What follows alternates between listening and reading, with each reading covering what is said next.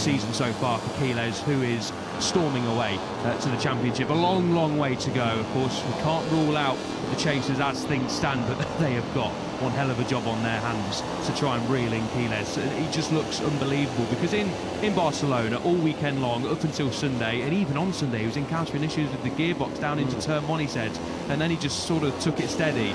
But Quiles after the race said once he saw the final 6 laps come onto his pit boards, he sort of switched into attack mode, and attack he did, and of course he went on to win the race. But it was a weekend where he was struggling a little bit, just like he was in Le Mans, but on both occasions come Sunday, he was at the forefront and saw the checkered flag first for the maximum points all of 25. So even when Quiles is struggling throughout a weekend, he goes on to win the race in the last couple of races. And where are we, Kiko? The scene of his first victory last year. Exactly. It doesn't get much better than that. It doesn't get much closer to home for the rider who is on your screen, Guido Pini.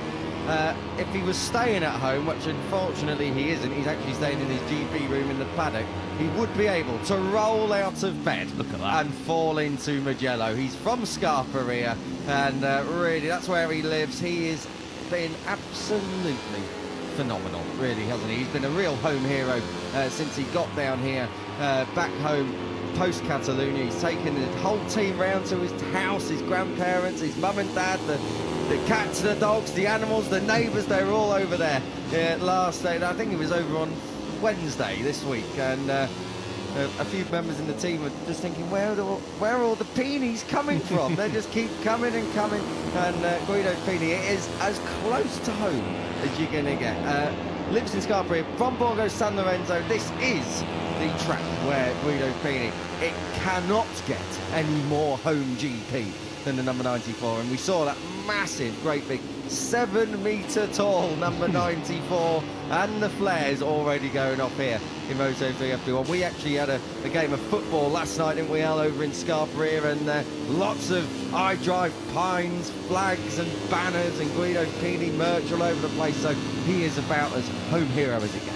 Yeah, if you hop over the barrier at Arrabbiata 2, turn 9, and walk for about 5 minutes, you're basically at Guido Pini's house. It literally does not get much closer than this, and it's fantastic to see. We were obviously driving to the circuit on Wednesday, and the first banner we saw as we approached the Mugello circuit was a massive number 94 with I Drive Pines, the literal English translation to Guido Pini, if you aren't aware of that. It doesn't make too much sense, obviously, but I like that Pini's just embraced it and gone with it.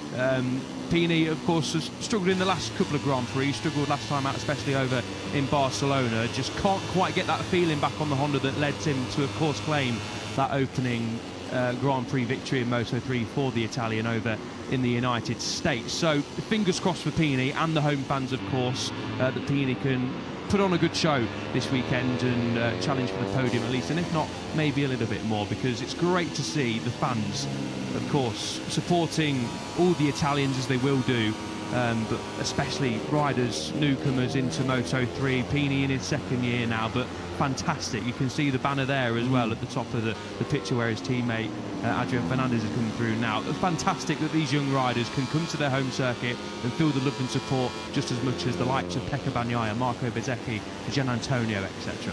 Absolutely, and I think the big thing as well for Pini is all his family are here. I think Leopard Hospitality must be one of the most populated hospitalities this weekend, because all of the friends, family, we were walking out the track yesterday, Guido Pini couldn't even get back in towards the boxes. He was that popular with various people who found themselves in the paddock on Thursday. He is a real home hero, as I say, and we are expecting big things from him. Last year here, he was 21st on the grid. He did get himself up to 8th. He had a big crash here, actually. Exactly. Very lucky not to be clouted by, I think it was Joel Kelso, who had to take avoiding action, but it was a Biondetti one that unfortunately caught out Guido Pini last year, but he was in that lead group. You can expect more of the same coming up this year. You always find a couple of tenths when you're at home, and I think for Pini it's probably half a second. He's that close to a familiar setting.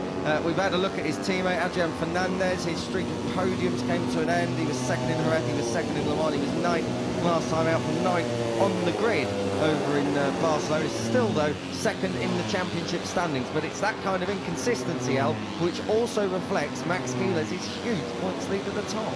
Yeah, exactly that. Fernandez just couldn't quite get the strategy right until the end of the race. Pushed hard in the early stages, did Adrian Fernandez, and that affected time management, which we know is absolutely crucial around the circuit to Barcelona, Catalonia. A lot of riders across all classes were struggling with that, especially in Moto3 and in Moto2, but just lost that front end feeling that he needed to really attack on the brakes in the latter stages, and that caused Fernandez to cross the line in P9, but as you mentioned, does still hold P2 in the championship, but it was a lot of points lost to leader Quiles. Fernandez is still on a very good run of form. He's not finished outside the top 10 since America last year when he was 12th.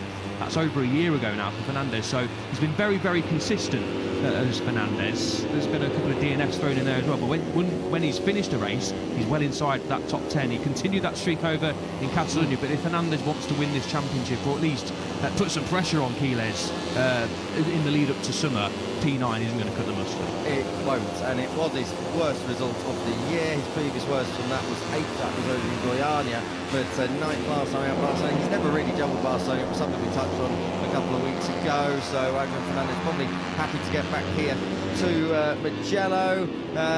He's on for an 8th consecutive top 10 here at Mugello. It will be the 3rd time in his career that he's achieved that, should he get it. Last year, he was in a DNF situation, and Leopard not getting much luck at all. That was down into turn 1, a little bit of a tangle with his teammate, and then that flattened into Luke Lynette, if memory serves me correctly. Best result of 8th place coming here in 2024. That, of course, also was with Leopard. We're just over 8 or so minutes into, just under 8 or so minutes into this session. Munoz has gone top at the moment, obviously in full wet conditions at the moment. Munoz, O'Shea, Fernandez, Hakim Danish, who's a bit of a wet weather specialist, as is the rider who's in 5th place, Cormac Buchanan, Almanzi, Yamanaka, Pini, Carraro, Marco Morelli, Joel Kelso, Joel Esteban, Zen Matani, Boucher Moody, Valentin Pereni, Hazel Rios, Adrian Cruces, and Rico Salmela. 18 riders on the time in town now to make that 19 as Vader Batama's first lap is set, but not everyone quite yet venturing out and getting that first lap time on the board. Yeah, you mentioned Danish, who's just on top of the standings there as well. We're looking at his teammate Ryusa Yamanaka. Danish had a fantastic weekend over at the circuit de Barcelona, Catalonia a couple of weeks ago. Was in that lead group, was inside the top 3 on the last lap as well. Eventually crossed the line in P7, did the Malaysian. 6/10 away only from the victory, but when you're racing in Moto3, 6/10 can cost you a chance of finishing on the podium and even outside of the top 6, as Danish found out.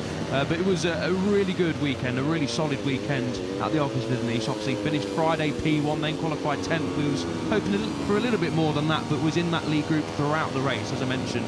And Danish said afterwards that he learnt a lot in that league group, and that's what you need to do as a rookie. Gain valuable experience fighting the league group against riders like Maximo Quiles, who have been there, done that, got the t-shirt, won races, and are now challenging for titles. So for Danish to be in that mix on a circuit that a lot of the riders know very, very well over in Barcelona, I was really impressed with how the Malaysian went about his business at the weekends. From Friday, quickest, and then just continued that momentum. Okay, it wasn't the podium, and he described it as not a great result, but I don't view it as that. Danish will obviously want to be finished on the podium and winning races, but I think for Danish to be well inside that podium hunt from lap 1 to the finish line was a really top job from the Malaysian. Got to say as well, you mentioned Malaysia just there. Brilliant to have a regularly fast Malaysian up there. It's been a little while. 5 point scoring finishes now in a row for Hakim Danish. First time since Fahmi Khairuddin back in 2012 that has happened. And back-to-back top 10s for the first time since 2017 for a Malaysian rider. We've had a Norridin there on a streak of 4. So Hakim Danish, if he can link up the next few GPs, he might be able to set in a few records here in Moto3. Good news is as well, Danish knows this place.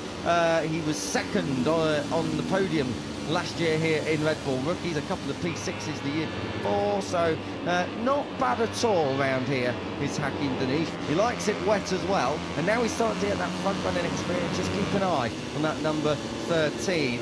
Someone who does need to work slightly harder, I think, on a Friday afternoon to guarantee himself a spot over in Q2 directly is this rider on your screen, Alvaro Carpe. It hasn't been easy for him of late. Carpe, the last 2 GPs has failed to get in directly to Q2. He has had to go the long way around.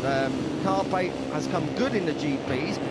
Did finish second last time out in Barcelona, but unfortunately qualifying down on the big blow of the grid like he did last time out just gives him a little bit too much work to do, uses that tyre a little bit too much, and ultimately just puts him right in the middle of the pack, which is far from ideal, particularly at tracks like Barcelona and here, El, where we've got a long old run to turn one and it can get a little bit tight and squeezed up down there. Yeah, for sure. You do feel like Mugello is one of the circuits where qualifying, of course, does matter, but maybe it matters a little bit less. Longest straight on the calendar, where we're watching Ogden, Cormac Buchanan and Eddie O'Shea just in the background there. Longest straights and slipstream coming into effect, but Carpe just lamented again a crash at the wrong time over in Barcelona on a Friday. But he said with the limited running that they did, he was very impressed with his pace and felt really comfortable on Sunday in the group, worked really well, and said his tactics were really strong, and he managed it very well to be fast and clever in the latter stages as well. So Carpe, I think, given what had unfolded in the weekend with the limited laps he managed to do, he rode a really good race on Sunday, coming from P14 on the grid, as you mentioned, Kiko, but he won't want to be doing that all too often. You don't want to be qualifying outside the top 10 and not getting into Q2 on a Friday. A lot of stress in Q1 on a Saturday afternoon if you're doing that for Carpe, who is third in the standings, of course, 65 points away from Max Quiles.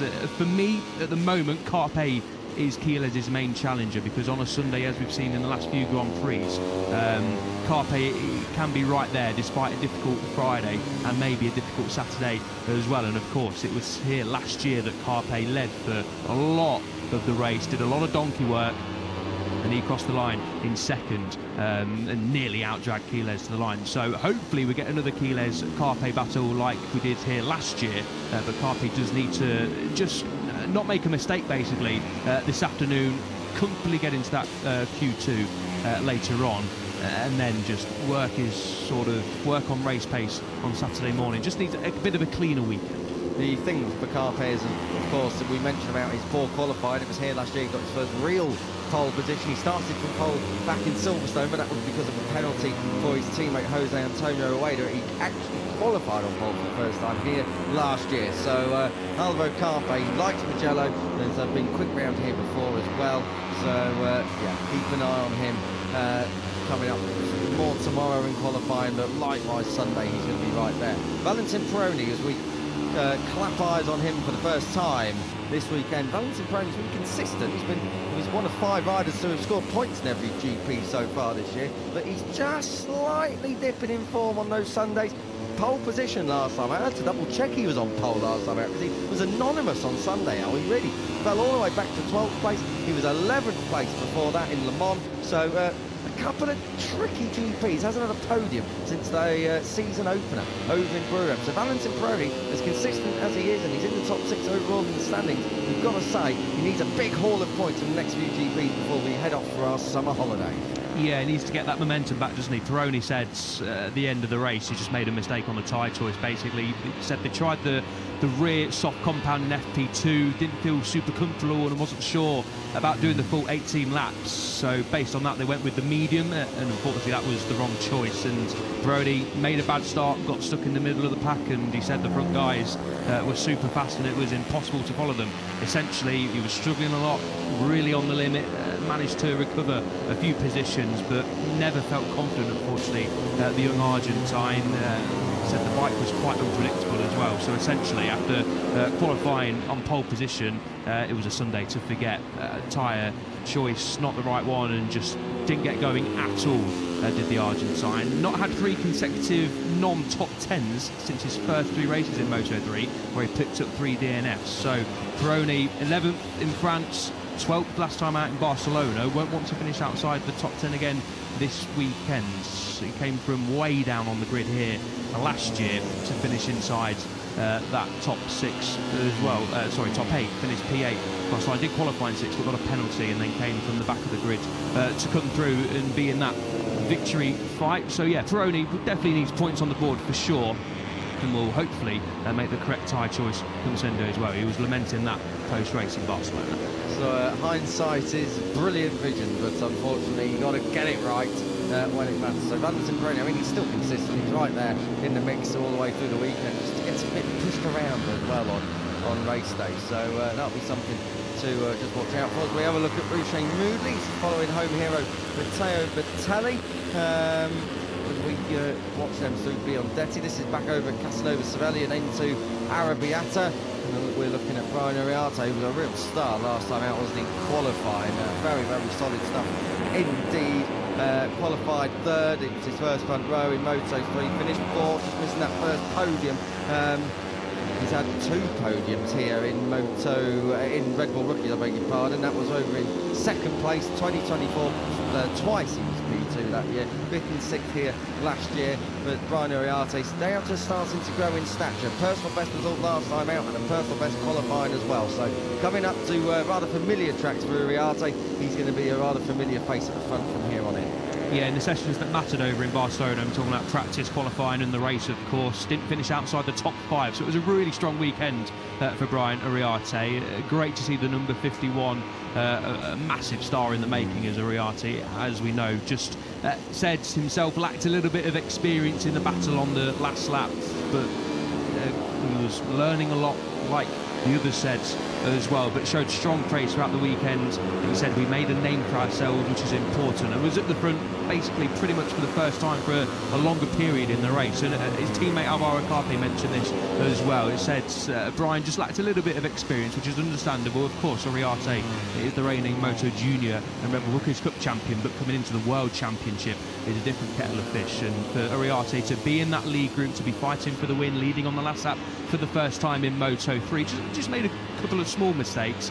Quiles and Carpe were mentioning this, and Uriarte said it himself, held his hands up and said, yeah, I could have done this and this differently, but great learning experience for Uriarte. Was so close to finishing on the podium as well, but a sort of a coming of age weekend, I feel like, for Uriarte. He would have gained a lot of experience from that race and weekend in general over in Barcelona. It was good to see. Good to see as well. This rider here, Eddie O'Shea, has been really in good form of late, hasn't he? Eddie O'Shea, really solid stuff. Top 10 over in Le Mans with 9th place, 11th place last time out in Catalonia. Eddie O'Shea has been really a big improver from last year up into this year. He's just gone second now as he crosses the line. Eddie O'Shea, what did he do here last year? I don't think it was anything to write home about. 18th here last season. From 22nd on the grid, but he did get 4th in Red Bull Rookies here back in 2022. But the big thing is, 4 times into Q2 this season now, he's really found pace, not just on Sunday in GPs, but he's given himself that opportunity, getting into Q2s on Fridays or Saturdays via Q1, and then doing a solid job in qualifying. He's actually outperformed Joel Kelso, which I don't think we had on our bingo sheets coming into 2026 Moto3. That Eddie O'Shea, after 6 rounds, would have been outscoring Joel Kelso, but that has been the case. Eddie's made a real step. Yeah, massive step. Already 16 points ahead of his 2025 tally, and here last year he was in that sort of... He was in the group. He was in the group and had to take avoiding action from Pini's crash. He was one of the riders who had to go through the gravel chapter, and that cost Eddie O'Shea a top 10 here last year. But he's made a massive step forwards. Kelso coming into the M-Lab ranks helps the entire team with his experience and speed, but Eddie O'Shea himself has improved massively, and just said that in the opening stages of the Grand Prix last year was struggling a little bit with the front end because they'd chosen the hard front, but once that got up to tension and he got that feeling in the front, he was matching the leader's pace in the middle and end part of the races, and that was shown on the results where O'Shea dropped the sort of second group finish across the line in P11, was 5.2 seconds off the lead, 4 seconds off the back of Casey O'Gorman, and 4 seconds and a bit more ahead of Valentin Peroni in 12th. So quite a lonely race, to be honest, for O'Shea in the middle and latter stages of the Catalan Grand Prix. But fantastic for O'Shea to finish as close as he has, I think, to the top set. Just now really looking consistent and looking strong is O'Shea, and it's now see his name towards the top of the timesheets and certainly inside that top 10, and then it's no longer really a massive surprise. Got to say as well, it was a lonely race, but it's those kind of lonely races that are very easy to make a mistake. You haven't got a reference up ahead of you, you haven't got a bit of pressure coming in from behind. It's very easy for a lapse in concentration. But great job from Eddie O'Shea, I've got to say, this season. Very impressed. And I tell you what, really good stuff as well. On a second dynamic with this, new crew chief for this year in Franco Vicente, who's come from, I think he's the ex-technical director over in VR46 back in their Moto3 days. He's their technical manager as well. We've also got Kelso's come into the team. It's a stable team this year. There was a lot of changes within Michael Laverty's good MLab squad last year, and poetry in motion as Max Keeler just backs that into standard art. But good solid building, step by step, round by round, across both sides of the MLab box. We've spoken about Eddie. Let's just speak about Joel Kelso if we can. Very, very quick over one lap. He's definitely the faster of the two in qualifying, but then he just seems to struggle to get into a rhythm of the Honda in the GP itself and drops back, whereas Eddie O'Shea seems to be able to use that Honda experience that he's built over the last year or so and grow into the Grand Prix as it evolves. Yeah, you feel like for Kelso, he just needs to get a result on the board. The results don't necessarily reflect the progress Kelso has made. Well, they absolutely don't. He had a difficult time of things over in Catalan. He crossed the line in 18th. One top 10 since his Australian GP podium, his P2 last year.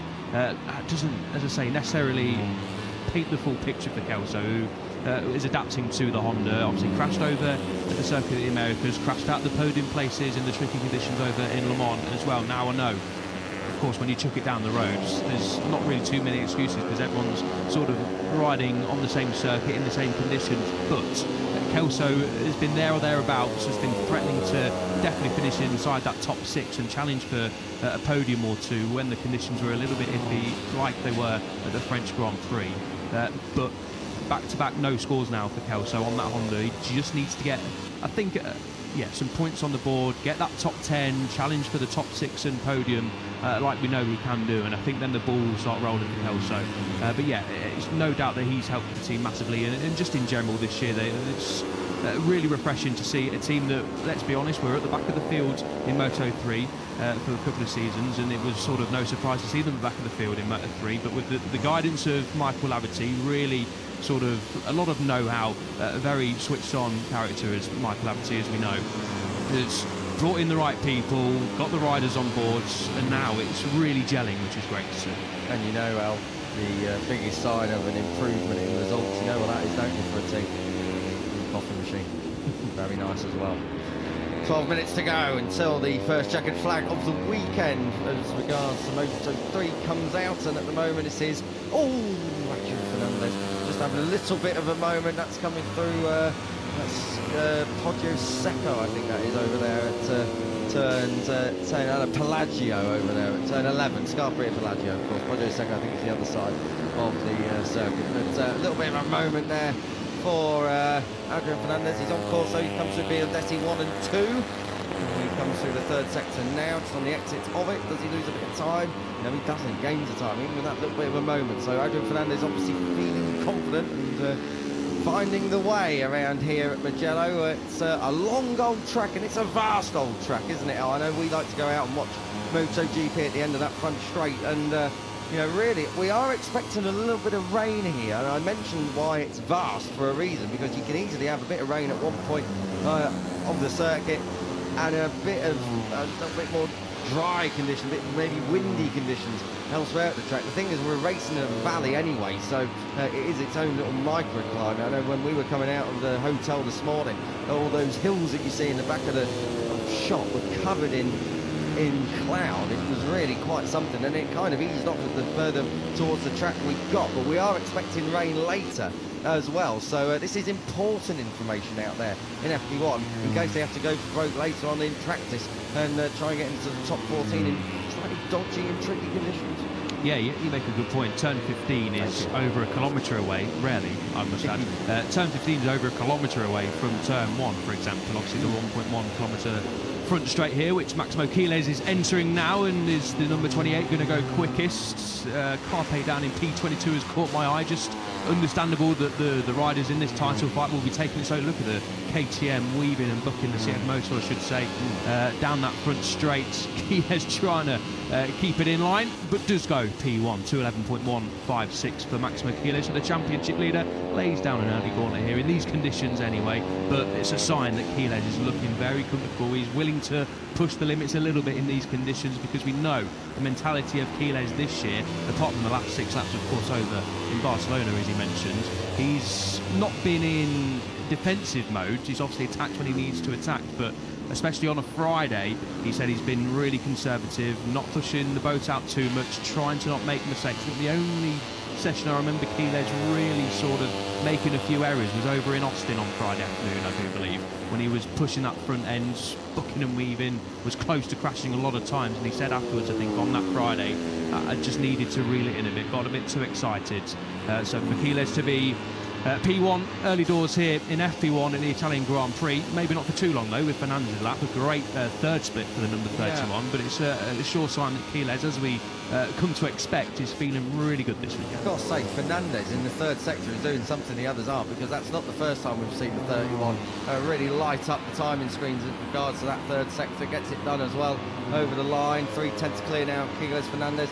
Breaking down into San Donato. It's tricky at the best of times in there, let alone with a little bit of rain out there as well. It isn't actually raining, I should say. Well, not where we are anyway, in front of us in the comms box. It's just still a little bit wet and a bit of a hangover really from the massive thunderstorms we've had here in the Tuscan hills, this part of Italy. We were being woken up all night last night. It was absolutely quite something, all the way up until really 7:30 this morning when we were leaving the hotel. It was really, really massive claps of thunder, and it was relentless for a good few hours. So got to say that even though we are here and we are expecting sunshine and typical Italian GP weather on Saturday and Sunday, Friday at the moment is not living up to the postcard that we normally do go racing in. No, unfortunately not. Coming into the weekend, it looked like Friday, Saturday and Sunday were going to be bone dry and glorious sunshine. Unfortunately, that's not the case. And the circuit doesn't look like it's drying out too quickly either. The temperature's not too warm out there, but it's certainly creeping towards 20 degrees. It might even be above 20 degrees now. And well, according to my phone, it is dead on 20 degrees. So it's not cold. It's obviously not sort of heading up to 30 degrees. What is a bit hot is the head under the helmet of Hakim Danish getting in. No, I don't think that was a good morning to who was it? Ruche Moodley, where he was overtaken through the Biondetti chicane. Fast and furious turn 13 and 14. Wonderful parts of this. Well, the entire circuit is wonderful, got to say. But yes, it doesn't look like it's drying out very quickly. So for Moto2 especially, they'll be watching this and thinking, unfortunately, got to stick the wet tyres in. Danish obviously waving his hands in the air. He's obviously been taking Italian lessons before he's got to the Italian GP this year. Adrian Fernandez on course to improve that time as Brian Uriarte just takes a little bit of time out of him, improves his time, goes second. What's it going to be for Fernandez? It's going to be a new fastest lap of this session, 2:10.7, just for reference. Of course, we're in the wet, but a 1:53.926 is the all-time Moto3 lap record, and you can have a good guess at who holds that. It is, of course, David Alonso, who was pretty majestic round here. Oh, hello, turns 2 and 3, yellow flags. So our first yellow flags of the day. This is where Adrian Fernandez is at the moment. So let's see who it is and what has happened. We'll wait and say, oh, Hakim Danish. Well, he was waving his arms in the air. He's definitely going to be doing that now, isn't he? Because that number 13, on credit, MT Helmets MSI machine has definitely gone down and took a bit of a tumble, it looks like, through the gravel trap. So Hakim Danish stomps away. That is going to be an early end to his session. Only one bike, of course, in Moto3. Danish at the moment running up there in 4th place, but he's done a very, very good job of rearranging the front fairing on that KTM machine as he gets wheeled behind the air fence, and Danish will have an early bar. The yellow flag's still out, of course, whilst there's a little bit of action in the gravel trap, but they'll be taking in no such problems. Good to see Danish up and okay, probably just frustrated out. Yeah, absolutely. Easy place to go down, of course, when you're flicking it right through turn 3. Hopefully we get a replay to see exactly what happened, but the main thing is Danish is all okay. The bike does not look all okay. There's a bit of a work to do for this afternoon's practice session, but he's not going to lose too much time, which is good news for Danish. Obviously crashing in the final sort of 6 minutes. He'll lose maybe 3 laps at it in these conditions, but who knows what the conditions will be later on this afternoon. Hopefully they are dry, so he's not losing too much ground. But yeah, obviously you never want to chuck it down the road in any session, but the bike does look pretty damaged, so maybe a bit of a job on, and then the opening couple of laps in practice just to hopefully sort out any teething issues and work out if the bike is all okay. Joel Esteban just lighting it up out of San Donato of turn 1, just gone P2. Joel Esteban, so that's good stuff. Esteban was a little bit disappointed with how his weekend went over in Barcelona. He said basically it was a race to forget. He encountered a vibration on the front, which he said was pretty alien to both him and the team, and that just cost him any chance of trying to battle with the front guys. And I think Esteban eventually finished outside the points in P18. So yeah, sorry, not P18, P16. So yeah, Esteban not having a good time of things on Sunday over at his home Grand Prix in Barcelona. This is down in sort of Scarperia, turn 10. This is where our slow-mo camera is, as we have a look at Adrian Fernandez just a touch.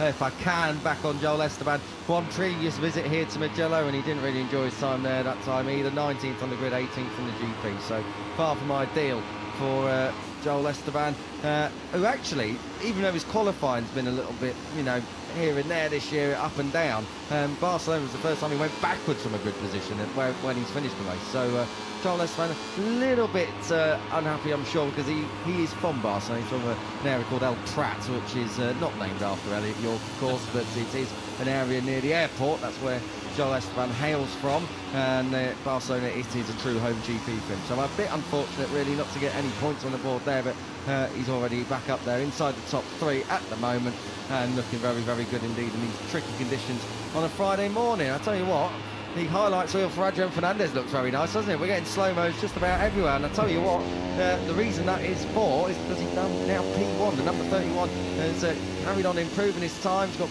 just over a quarter of a second advantage over Max Quiles, who is there in second. This is Alvaro Carpe down in 16th place at the moment, working his way through this first sector. This fantastic, wonderful opening first sector here at Mugello. I mean, they're all brilliant, but that uphill climb and then down up through turns 4, 5, and then all the way dropping down the hill, Casanova Cervelli coming up. So Alvaro Carpe is definitely lighting it up, but at the moment not on the time screens. That's unfortunate for him. 16th place as he just navigates these tricky conditions. Yeah, but as we mentioned, Carpe does not need to crash on a Friday. I think just keeping it nice and clean, which is understandable. One rider who I've just caught the attention of me on the time screens, Joel Kelso down in P26, 7.388 seconds off after 10 laps, so something not quite right there with Kelso. We used to see him in way up the timesheets in these conditions, in all conditions to be fair. Jesus Rios also 6.8 seconds off as well. Rios had a good time of things until his crash on Sunday over in Barcelona. Was in that podium hunt as well. It was a good showing from the number 54, but a couple of riders there definitely struggling a lot more than we would have thought in these conditions so far in FP1. Yeah, David Almanza as well down in 20th place, so just wonder what's going on down there. Just on Rios, I think he's just behind Max Quiles on track. He's just ahead of this rider here, the number 83 of Alvaro Carpe. Scott Ogden has moved up into 8th place, so that's good stuff from the Brit. Eddie O'Shea is there in 13th place. That's why it'll be a bit concerning for Kelso, I suppose, down there in 25th place. Right now, with just under 2 minutes left on the clock, they're going to come round. Whoever crosses the line now, it's going to start their final flying lap as we enter the final 90 seconds of Moto3 FP1 action. Another improver there was Cormac McCannon, moving up to 5th. So the New Zealander, we know he's good in the wet, so he'll definitely have had a smile on his face when he rolled out of bed this morning. Good stuff indeed from the number 14, who's now up there, as I say, in the top 5. Joel Esteban looking to try and nick a late P1 here as he fires it out of Buccini. This fantastic final corner, and it's all the way up this massive 1.1 kilometre front straight. The finish line is not quite 1.1 kilometres away, of course, it's just about now. And Esteban, does he go P1? Yes, he does, by a couple of tenths of a second over Adrian Fernandez. We're getting down towards the low 210s or the high 209s, but I think we may well have to wait until later until we see any slick running, at least in Moto3, and that is only if the weather holds off. Yeah, Fernandez again through that third split gained over 5/10 of a second on Joel Esteban's time. Esteban has just gone P1. I think we might be seeing the first 2:09 of the session from Adrian Fernandez. Hasn't got, well, he's got a little bit slipstream, but not quite close enough to take the full advantage from Rouchet Moodley ahead of him. But this surely will take Fernandez back to the summit of the session, and it does, and he gains time as well. So a really good lap there from Fernandez. He is doing something in that sector 3, as you mentioned, Kiko, that no one else is quite able to do. So it would be nice to just have a little look at sector 3 when Fernandez gets there on this lap, if he's still pushing. Sector 3 and 4, because he's holding it in that final sector as well. So the 31 in P1 at the moment, and we do indeed have our first 209 of the session. It's a long way round here, over 5 kilometres in length, 5.25 kilometres to be absolutely exact. As the checkered flag comes out, we have a look at Joel Esteban, who is going to see if he can just dislodge Adrian Fernandez's P1 holding at the moment, coming through Scarperia. This is through Pelagio, and then it's out over the top and down the hill into Corintaio. Joel Esteban up there in P2 at the moment. Championship leader Max Keeler's there in 3rd place, a second off, but that is mainly because Adrian Fernandez has been dynamite through sectors 3 and 4. Cormac Buchanan takes the flag. He's the first in the top 5 to do so, and he's going to be 5th at best. Keeler just moves up into P2, so good final lap thrown in there right at the end by the number 28. Esteban comes through in here, as we predicted, does lose a little bit of time in that 3rd sector. That's where Adrian Fernandez is obviously making the difference. So Esteban, though, still on course for a top 2 in this session, if he can hold that to the line. Who else have we got out there? Uriarte's still out there yet to take the flag. Pini, Morelli and Ogden in the top 10 have all taken the flag.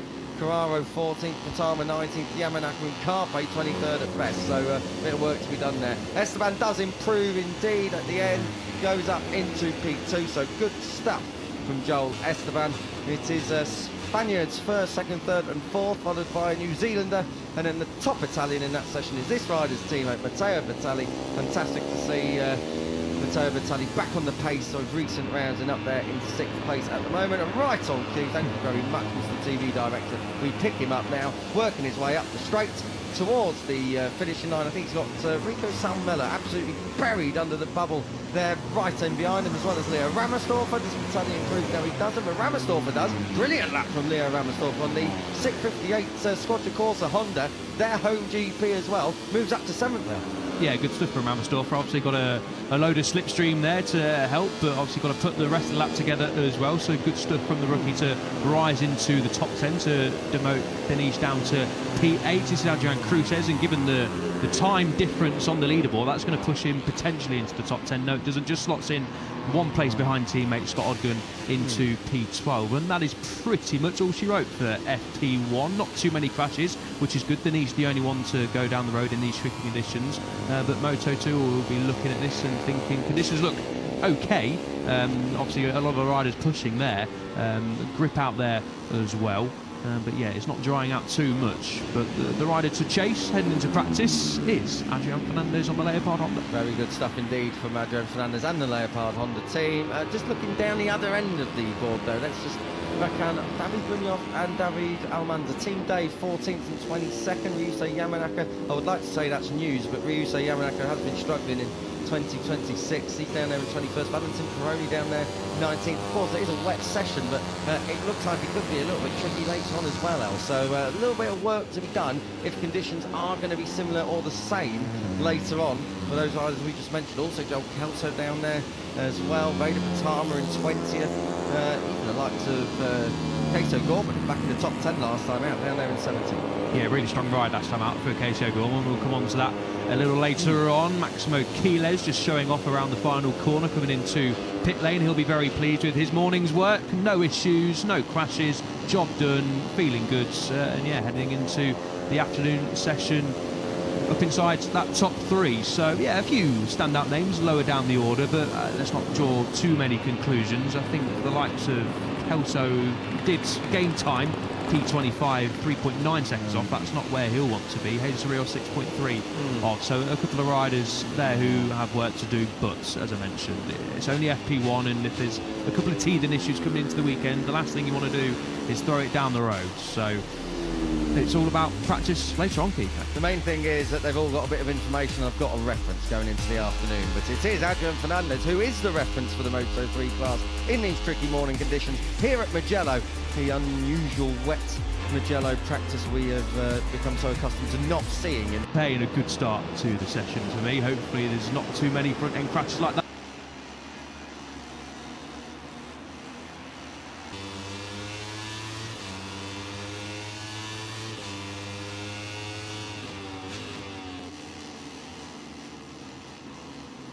much better than that. Winner of the last 3 Grand Prix, only David Alonso has won more than 3 Grand Prix in a row in Moto3. Of course, when he was riding Brass Bar in his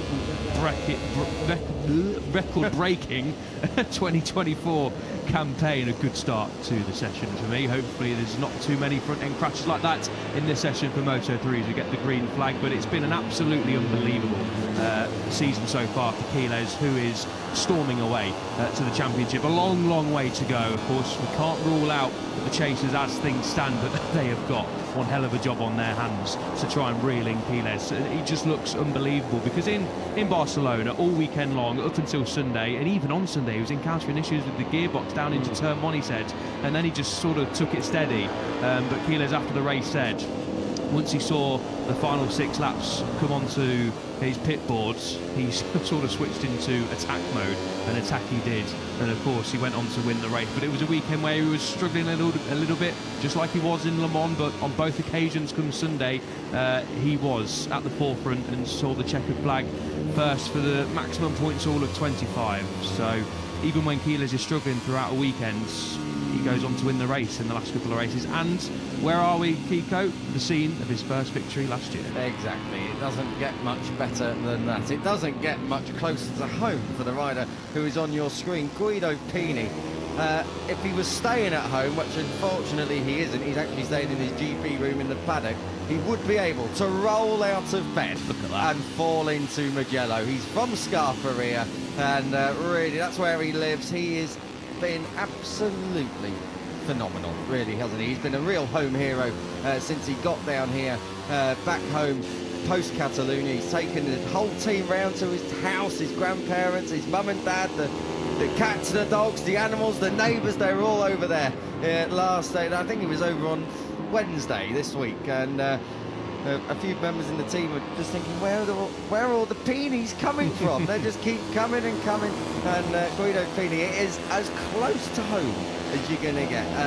Lives in Scarperia, from Borgo San Lorenzo. This is the track where Guido Pini, it cannot get any more home GP than the number 94, and we saw that massive, great big 7-metre tall number 94 and the flares already going off here in Moto3 FP1. We actually had a game of football last night, didn't we, Al, over in Scarperia, and lots of I Drive Pines flags and banners and Guido Pini merch all over the place, so he is about as home hero as it gets. Yeah, if you hop over the barrier at Arrabbiata 2, turn 9, and walk for about 5 minutes, you're basically at Guido Pini's house. It literally does not get much closer than this, and it's fantastic to see. We were obviously driving to the circuit on Wednesday, and the first banner we saw as we approached the Mugello circuit was a massive number 94 with I Drive Pines, the literal English translation to Guido Pini, if you want aware of that. It doesn't make too much sense, obviously, but I like that Pini's just embraced it and gone with it. Pini, of course, has struggled in the last couple of Grand Prix, struggled last time out, especially over in Barcelona. Just can't quite get that feeling back on the Honda that led him to, of course, claim that opening Grand Prix victory in Moto3 for the Italian over in the United States. So fingers crossed for Pini and the home fans, of course, that Pini can put on a good show this weekend and challenge for the podium at least, and if not, maybe a little bit more, because it's great to see the fans, of course, supporting all the Italians as they will do, but especially riders, newcomers into Moto3. Pini in his second year now, but fantastic. You can see the banner there as well at the top of the picture where his teammate Adrian Fernandez has come through now. It's fantastic that these young riders can come to their home circuit and feel the love and support just as much as the likes of Pecco Bagnaia, Marco Bezzecchi, Gian Antonio, etc. Absolutely, and I think the big thing as well for Pini is all his family are here. I think the Leopard hospitality must be one of the most populated hospitalities this weekend, because all of the friends, family, as we were walking out the track yesterday, Guido Pini couldn't even get back in towards the boxes. He was that popular with various people who found themselves in the paddock on Thursday. He is a real home hero, as I say, and we are expecting big things from him. Last year here, he was 21st on the grid. He did get himself up to 8th. He had a big crash here, actually. Exactly. Very lucky not to be clouted by, I think it was Joel Kelso who had to take avoiding action, but it was Biondetti one that unfortunately caught out Guido Pini last year. But he was in that lead group. You can expect more of the same coming up this year. You always find a couple of tenths when you're at home, and I think for Pini it's probably half a second he's that close to a familiar setting. We've had a look at his teammate Adrian Fernandez. His streak of podiums came to an end. He was second in Jerez, he was second in Le Mans, he was ninth last time out, from ninth on the grid over in Barcelona. Still though second in the championship standings, but it's that kind of inconsistency, Al, which also reflects Max Keeler's huge points lead at the top.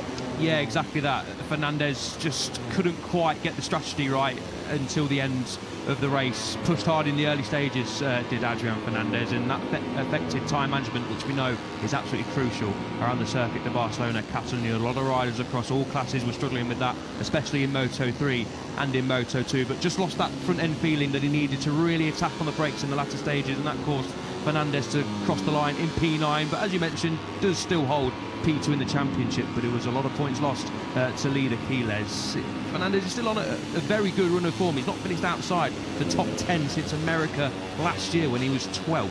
That's over a year ago now for Fernandez, so he's been very, very consistent as Fernandez. There's been a couple of DNFs thrown in there as well, but when he's finished a race, he's well inside that top 10. He continued that streak over in Catalonia, but if Fernandez wants to win this championship, or at least put some pressure on Quiles in the lead up to summer, P9 isn't going to cut the mustard. It won't, and it was his worst result of the year. His previous worst from that was 8th, that was over in Guyana, but 9th last time out Barcelona. He's never really jumbled Barcelona. It was something we touched on a couple of weeks ago, so Adrian Fernandez probably happy to get back here to Mugello. He's on for an 8th consecutive top 10 here at Mugello. It'll be the 3rd time in his career that he's achieved that, should he get it. Last year he was in a DNF situation, and Leopard not getting much luck at all. That was down into turn 1, a little bit of a tangle with his teammate, and then that flattened into Luca Lunetta, if memory serves me correctly. Best results of 8th place coming here in 2024. That, of course, also was with Leopard. We're just over 8 or so minutes into, just under 8 or so minutes into this session. Munoz has gone top at the moment. We're obviously in full wet conditions at the moment. Munoz, O'Shea, Fernandez, Hakim Danish, who's a bit of a wet weather specialist, as is the rider who's in 5th place, Cormac Buchanan, Almanzi, Yamanaka, Pini, Carraro, Marco Morelli, Joel Kelso, Joel Esteban, Zen Matani, Rouche Moody, Valentin Pereni, Jesus Rios, Adrian Cruces, and Rico Salmela. 18 riders on the time and down. That's make that 19 as Vader Batama's first lap is set, but not everyone quite yet venturing out and getting that first lap time on the board.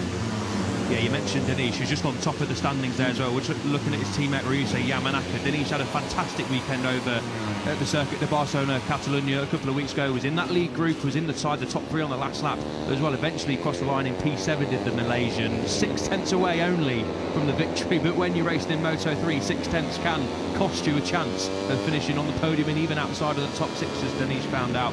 But it was a really good weekend, a really solid weekend at the office for Danish. Obviously finished Friday P1, then qualified 10th. We was hoping for a little bit more than that, but was in that lead group throughout the race, as I mentioned. And Danish said afterwards that he learnt a lot in that lead group, and that's what you need to do as a rookie. Gain valuable experience fighting the lead group against riders like Maximo Quiles, who have been there, done that, got the t-shirt, won races, and are now challenging for titles. So for Danish to be in that mix on a circuit that a lot of the riders know very, very well over in Barcelona, I was really impressed with how the Malaysian went about his business at the weekends. From Friday, quickest, and then just continued that momentum. Okay, it wasn't the podium, and he described it as not a great result, but I don't view it as that. Danish will obviously want to be finished on the podium and winning races, but I think for Danish to be well inside that podium hunt from lap 1 to the finish line was a really top job from the Malaysian. Got to say as well, you mentioned Malaysia just there. Brilliant to have a regularly fast Malaysian up there. It's been a little while.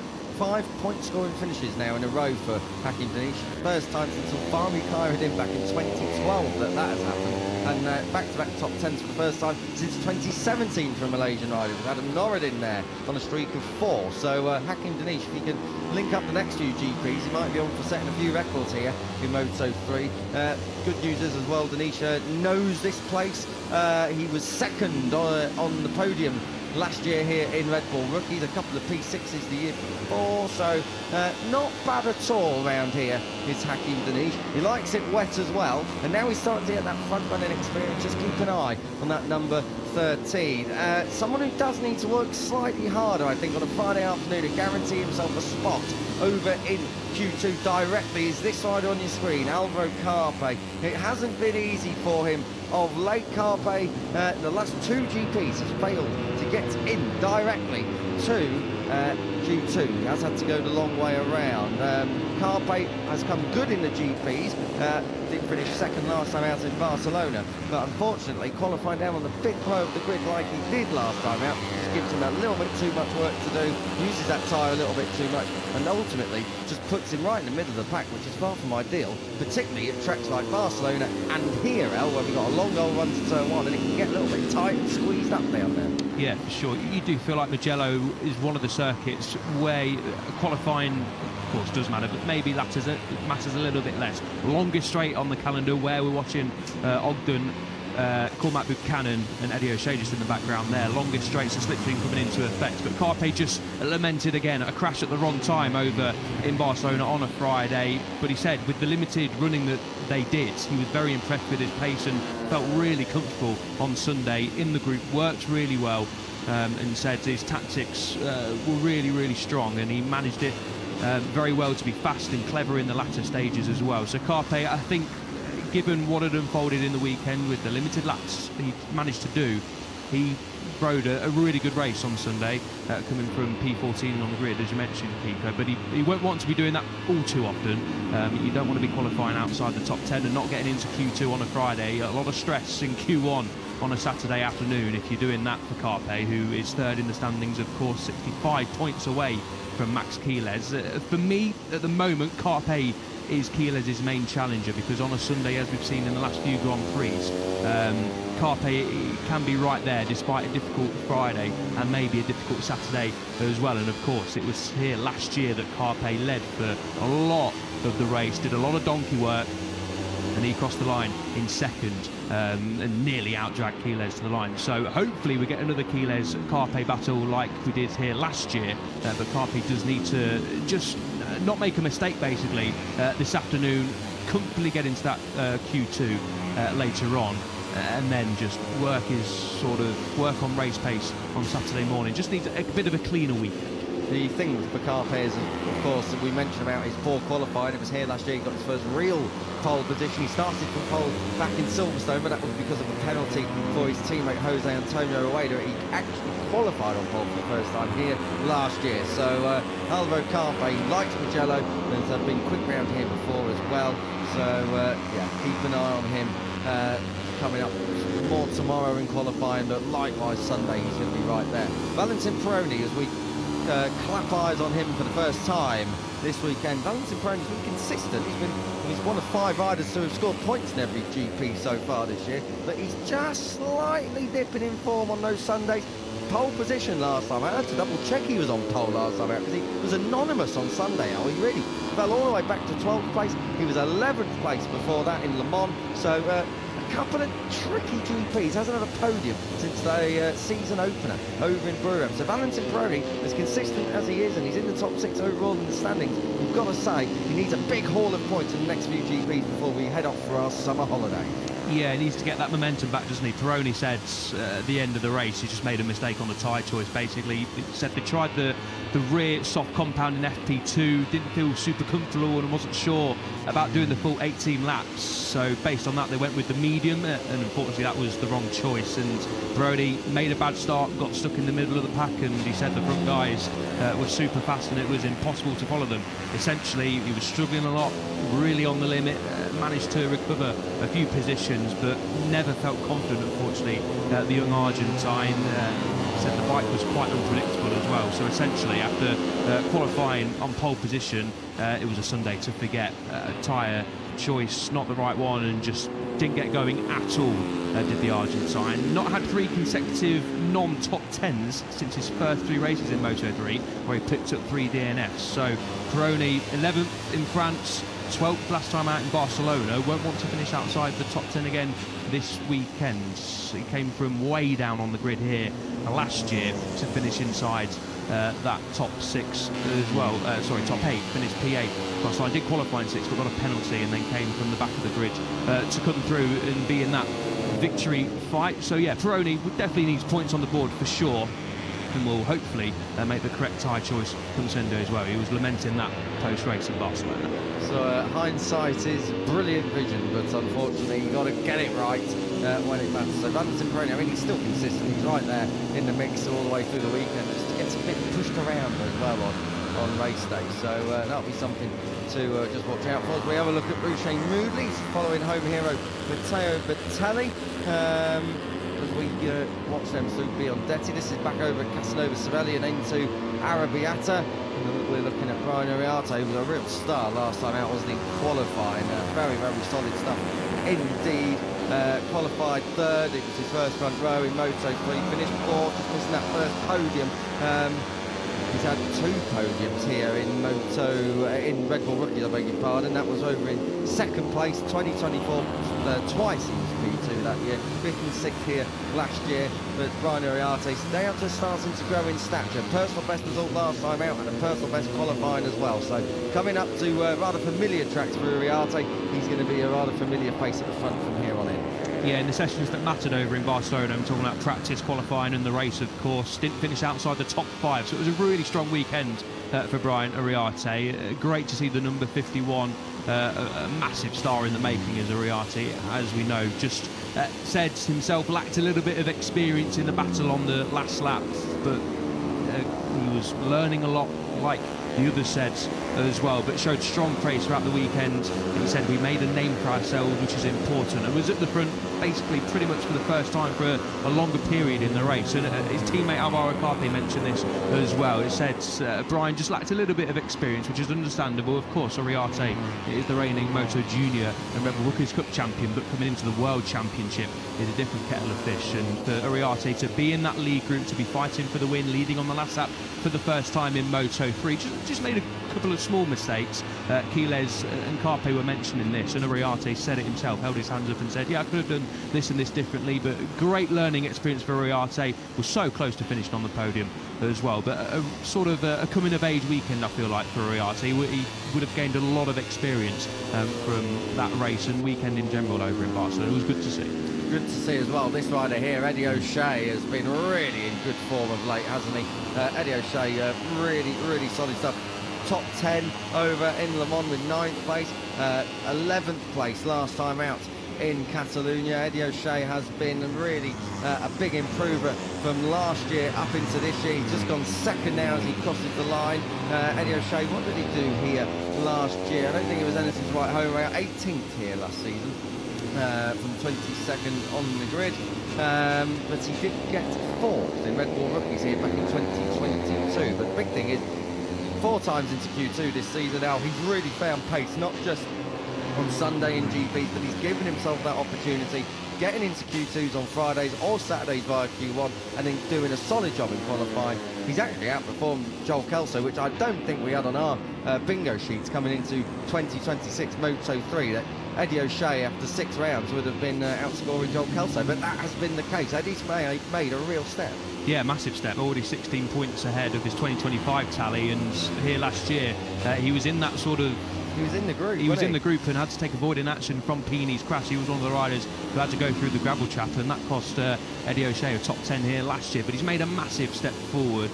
Kelso coming into the M-Lab ranks has helped the entire team with his experience and speed, but Eddie O'Shea himself has improved massively, and just said that in the opening stages of the Grand Prix last year was struggling a little bit with the front end because they'd chosen the hard front, but once that got up to tension and he got that feeling in the front, he was matching the leader's pace in the middle and end part of the races, and that was shown on the results where O'Shea dropped the sort of second group finish across the line in P11, was 5.2 seconds off the lead, 4 seconds off the back of Casey O'Gorman, and 4 seconds and a bit more ahead of Valentin Peroni in 12th. So quite a lonely race, to be honest, for O'Shea in the middle and latter stages of the Catalan Grand Prix. But fantastic for O'Shea to finish as close as he has, I think, to the top step. And just now really looking consistent and looking strong is O'Shea, and it's now see his name towards the top of the time sheets and certainly inside that top 10, and then it's no longer really a massive surprise. Got to say as well, it was a lonely race, but it's those kind of lonely races that are very easy to make a mistake. You haven't got a reference up ahead of you, you haven't got a bit of pressure coming in from behind. It's very easy for a lapse in concentration. But great job from Eddie O'Shea, I've got to say, this season. Very, very impressed. And I'll tell you what, El, really, really good stuff as well. On a second dynamic with this. New crew chief for this year in Franco Vicente, who's come from, I think, the ex-technical director over at VR46 back in their Moto3 days. He's their technical manager as well. You've also got Kelso's come into the team. It's a stable team this year. There was a lot of changes within Michael Laverty's good MLav squad last year, and poetry in motion as Max Keeler just backs that into Sandonato. But good, solid building, step by step, round by round, across both sides of the MLav box. We've spoken about Eddie. Let's just speak about Joel Kelso if we can.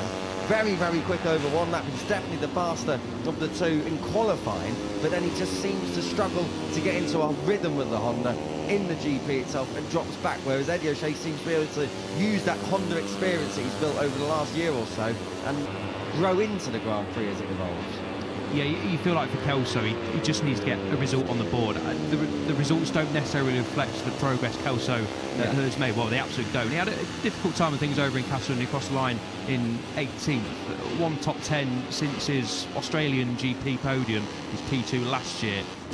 Doesn't, as I say, necessarily paint the full picture for Kelso, who is adapting to the Honda. Obviously crashed over at the Circuit of the Americas, crashed out the podium places in the tricky conditions over in Le Mans as well. Now I know, of course, when you chuck it down the roads, there's not really too many excuses because everyone's sort of riding on the same circuit in the same conditions. But Kelso has been there or thereabouts, has been threatening to definitely finish inside that top 6 and challenge for a podium or two when the conditions were a little bit iffy, like they were at the French Grand Prix. But back-to-back no scores now for Kelso on that Honda. He just needs to get, I think, some points on the board, get that top 10, challenge for the top 6 and podium, like we know he can do, and I think then the ball will start rolling for Kelso. But yeah, it's no doubt that he's helped the team massively, and just in general this year, it's really refreshing to see a team that, let's be honest, were at the back of the field in Moto3 for a couple of seasons, and it was sort of no surprise to see them at the back of the field in Moto3, but with the guidance of Michael Laverty, really sort of a lot of know-how, a very switched-on character as Michael Laverty, as we know, has brought in the right people, got the riders on board, and now it's really gelling, which is great to see. And you know, Al, the biggest sign of an improvement in results, you know what that is, don't you, for a team? Coffee machine. Very nice as well. 12 minutes to go until the first checkered flag of the weekend as regards to Moto3 comes out, and at the moment it is Adrian Fernandez just having a little bit of a moment. That's coming through, that's Poggio Secco, I think that is, over there at turn Pelagio over there at turn 11. Scarpria Pelagio, of course. Poggio Secco, I think, is the other side of the circuit. But a little bit of a moment there for Adrian Fernandez. He's on course, so he comes with Biondesi 1 and 2. And he comes through the third sector now, just on the exit of it. Does he lose a bit of time? No, he doesn't. He gains the time, even with that little bit of a moment. So Adrian Fernandez obviously feeling confident and finding the way around here at Mugello. It's a long old track, and it's a vast old track, isn't it? I know we like to go out and watch MotoGP at the end of that front straight, and you know, really, we are expecting a little bit of rain here. And I mentioned why it's vast for a reason, because you can easily have a bit of rain at one point on the circuit, and a little bit more dry condition, maybe windy conditions elsewhere at the track. The thing is, we're racing in a valley anyway, so it is its own little microclimate. I know when we were coming out of the hotel this morning, all those hills that you see in the back of the shop were covered in cloud. It was really quite something, and it kind of eased off the further towards the track we got, but we are expecting rain later as well, so this is important information out there in FP1 in case they have to go for broke later on in practice and try and get into the top 14 in slightly dodgy and tricky conditions. Yeah, you make a good point. Turn 15 is over a kilometre away, rarely, I must add. Turn 15 is over a kilometre away from turn 1, for example. Obviously, the 1.1 kilometre front straight here, which Maximo Quiles is entering now, and is the number 28 going to go quickest? Carpe down in P22 has caught my eye. Just understandable that the riders in this title fight will be taking it. So look at the KTM weaving and bucking the CF Moto, I should say, down that front straight. Quiles trying to keep it in line, but does go P1 to 11.156 for Maximo Quiles. So the championship leader lays down an early gauntlet here in these conditions anyway, but it's a sign that Quiles is looking very comfortable. He's willing to push the limits a little bit in these conditions, because we know the mentality of Quiles this year, apart from the last 6 laps, of course, over in Barcelona, as he mentioned, he's not been in defensive mode. He's obviously attacked when he needs to attack, but especially on a Friday, he said he's been really conservative, not pushing the boat out too much, trying to not make mistakes. I think the only session I remember Quiles really sort of making a few errors was over in Austin on Friday afternoon, I do believe, when he was pushing that front end, bucking and weaving, was close to crashing a lot of times, and he said afterwards, I think on that Friday, I just needed to reel it in a bit, got a bit too excited. So for Quiles to be P1 early doors here in FP1 in the Italian Grand Prix, maybe not for too long though with Fernandez's lap, a great third split for the number 31, but it's a sure sign that Quiles, as we come to expect, is feeling really good this weekend. I've got to say, Fernandez in the third sector is doing something the others aren't, because that's not the first time we've seen the 31 really light up the timing screens with regards to that third sector. Gets it done as well over the line. 3/10 clear now, Quiles Fernandez. Breaking down into San Donato. It's tricky at the best of times in there, let alone with a little bit of rain out there as well. It isn't actually raining, I should say. Well, not where we are anyway. In front of us in the comms box, it's just still a little bit wet and a bit of a hangover really from the massive thunderstorms we've had here in the Tuscan hills, this part of Italy. And we were being woken up all night last night. It was absolutely quite something, all the way up until really 7:30 this morning when we were leaving the hotel. It was really, really massive claps of thunder, and it was relentless for a good few hours. So got to say that even though we are here and we are expecting sunshine and typical Italian GP weather on Saturday and Sunday, Friday at the moment is not living up to the postcard that we normally do go racing in. No, unfortunately not. Coming into the weekend, it looked like Friday, Saturday and Sunday were going to be bone dry and glorious sunshine. Unfortunately, that's not the case. And the circuit doesn't look like it's drying out too quickly either. The temperature's not too warm out there, but it's certainly creeping towards 20 degrees. It might even be above 20 degrees now. And well, according to my phone, it is dead on 20 degrees. So it's not cold. It's obviously not sort of heading up to 30 degrees. What is a bit hot is the head under the helmet of Hakim Danish getting in. I don't think that was a good morning to who was it? Ruche Moodley, when he was overtaken through the Biondetti chicane. Fast and furious, turn 13 and 14, wonderful parts of this. Well, the entire circuit is wonderful, gotta say. But yes, it doesn't look like it's drying out very quickly. So for Moto2 especially, they'll be watching this and thinking, unfortunately, you've got to stick the wet tyres in. Danish obviously waving his hands in the air. He's obviously been taking Italian lessons before he's got to the Italian GP this year. Adrian Fernandez on course to improve that time as Brian Uriarte just takes a little bit of time out of him, improves his time, goes second. What's it going to be for Fernandez?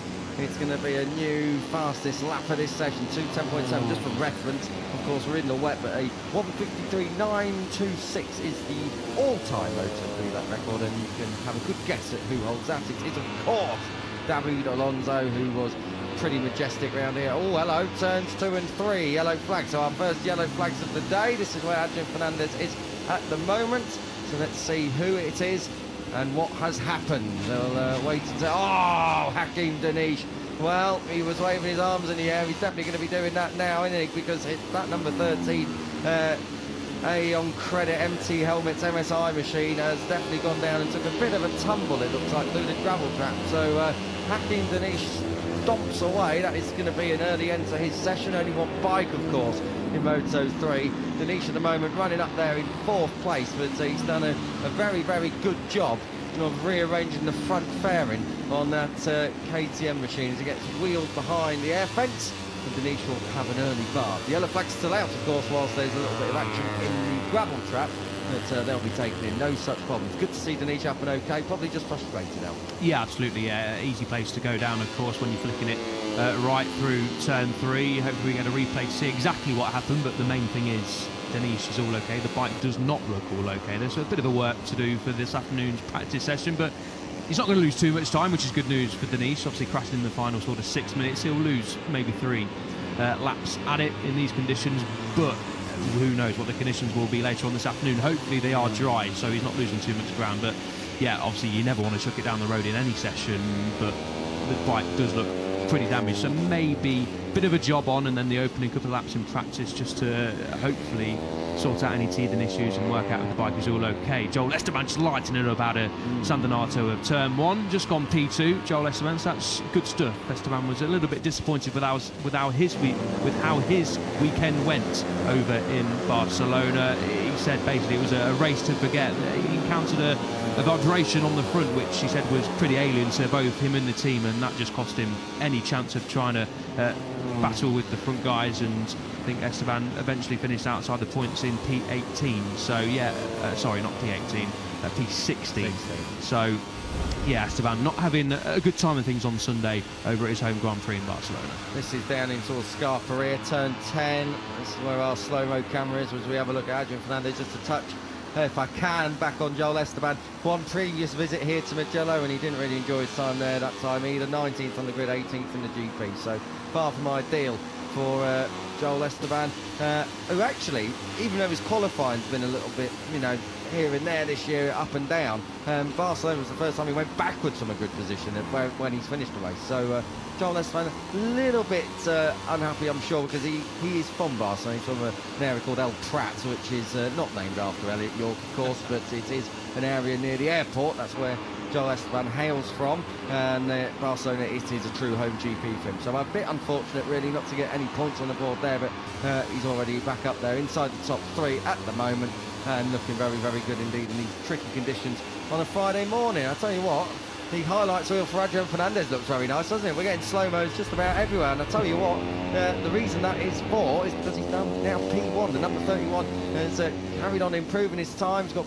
just over a quarter of a second advantage over Max Quiles, who is there in second. This is Alvaro Carpe down in 16th place at the moment, working his way through this first sector. This fantastic, wonderful opening first sector here at Mugello. I mean, they're all brilliant, but that uphill climb and then down up through turns 4, 5, and then all the way dropping down the hill, Casanova Cervelli coming up. So Alvaro Carpe is definitely lighting it up, but at the moment not on the time screens. That's unfortunate for him. 16th place as he just navigates these tricky conditions. Yeah, but as we mentioned, Carpe does not need to crash on a Friday. I think just keeping it nice and clean, which is understandable. One rider who I've just caught the attention of me on the time screens, Joel Kelso down in P27. Yeah.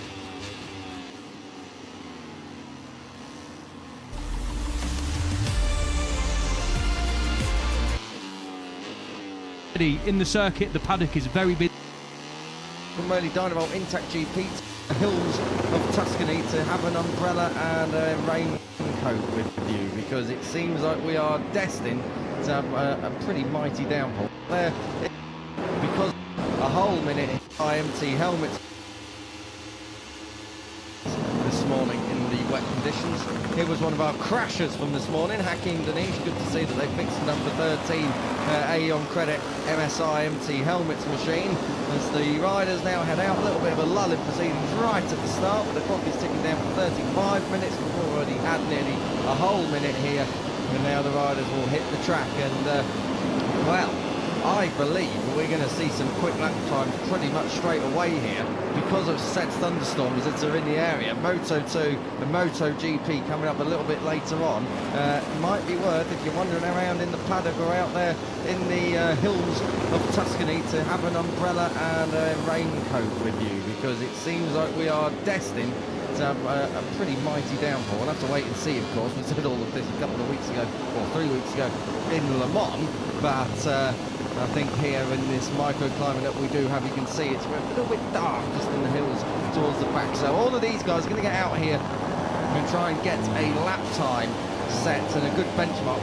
Mega important thing here, Al, is that actually lots of variables. You want to get a lap time to avoid the rain. You want to get a lap time in to avoid yellow flags and lap cancellations later on in the session. You absolutely don't want to be exceeding track limits. Neither do you want to cop an early penalty on a Friday for dawdling on the racing line. So it's a mix of, with that massive long front straight, you need a bit of slipstream, you need track position, but also you need a clean lap time, and that can also come doing what Max Keeler so often does on a Friday afternoon, and that's lap alone.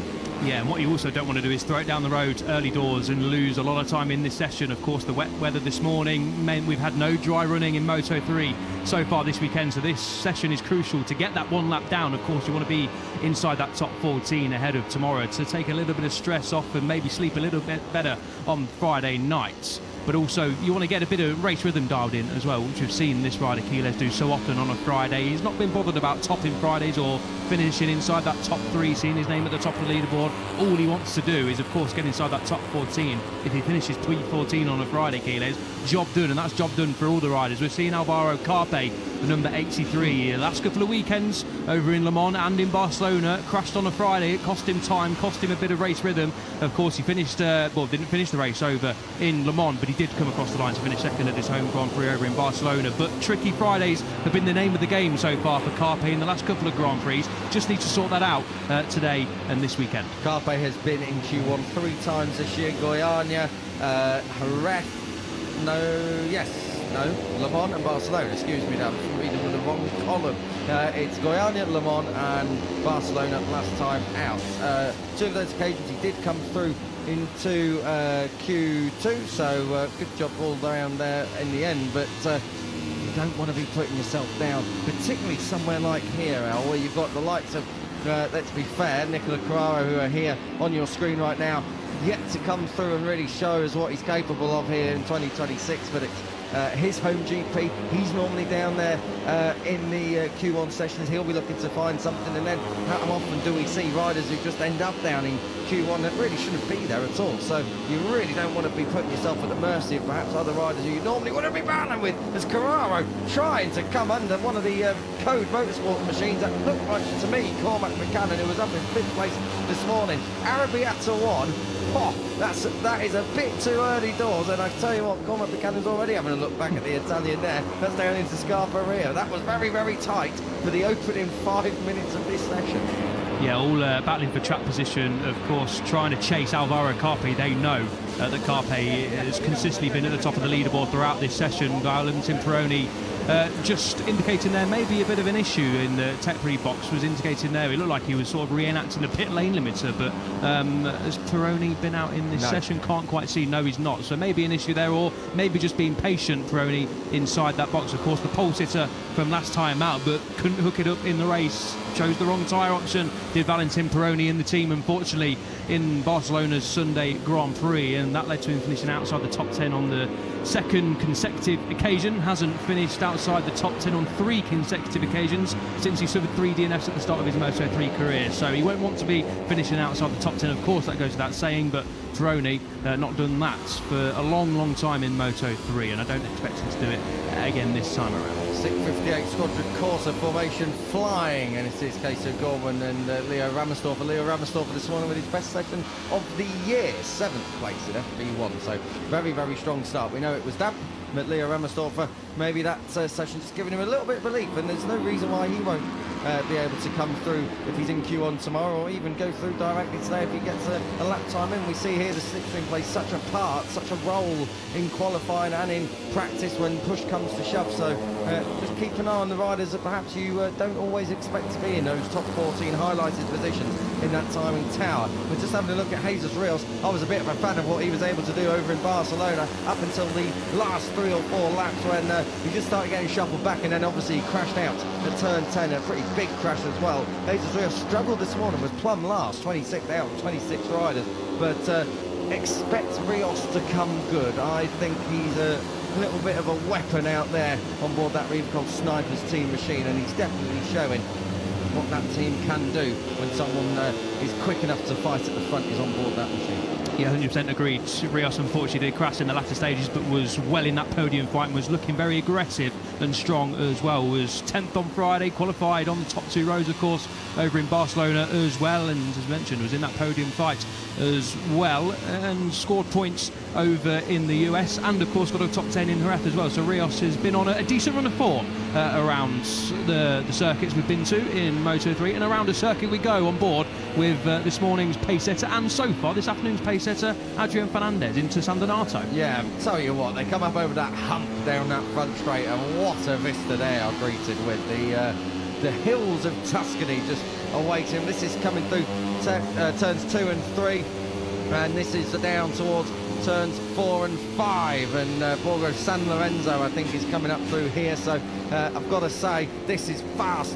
Then it's opening on the power, up through the gearbox, ride it right out to the edge of the curb, down the hill, and then just let the bike do all the talking. Casanova, Cervelli, and then it's all the way on this long left-hander, then it's Arrabbiata 1, and it's just direction change after direction change. We were chatting to a few of the MotoGP riders here for a video coming up that you'll be able to enjoy on MotoGP.com about the benefits and disadvantages of being a tall rider or a small rider. And all the tall riders were saying that Mugello is a track they love because it's a lot less force on the bike, it's a lot more natural. They can leave the bike to its own devices. They don't have to hustle to get that direction change over twice as much as perhaps somewhere like Balaton, where we're going next week. This is down into Common. This is turn 12, the long lap penalty loop. It's just off to the left, and then it is asking for the power. Biondetti 1 coming up here. Remember, some 16 years ago, Valentino Rossi, big high side there in practice, missed the first ever Grand Prix of his career, and then down towards turn 15. This is Fucini. This is where it is really fast on entry. Run it out in the middle of the corner, and then 1.1 kilometres of front straight, and the mountains away as they come up over the top of the hill, and now blast into the line. You can be sure that slipstreams are going to be vital here in Grand Prix Sunday. Thank you very much, Adrian Fernandez, for being our chauffeur that time around, but we do have yellow flags, and we pass through those yellow flag zones just in time. Turns 12, that's Correntine and Biondetti 1 and 2. Oh dear me, Hakim Denish with a second fall of the day, and again the front of that bike seems to have taken a beating, so yellow flags out on the crossover between sectors 3 and 4.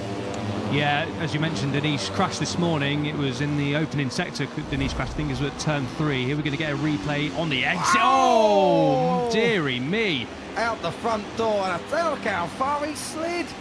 Oh dear me, at least he's facing the right way up the track, and he is able to get out of the way there. Oh. Hakim Denish, and to see him up on his feet after that, he just run it out so wide up over the curbs, and it just lost adhesion and fired him out of the top there. Very lucky that Hakim Denish, at least he was on his own. Glad the Malaysian is all okay. That was a monster high side, just touched the green, didn't he? And of course there's not a lot of rubber out there, you're not meant to go on the green anyway, that's where you get track limits. But with the rain we've had overnight and into this morning as well, and obviously not many riders touching the green there and drying it up, so clearly you do not want to be running wide. Denish, glad to see first and foremost that he is all okay, because that was a huge crash and a second crash of the day, and a bit of a fix for the mechanics down there, MSI, to get him back out in the session. But that's what we were talking about. Going to lose vital track time. Exactly. You don't want to throw it at the scenery. As much as and as nice as the scenery is around here, you don't want to spoil that. And I mean, Hakim Denish, the main thing is he's okay, but the Aeon credit machine guys down there now are going to have a lot of work on with less than 25 minutes to go, and the bike's not even going to be back yet. So I think the good thing is the bike, well, it depends what side it ended up on, judging by where Hakim was. Maybe it has ended up on the outside here, out towards turn 15. So they've got to get that bike round Ruccini and then back into the paddock. So at least they're going to be on the right side, but they're just going to have to go a long way around. So you can expect that Hakim Denish, I'll tell you what, his session might be done there. The bike didn't look as badly damaged as the crash. The violence of the crash maybe suggested it could be. No, it could have been a lot worse, couldn't it? But also he had a crash this morning, and that looked pretty battered and bruised. KTM, as a KTM emerges from pit lane, Valentin Peroni heads out for the first time, so clearly there was a little bit of an issue down there on that side of the Red Bull KTM Tech 3 box, but good to see the Argentine is out on track, fingers crossed. Denise on another KTM can get back to the box. He's all okay, the bike can get fixed and he can get back out for maybe the last 15 minutes if it's quick. Who knows, we'll wait and see though. This is Maximo Quiles being chased by Almanza and Kelso, shadowing and then overtaking Matteo Bertelli.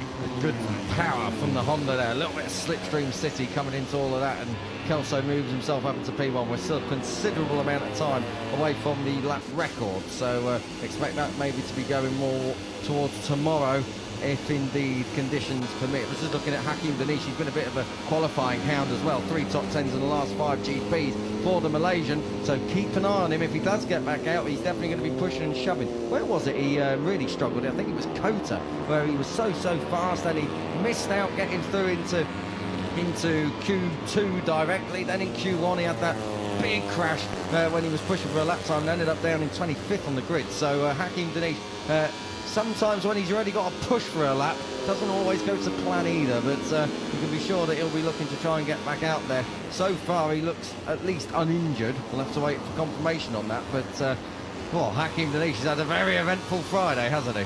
Yeah, a lot can change in a couple of weeks in motorcycle racing, coming off what I would say, and I'm sure Hakim would probably agree, was his best weekend so far in Moto3. Topped Friday, qualified 10th. Okay, that's not where he wants to be qualifying, but not a bad qualifying, and then was in that podium and victory fight throughout the race and eventually crossed the line in 7th place, only 6/10 away from the victory. Another rider who was in that victory fight was Brian Ariarte, as I mentioned. Where's this going to take him? No, he loses time, of course, without the slipstream.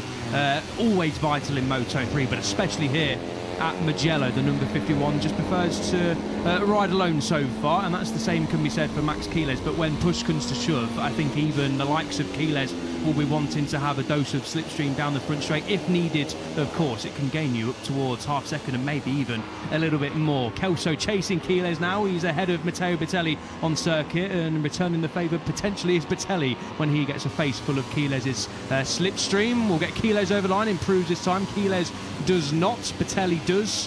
Marco Morelli also on a decent lap time here as well. So the riders, understandably so, as we was expecting as well, pushing on early doors here in this session. Quiles, of course, loves Mugello. He took his first victory here last year. There's some chap called Marc Marquez who took the first of his 99 GP victories here as well back in 2010, as going across the grass and the gravel. Adrian Fernandez, he has been pushing on, I've got to say, all day today.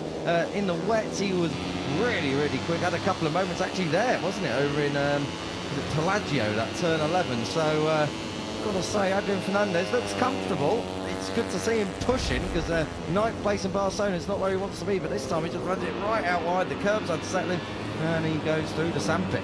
Yeah, picked it up just in time, did Adrian Fernandez. Not too much to worry about, but a little bit of a warning, and finding the limits over on the exit of Pelagio of turn 11. This is Marco Morelli. Mentioned he was on a good lap time, lost a little bit of time in that third split, did Morelli. Not having slipstream as well is the 97, and loses 3/10 down that front straight. But up inside that top 10 so far, good stuff from Morelli, who was a little bit disappointed with his opening half-race stint over in Barcelona. Couldn't get into his rhythm and struggled a little bit to go with the pace of the front guys, but did then rediscover his mojo and get back into the podium fight. But by then it was a little bit too late, and yeah, was happy to bridge the gap over in Barcelona, but when trying to make a couple of overtakes, he was finding it a little bit tricky. He said he knows he's got the pace, Marco Morelli, and we've seen that a couple of times this season. Brazil springs to mind, Jerez springs to mind as well. Just needs to iron out a few details, Marco Morelli's words, and then I think we'll be seeing him, well, we're already seeing him at the front, aren't we, in Moto3, but really pushing for victories on a regular basis. Marco Morelli's got so much pace in the second half of GPs, Al. I remember chatting to him about this over in Goiânia, and likewise in Jerez. He just, I don't know if it's he struggles to get into his rhythm, or like the more experience he's getting in Moto3, the quicker he's getting, but unfortunately he's just not getting it done early doors. And even with that middle of the second row he qualified in last time out, 5th place, he still went backwards and was outside the points at one point. So very commendable ride back through the field up into 6th. We've got yellow flags up at turn 4. So well, that's quite a fast entry in there. Oh, Adrian Cruces has gone down. So turn 4, that is at Materazzi corner there. So not ideal for Adrian Cruces. And again, that that's a really awkward place to kind of get back from in the paddock. You're very high up, but you're going to have to go down the hill. I tell you what, it's quick entry into there, so we'll have to wait and see what happened there. Adrian Cruz is up on his feet, but again, far from ideal to be thrown out at the fence as we approach the halfway mark in this session. Yeah, hopefully Cruces is okay. Turn 4, not the fastest place, of course, on this track to crash, but still plenty of speeds when you're chucking it on the left-hand side into turn 4. But yeah, fingers crossed the bike and Cruces is all okay to head out for a bit of the session later on, because he's not inside that top 14, so needs a lap. Casey O'Gorman jumps inside that top 14. It was a really strong Sunday for O'Gorman, wasn't it, Kiko? It was. Over in Barcelona. Had a tricky time of things on Friday and Saturday, did the Irishman. Well, qualified in 12th, not bad, but then got that 12 place grid penalty, so he started from P24. And when you're starting from P24, more often than not, you're not going to really challenge for a big haul of points. But that's exactly what Casey O'Gorman did. Is this the Cruces crash? Just watching the background. Yes, it is. Front end folded there on the number 11 machine. Slides to the gravel. Hopefully, Cruces is all okay. But yeah, O'Gorman just ahead of Cruces on track, because there as well as a second crash in the gravel for front again. Cruces. But yeah, really impressed with O'Gorman on Sunday. A great fight back and was inside that top 10 as well. So top job from the Irishman, who qualified well, but then got that penalty, but then got his head down in the races and was in that podium fight from the end of it as well. So yeah, a strong Sunday for O'Gorman. O'Gorman has been impressive, I've got to say, on Sunday so far this year. 11th in Buram, 9th and a top 10 performance. His best result of the season, that was over in Goiânia. He was in the top 10 again in Kota, but then fell off late on. I think it was the penultimate lap. And then 12th time out in Jerez. Then at Le Mans it was a DNF. 10th last time out and back in that top 10. Oh, hello! Oh, dearie me. Guido Pini, well, he's just absolutely run out the inside of Rico Salmella. That's not going to be getting the KTM Tech 3 mechanics are very excited, that is for sure. Guido Pini absolutely ran it through then at Common Tyre. You can guarantee that Rico Salmella's already thinking about San Donato in 1.1 kilometres time. I was just about to mention to you, Al, but where Guido Pini is, down in 18th place yet again. Guido Pini on a Friday, really struggling. There was something flapping. Yeah. He got a bit of KTM probably on his right hand side, although it was the left side. It's his glove. It's his glove. It's a bit loose, the strap there. Have a look at this. Pini's turning it tight. Oh, I'll tell you what. The race direction, FIA MotoGP shoes will be looking at that. I think if it was on a Sunday, you could say all is fair rubbing his racing, but unfortunately, a bit much on for Moto3 Practice. I think Guido Pini was trying to show exactly where he lives to Rico Salmella now. Yeah, maybe a tad aggressive, and Salmella wouldn't have seen Pini, of course, so Salmella was just taking his racing line, maybe a tad wide, but Salmella certainly didn't lose too much time, but the door was open for Pini to try and come through, and then the two paths merged, didn't they, unfortunately for the two. Turn 12, current tyre, but yeah, Pini has a little bit of work to do. He moved up to P15 with that lap, but of course that's not good enough for the top 14, and he was outside of the top 14 in Catalonia, outside of the top 14 in France, outside of the top 14 in Jerez as well. So since his win, hasn't seen a top 14 on a Friday as the number 94, so just needs to get that rhythm back on a Friday. He said he has struggled to get into weekends and find that feeling he needs on that Honda to start the weekend. He was mentioning ahead of his home Grand Prix, it was really important for them to try and figure out to get up to speed quicker on a Friday. At least he did go through Q1 and into Q2 in Le Mans and Catalunya. It was more the disaster of Jerez, where a lot of big things were expected from the 94, fresh from his win in America, but unfortunately it just didn't happen for Guido Pini, who is quite literally racing at home. We touched on it quite a lot this morning, and yeah, he is from Scarperia. That's the exact location within the Borgo San Lorenzo commune, let's say. So Guido Pini is as close to home as is basically possible here, racing at Mugello. Crossline moves into the top 14 now, so provisionally he's in. Let's just give you a rundown then. Less than 15 minutes of this session left to go here in Moto3 Practice. Your top 14 names are the ones that are going to move through provisionally, but of course that can all change with just less than 14 minutes on the clock as we have a look at Guido Pini's glove strap flapping in the Prix But it's Joel Kelso, Alvaro Carpe, David Almanza, Adrian Fernandez and Max Quiles who are your top 5. Joel Kelso, brilliant lap for the Grid MLab Racing Honda team. He puts himself up there in P1 thus far. Outside the top 5, Brian Uriarte, Ryusuke Yamanaka has woken up. Great to see the number 6 up there in P7. 8th from Matteo Bertelli, who was top Italian this morning, and very, very enthused about that fact when I spoke to him very briefly in the pause between the sessions. 9th for David Munoz, and completing your top 10 at the moment is Marco Morelli. Then it's Joel Esteban, who was 2nd this morning. Case O'Gorman is 12th, ahead of Eddie O'Shea and Guido Pini, this rider's teammate. So at the moment, both Leopard Hondas are in, both of the Grid MLab Hondas are in, and that is a sign that Michael Laverty's squad have really, really upped their game, up their performance, and are really starting to make waves in Moto3. Yeah, good to see that for sure. Adrian Fernandez, we're watching, one of only, well, I think the only rider out on track, along with Guido Pini's teammate, of course. Adrian Cruz has still not made it back to the pits according to our timing screens. Jesus Rios just re-emerging onto the circuit as well for the final 12.5 minutes as expected. Adrian Fernandez pits for some fresh Pirelli rubber, and in a couple of minutes time I think we shall be seeing the field head out for the time attack, the final 10 minutes of, basically, as you guys will know, is a mini qualifying session, or Friday's qualifying session to get into that top 14. Choose 0, really, isn't it? Yeah. That's what it is. Just outside that top 14 at the moment, Al, let's just bring some attention to Scott Ogden, 16th. He'll be looking for better than that. In fact, both the CIP repowered machines after what was quite a difficult weekend over in Barcelona. Alan Bronek's team are not going to be very happy if they're both in Q1 again. Ogden 16th at the moment, Cruz says 18th, they're split by Sal Mellor, who's in 17th. Danish is going to need a lap if he can. Oh dear me, what has happened to it? Guido Pini, has he stalled it somewhere in pit lane? He was out on track. He was one of only 2 riders who were out on track, so whether it's run out of fuel or whatever, but it's getting back into the box now. And having a look down at the bottom of the bike as he's with the gear lever. The gear lever, maybe, yeah. So I'll tell you what, that's far from ideal for Guido Pini with 11.5 minutes on the clock. Also outside, Denise, as I said, will need a lap time. Veda Patama, very, very quiet Friday for the Indonesian, down there in 21st. Valentin Peroni, 22nd. He was pole sitting last time out.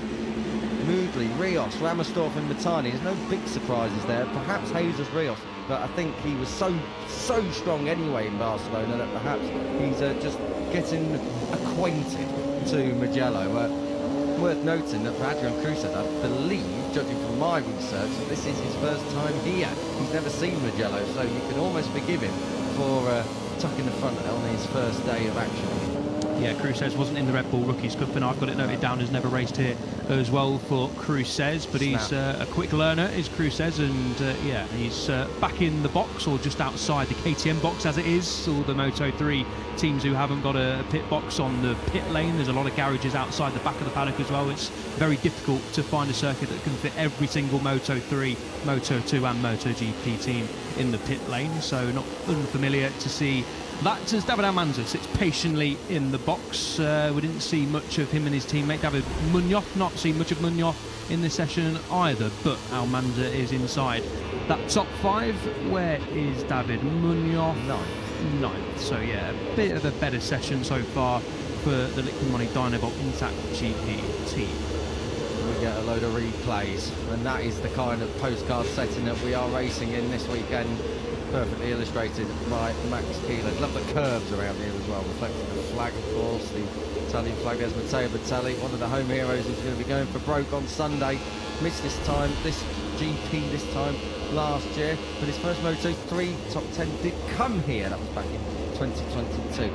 9th place, his best finish so far at Mugello. Best grid position, 4th. That came a year later, but he did miss Mugello here last year. Of course, he was at that quite frightening set of injuries from a training accident, but he's definitely back to his best, Matteo Bertelli. I've got to say, as we see the world's biggest number 94, no, it's not a massive Jonas Folger fan club, it is Guido Pini's fan club, the iDrive Pines fan club.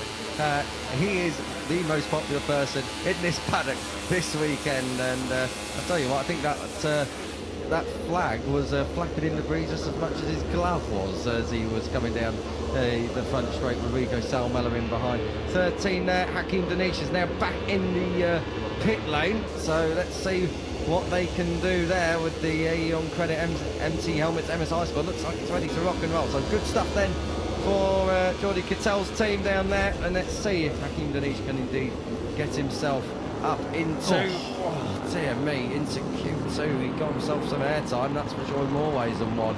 Oh dear me, at least he slides off the track towards the right hand side and out of harm's way. But wow, that was a massive crash. Just on back to Matteo Bertelli, if I can just close off that subject. Of course, not only has he been fast really since we came back to Europe, but he's, I think we can say, now walking absolutely normally. He's not got a limp on him anymore. At least it's not a proper limp. It's looking very, very normal. He's finally, I think, fully recovered and back to full fitness. Yeah, it was this time last year in Mugello where we first saw him back in the paddock after those numerous injuries, and yeah, it's safe to say that Bertelli was not in fine shape, as good a shape as he could have been after the training crashes that he had, of course. So great to see Bertelli around about a year later has been back on the Moto3 podium and looking somewhat back to his best. So yeah, good stuff for Matteo Bertelli, and of course the Level Up MTA team as well, who have stuck by Bertelli through thick and thin. And yeah, it's good to see that the Italian is getting back to full fitness and of course riding like we know he can be. Now then, who is everyone waiting for, I wonder? Who is going to be the guinea pig? There's been a few guinea pigs head out there already. Adrian Fernandez, Yamanaka, Morelli and Hakim Danish. Maybe they're all waiting for the number 64. Who knows? But yes, everyone's going to be wanting a bit of slipstream down that start-finish straight. I have a horrible feeling we're going to see a load of dawdling incoming as well in a moment. So less than 7 minutes left on the clock. The Red Bull KTM IO guys are getting ready with Carpe. This is the CIB Green Power setup. Cruces on the left. Good to see that Cruces is now going to be back out on track after his accident.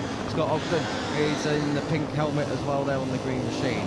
Rainer Riarte, Ruche Mooding, Guido Pini all head out. So whatever the problem was for Guido Pini, whether it was the gear lever or something else, Pini is back out there and now out on track.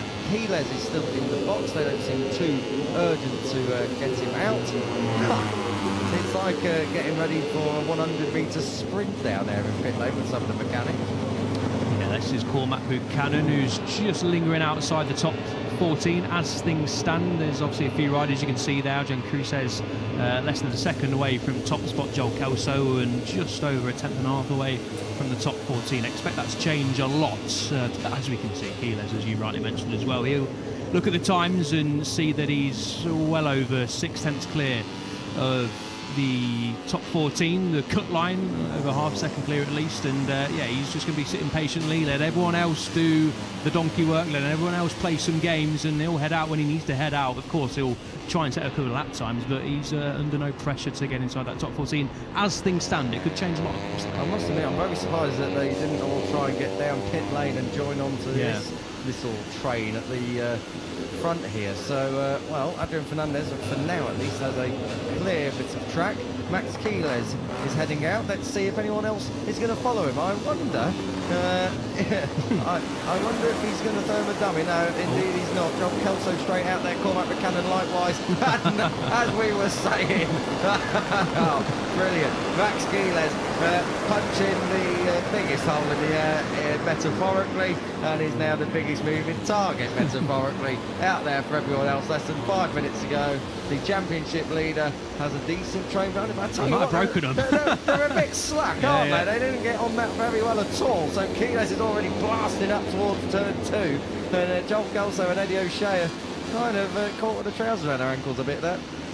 Kelso, though, is under no real pressure, really. He's top of the timesheet, so doesn't need to try and follow anyone. However, times are about to tumble here. This is Morelli chasing Alvaro Carpe on track, the 97. Is just going to take him to P1. Surely it does. Not got a whole heap of slipstream, but surely that's good enough to take him P1, and it is. But now we need to clap our eyes on Adrian Fernandez, FP1 pace setter. He's going great guns, and the third split this morning was where he was particularly strong. Is he going to gain time in that split? No, he loses it a bit to Morelli. Yeah, a little bit, but he's still up as he comes into Buccine. So let's see what Adrian Fernandez can do. 4 minutes, as I said, on the clock now. So there's not going to be a great deal of laps. I think Fernandez is going to get this one and then potentially only one more. We'll have to wait and see. Adrian Fernandez at the moment is safe in 5th, and is now looking to try and move up into P1, and he does so indeed, and goes down into the 55. So 55.963 for number 31, Adrian Fernandez. Great job behind him though. Hakim Danish, who has had the biggest crash we've seen all day here in practice for Moto3 on the exit of Biondetti 2, moves himself up into the top 10, and that means he moves himself provisionally up into Q2 directly out of practice. So great job from Hakim Danish. Yeah, absolutely, and it pushes Guido Pini out of the top 14 as well. And here is the freight train that a lot of riders are in. Scott Ogden in the background there, Eddie O'Shea's in the mix as well. He is P14 and on the cut line now as we focus in on Leo Ramersdorfer. Where is Ramersdorfer? Down in P25 after finishing inside that top 10 this morning. So a bit of jostling for position, get that slipstream and then try and get a clean lap in, which is going to be difficult in the group. Here is Guido Pini, the home hero, picking him up. He's on a decent lap time, half a second away from his teammate though, but if he holds that to the line, he's going to go inside that top 5. What he absolutely can't do is crash. So Guido Pini, at least he's going to get this one over the line, but he absolutely cannot crash really, because he just risks so much by not being able to get out there and get a lap in. Pini comes across the line. This will put him top 14 for sure. Oh, does it? It puts him 7th. It put him 6th. But he towed Rouchet Moodley the South African round as well. So Rouchet Moodley is on course at the minute to move directly into Q2. That would be some job by the Code Motorsports team down there, and some brilliant job by Rouchet Moodley. Moodley has been a little bit underwhelming at times in 2026, but it would be his first direct movement into Q2, I make it this year. He's got some demons to banish for Mugello as well. Picked up multiple fractures in his right arm at Mugello last year when Mooley was in a bit of a rich vein of form. So great to see the South African jump inside that top 10. Adrian Fernandez is not going to improve on this lap time around, but he won't care. He is P1. Ryusuke Yamanaka. Yeah. Good to see the Japanese rider, as he did over in Barcelona on Friday, get inside that top 14. That's more like it from Ryusuke. Yeah, Massimo Virgini looking on down there from the Leopard camp. His riders are 1st and 8th at the moment, so both Leopard Hondas at the moment moving through. Quiles is down in 9th place at the moment, and not on a lap this time around. He's only going to get his next one when he crosses the line, because we're 90 seconds away from the checkered flag falling. So Max Quiles, I would normally say 9th place, you are okay, but there's a big train of riders, and we just saw Rouchet Moodley move right up into the top 6, top 7, so keep an eye on that.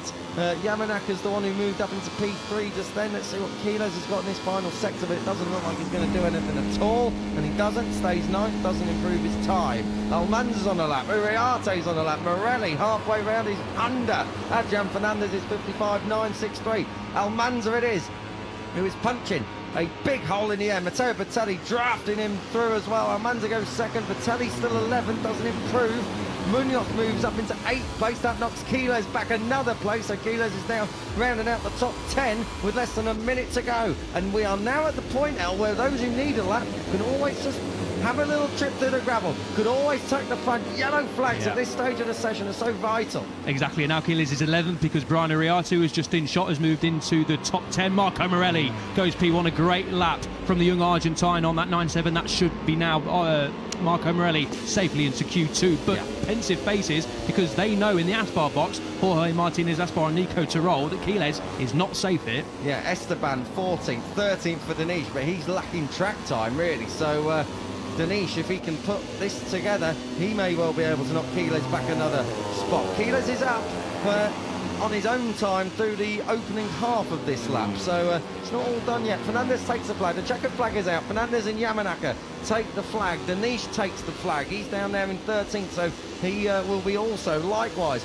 holding his breath to see if he does move straight through into Q2. We pick up Quiles. This is Biondetti 1. Flick it right. Biondetti 2. Look at Scott Ogden. Scott Ogden halfway round this lap, and David Munoz as well. So this is not all done yet, and Ogden needs this. He's down in 18th, so Prince Scott Ogden a second and a half off the pace at the moment, but he's flying great guns here. Valentin Peroni, I was just about to say, Valentin Peroni looking almost on the second page of the timing screen to find the number 73. He's down in 23rd. He needs this lap too. Quiles coming to the line. Half a second off 3 sectors in, moves up to 7th. Now that should secure his Q2 placing. We need to see Pironi, we need to see Ogden. They're in this big train. Let's see if there's a little bit of slipstream at play. There ain't going to be any for David Munoz. Munoz going for the line now. 10th looks like it will be enough anyway, but does he improve? Yes, moves up to the top 3. Ogden up into P1 to top practice. Brilliant stuff from him, and Pironi moves through as well. I tell you what, it's a great job that Max Keeles set that lap time, but I'm just wondering if he's had that chalked off. Maybe I'm wrong, but to start the weekend, he was mentioning ahead of his home Grand Prix, it was really important for them to try and figure out to get up to speed quicker on a Friday. Prix says the paddock as well. Flag 3 top 10 did come here. Mr. Heels can do there with the on credit MT helmets, MSI squad. Looks like it's ready to rock and roll. So good stuff then for Jordi Cattell's team down there. And let's see if Hakim Danish can indeed get himself up into, oh dear me, into Q2. He got himself some airtime, that's for sure, in more ways than one.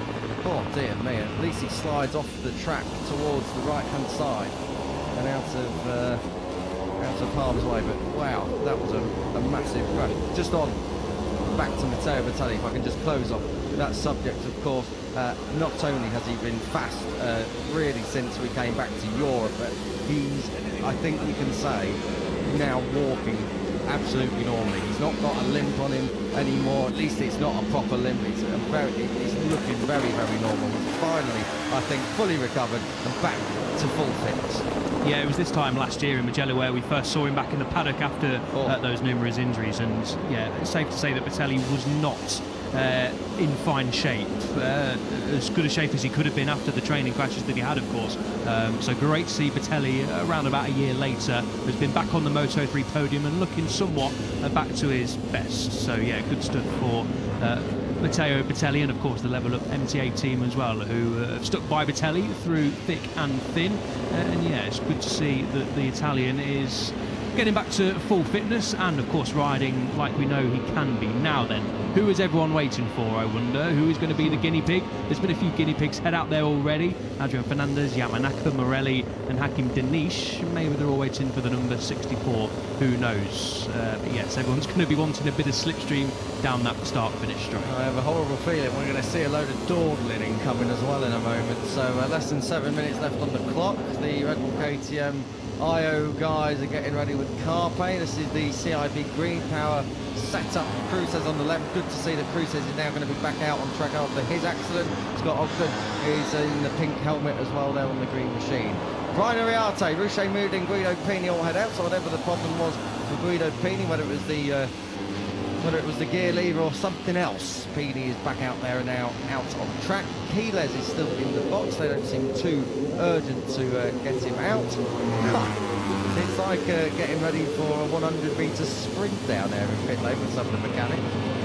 Yeah, this is Cormac Buchanan, who's just lingering outside the top 14 as things stand. There's obviously a few riders you can see there. Jen Cruz less than a second away from top spot Joel Kelso and just over a tenth and a half away from the top 14. Expect that to change a lot as we can see. Keeles, as you rightly mentioned as well, he'll look at the times and see that he's well over 6/10 clear of the top 14, the cut line, over half second clear at least, and yeah, he's just going to be sitting patiently, let everyone else do the donkey work, let everyone else play some games, and he'll head out when he needs to head out. Of course, he'll try and set a couple of lap times, but he's under no pressure to get inside that top 14. As things stand, it could change a lot. I must admit, I'm very surprised that they didn't all try and get down pit lane and join on to this little train at the front here. So, well, Adrian Fernandez, for now at least, has a clear bit of track. Max Keeles is heading out. Let's see if anyone else is going to follow him. I wonder I wonder if he's going to throw him a dummy. No, indeed he's not. John Kelso straight out there, Cormac Buchanan likewise. And as we were saying, oh, brilliant. Max Giles punching the biggest hole in the air, metaphorically, and is now the biggest moving target, metaphorically, out there for everyone else. Less than 5 minutes ago. The championship leader has a decent train behind him. I tell you might what, have broken them. they're a bit slack, aren't they? They didn't get on that very well at all. So Keyless is already blasting up towards turn 2, and John Kelso and Eddie O'Shea are kind of caught with the trousers around their ankles a bit there. Kelso, though, is under no real pressure, really. He's top of the time sheet, so doesn't need to try and follow anyone. However, times are about to tumble here. This is Morelli chasing Alvaro Carpi on chapter 97. Is this going to take him to P1? Surely it does. Not got a whole heap of slipstream, but surely that's good enough to take him P1, and it is. But now we need to clap our eyes on Adrian Fernandez, FP1 pace setter. He's going great guns, and the third split this morning was where he was particularly strong. Is he going to gain time in that split? No, he loses it a bit to Morelli. Yeah, a little bit, but he's still up as he comes into Buccine. So let's see what Adrian Fernandez can do. 4 minutes, as I said, on the clock now. So there's not going to be a great deal of laps. I think Fernandez is going to get this one and then potentially only one more. We'll have to wait and see. But Adrian Fernandez at the moment is safe in 5th and is now looking to try and move up into P1, and he does so indeed. It goes down into the 55. So 55.963 for number 31, Adrian Fernandez. Great job behind him though. Hakim Danish, who has had the biggest crash we've seen all day here in practice for Moto3 on the exit beyond ET2, moves himself up into the top 10, and that means he moves himself provisionally up into Q2 directly after practice. So great job from Hakim Danish.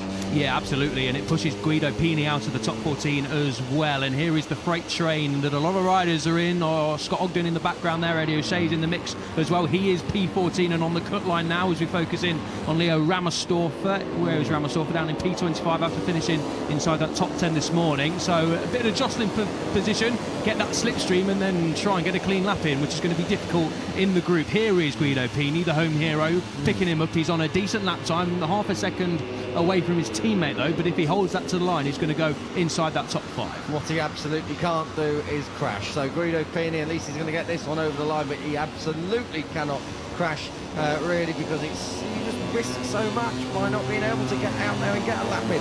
Pini comes across the line. This will put him top 14 for sure. Oh, does it? It puts him 7. It put him 6.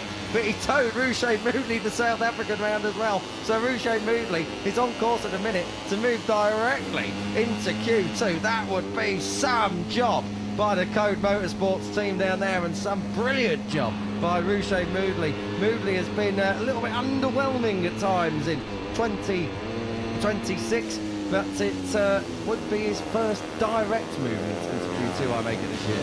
He's got some demons to banish for Mugello as well. Picked up multiple fractures in his right arm at Mugello last year when Mooley was in a bit of a rich vein of form. So great to see the South African jump inside that top 10. Adrian Fernandez is not going to improve on this lap time around, but he won't care. He is P1. Ryusuke Yamanaka. Yeah. Good to see the Japanese rider, as he did over in Barcelona on Friday, get inside that top 14. That's more like it from Ryusuke. Yeah, Massimo Virgini looking on down there from the Leopard camp. His riders are 1st and 8th at the moment, so both Leopard Hondas at the moment moving through. Keyless is down in 9th place at the moment, and not on a lap this time around. He's only going to get his next one when he crosses the line, because we're 90 seconds away from the checkered flag falling. So Max Keyless, I would normally say 9th place, you are okay, but there's a big train of riders, and we just saw Rouchet Moodley move right up into the top 6, top 7, so keep an eye on that.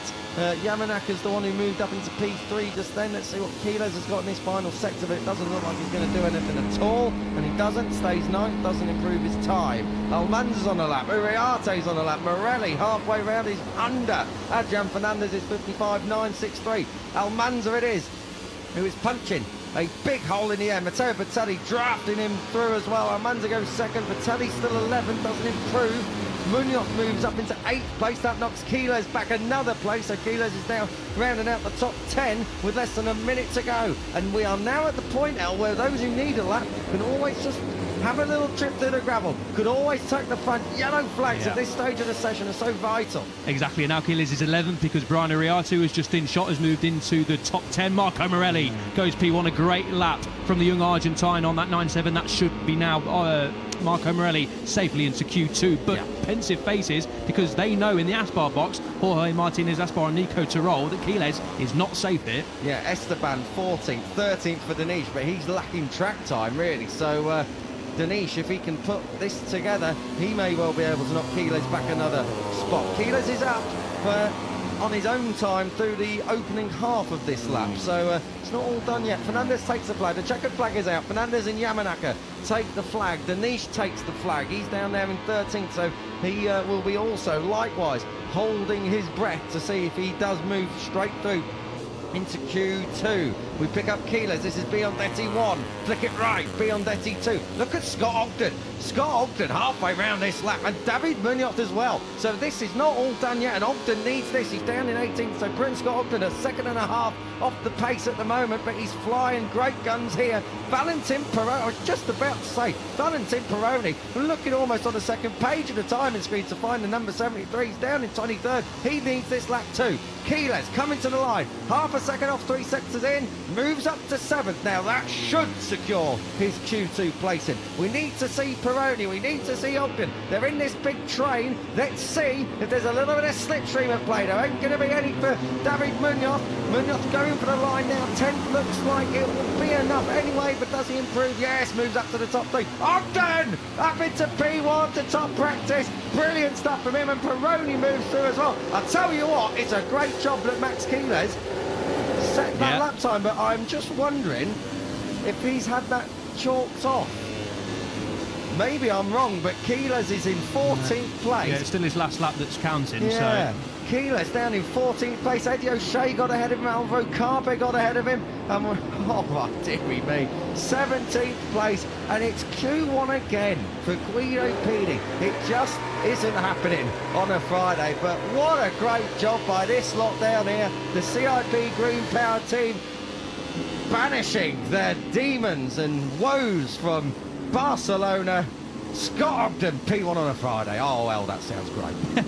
yeah, very good stuff from Ogden. Needed a lap time at the end there and delivered. Got a bit of slipstream to help as well. Ogden is on a run of 3 consecutive non-point scores. He's not done that since mid-2024, and that's a great way to start the weekend here in Mugello. He was on the front row here last year as well with the number 19, so top job from Ogden, and a few other riders pounced in late stage as well. Valentin Peroni, you mentioned Kiko, another one, Pratama, Rios, Eddie O'Shea on his last lap as well, so plenty of movement. And another big name, Brian Ariarte, hanging out there in P15. He lost out in the latter stages. That is going to be a really tricky Q1. Look at who's in there tomorrow. Ariarte, who was on the front row last time out. Moodley, who set that great lap time just a few moments ago. Guido Pini, your home hero. At least he's got experience to fall back on in Q1. Down further we go. Rico Salmella can put a lap in. Bertelli, Danish, Queso Gorman down in 23rd. There's a lot of ride.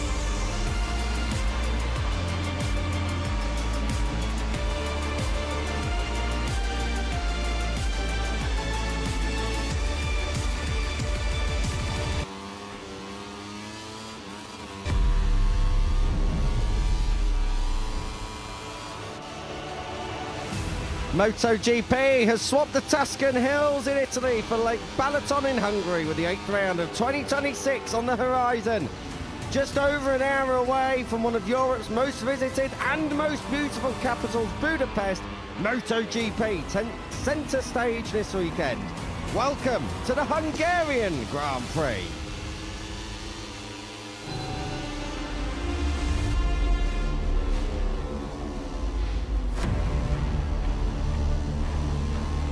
We are a third of the way through the 2026 season, and what a year we've had so far across all 3 classes. Marco Bezzecchi is Italy's new home hero. After victory in Mugello, saw the number 72 add his name to an exclusive club of Italians who have conquered their home Grand Prix on Italian machinery and extend his championship lead. Moto2, Manuel Gonzalez now has over a Grand Prix wins worth of points as he eased to a championship. Fantastic performance displayed last time out. And in Moto3, well, Max Quiles continues to rule the roost, but in 11th place was the first blunder of an otherwise stellar season. It was Brian Uriarte who added his name to the winners list, becoming the 60th difference victor in Moto3 history, the 4th of the season, and the 3rd new winner of 2026. This week we find ourselves at the heart of Europe, next to Central Europe's largest lake and just an hour away from the Danube, Europe's second longest river. A real crossroads of the continent. We're just a few hours away from other major capitals such as Vienna, Zagreb in Croatia and Bratislava in Slovakia. But it's Hungary's domestic tourist hotspot Lake Balaton that welcomes MotoGP Lakeside for a second consecutive season. You're joining myself, Kiko Giles. Elliot York is next to me as we gear up for Moto3 FP1 here in Hungary, and after last year's Moto3 Grand Prix here, we should be on for a tight battle again this year. Good morning. Good morning, mate, and hello to everyone tuning in for FP1 at Balaton Park. A little bit of a different setting compared to what we had at Mugello, of course, but nonetheless, it's good to be here. Lake Balaton is a very nice place to be, especially when the sun is shining, which we do expect to be happening today, tomorrow, and on Sunday, which is good news. Jorge Martin there in the MotoGP title race, P4 finisher here last year, of course, and some fans have turned up already, which is good to see. But yes, it was a very intriguing Italian Grand Prix last time out across all three classes, really. But yeah, Moto3, as fully expected on the Sunday, delivered one hell of a battle at the front, and it was one, as Kiko mentioned, won by Brian Uriarte. And to be honest, that 4/10 gap over the line is something we very rarely see at Mugello. A fantastic move from Uriarte to get that move done on Adrian Fernandez through Casanova. Phenomenal lap. Phenomenal pass, I should say, from Uriarte to go on and win for the first time in Moto3. And there was news after the Italian Grand Prix, Keeper, that we will, of course, touch upon for our latest Grand Prix winner. Indeed there was. When we first saw it in the media centre yesterday, I think we all had a massive, sharp intake of breath. But thankfully it wasn't for Italy, it was for Barcelona. Unfortunately, contaminated fuel, it seems, or fuel that did not meet, oil that did not meet the specification required for Brian Uriarte, disqualifies him from qualifying and the Grand Prix from Barcelona. Now that promotes a whole host of riders, firstly into the front row stats, David Almanza being one of them, but also riders. Thankfully, Brian Uriarte wasn't on the podium, so the podium stays the same, but riders moving up one position on the grid and one position in the Grand Prix from if they were 4th or lower. So a little tweak to the championship standings, but nothing serious at the top. Max Kilos is still dominating, 52 points now. His advantage, it was 64 last week. So it's whittled down a little bit as we get ready for Balaton Park. Alvaro Carpe it is in second place. Adrian Fernandez holds in third. Those three are your top three. There's quite a gap back there, 23 points further back to Veda Pratama from Indonesia. They are your top four at the moment. There are some big gaps between P1 and P2 and P3 and P4, but I remind you, we are just a third of the way through this 2026 Moto3 season, so there are plenty of opportunities for it all to change. The green lights are on at the end of pit lane. That means Moto3 fires into life and Balaton Park comes alive to the sound of motorcycle racing once again in the Grand Prix paddock. The second successive year that we've been here, Hungary has welcomed MotoGP, and we get going then for the opening 35 minutes of action. Where do we start with the stories, El? We've covered Brian Uriarte off from Barcelona. Let's just talk about him if we can from Mugello before we get into some of the other stuff. Fantastic stuff from Brian Uriarte. He really hit the front on the last lap and went full gas, full chat and tried to break them and proved, mainly to the others, mainly to other riders in the field, other classes, I'm thinking in Red Bull rookies, that you do not need to dawdle, you don't need to always be thinking about track position. One qualifying light lap will do it. And Brian Uriarte, in the end, comfortably over the line in P1 for his first ever win last time out from Mugello. Yeah, top job from Uriarte. And as I mentioned, that move at Casanova on Adrian Fernandez was aggressive but clean. And pushed Fernandez a little bit wide, spoke to Uriarte after the race, and he said it was a bit risky, but a gamble well worth taking, and that just put him at the front of the field when everyone was squabbling behind as well. A phenomenal last lap to watch. I don't think it was quite phenomenal for the riders trying to push their way through into the podium places and try and hang on to a podium and a top 5 and a sort of top 10 as well. But yeah, fair play to Uriarte for bullying his way to the front in superb fashion, and just getting his head down and winning the race by just under half a second. And he said since Le Mans, basically, that he's made step forwards. I did try and push him on what he'd feel on the bike within the team, and he was like, I don't really know. All I know is we've made a step forward, whether it's mentality, whether it's something on the bike, whether it's my riding style. We've changed something over the last few Grand Prix, and we did cross the line in P4 in Catalonia. Obviously, has been disqualified from that, unfortunately, but that's no fault of Brian Uriarte. An honest mistake from the team as well. They weren't trying to gain an advantage or anything like that. It's just something like that can happen sometimes. And Uriarte backed it up with obviously that opening victory of his Moto3 campaign. We're expecting a lot more, of course, but Uriarte was keeping his feet on the ground, wasn't getting too carried away, knows that this is his rookie season. A lot of expectation, of course, as there always is, from riders. We've seen that with Rueda, with Carpe, with Keelis, of course, as well, but he wasn't a double champion in the Moto Junior and Red Bull Rookies Cup class. Whenever someone moves up, like Angel Piqueras, of course, as well, as a reigning Red Bull Rookies Cup champion and a Moto Junior champion, a lot of expectation, of course, on the shoulders of Uriarte, especially when you're donning the replicating Myocas as well. So he's taken a little bit of time, said in pre-season that he didn't feel comfortable on the bike, but in the last couple of Grand Prix, we've seen Uriarte take a step forward, and it has birthed his opening Grand Prix victory. So fantastic stuff from Uriarte. Not so fantastic in Mugello for Keelis. Not at all. First real blunder, as I said earlier on, of his 2026 campaign. He could have come away from the Italian GP with the most points ever after the first 7 rounds of a season. That honour is held by the late great Louis Salom, 153 points after 7 GPs back in the second ever Moto3 season, 2013. But Max Keelis just being pushed around and bullied, which is very, very unlike Max Keelis. It's got to be said. Yes, he might not have it always go his own way, but it really didn't go his way over in Mugello. I mean, he was being pushed around by the likes of Eddie O'Shea, who was really, really motivated over in Mugello. So you're allowed to have a weekend off, of course, El. It's not the end of the world. He still sets a class record for consecutive point scoring finishes, did this rider here on your speed, Max Keelis, but he'll be moving on swiftly from the Italian GP. Not the points haul he had hoped for. No, look, that can happen when you're in a group. Obviously, he started from the mid-pack as well, and I was actually impressed with how Keelis did. He had a massive moment, didn't he, coming out of the final corner, turn 15, got the rear end spinning, was out of the seat, and he dropped outside the top 10 to Keelis, and on the last lap did able to pick his way through to be in that podium fight once again, but then was contact. I think it was Marco Morelli just coming into contact with the rear tyre of Hakim Denish at the final corner. That meant Morelli had to sit up, and then I think Keelis got caught up in that as well. So both the Aspar duo lost out at the final corner. So it was a potential podium still after a terrible qualifying really by Keelis standards, and that big moment on the penultimate lap as well. Keelis, we saw pictures afterwards that he was very angry in the box, and you can understand that as well. He's a championship leader, expects to be on the podium at every race and winning pretty much every race as well. It was just a bit of an off weekend. I still think Sunday was an impressive performance from Keelis.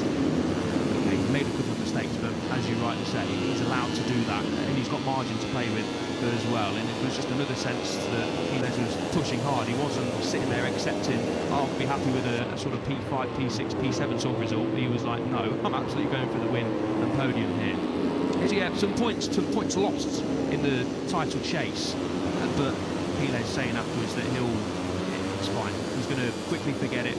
There's a lot of riders, of course, battling super hard. You mentioned the likes of Eddie O'Shea. There's riders in there chasing the first podium, and Alvaro Carpio mentioned this after the race as well, but they also said, look, everyone's here to come and try and win, and when you've got a chance of winning, everyone's going to be pushing as hard as they can. So it was just one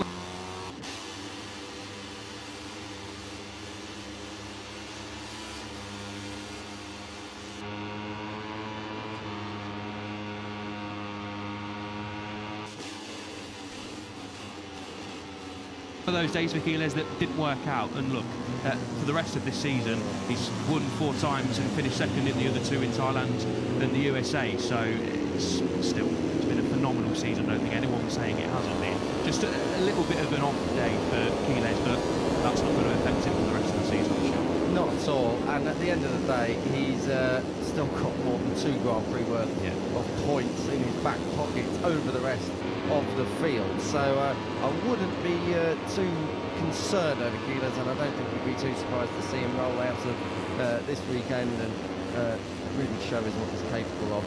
Max Keyless, we know he's a bit of a star, and we know what he can do. It is the first time, though, he comes into one weekend having not qualified or finished inside the top 10 the weekend previous. So a bit of a struggle last time out at the Italian GP. We just saw Valentin Peroni. He is in some really tricky form at the moment. I mean, when you look at his form right now, the Argentinian who was in the victory fight here, this is where he looked so good last year. Valentin Peroni has really had a struggle really since he could go to Jerez. He was 7th in Jerez, then he was 11th next time out at Le Mans, 11th in Barcelona, but he was 12th across the line. Obviously we're thinking in the penalties there for Rino Ralti. He was 18th out last time out, so whatever's going on for Valentin Peroni, whether he had problems of his own last time out in Mugello, but the form suggests that he's in a bit of a rough patch at the moment. Yeah, I spoke to Valentin after the race, and he did say that going into turn 1 on the opening lap, he experienced some gearbox issues that plagued him throughout the rest of the Grand Prix as well. But he did also say that from FP1 he was struggling a little bit on the bike with the feeling. So I don't think Peroni, okay, if he could have got himself into that lead group without those gearbox issues, he would have been more of a factor in the podium fight and victory fight. But you're right, it's not been the greatest run of form so far for Peroni, who we were all expecting to be challenging Keyless, who's on our screens now, of course, on a regular basis, and others as well. Carpy up inside the top 2 in the championship as well. It was here last year, as you rightly mentioned, that Peroni really announced himself, I feel, as a proper contender in Moto3. It just hasn't clicked so far this season for Peroni, but he's still 6th in the championship, got a podium, of course, in Thailand as well. So you do feel like here is a great opportunity for Peroni, as long as he doesn't have any issues throughout the weekend as well, for him to really get back on the horse and have a good podium or a victory chance, get a good result. Not had a top 10 since Jerez, which I don't think we were going to be saying that about Peroni when he stood on the podium over in Thailand. We thought that was a great start to the season and sort of a springboard for him to, you know, be a title contender this year. It's not worked out so far, but there's a long way to go. Peroni, we know, is massively talented, a real star of the future, the young Argentine. So I'm not worried about Peroni just yet, but I do feel like this weekend he's got to have a good run of things, get a good result on a track he claimed a podium at last year as well. But if he struggles this weekend with the general feeling of the bike, then I am going to start to become a little bit more concerned about Peroni going into the rest of the season. But yeah, it was another quiet, difficult weekend for Peroni last time out, so hopefully for the young Argentine he can have a better time of things this weekend. It was his worst GP since Phillip Island last year, when he was 20th at the checkered flag. It was the only other time he's finished a GP out with points, and qualified 22nd that weekend as well. Mugello and Phillip Island, fast and flowing circuit, real high-speed corners, so I just wonder if that's an area where Valentin Peroni just needs to work on at the moment. We're just over 10 minutes into this, I beg your pardon, less than 25 minutes to go. And at the moment, Max Keyless is the rider who is unsurprisingly setting all the fast lap times at the moment, ahead of David Winder from this rider on your screen, David Almanza. Welcome back to David Almanza, of course. Qualified.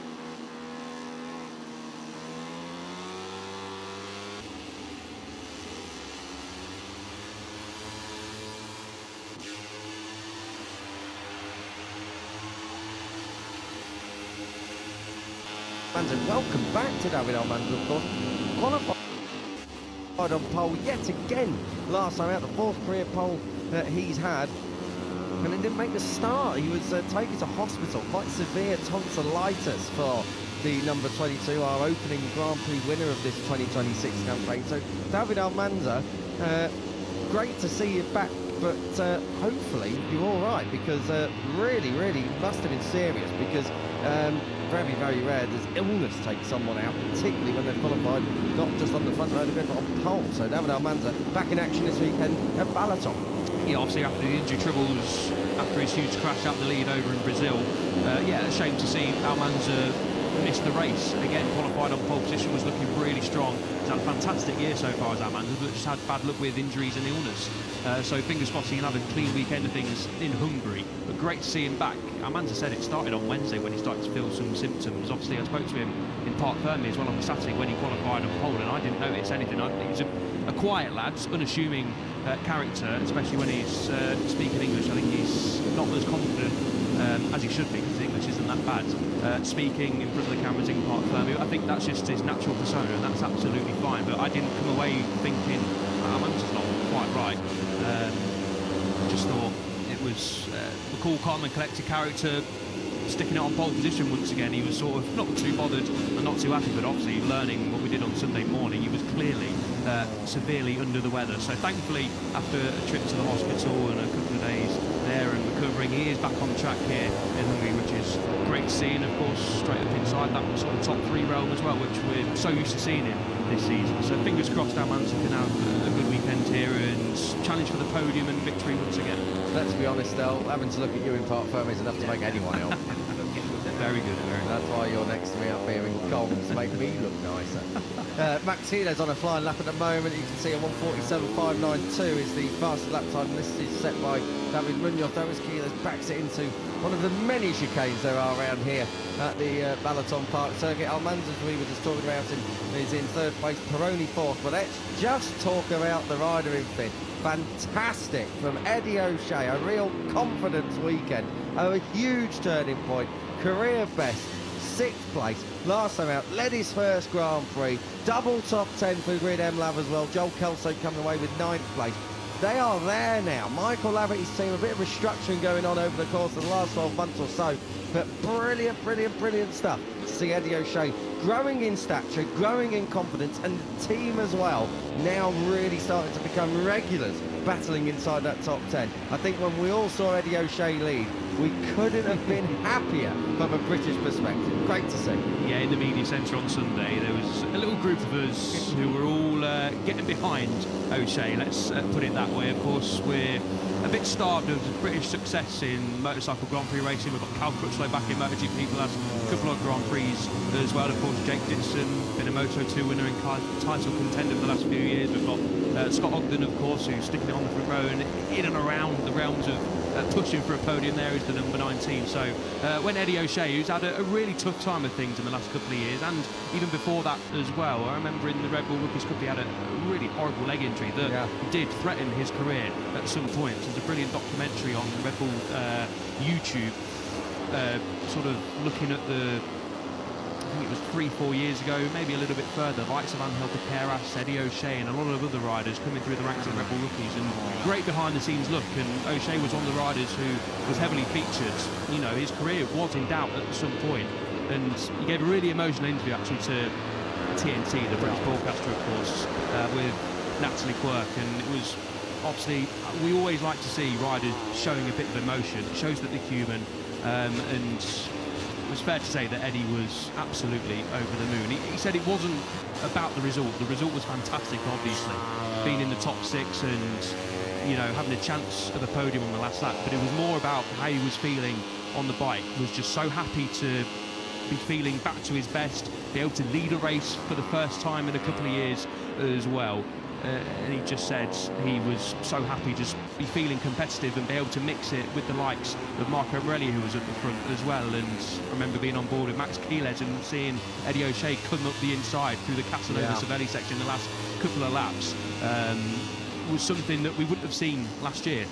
So fantastic from O'Shea, and from a British perspective, we've obviously not biased in this commentary box. When we're out the commentary box, we may be in the media centre when we're seeing one of our own in the front mix. But with fans of all these riders, what they do on a weekly basis is absolutely superhuman. But it is always great, and I'm sure you guys at home supporting your riders from your countries as well have the same feeling. Just fantastic to see O'Shea looking like, you know, the rider that was rising through the road to MotoGP. And just brilliant to see him with a smile on his face, the team enjoying themselves as well. So yeah, I believe he's now got a new pair of running shoes, because Macaulay Webb and Eddie made a little bit of a bet. Eddie said if he leads for a couple of corners in the Italian Grand Prix, Macaulay Webb, the team manager, will have to buy him a new pair of running shoes. If he didn't, Eddie would have to buy him a new pair of running shoes. So I think Macaulay Webb maybe about €100, maybe a little bit more. Running shoes are quite expensive these days for a good pair, as we know. So yeah, O'Shea got a new scooter over in Le Mans, and now a new pair of running shoes and a personal best Moto3 result. So it's been a very good last few GPs for O'Shea, who, with Ariarte being disqualified, now has 3 top 10s in a row. So yeah, really good stuff from O'Shea. Let's hope the next thing he gets is a trophy to take home with him this weekend from Lake Balaton. What a result that would be. I've got to say for Eddie O'Shea, I've known him for the best part of a decade. He was in Cool Crab when I was cutting my own teeth in commentary a few years ago over there, and great to see the likes of Eddie O'Shea, Case O'Gorman coming through the ranks all the way up to Moto3 World Championship. And the other good thing for Eddie O'Shea is he's been in the British talent team. He's had to work probably harder than a lot more riders, because the opportunities don't always come your way. And Michael Laverty's team giving a punt to him at the end of 24, keeping him for all of 25. It looked like perhaps we weren't going to see Eddie O'Shea this year, but I'm so glad we did, and I'm so glad he's back. And I'm more than happy for the team that someone like Joel Kelso has been able to come in, stable teammate on the other side as well, and that Eddie O'Shea and the rest of the Grid Lab team can really show us what kind of pace they've got. And also from the final perspective I want to touch on, first weekend of August, the British GP. If you haven't got your tickets yet, please do, because I think we're in for something special from Eddie O'Shea this year, as well as Scott Ogden and the Brits that are out in force. So yeah, Silverstone, 7th to the 9th of August, don't miss it. British Touring Sport there, Kiko Thank you Giles very much. speaking. But yeah, do get your tickets for Silverstone, because it's the home Grand Prix for us and a lot of the paddock as well, and it's a phenomenal race circuit. It has to be said, one of the best in the calendar. on the calendar. So yeah, we just saw Hakim Denish on our screens, didn't we, Kiko? What? One of the stars. Here we go again. One of the stars of the show. Another rookie who is massively impressing a lot of people in this paddock, and what a podium it was. What a podium, what a celebration it was over in Malaysia. The video that came out after, I think it was MotoGP's pit lane reporter, Jack Appleyard, shared it to us.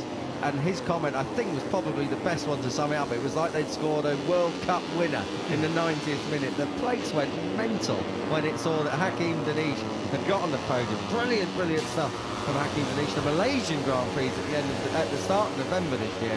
And I reckon with the kind of form that Hakim's on, we're going to have a massive crowd at Sepang. So I mentioned Silverstone.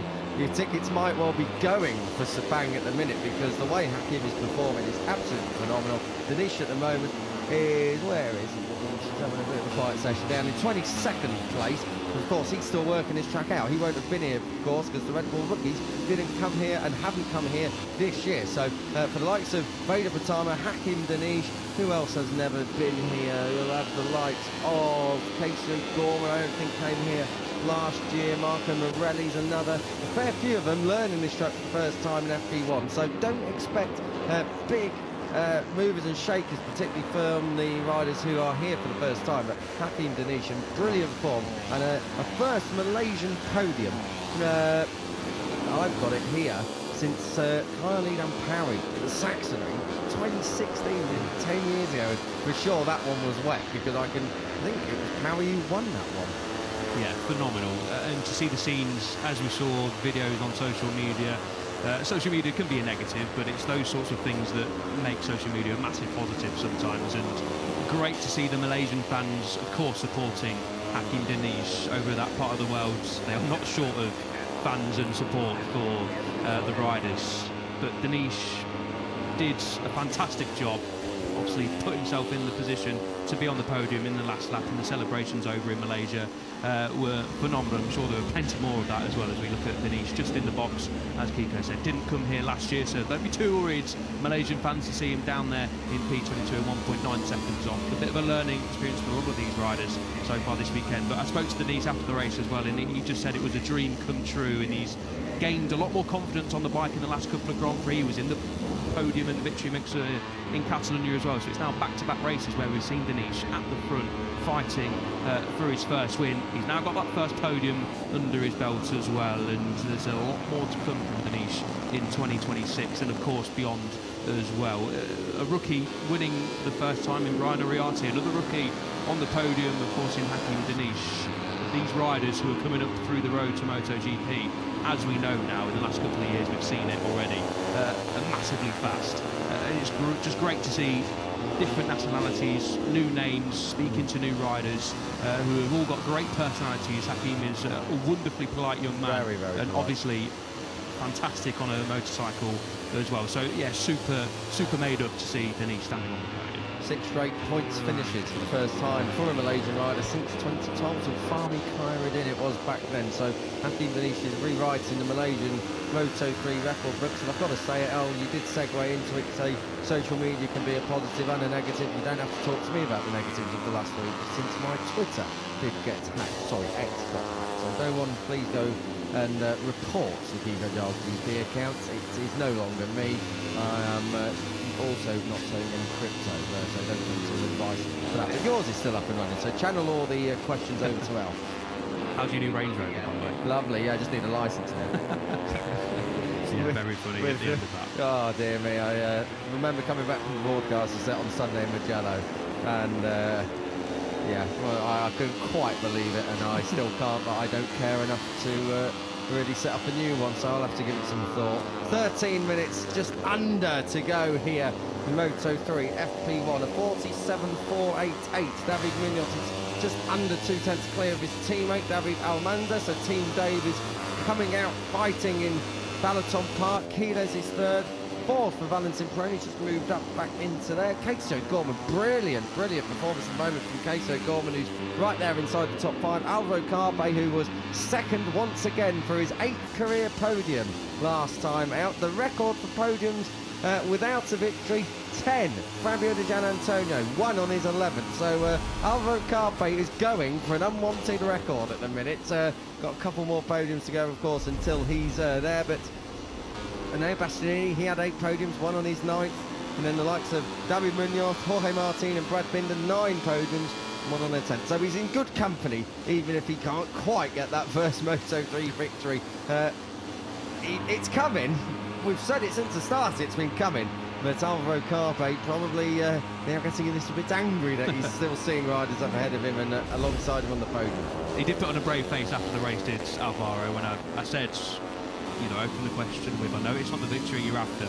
He gave a little smile to that, but was obviously, speaks very well to Alvaro, and he was very proud of the team, very proud of the performance to finish again P2 for the second consecutive race, from starting outside the top 10 as well.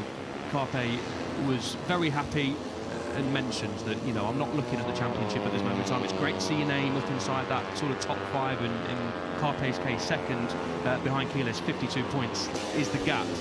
Obviously that's come down after the Italian Grand Prix, but Carpe is just going about his business nicely in terms of a Sunday anyway. Just needs to figure out a couple of things on a Friday and Saturday. But yeah, he was just happy with, like Barcelona, that he was fast on the last lap and was able to fight at the front, got his tactics right, and he says there's a long way to go in this championship. I know I've got to improve, but you know, I'm feeling pretty good, especially on a Sunday, which, you know, if there's any day to be feeling pretty good, it's obviously during the race. And he just said we need to be consistent, and to be fair to Alvaro Carpe, that's pretty much exactly what he's doing. Was 4th over in Thailand, 4th in Brazil, then picked up a P3 over in Austin as well, which could have easily been a win. Also could have easily not finished on the podium. A fantastic fight over in Austin, wasn't it? Which feels like yesterday, but also a lifetime ago since we're at the circuit of the Americas. Back that up with a P5 over in Jerez, of course. Had that no score over in France, but then has returned from Le Mans over in Barcelona, and of course last time at Mugello with a pair of silver medals. So Carpe is just keeping tabs ever so slightly on Quiles. Needs to continue chipping away at that lead, but Carpe isn't stressed about that at this moment in time, and great for the Red Bull KTM IO team to have a 1-2 finish over in Mugello. So yeah, the team obviously are used to winning races, are used to challenging for championships, so do not count Alvaro Carpe out for this title race, because if he can just keep chipping away at things like he's doing, then he's going to give Quiles a bit of a headache. He is, but he's also got to win a race. He has. I've got to say, we're a third of the way through the year. I wouldn't have had I wouldn't have been taking a bet of Alvaro Carpe not on the winner's sheet after 7 GPs, but that's where we're at as Adrian Fernandez makes a complete mess of the final chicane here at Balaton Park. I can tell you just 9 minutes or so on the clock, so business end of this session, a 45.700. It's the all-time lap record. That came in the race here last year. David Munoz, it was who set it. We are about a second and 3/4 away from that at the moment. Munoz as well is at the top of this session. So expect the times to tumble a little bit later on, perhaps. And you can be sure that David Almanza's at the forefront of that. We've got Practice coming up later. I would love to talk about Leopard racing, but I think let's talk about Leopard later on when we get into Practice, because Mr. Guido Pini will be, I think, under quite strict orders that he cannot be facing Q1 again. But as I say, more on that later. Let's give you a rundown of the order at the moment. Munoz, Almanza, Quiles, Peroni, O'Gorman, your top 5. That's remain virtually unchanged for the last 5 or 10 minutes. Carpe 6th ahead of Joel Esteban, Joel Kelso there in 8th, Matteo Bertelli 9th, Eddie O'Shea, and that career best outing in Italy last time out, completing the top 10. Ryusei Yamanaka ahead of Adrian Fernandez, Marco Morelli and Cormac Buchanan there in 14th, Jesus Rios off the back of a top 10 last time out as well in 15th place ahead of Rico Salmella, who's looking to try and get back into points for the first time since the wreck. It's been a really tricky run of form for the Finn. Guido Pini there in 17th place, Vader Patava ahead of Scott Ogden, Brian Uriarte, who was your winner last time out. He's down there in 20th place at the moment. No surprise there because he's still learning the track. 21st for Ruche Moody ahead of Hakim Danish, Leo Ramersdorfer, Adjo Cruz, Nicola Carrara and Zen Matani 2.9 seconds off the pace at the back of the field. But early days yet in this Grand Prix of Hungary weekend. Fernandez just coming through this fourth sector, I beg your pardon, 3 sectors into this lap here at Balaton Park. He's come through it pretty neatly, a lot neater than the last time out. Goes from 13th up to 3rd, so that's a bit more like it from Adrian Fernandez, who now is a top Honda in this session, replacing Casey Gordon.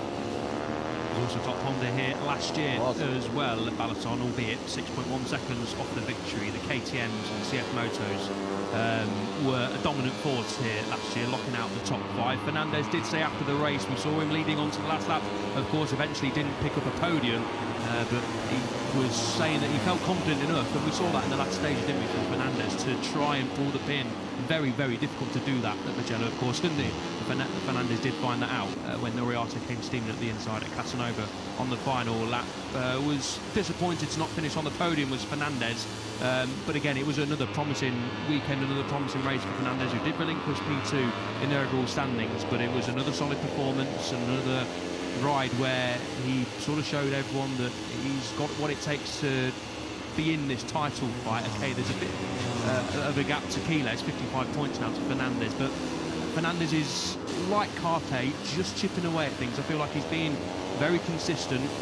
Yes, he's not winning races at the moment, but he's always there. You feel like the 31 is always there or thereabouts. So this weekend we'll see if Honda can bridge the gap to the KTMs and CF Motos, etc. Compared to last year.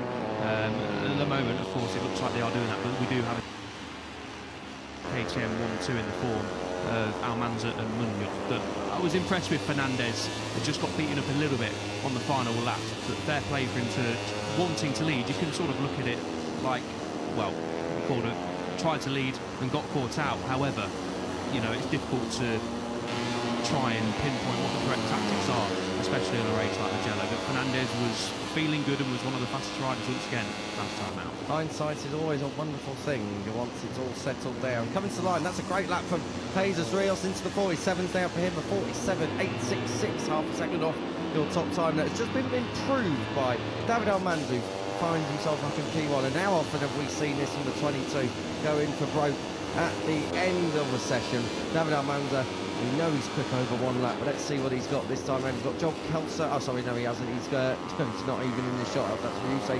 Yamanaka, who's just behind Joel Kelso at the moment. I think we're going to look at Ruche Moody, though. He's behind both of them. And Moodley's coming to the line. It was on a decent opening couple of sectors. Time's gone away from him in that 3rd sector. David Almanza is in that final sector now. He's probably just working his way through the complex. This chicane ends this lap here. Almanza, who's P1 and a 10th under his own time at the moment. second, and we come to the line and improves it by a quarter of a second. Very good lap indeed from Almanza on a 47.1. Here, of course, for the first time on the KTM, he was on a Honda.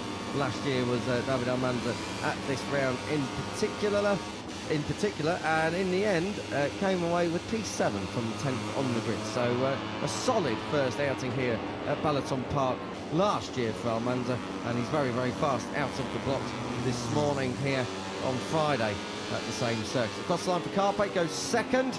Good stuff indeed for Carpe now, a 47.444, just over 3/10 adrift of the number 22 who lies in P. Yeah, strong lap for Almanza, that wasn't it, to be, well, was 3 and a bit more tenths ahead of his nearest challenger. Now teammate David Munoz has jumped up to P2, so as we've seen so often in 2026, it's a Liquid Money Dynavol intact GP 1-2 in Moto3. They come out the box firing, don't they, Munoz and Almanza? Was that a bit of a moment for Munoz, or was he just trying to say a polite, or not, good morning to Marco Morelli? I think that was on the outside. Quiles, heavy braking zone into turn 15.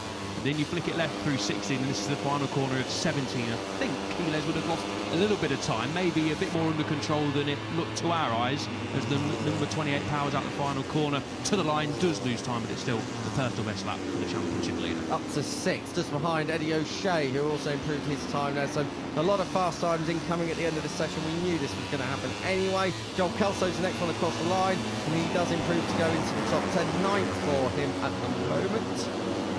Improvers further down the field. Ruche Moodley just moved up into 14th place as well, just in front of Casey O'Gorman. Alvaro Carpe, as you can see with the graphic on the bottom of your screen, and now as we pick him up on track, coming through the penultimate chicane, and then through this fast left-hander that channels him down into the last chicane. Carpe is 62 thousandths of a second up, 600ths of a second up, coming down into 15, 16 and 17 now.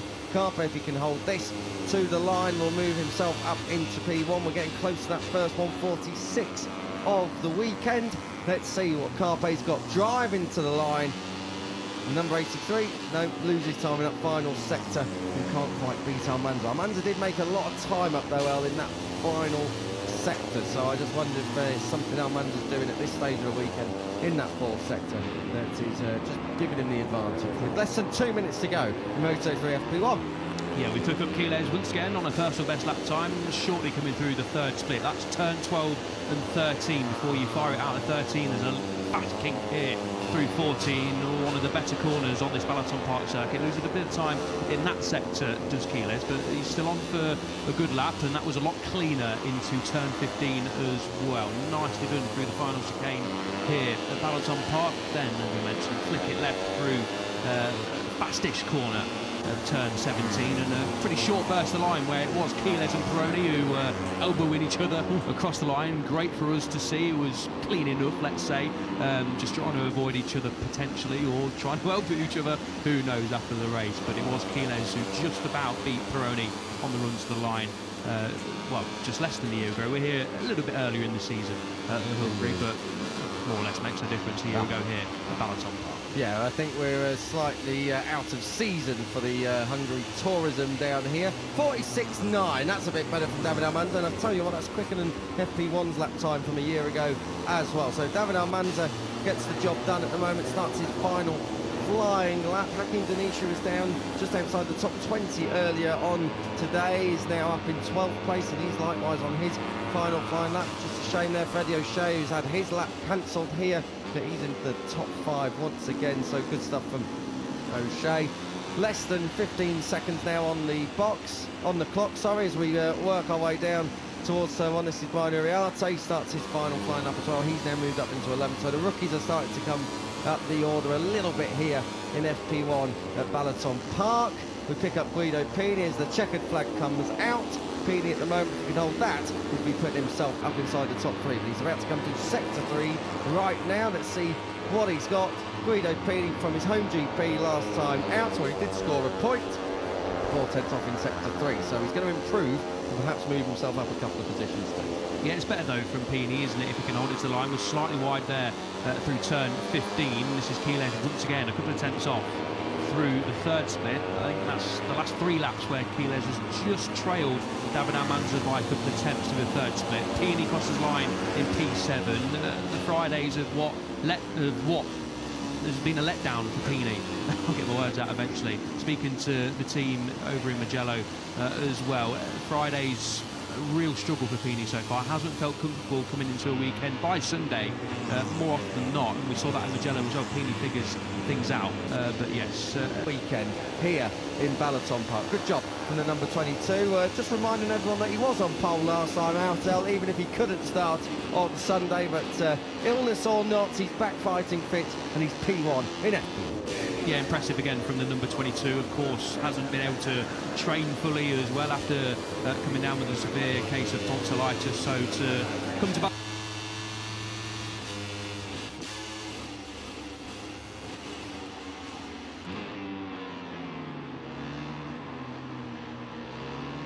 Balaton Park for the first time on a KTM and stick it in P1. Again, a reminder that Almanza has got a fantastic base setting on the KTM and he's feeling far on Friday morning. Good job there from the 22. Good job late on from Carpe as well. It's KTM's 1, 2, 3, 4. Munoz third.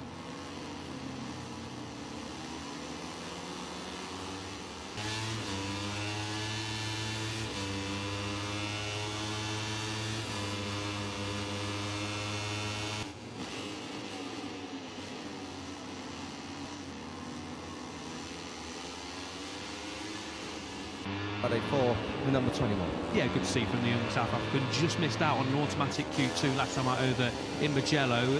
Never really got going in the race for Moodley, but was under 10 seconds away from the win. But unfortunately at Mugello, when you're under 10 seconds away, 9.6, it sometimes means you finish P21, which was the case for the South African. But more to come this afternoon. Indeed there is, and David Almanza will be hoping for more of the same. He's P1 so far here at the Hungarian GP, FP1 done and dusted. Alvaro Carpe second, Munoz and Moodley third and fourth. Kelso in the top 10 last time out for the first time in 2026, top 5 this morning. Fernandez, O'Shea, Quiles, Pini and Salmela completing your top 10. A few riders outside the top 10 who you'd be expecting a little bit more from. You could look at Valentin Peroni down there another Friday morning. It's quite difficult for the number 73 down there in 19th place. Casey Gorman in 16th place, behind, 2 places behind Brian Uriarte, your latest Grand Prix winner. Expect those guys to come good later on today. But Moto3 action done and dusted this morning, so that means Moto2 is going to be coming up next. All the stories, headlines and gossip to be coming your way with Lewis Sudbury and Elliot York. Lewis has already moved up here into comms, so that means Moto2's on its way very, very soon. As for Moto3, Vader Patama 26th here on the timing screens of 49.169. The Indonesian at the back of the field, but you can be sure that he won't be there for the rest of the weekend. David Almanza back from illness, back in P1. Good job from the 22. Moto2 coming up next. Enjoy!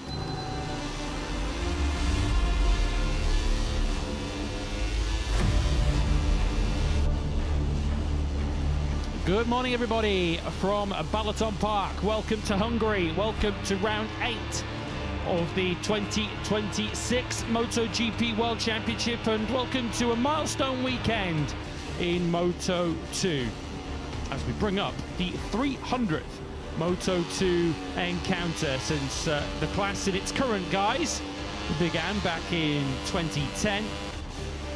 Which has propelled so many of MotoGP's current stars on that road to the Premier class. Marc Marquez, of course, 2012 Moto2 World Champion. More recently, Pecco Bagnaia, Pedro Acosta have all gone via this route up into MotoGP. Could we potentially be adding the name of Manu Gonzalez in the future to those names to take Moto2 world title glory and potentially go on to MotoGP in the future? The door not yet closed on Manu Gonzalez as he continues to strive for a place on the Premier Class grid next season. so much going on behind the scenes in MotoGP to try and make Manu's dream a reality. Of course, we do have a number of Moto2 contenders this year who, if we believe the word on the street, are already set for MotoGP in 2027. The likes of Ethan Guevara, who's second in the World Championship, who looks set for a move to Prima Pramac Yamaha in the Premier Class. Of course, he's part of the Pramac Moto2 squad this year. Danny Holgado looks set like, because he's going to be a part of the MotoGP grid next season with the Gresini team. David Alonso, after a very poor recent Italian Grand Prix, it's not going to jeopardise his MotoGP prospects as he looks set to move up to the factory Honda team as a rookie next year. Of course, winner of last year's Hungarian Grand Prix. So much of the talk from a Moto2 point of view at the moment is on whether Manu Gonzalez is going to join them in the ascent up from Moto2 to MotoGP. He's certainly doing all he can at the moment to showcase his talents with back-to-back victories, which have seen him really wrestle control of this Moto2 World Championship. 34.5 points is his advantage over Ethan Guevara, who, by his high standards of 2026, had a tough time of it on the Sunday in Mugello, only finishing in 7th place. Celestino Vietti, after a rousing recovery from a qualifying mishap, he's just 2 points further back in 3rd place in the World Championship. It's a very good morning to you from the commentary box. I'm Sotheby, alongside me is Elliot York, who you've already heard from if you were watching the Moto3 session earlier on this morning. Morning to you, El. And Manu Gonzalez lands in Hungary on the back of back-to-back Moto2 victories. Feels like he's trying to prove a point to Moto2 rivals and perhaps more pertinently to MotoGP team managers. Good morning, Al. Good morning, mate, and hello to everyone just tuning in for Moto2 FP1, and fair play to you for doing that as well. Yes, two very different victories over in Catalonia and Mugello. Catalonia was all about conserving your tyre wear, conserving your energy, and then pounce at the right time and showing phenomenal pace over at the Catalan Grand Prix, which Gonzalez described as the best Grand Prix, the best race of his life, and then he backed it up with arguably an even finer performance over at Mugello to win by 5.3 seconds, and in reality it was probably a little bit more than that as well. Gonzalez was able to cruise over the line.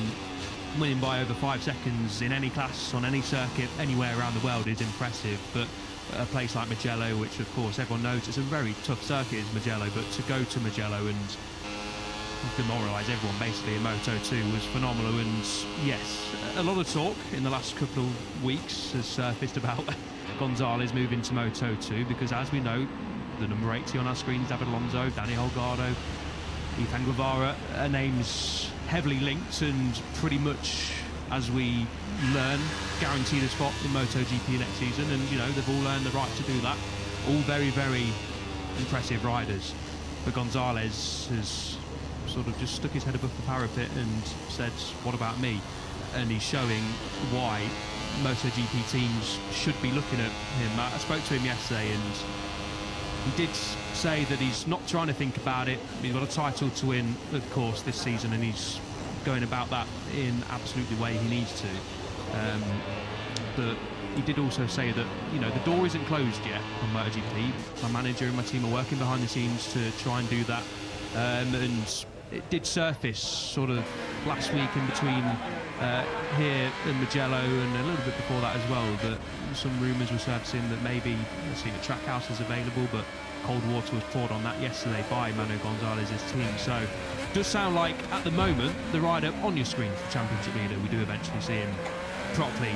Manu Gonzalez is absolutely not guaranteed a MotoGP ride, that we know, but he is doing all he can to make sure he is not being ignored by MotoGP teams. And the way he spoke yesterday was very good. He's always open and honest, gives a great interview, a great person to chat to is Manu. And if a MotoGP ride doesn't come about in 2027, a lot of people, pretty much the whole paddock, will feel a little bit of sense of injustice. That's not to take anything away from the riders who will be moving up, but when you're a title challenger for 2 seasons in a row and to come back from the disappointment from last year and prove again that you're one of the best, if not the best rider at the moment, definitely the best rider at the moment in Moto2, it's going to be very harsh to not see Gonzalez given a chance in MotoGP. It's a brutal world out there, as we know. It's elite sport, and you know, sometimes you don't get the... Obviously in the next few weeks going to learn whether that's going to be the case or not, but what I took from it was the door isn't closed, but it's going to be difficult. Just keep on winning, I guess, will be his message, and absolutely hammer that message home to MotoGP team managers that you'll be a fool not to sign me for 2027. He's taken 90 points from the last 100 available in this Moto2 season, which is why he has really grabbed control of the World Championship. Here's another young man who might yet be MotoGP next season. Door not closed for Senna Agius either, with perhaps his likeliest route into MotoGP next season coming by. Perhaps his likeliest route into MotoGP.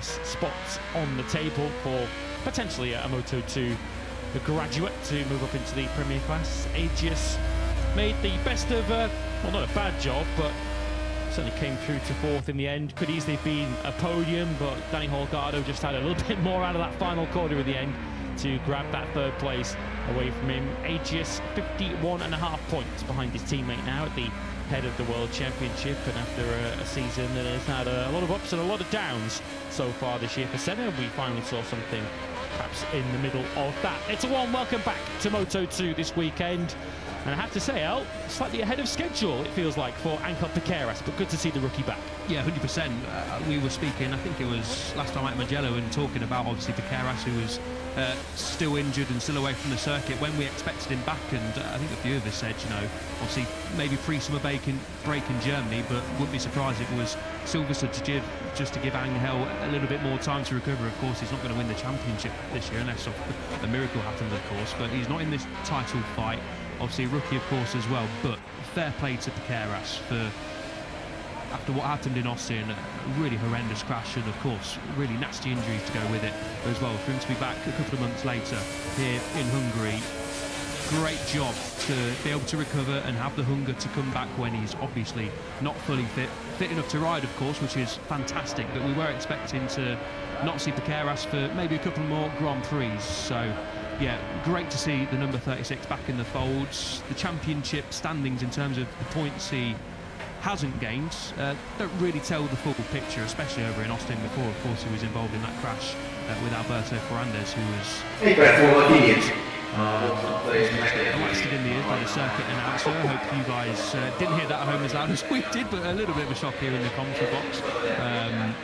But yeah, unbelievable to see Piqueras back, because he was just started to build nicely into Moto2, wasn't he? I mean, just started to build. He'd only had 2.5 Grand Prix pretty much to do that, but was really impressive, probably the most impressive rookie, I think, coming into the America's Grand Prix, and then of course qualified, I think it was P4, wasn't it, over in Austin, then got bumped up to the front row after, of course, David Alonso got disqualified from qualifying. So Piqueras was on for a fantastic result before he was unfortunately involved in that crash. So great to see a real rising star in Moto2 back in the fold, and just fingers crossed he gets through this weekend unscathed, doesn't have too many crashes, doesn't re-injure himself at all. So fingers crossed it's a clean weekend, back on the bike, get back into the groove, and of course we've got a weekend off coming up, so Piqueras to get mileage under his belt, then go back home, train, recover, and then come back fitter, of course, for the Bordeaux at Sunderland. I think if we're being fair to Angel Piqueras, I think we need to be looking maybe Silverstone time after the summer break to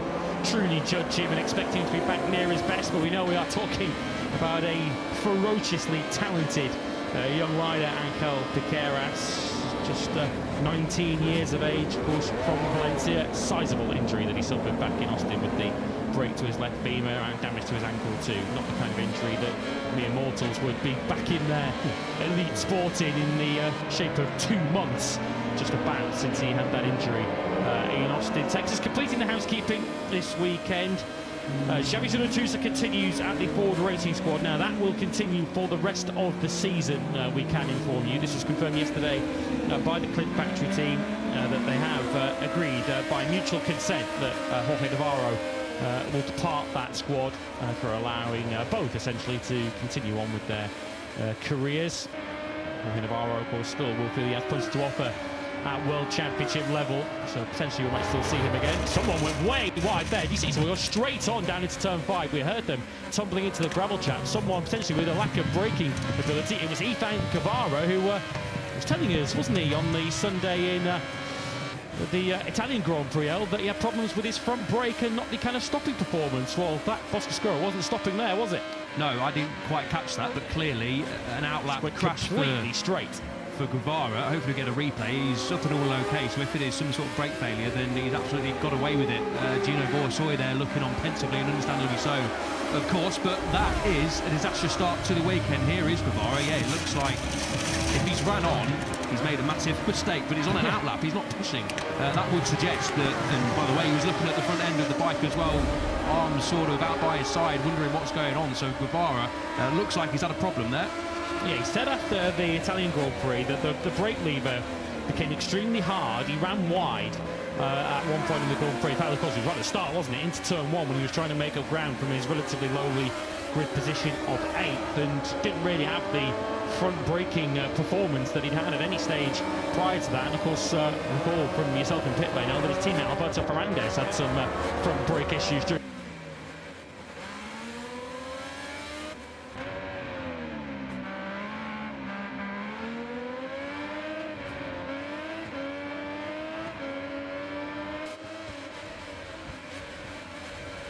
qualifying too. So it's not good for the old confidence, is it, when the first heavy braking zone you arrive at on this Balaton Park circuit on your outlap and your bike ain't stopping the way it's supposed to. No, and obviously this is the first time he would have rode since, of course, parking it at the end of the Grand Prix over in Italy, and as you rightly mentioned, that is not good for the confidence at all. When he hopefully heads out for the rest of the session, he's going to be very, very cautious about when he brakes, and obviously these guys are used to going around at 200 plus kilometres an hour and much better head spaces and do magical things on a motorcycle, but something like that will understandably heavily knock the confidence of Ethan Guevara. And you rightly point out as well, I remember in pit lane that Alberto Ferrandis was suffering with his brakes in qualifying as well, so hopefully they're not linked. Sounds like they might be though down there at Pramac, and a bit of work to do there to get Ethan Guevara's bike. Didn't quite see the full extent of the damage, but of course need to sort those front brake issues out, because you do not want to be heading out with brake issues, I mean anywhere, in any situation, especially in a motorcycle Grand Prix. It's effectively a session behind now, everybody, isn't he, in this Moto2 weekend, unless they can, as you say, get that bike back to the pits, where he won't have actually far to go, because turn 5 backs on to the main straight here in Balaton Park, albeit on the other side of the racetrack to where the pit lane is. So he's going to have to try and get that bike across the racetrack somewhere, back into pit lane to try and diagnose the problem that caused him to run on and fix the damage from the crash. Returning to the housekeeping then, as we've mentioned, Navarro departing the forward team by mutual consent. That's why you saw Xabi to the twos on the racetrack, and we'll see him for the rest of the season. And of course, we have seen in the last couple of Grand Prix, as Ethan Guevara is now back in the Pramac box. I'm not sure that his bike is there with him to begin the repair job. He's very puzzled as to what happened there, essentially suggesting that there was nothing of his making that caused Boscascuro to go straight on. But now Mario Aggi once again. Now we're not expecting him for the next couple of Grand Prix. You'll see Guevara, I think, off in the background. There he goes, disappearing straight on and just dropping the bike down on its left-hand side before he makes it towards anything a lot harder. But we also welcome back into the Grand Prix paddock and welcome into Moto2 for the first time in place of the injured Mario Aggi, who, as we told you last weekend, has had surgery on a cervical fracture which is affecting his C6 and 7 vertebra. A rider that we know very well from Moto3, and I think we're all delighted to see him get a first Moto2 World Championship opportunity on the 22. It's Jacob Ralston. Yeah, great to see the Aussie back in the fold, of course. Moto3 the last couple of years, and then was unfortunate to miss out on gaining a full-time ride in Moto3 last year, but has moved into the Moto2 European Championship, riding for Team Chiatti on a Boscascuro. Had their first weekend a couple of weekends ago, the weekend after the Catalan Grand Prix, the Moto Junior Championship. A couple of P7s in his opening 2 races in the Moto Junior Championship, and now, of course, unfortunate to replacing an injured rider, but we do say when riders like Jacob Ralston don't get the opportunity they feel and others feel that they deserved in Moto3 and in the Grand Prix paddock, that, you know, the name of the game in MotoGP is sometimes riders get injured. It's the nature of the beast, unfortunately. So for Ralston to be able to step into the Honda Team Asia fold is a good opportunity to see what the Australian can do, running the number 22, I'm told, because of Chad Reed, the motocross and supercross legend, of course, a fellow Aussie to Jacob Ralston as well. So a proud moment for Ralston to be sporting the number 22. And yeah, just good luck to Jacob Ralston this weekend. Great to see that riders getting a chance, and it is absolutely a chance if Ralston can have a good showing Shop here. window time. Exactly. Put himself in the shop window for teams to have a look at him. We know the talent that Ralston has. Was a top 5 finisher in Moto3. So yeah, fingers crossed Ralston can have, first and foremost, a good weekend here, have a good season over in the Moto Junior Championship in Moto2, riding off Scoro. So it's his first time on a Calyx this weekend as well, so a different challenge, of course. So yeah, good luck to Ralston, and good to see riders getting that chance that I think we feel, a lot of people, the Aussie fans will certainly feel, and Ralston as well deserves. Yeah, we wish him well this weekend. Won't surprise you at all to learn that Manu Gonzalez is your early leader in his free practice 1 session, but what has already caught the eye is his margin at the moment. He's at 8/10 of a second clear already at this early stage of the weekend of his teammate Senna Regis, and he's going even quicker at the moment on this current lap. He's in the 4th sector now, so we'll get Manu Gonzalez over the line in a moment before we discuss him at great length, because when we do, he might be a full second clear of the opposition in the very, very early stages of this Moto2 Grand Prix of Hungary. Here he comes, the number 18, across the line to a 1:41.803. His advantage has actually been cut to a quarter of a second over Philip Salach, but it was a second over Senna Regis at the time he went over the line. And do we get the real feel from Manu Gonzalez at the moment that this is a rider being fueled by the potential rejection that he might feel in recent times from MotoGP team managers? As we said, the door isn't completely closed, but it feels as if Manu Gonzalez is out there to leave the MotoGP team manager of the world in absolutely no doubt as to how good and how ready he is for MotoGP. Yeah, 100%. You're not going to be fueled any more than that when you feel like you've been given not the chance you deserve to move up to GP, and the other scene. Obviously, Diogo Moreira deservedly moved up last year, but when you jump on a GP bike at a test in Aragon and massively impress, you sort of feel like you've shown a little bit what you can do just on one test day. We're on board with Manu Gonzalez now. That's flicking it through turns 9 and 10 before we get to turn 11 along. That penalty loop is just on the outside of this corner. Where he lost the win last year, wasn't it? Yeah, exactly that. And it was a fantastic fight in the latter stages when David Alonso just reeled in Diogo Moreira and Manu Gonzalez. And this is into turn 12, flick it right through turn 13, another chicane. One more to go on this lap before it finishes. This is the fast kink of turn 14 where you click it through sector 3, and it was a fast sector 3 as well. A great time to hop on board with Gonzalez, the championship leader. A difficult braking zone to get right, which he doesn't do there. Gonzalez into 15, chucking it left into 16, and then this is turn 17 before. It's a bit of a short, sharp burst to the finish line. There it is, just coming over, and Gonzalez, understandably, after the small mistake there at turn 15, just loses a little bit of time. But he is riding like a rider who has got a point to prove, and he absolutely does. And I just hope that Gonzalez, I think, like a lot of us now, after the last couple of performances, I hope that he does get that chance, because no matter who it is, when you're leading the Moto2 Championship for a couple of years in a row now, and putting a performance like this together on a consistent basis, winning the last 2 Grand Prix, the last one in dominant fashion, potentially going to win the championship, who knows? We'll find that out in the next few months. A long, long way to go. There's still a few riders, including the number 28 of Guevara, who has his bike back in the box now, which is good to see, that will feel like this championship isn't over. And there's a lot of talk about Gonzalez being the dominant force, and rightly so. He's nearly 35 points clear in the championship. But the job isn't done yet. Manu knows that. However, what we want to see is the fastest riders in Moto2 getting a chance in MotoGP. That's sort of how the ladder works. So if Gonzalez does miss out again, he'll feel hard done by. I think a lot of people will feel hard done by in terms of not seeing the fastest riders coming up get a chance. But as we know, there's limited seats, so obviously only 22 of them. There's other fast riders on this grid, like Senna Regis, of course, as well, on the other side of the box, and a lot of fast riders, as we know, in MotoGP, as Gonzalez is set to move the goalpost a little bit further on this lap as well. So he is riding like a rider who has a point to prove And I've just been so impressed with Gonzalez after the disappointment of last year. Questions were asked. Is Manu ready to fight for the title once again? And I think the answer is a resounding yes. 1:41.078. That is now within 7/10 of the lap record, which was set by Diogo Moreira last year. That was set in a practice session.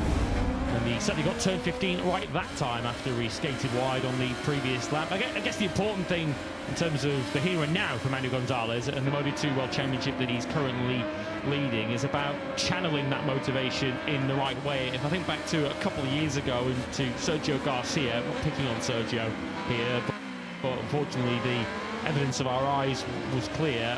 Once it was clear that he wasn't going up to MotoGP as he was leading the Moto2 World Championship in the summer, it had a real detrimental effect on him, to the point that his team manager at the time down at MSI openly said it to you, didn't he, in pit lane, that he was suffering perhaps mentally from the effect of losing a potential MotoGP ride. You could potentially make a case that Joe Roberts in that same season in Moto2 had a bit of a drop off when he was unfortunately finding the MotoGP door slammed shut in his face. So if you're Jürgen Ling, Peter Erdl, the intact GP family down there, if the potential of a lack of MotoGP opportunities coming Gonzalez's way is fueling him, is actually seeing him go to bigger and better things and to greater heights in Moto2, I think you're quite happy to let that frustration fester, let that fire burn inside Manu Gonzalez, because it's seeing him become a better rider. I guess if it starts to impact his morale and you start to see him try too hard and over push, I guess then that's when you potentially have to have a word with him. Yeah, exactly that. I mean, 8/10 clear in FP1. I know there's 27 minutes to go, but another sure sign that the 18 on our screens is feeling good. And he did say after the Italian Grand Prix that they hadn't felt 100% for a lot of this season. He's been feeling good on that Calax Triumph, but not 100%. I do feel like, from what he was saying afterwards, that he is now pretty much at 100% feeling. He's got that mojo back that he had on a Friday last year. He's now got that back this year. He's made the improvements they need to make, and he did say that he didn't go over the limit once in the Italian Grand Prix, which is quite a worrying sign for your rivals when you're finishing pretty much 6 seconds clear of them and you're not really pushing the limits. And just said that he now has the points advantage where he can breathe a little bit.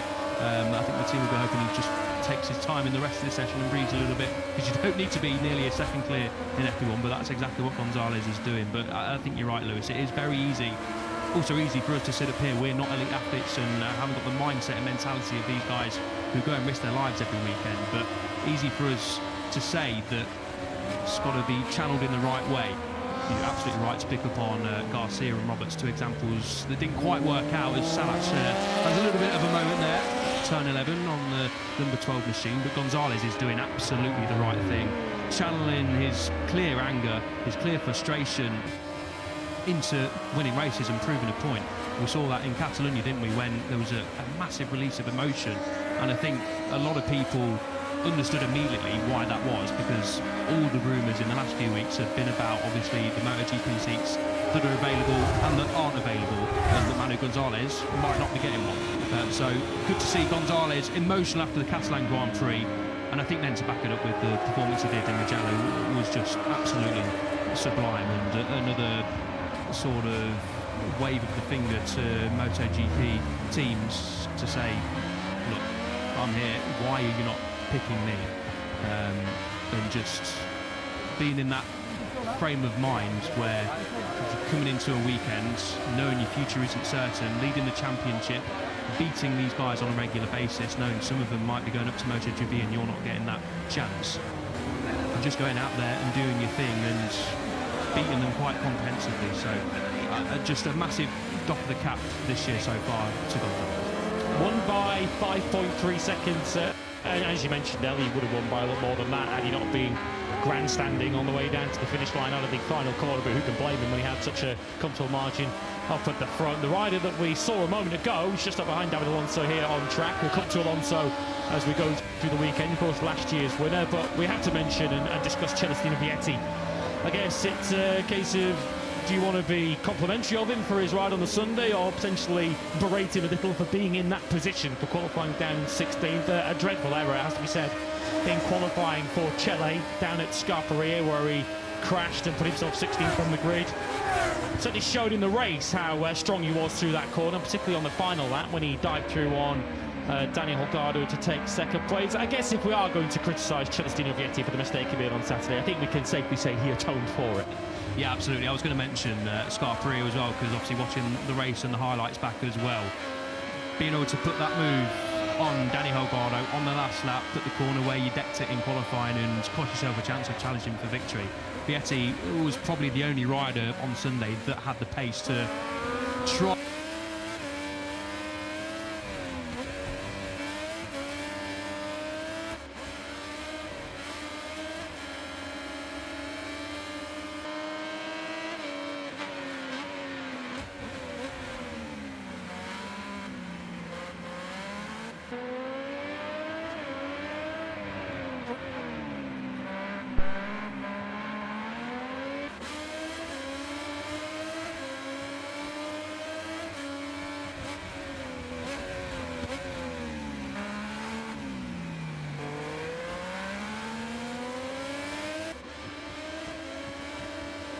Behind Gonzalez, it could have been a lot worse than that. If we were sat there on Sunday morning thinking, what's the best Vietti can muster up? We knew he had great pace. The Italian crowd behind him as well. I don't think behind Gonzalez, it could have been a lot worse than that. If we were sat there on Sunday morning thinking, what's the best Vietti can muster up? We knew he had great pace. The Italian crowd behind him as well. I don't think a lot of people would have thought Vietti would be finishing second. The top 5 probably was what we thought was achievable for Vietti, so fair play for Celestino for going out there with the pressure on his shoulders as well. We had a lot of making up to do to the team and to himself and to the fans there as well, and he absolutely did that. So great stuff from Vietti to limit the damage as much as you could do in terms of the points gap, because Vietti will feel like he's a title contender, and it was a special one for Vietti, standing on the podium, of course, for the first time at the Italian Grand Prix, and not the fashion he would have wanted to do it in, but showing exactly why Vietti can be considered a title contender this year. Back-to-back podiums for just the 3rd time in his Moto2 career, and the first time in a couple of years since he was 3rd at Silverstone and then went on to win in Austria back in the 2024 season, when of course he was on a Kalex. That was when he was a Red Bull KTM IO rider. Now of course very much at home at the Speed RS Boscoscuro squad. Vietti's currently 11th in this session. Didn't make it past the first corner here last year. Did Chele after he had a nightmare qualifying session, even worse than a week ago in Mugello, when he qualified down in 23rd place. Did Vietti, and then he was skipped about in a crash involving, amongst others, Darren Binder down at the first corner.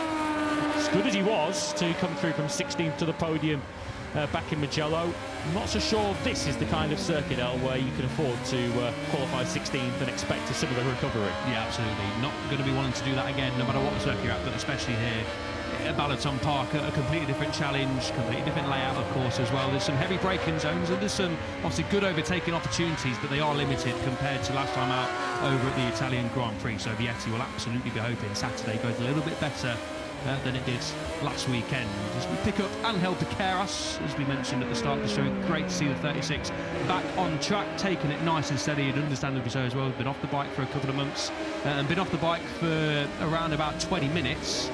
Is Ethan Guevara back on it now, hopefully, for the rider second in the championship.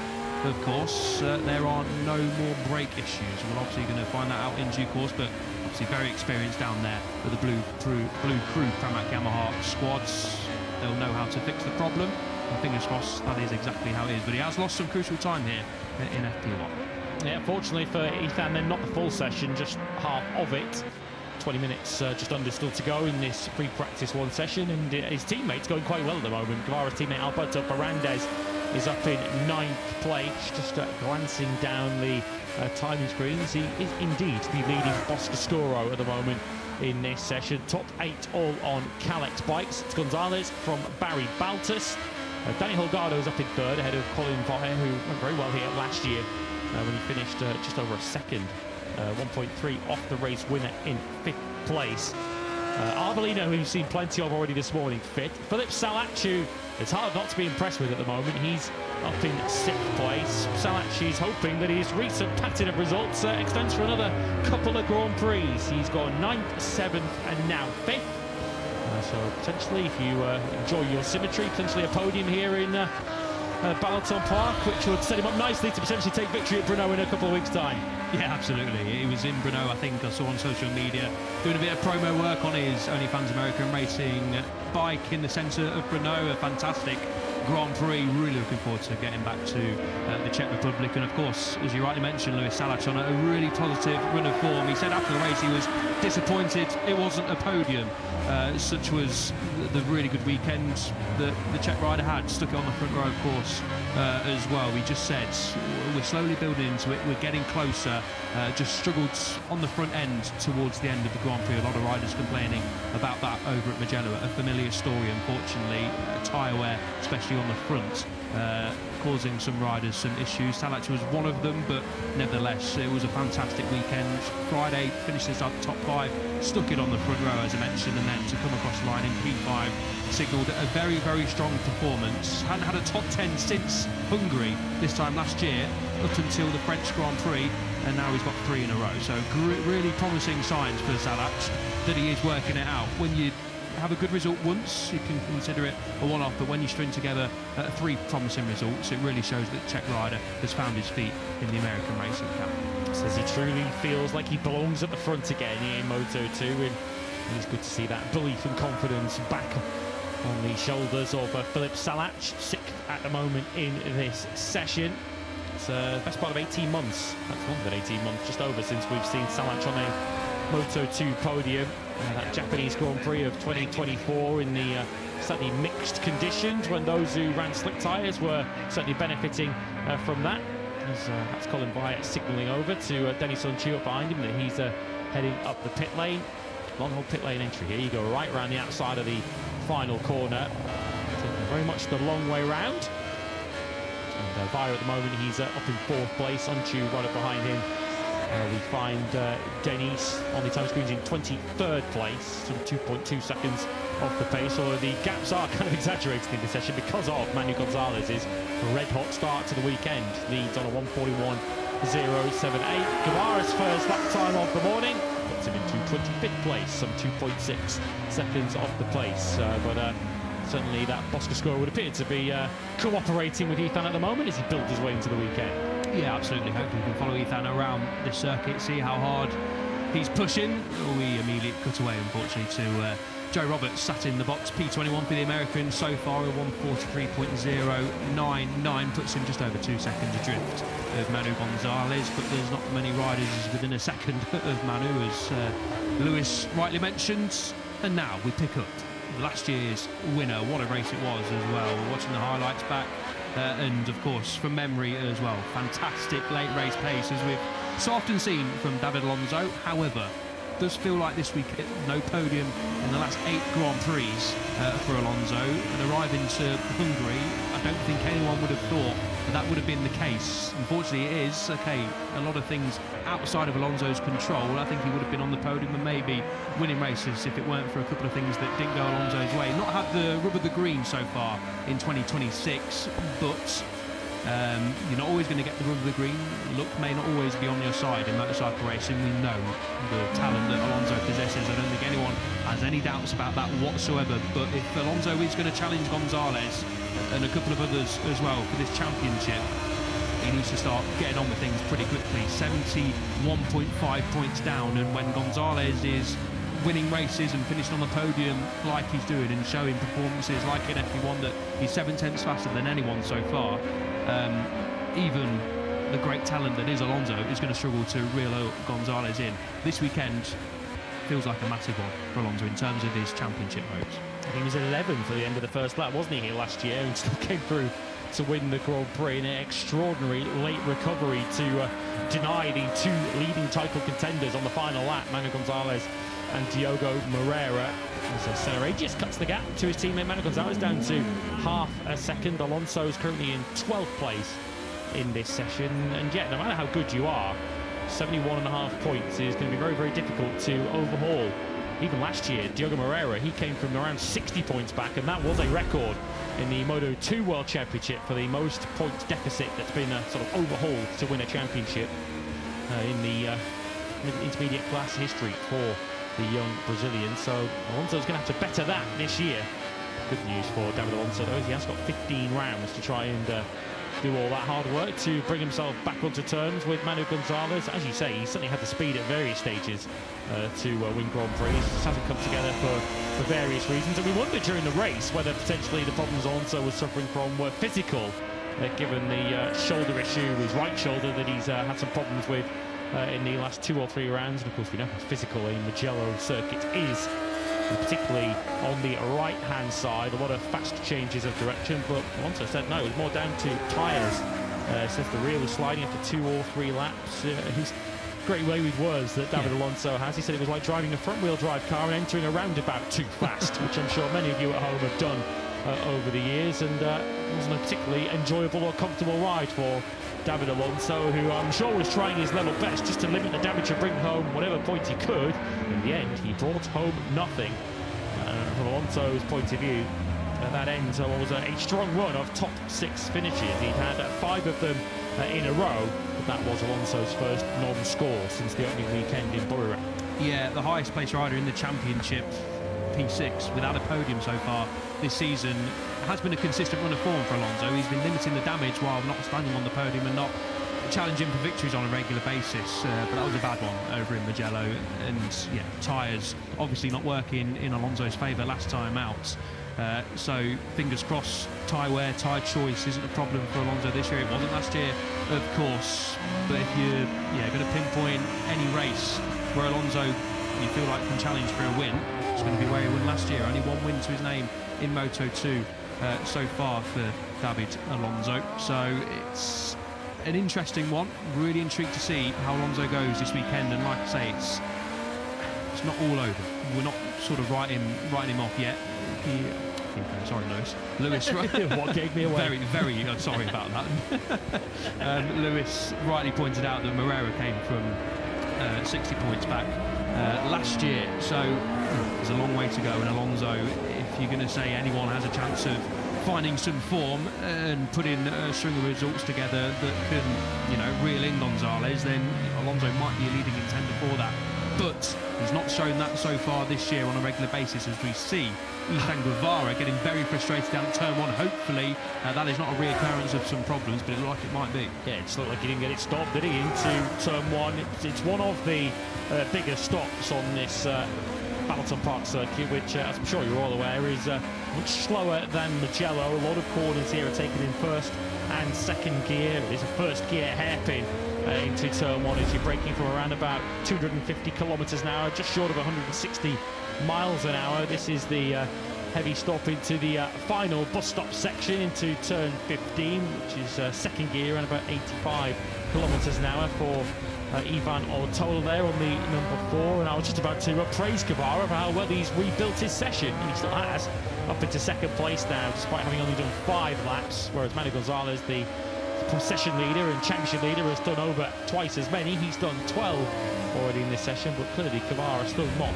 wholly happy with how his Bottas scorer currently is behaving. We follow Ortola and then drop a couple of corners further up the road to Philip Salat, who's on a much more interesting lap at the moment than Ortola is, but I think we have to voice our sympathies for Ivan Ortola, who was fading already, it has to be said. Whether he would have finished on the podium anyway, we'll never know. Difficult to really understand whether he was dropping back because he was starting to run out of fuel, or whether he was dropping back because he was out of tyres and then happened to run out of fuel at the same time. That's certainly what the understanding is. That's certainly what we're hearing in the paddock, that perhaps it was a breakdown of communications, perhaps a bit of brain fade, whatever it was, doesn't matter now. Ivan Ortola left Mugello with no points, but certainly deserves credit for being the only rider to come anywhere near close to keeping Manu Gonzalez in sight in Mugello. Yeah, and Gonzalez said afterwards that he wasn't expecting too many riders to be close, but when he saw Ivan was close to the opening exchanges, it did make Gonzalez push a little bit more. That upped the pace, and maybe that saw Ortola, as you rightly say, was starting to drop off a little bit.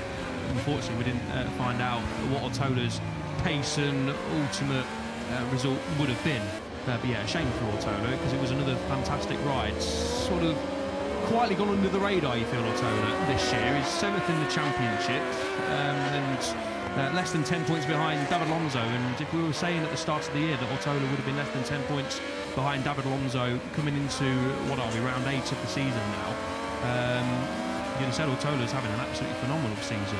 And, you know, I wouldn't describe it as phenomenal, but obviously picked up that podium over at the French Grand Prix, backed that up with a P4 over at the Catalan Grand Prix, and was well inside that podium hunt last time out as well. So I've been really impressed so far this season with Ortola, and just unfortunate that it was a bit of bad luck and, as you say, a bit of a breakdown in communication, it sounds like, within the team. An honest mistake, not putting what sounds like enough fuel in the tank for Ortola to not finish the Grand Prix. So unfortunate end to another promising weekend for Ortola.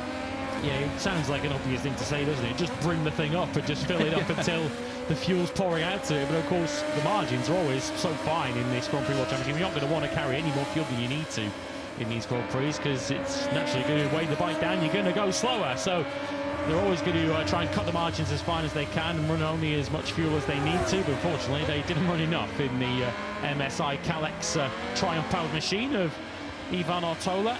Philip Salac now moves back up into 2nd place, and, well, Ethan Buckball might smile as he watches Philip, certainly in the best form we've seen him in for quite some time in Moto2.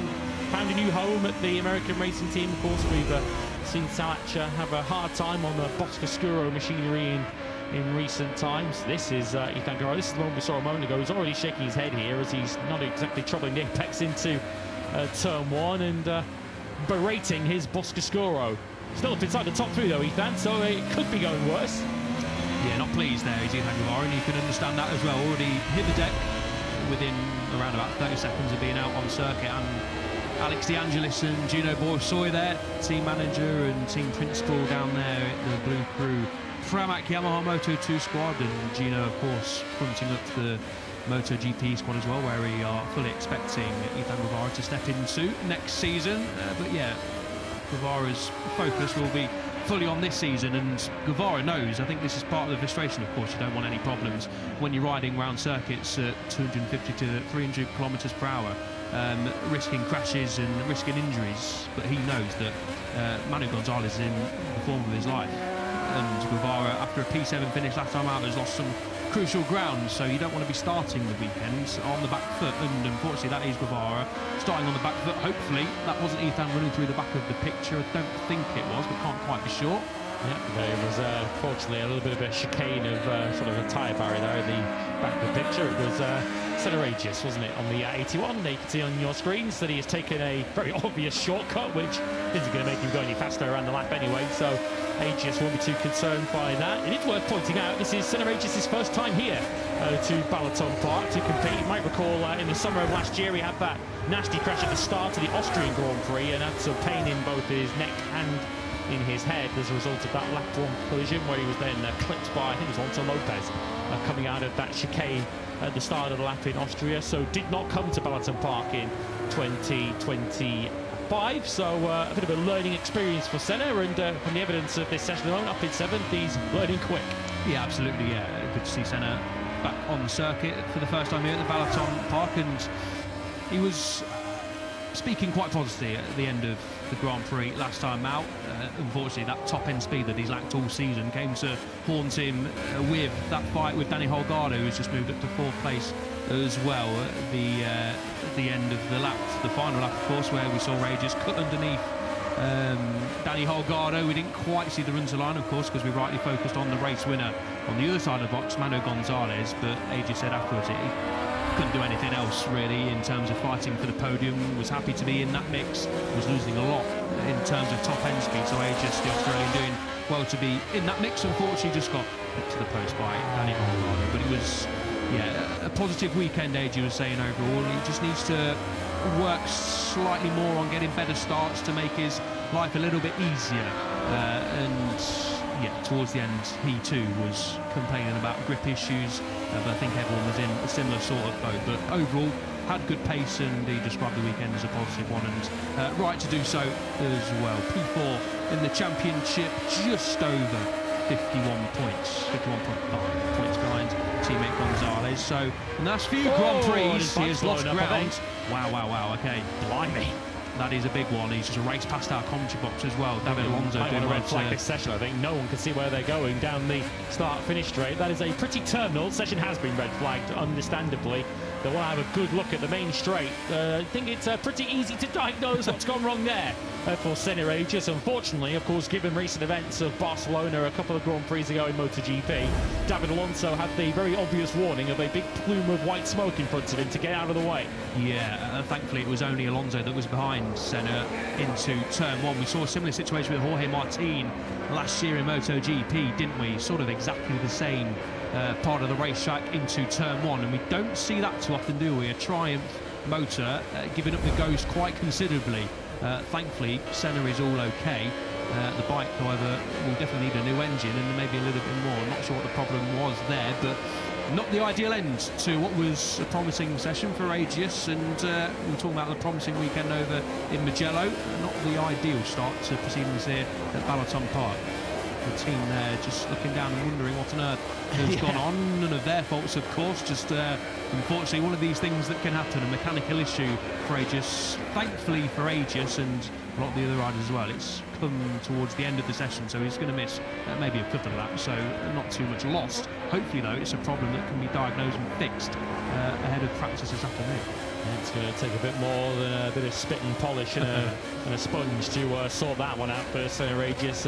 Fundamental failure there on his Triumph-powered Calyx. Here's the sister bike of Manu Gonzalez, who makes his way up pit lane. Just under 4 minutes remaining in this session, so I would assume we'll get a restart if there is enough time, of course, for riders to go back out and perhaps do another lap or two around this Balaton Park circuit. But there's going to be a very close inspection of the start-finish straight here, just to ensure that when the bike went pop, that Senna Aegis didn't drop a load of fluids along with it.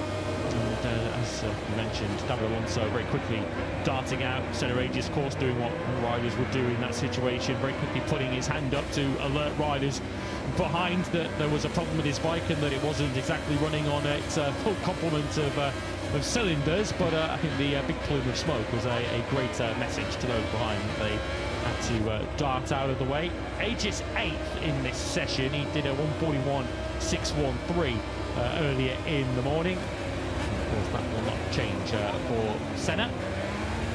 And, doesn't appear to be concerning Manu Gonzalez too much, does it? What has happened to his teammate's motorcycle? Here comes Senna.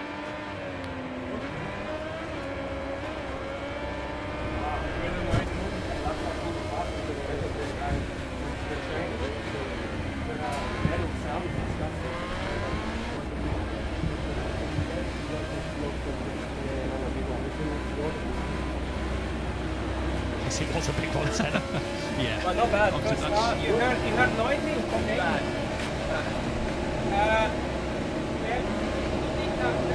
Was there a noise, a bad noise, Senna said? I think he said it was a sort of sound of metal crunching on the bike, which I don't think the Triumph and the Extern Pro personnel in the box will particularly enjoy hearing that, because I think, as you can see, the smoke pluming from the exhaust there just behind Senna's right leg. I think spells the end of that particular engine inside that Calyx machine.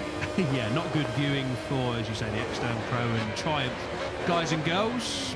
Good for us to see a nice slow-mo, not nice for Senna and the team as well. And as you say, very, very rare to see that Very, happen. incredibly rare. Yeah, across all classes, really, we don't really see a fair few technical problems. Of course, a lot of electronics on these machines, but the engines across the classes are very, very reliable. And the safety team there, Loris Rossi, involved in that, look like they might be pretty happy. From our point of view, we are sort of exit a pit lane on the entry into turn one, and from the naked eye from our vantage point can't see any liquids down. Of course, don't take my word for it, we'll see a lot more at this moment in time, but from the slow-mo shots as well, didn't look like there was any liquid pouring out of the bottom of the bike or the exhaust, which was good. And now we get pit lane opening at 10:32 local time, which is in a couple of minutes time, so that's good news to get the final more or less 4 minutes of this session underway before MotoGP FP1, of course, coming up a little bit later. Alonso wipes some sweat off his brow before that very fundamental failure for Senna Agius took place. Alonso had gone up into second place on his Aspar machine, a 1:41.193 for Alonso. So some early signs, promising signs for the Colombian as he goes in pursuit of back-to-back Balaton victories in Moto2. Salac is third from Holgado via Escridge and Guevara, who of course himself has had his travails and his problems already in the session. Down the road on his outlap with what appeared to be the lack of stopping performance on his Boscoscuro. Haven't seen much of this man. I was just about to mention Celestino Vietti, and right on cue we cut to him. Vietti not always the fastest of starters in a weekend, even if he has been quickest on the last 2 Fridays in Moto2. Vietti down in 18th place at the moment. He's 1.4 seconds down on his title rival, I guess we have to call him, Manu Gonzalez. Green light is back on. We are back underway in this Moto2 FP1 session. It's Luca Lanetta who leads them out of pit lane.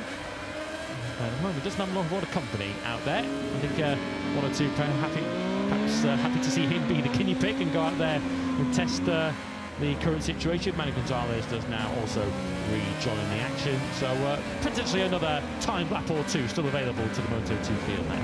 Yeah, and the rest of the cavalry heading out there right now. They'll be, understandably, a little bit cautious heading into turn 1 and turn 6, incidentally, speaking to Simon Crayford, our former colleague and continued friend, of course. Now up in race direction, the chief stewards said yesterday that turn 1 and turn 6 have been relayed, and you can't really tell from the pictures that we're seeing, which is good news, but just a lack of grip down there compared to the rest of the circuit. We're not seeing any crashes down at turn 1 or turn 6 so far, and yeah, they'll just be taking it nice and easy out there, especially after what just unfolded. Of course, they'll know that the operation is very smooth here in MotoGP, and there'll be no issues, but understandably, when you're just seen a bike blow up down into one of the hardest braking zones, if not the hardest braking zone here at Balaton Park, you just take it nice and easy as Manu Gonzalez gets the team communication, being followed by hashtag number 13, something that he's been used to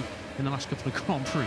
Yeah, followed him very closely, hasn't he, in those couple of Grand Prix. I don't know whether the two facts are connected, but as soon as that message came up on the screen that he's been followed by Celestino Vietti, he straight-lined the chicane at turns 9 and 10 completely, made no effort to make the corner. Perhaps doesn't want to give Celestino Vietti any pointers as to why he's so fast on this Balaton Park circuit. We saw Ethan Guevara watching on in the Blue Career Pramac box, and I'm no body language expert, but it looked like Ethan Guevara was ticking down there in Pramac. Yes, he's in 7th place in this session, but it's been far from an easy ride so far for Ethan Guevara. 0.4 of a second off the pace, but doesn't appear to have full trust in the machinery underneath him at the moment when he grabs for some front brake. Yeah, not what you want to be feeling on a motorcycle, is it? 9 laps completed for Guevara, the only rider not to hit double figures. Just glancing down, I think the next fewest is Angel Piqueras, of course, returning from his injury, completed 11 laps. Piqueras just under 3 seconds away from Manu Gonzalez, who might be extending that lead from the rest, which has now been chopped down to just over 1/10 of a second, much more like it in terms of Moto2. But the rider chased him on track, not quite right behind, tucked up on the tailpipes, but you just saw him coming through the background there through the fast turn 7 and turn 8 before it slows down a little bit, clicking through sector 2 into 9 and 10. Manu Gonzalez holding it in terms of a better time in this session. Celestino Vietti on a personal best, scheduled to go P13, but I reckon it might be a little bit higher than that. Busiest rider so far in this session. Won't come as a surprise, I guess, is the debutant Jacob Ralston, 28 at the moment, 3.2 off the pace. He's done 22 laps, which is the race distance here on Sunday afternoon. 22-lap Hungarian Grand Prix.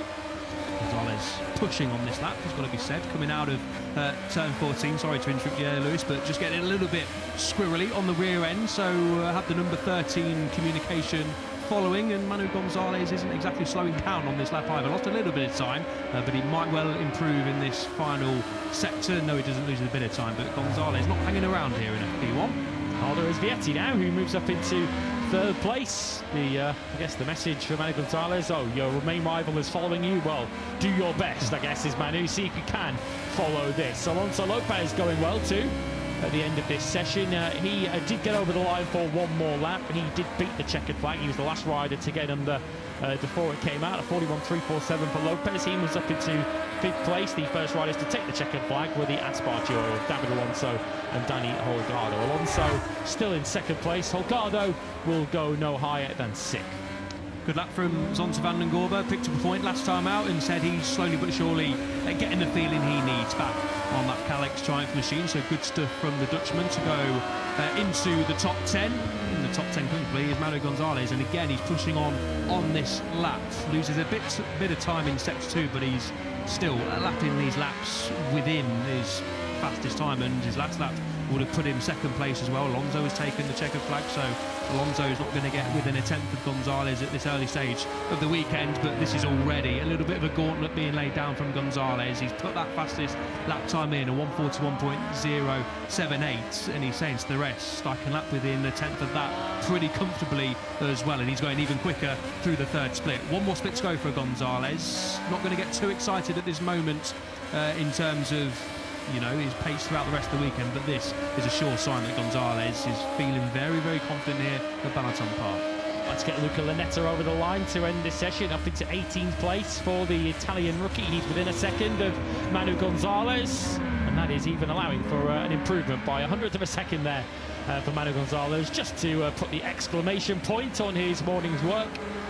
1:41.068. Manu Gonzalez does top Prix Practice 1 here in Hungary. Tom Lucy there with a little right smile, just an indication, of course, that the team are pretty impressed with what they're seeing as well. Lopez not quite able to match his time from last time around, but decent job done from the 21 to get inside that top 5. And it's sort of usual players up there in and around the top 10 with the championship leader. Not quite in the realms of the all-time lap record, but obviously only FP1, and I reckon by this afternoon we'll be getting pretty close, if not beating Herrera's time from last year. And the leading candidate to do that is Manu Gonzalez. Fine start, wasn't it, for the World Championship leader, who is going to take some shifting from the top of the standings. Certainly won't be shifted this weekend, of course, with a 34.5-point lead. He will lead the World Championship to Brno in a couple of weeks' time. Of course, following that, of course, will be Intact's home Grand Prix at the Sachsenring to end this first phase of the season, with Assen also to come in the coming weeks. Manu Gonzalez, ahead of this frenetic run of races, looks in fine form, doesn't he? Topping Prix Practice 1 from David Alonso. Celestino Vietti, late lap, took him 3rd, ahead of Sainz, Lopez, Holgado, Vaya and Van den Gorberg. Scrichin Guevara completed the top 10 after a mixed session for the riders 2nd in the World Championship. Senna Regis' session ended in a cloud of smoke, 11th, ahead of Baltas Ferrandes, Canet Munoz and Arbolino. Ortola 17th. Lanetta, Rueda and Garcia completed top 20 ahead of Roberts, Unchu, Sasaki, Puertas, Zunatuza, Forasato, the returning Piqueras 27th, and the debutant Ralston 28th. So Manu Gonzalez continues his red-hot streak. Victorious in Barcelona, victorious in Mugello, and he starts the Hungarian Grand Prix weekend by taking top spot in FP1. MotoGP is on the way next.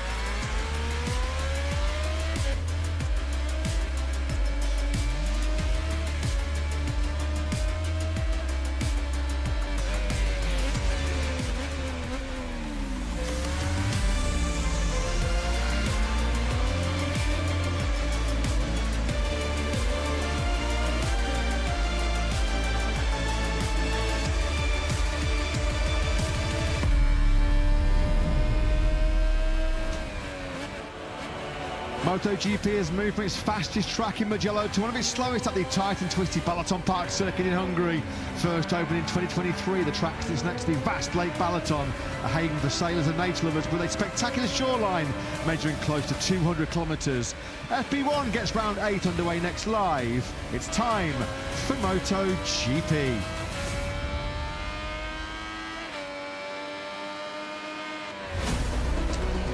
Wow, what a contrast to last weekend's Italian Grand Prix in the Tuscany Mountains of Mugello.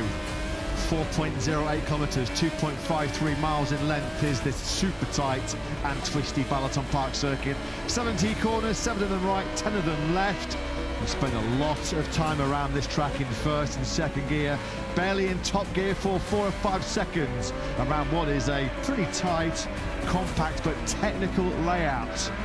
The chicanes to deal with through 9 and 10, 12 and 13 in sector 3. And then late drama last year, as we saw in all 3 classes at the final corner, turn 17.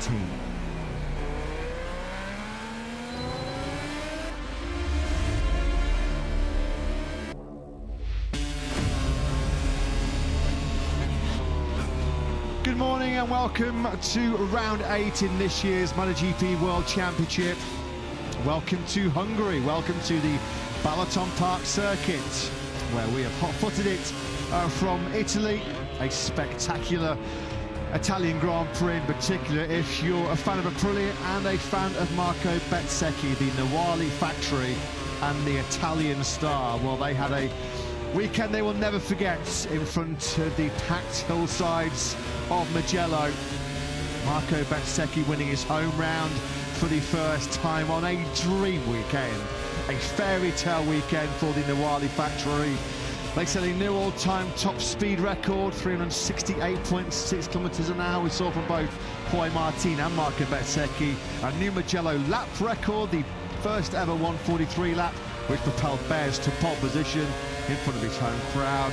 First ever front row lockouts. Bezzecchi, Ralph Fernandez and Jorge Martin on that front row, 5 days ago in Mugello. A sprint win for Trackhouse's Ralph Fernandez, followed by their first ever Grand Prix win in Mugello. What a weekend it was then for Aprilia. It all means Marco Bezzecchi then comes to round 8 with a 17-point lead in the standings over his teammate Jorge Martin. Bez now victorious in 4 of our 7 opening Grand Prix of the season. A Sunday, he said, was the best of his life. He's already watched last weekend's Mugello Grand Prix. He said about 10 times or so. He will never get tired of watching a brilliant race where he got the better once again of his Aprilia teammate Jorge Martin, who is still offering the most resistance in terms of this year's championship. A brilliant job all round by Martin last time out in Mugello on what was a real confidence rebuilding mission for him in Tuscany. A double podium after a double DNF in Catalonia, showing that Jorge Martin definitely is here to stay as a world championship contender. As we get set for our second visit then to Balaton Park.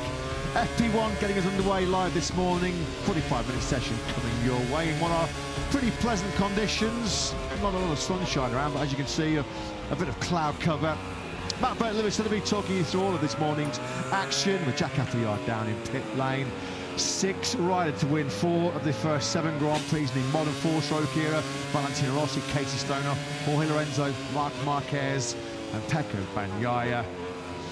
He was the maestro of Mugello, Lewis, without any question. Marco Bezzecchi, I'm sure, still pinching himself with his performance 5 days ago in front of his home crowd. A thoroughly deserved performance. What a weekend it was for Bez and for Aprilia.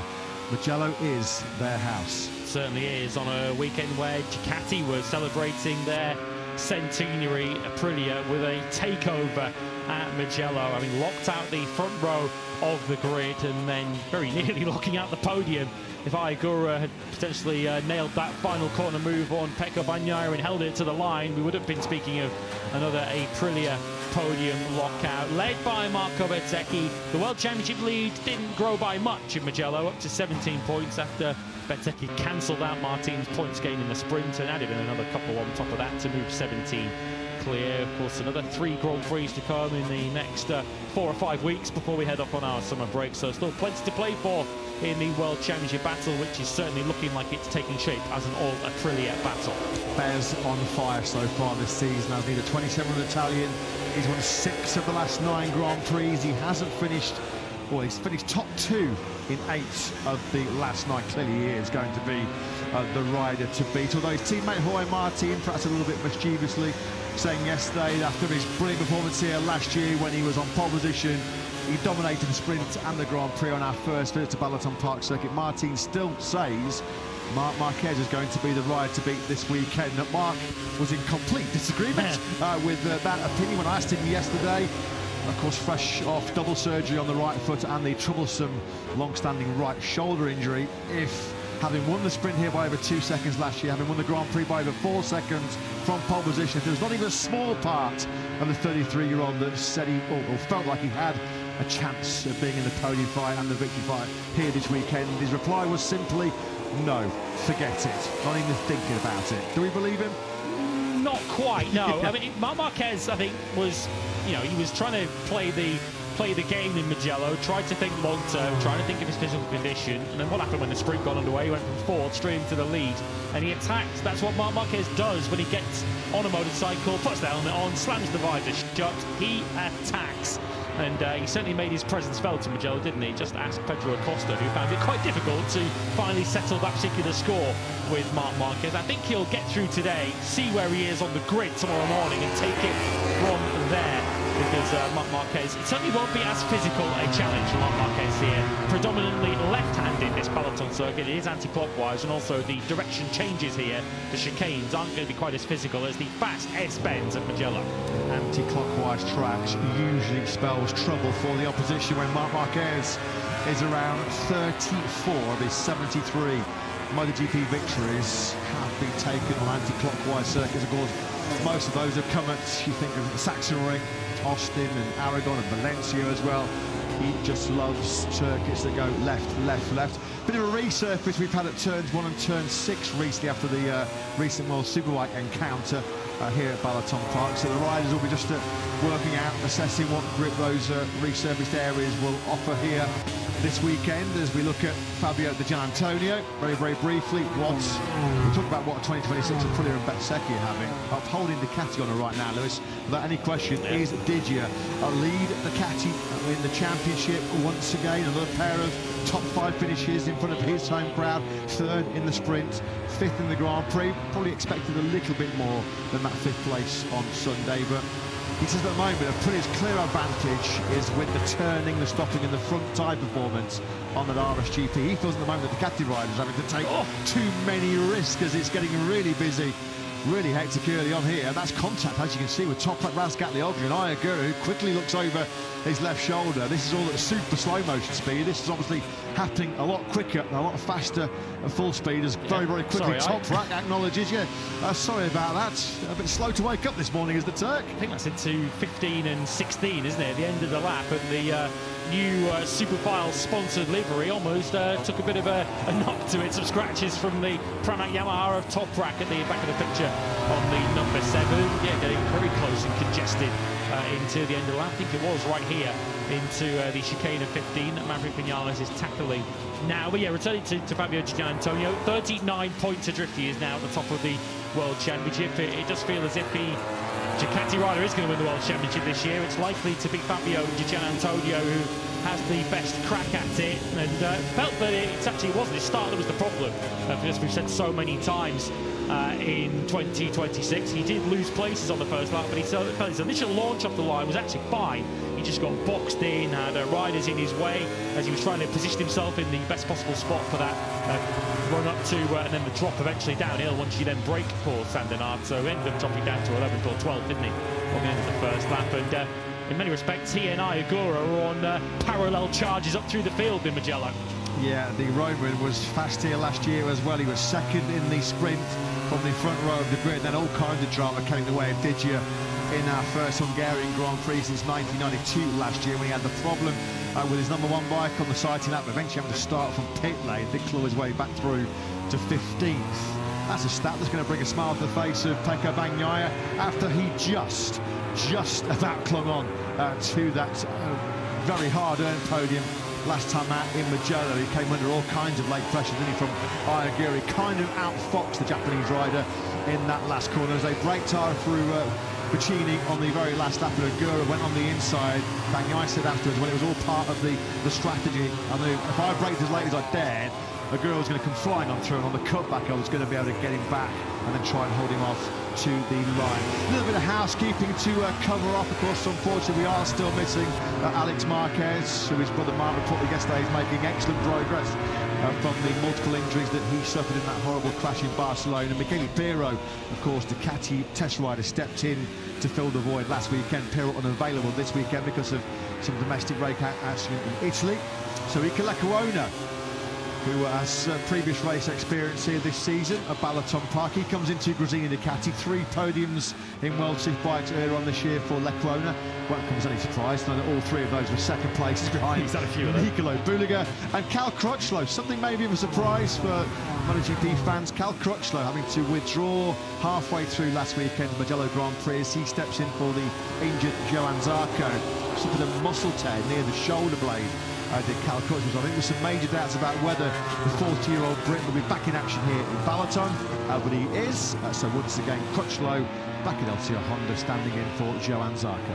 Might be a story worth following as we go through the weekend, Nat, for Cal Crutchlow, whether he does complete the weekend. Of course, Johann Zarco, a long-term injury absentee at LCR after the start line incident that he had, of course, with Marini and Pecco Bagnaia back in Barcelona. Here is the World Championship leader then, Marco Bezzecchi, into one of the several chicanes we have. This is leather left, right of 12 and 13. You're now on the left-hand side of the tyre through 14, and it's important here to get yourself back over to the left-hand side of the racetrack to be on the right possible line for 15 and 16. The Circuit Hotel just off into the distance here as Bezzecchi tackles that particular chicane, and one more left-hander to complete the lap, which is turn 17. Pedro Acosta already firmly out of that, and he's the first rider to lap the circuit this morning in under 1 minute 40.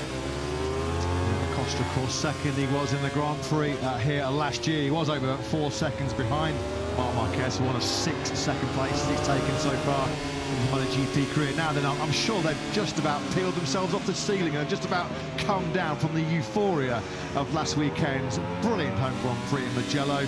What a time it is to be part of the Prix MotoGP project right now. Let's get some thoughts on their incredible Mugello experience from the boss, Paolo Granora, who joins Jack. Yeah, good morning to everybody at home. Great to be here. As you said, right at the top of the show, Bertie, what a contrast from Mugello, the faster flowing nature of that here, to the tight and twisty Balaton. But it's straight back to work, Paolo. Well, firstly, just look at last weekend's Casa Nostra. Mugello is now Aprilia's house. Look out of the front row on Saturday morning. A 1-2 in Sunday's Grand Prix in what has been for so long Ducati's backyard. I imagine that was quite a sweet weekend. Yeah, a brilliant weekend for sure. It was something very special for us. A long Grand Prix, in particular for Marco Bezzecchi. Since Wednesday, we felt the passion of the fans, but we felt that he has to do something to recover from the previous GP. He was, and Jorge as well, very focused during all the GP. We started a little bit in a soft way, struggling a bit during the Friday, but then we found the way, and then yeah, a brilliant, amazing, unbelievable result during the Sunday weekend, the Sunday GP, sorry. And but we have seen immediately when they use the medium tire that the bike works very well, and the rider comment was very positive on that tire. So as you said, we started to say, coming from a fluent and a large corner in Mugello to a different type of circuit, much more stop and go circuit. So will be tricky here, compare Mugello. It is a fully different layout, fully different approach to the corner. It is necessary to manage in a different way. There is no particular problem on the tire, to be honest, compare Mugello, where it was necessary to manage the front and the rear as well. And they did so in a very good way during the Mugello race. Here it is quite different, but as I told you many times during this season, it is a fully different GP, but we take the same way of working, no expectation. Last year we struggled a bit, but then at the end during the GP. We show quite good result. It was the only, I think, the third GP of Jorge, and immediately he felt good in this track. So we are positive, but we are very pragmatic. We start in the same way as the last GP, with the same setup, with no particular changes, and we are looking forward to do a good weekend. Now, 17 points the difference between Marco and Jorge. Marco extending that championship lead by 2 points in Mugello. Who would have been happier Sunday night in Mugello, Jorge or Marco? Marco obviously delighted with a home Grand Prix win, but for Jorge to go into Marco's backyard on home turf and to only lose 2 points to him, I imagine both were quite happier. So tough question, which one was the happiest? No, you are fully right. You said everything correct. Both of them are very, very happy. To be honest, for sure, Marco was the happiest of the two. But yeah, Jorge was very, very happy about it. He was on the home Grand Prix of Marco, and he stayed with him during all the GP. He showed a very good race pace. He was so smart to keep the position without taking any risk, and yeah, at the end of the GP, his smile was something good to see, and for us it's very important to see him in such a good situation.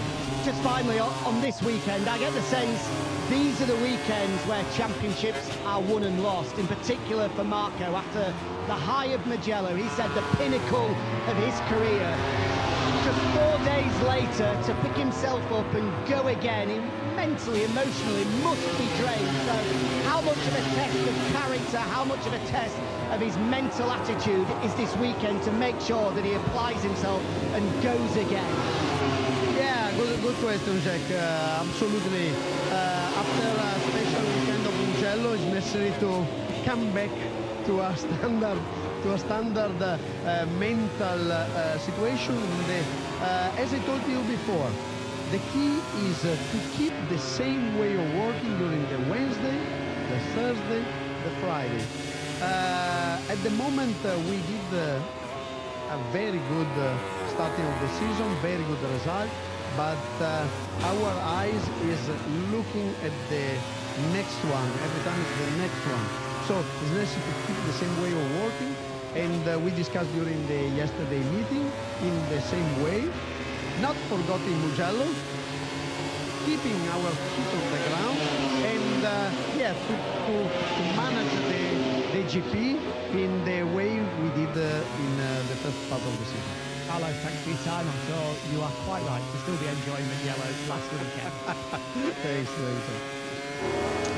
They're never going to get fed up, are they, watching Mugello 2026 at Aprilia. Marco Bezzecchi on a ride that tended to show publicly a lot of emotion, but he was in tears, wasn't he? He was overcome by the occasion, the magnitude of his achievements, and what is always a spectacular podium. Those sights and sounds on Sunday under the box in Mugello as thousands and thousands of ecstatic Italian fans gathered to hail their heroes, Marco Bezzecchi and Pecco Bagnaia, of course, back on the podium for his home country Mugello. I mean, Aprilia last weekend doubled their podium tally in their home Grand Prix. Their previous two home podiums were Jeremy McWilliams all the way back in the 500cc era in 1999 and Alex Espargaro back in 2022.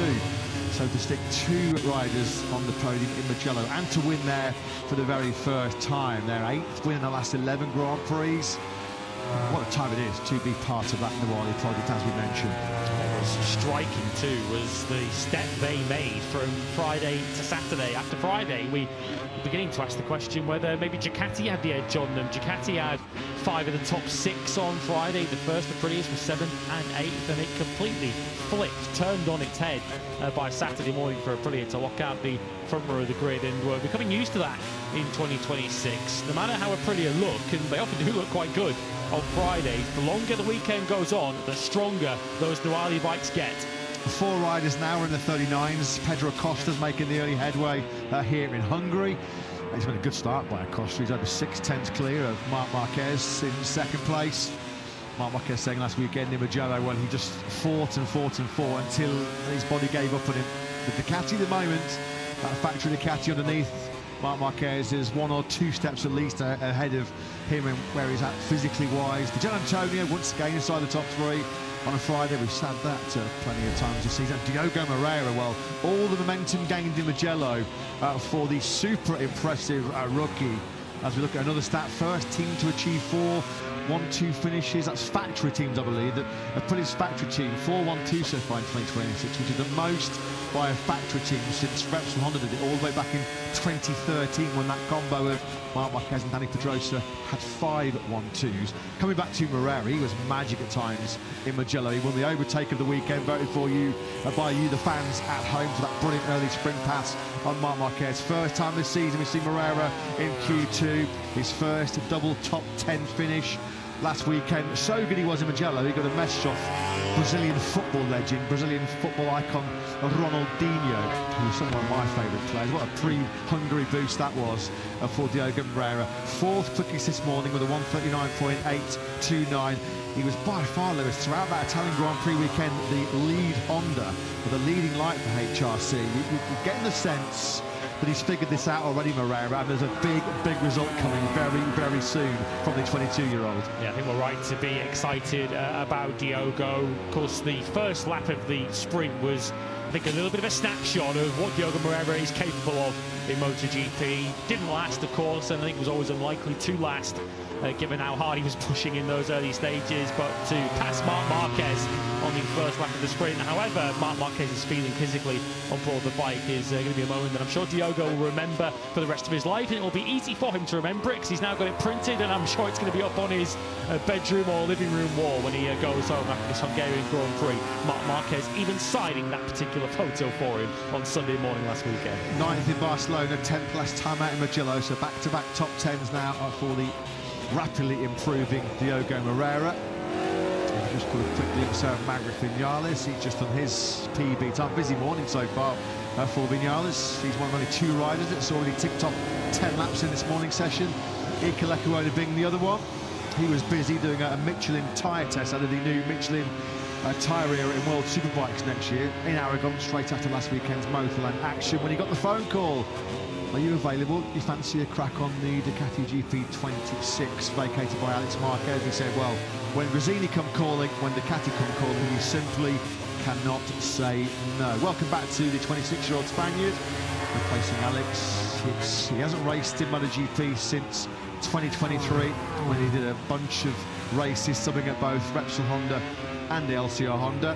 So good to see him getting another chance to showcase his skills against the elite in world racing. Yeah, I believe it's next weekend, isn't it? They're racing at Misano World Superbike, so I'm sure that will be in his mind as well, as he looks to prove himself once again against the very best, as you say, in MotoGP.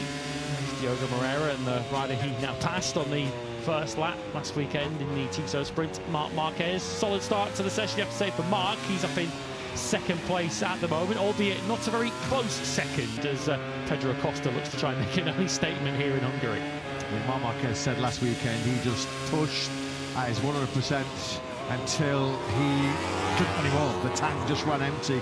He got fatigued, he got exhausted. He still produced some brilliant racing, didn't he, last time out? Good battles with Di Giannantonio, in particular with Pedro Acosta. How many times did the 2 Spaniards, the 2 future Ducati factory teammates, go toe-to-toe in Mugello?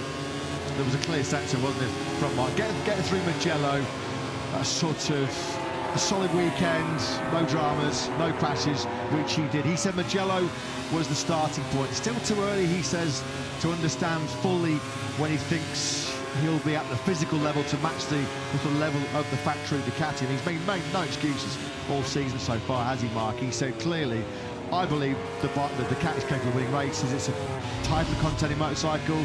The deficiency in that package has been my body and my right shoulder. Davide Tardozzi said to Jack Digney on the grid last weekend, as Marco Bettecchi gets a little bit loose around turn 14.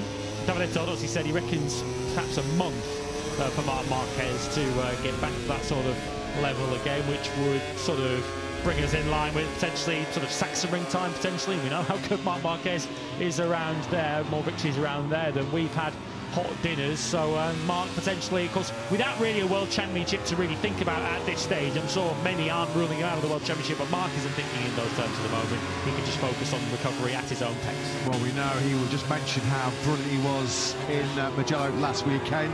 Ronaldinho is now a Diogo Moreira fan, just like we all are here in the MotoGP paddock. He is on this great run of form, successive top 10 finishes. Let's get some thoughts from LTO Honda boss Lucio checking over Jack. Yeah, great to be joined by Lucio. Just first on the Ronaldinho message. Where did that come from? Did someone spot him in an airport, or what happened there, Lucio? Our press officer met him at the airport, and then they had a small chat, and then he was very keen to send this message to Diogo. We'll have to invite him to a Grand Prix sometime. We've been saying in the commentary box, there's not many people we get a photo with on the grid, but Ronaldinho is definitely one of them. The way it's going, Diogo might be one too, because his weekend in Italy was superb. It feels as though that's the type of weekend as a rookie that can do him the world of good. How much of a base, of a platform are you hoping he can now use Mugello to push forward for the rest of the season? Yeah, as I told you already on Monday test in Barcelona and Momelo, we found something better, change something on the bike, and he told me at the end of the test, he said, I have got something, and let's see Mugello. And Mugello was a confirmation that he made a step forward. I think also it's the combination not only from the bike setup, but from the fact that he's taking more and more confidence with the MotoGP bike. As you know, it takes time, so it's okay. We are very pleased and very happy to see him performing like the top 10 best rider in the world. After a weekend like that, I think it's natural. There's a lot of talk about Diogo and where we might be riding next year. We know he'll be remaining with Honda. A lot of talk about whether there's a possibility of him being promoted up to the factory team next year. In your opinion, what do you think the best move for Diogo would be in 2027? Listen, we are collaborating with Honda since 20 years.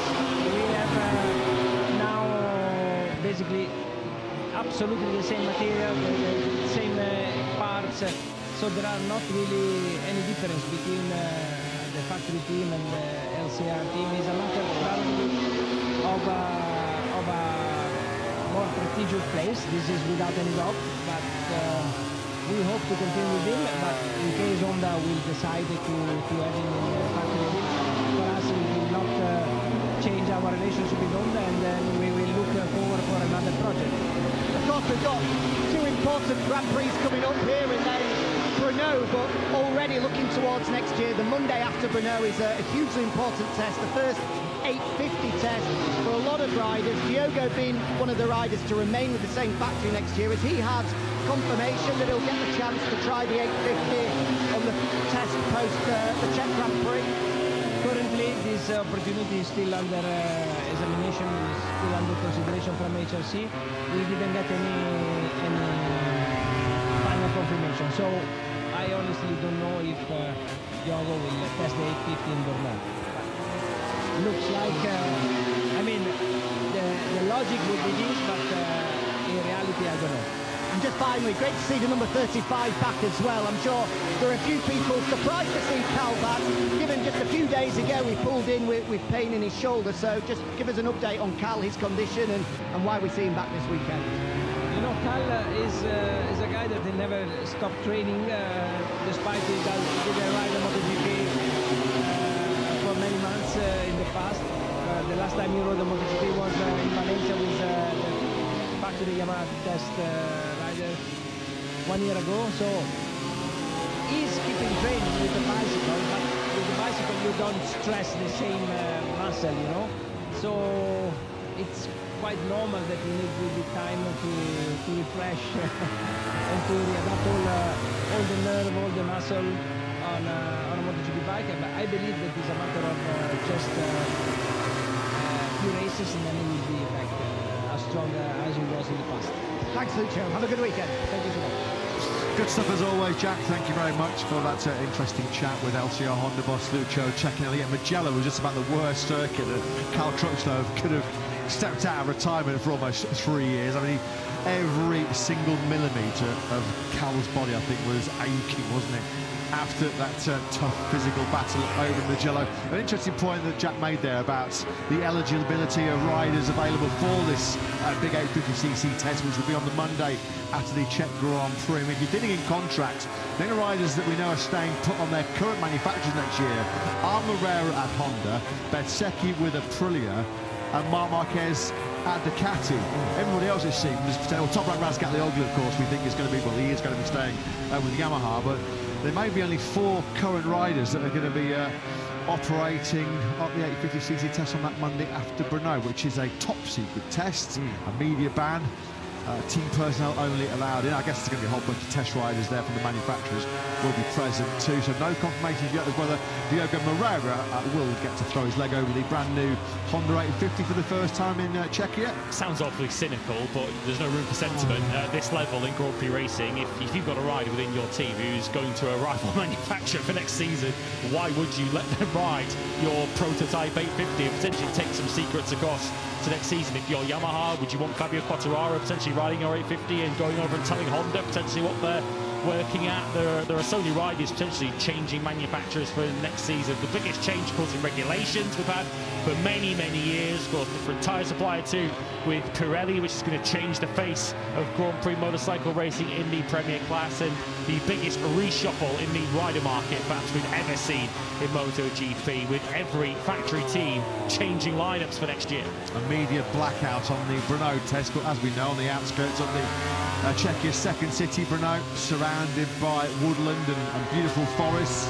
You just know someone's going to go full camo, full camouflage, and try and get a shot maybe of Marc Marquez on the 850cc Ducati. We know Nicolo Bulega has had a bit of a play on that new machine. A lot of the testing work would have been done, a lot of the groundwork done by Michele Pirro, and the rumour is gaining more momentum and gaining more strength that Nicolo Bulega looks like, out of those 4 Italians competing for the second seat in VR46 Ducati next year alongside Fermin Aldeguer, it does look like, doesn't it, that Bulega's won that race over Celestino Vietti, Frankie Morbidelli, who is scheduled to make his 150th MotoGP start this weekend, and Luca Marini, of course. I should say Fermin Aldeguer, he's another rider that will not be changing brand, so Fermin could actually be part of the 850cc test on the Monday. But yeah, if you believe the gossip columns, Lewis, Bulega's won the race. It would make an awful lot of sense, wouldn't it, given that he's essentially the designated 850 test rider for Ducati. He's riding Pirellis in the World Superbike Championship. He would surely start, as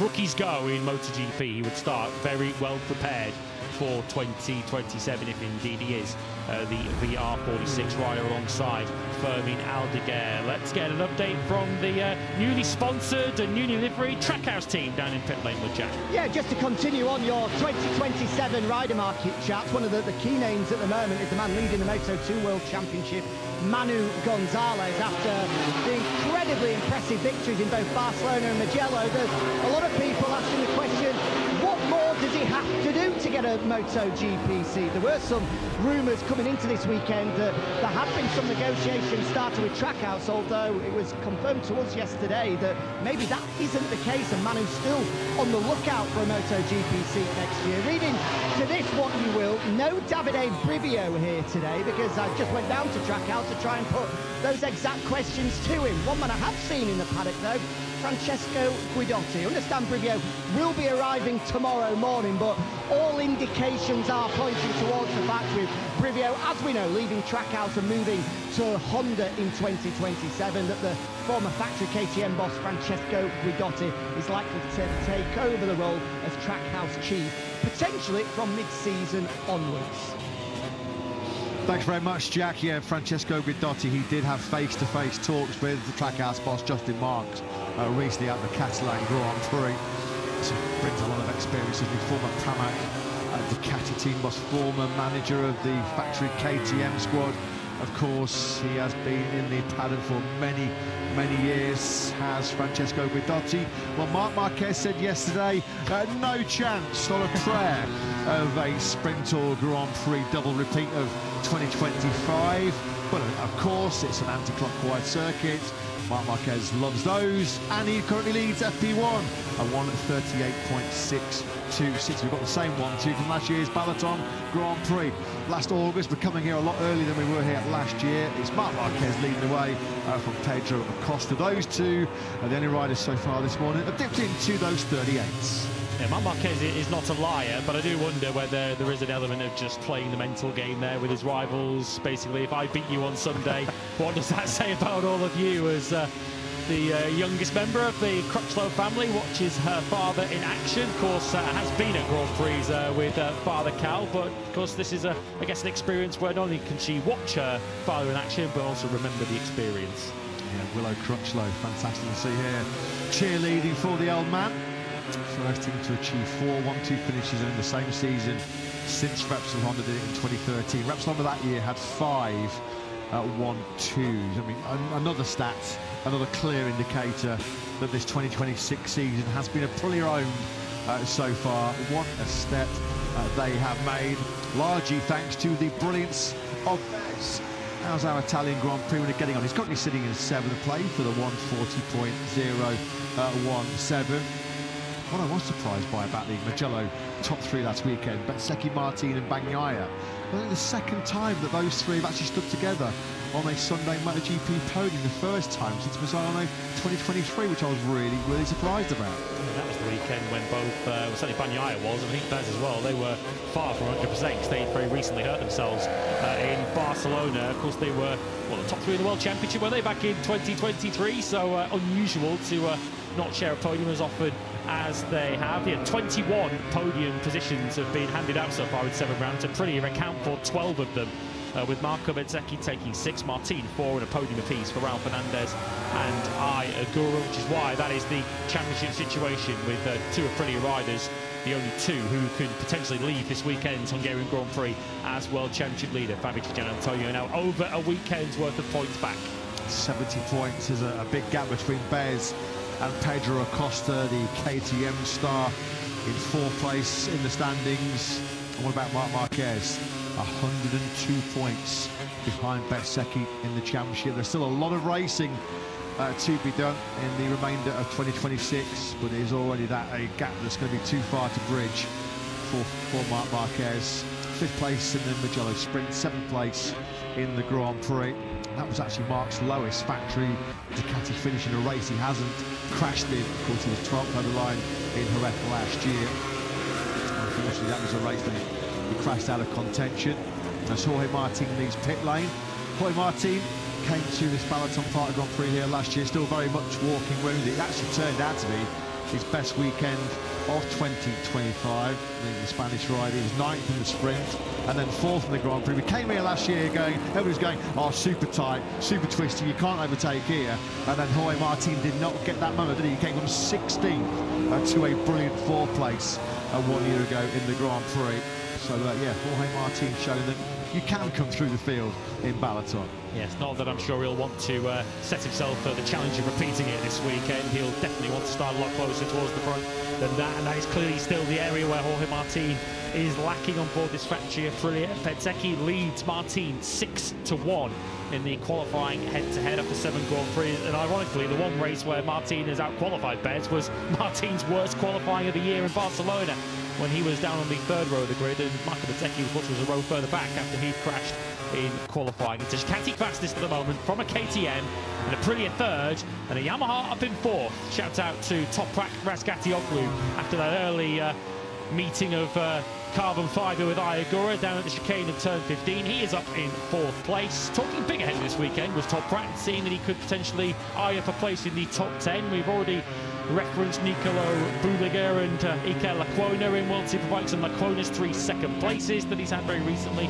Toprak could better that. He took 3 victories here in Superbikes on his way to the title last year. Completely cleaned up here last year, didn't he? Razgalioglu. He's finished all 7 Grand Prix, but points in only 2. The best of 13th in Le Mans. That really should have been 3 points finishes Unfortunately, he was forced to drop one position. He was classified eventually 16th in the standings after the Mugello. He exceeded track limits on the last lap, and because his teammate Jack Miller was within half a second, he was in striking distance. Had the gap been bigger, I think they would have let Toprak off with that one, but the stewards, as they quite rightly did so, they did have to inflict the penalty on Toprak Razgatlioglu, which saw him demoted down to 16th place. There was another post-race penalty last weekend as well, which came the way of Ralph Fernandez, who was gutted. He was devastated to have fluffed that first corner and issued downshifting, and then affected his braking down into that turn one from the front row of the grid, fresh off the back of his brilliant first sprint victory. No question about it, Ralph Fernandez had the pace to be in the mix for a potential probably a lockout. Maybe even he would have been the only rider that could have gone with Bezzecchi late on. He was 9th at the end of play in Mugello. He was forced to drop one position post-race after the stewards found that he'd been ultra-aggressive early on, I think lap 3 or 4, as he was coming back through from that poor start. Absolutely clattered into Luca Marini going into turn 10, which meant Ralph Fernandez only came for on Sunday 9th place. And you could just tell this, I mean, the tone of his voice, his body language, he was really, really upset with himself. A massive missed opportunity last weekend for Ralph. Opposite ends of the emotional scale, wasn't it, last weekend for Ralph Fernandez, from the euphoria and the high of winning the sprint on the Saturday, and a bit of a point being proven for Ralph Fernandez, whose place on the MotoGP grid for next season is far, far, far from certain, to, I guess in his mind, blowing the opportunity to back that up with a podium or better on the Sunday. He was very apologetic to the team for the missed downshift, the neutral, whatever you want to call it, that certainly cost Ralph Fernandez. Went skating wide, dropped himself way out of the top 15, and it was in his haste to come back through the field and try and make up for that mistake in the first corner that saw him clout into Luca Marini on his way back through the order up into the top 10. Was dropped, as you mentioned, from 8th in the end to 9th. The reason why he was so angry with himself, so frustrated, he said the last time he felt that good on the Prix RSGP was at Phillip Island. Of course, that Australian Grand Prix weekend where he won his first ever Sunday showdown. Gets to chance to right the wrongs of Mugello though here this weekend, and he's done a pretty good job of it so far. As Fernandez, he was inside the top 3, although Fabio Di Gianantonio was just punting him back to 4th place. Liking the look of late Fermin Aldeguer, who looks like he's now pretty much close to full fitness. He's still hobbling and limping around the paddock after that January femur fracture, but Catalunya podium, 6th in the sprint, 8th in Mugello last time out. He has scored points in all 6 Grand Prix so far this year, the 6 that he's participated in, and Aldeguer has fired himself up inside the top 5 of the 1:39.634. I think it's fair to say that Fermin firing on all cylinders once again. Yeah, I asked him last weekend at Mugello how he's getting on. Of course, lost a lot of pre-season with the broken femur. We didn't see him until round 2 in Goiânia, and just how he's getting on with this 2025 spec Ducati. But he says he feels at the moment that he's at least in a position to be as competitive as he was at his best last year. So it would appear that that process that he and his crew chief Frankie Carcetti have been on down at the Brasini team has been a successful one. And yeah, he's going well at the moment in this session, up in 6th place. It's spread out by MotoGP standards at the moment in this session. A second covers, or just under a second, covers the top 5 at the moment, down to Jorge Martin. Expect that to close up as we go through the afternoon.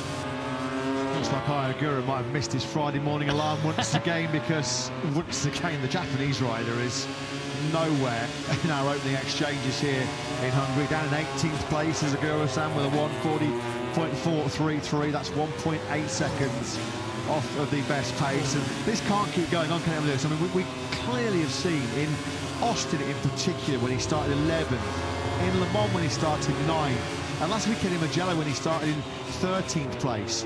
They are 3 Grand Prix that spring to mind where you think, well, with better qualifying and maybe a little bit more aggression at the start, he could have won those Grand Prix. I mean, I know he was ruled out with a technical issue in Austin, but right now you get a sense that in terms of your sort of last third of Grand Prix, those last 6 or 7 or 8 laps, Ayagura is probably the fastest and strongest right now on worn tyres.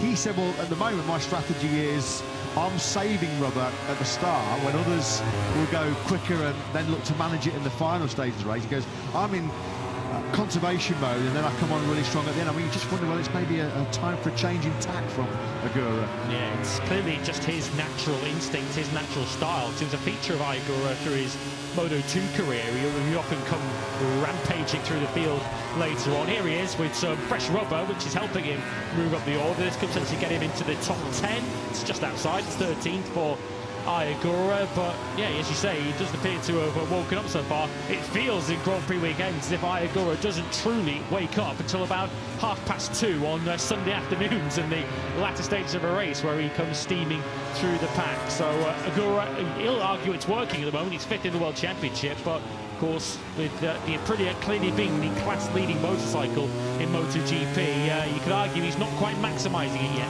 Ducati are doing a series of great unseen videos on their YouTube channel, on their social media channels, behind the scenes this season in 2026. They're crackers. You should tune in and watch it on their official channel. Marc Marquez and Pecco Bagnaia in the broadcaster set last weekend were both referencing the late speed in Mugello of Agura. Mark said when he passed him, it was like he was on a plane. Pecco Bagnaia, well, I mean, at one stage, Pecco Bagnaia was over 4 seconds ahead of Agura, and had to fend him off with, have to say, a tactical masterclass at that final corner in Mugello, just about clinging on for a... I mean, he would have been heartbroken, wouldn't he, Bagnaia, if he'd have lost that podium. But he'd lead for about 11 or 12 laps in front of his home crowd. We look at Fabio Quartararo go off-roading a thoroughly miserable Italian Grand Prix for the factory Yamaha rider. 18th over the line, his equal first finish in his MotoGP career, 3rd time in the only 7 Grand Prix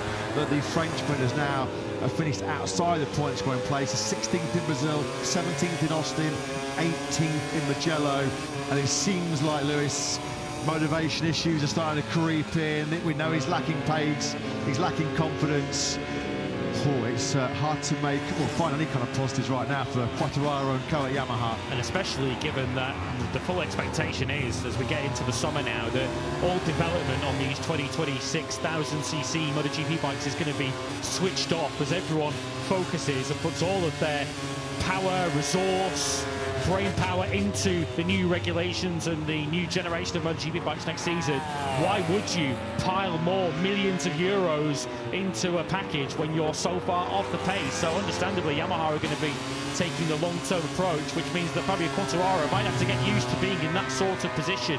And you mentioned the motivation that was lacking. I guess Fabio Quartararo's mindset would have been, what is it worth to me to take far risks, to take the kind of risk that he needs to take to put that Yamaha back into the points when you're racing for 16th, 17th, 18th in a Grand Prix. You can understand Quartararo feeling at that stage of the race, this isn't really worth me risking an injury, risking a collarbone, risking a wrist, doing some damage to myself when I'm not even going to score a single World Championship point. And it's a shame, because Fabio Quartararo on pure talent is one of the very best, arguably one of the top 3 riders in MotoGP right now. He did hope that Mugello was going to be an extreme in terms of Yamaha's struggles, and although we've got Toprak inside the top 10, no obvious signs of Quartararo moving up the order so far here.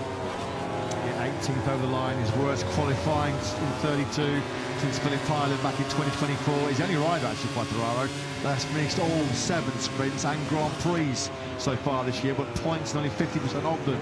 Points in 7 of 14. And yesterday, some rather concerning comments coming from the 27-year-old, where I think he first tested the V4 powered M1 last September in Misano. So what a good 9-10 months or so ago now, and he was asked yesterday by the media what progress has been made, what improvements have been made. Zero.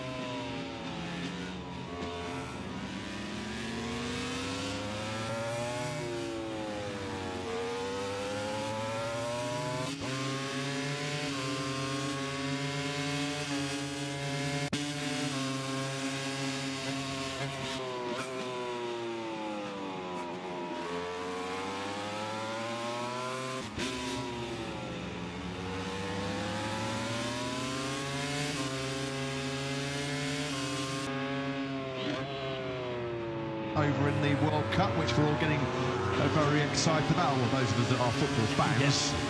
Of course. Rafa Fernandez will be cheering on the Spanish football team. He is a bit of a football lover. His local team is Espanyol. I've seen him on Instagram a few times back at home in Spain. He's always in the grandstands egging them on. Yeah, and Marc Marquez, who we certainly know loves a bit of football himself. Of course, a fan of Barcelona, who've had plenty to celebrate in recent times. Well, Marc Marquez looks like he's going to have something to smile about at the end of this morning's session, talking his chances down at the start of the weekend. It's going to be a little more difficult to make many believe him if he talks them down after that. Free practice one goes the way of the reigning champion. Setting his stall out rather nicely there. There's the number 93, a 138.626. Looks like, a look at the time screen, nobody's going to threaten that time from Marc. Rafa Fernandez is second fastest.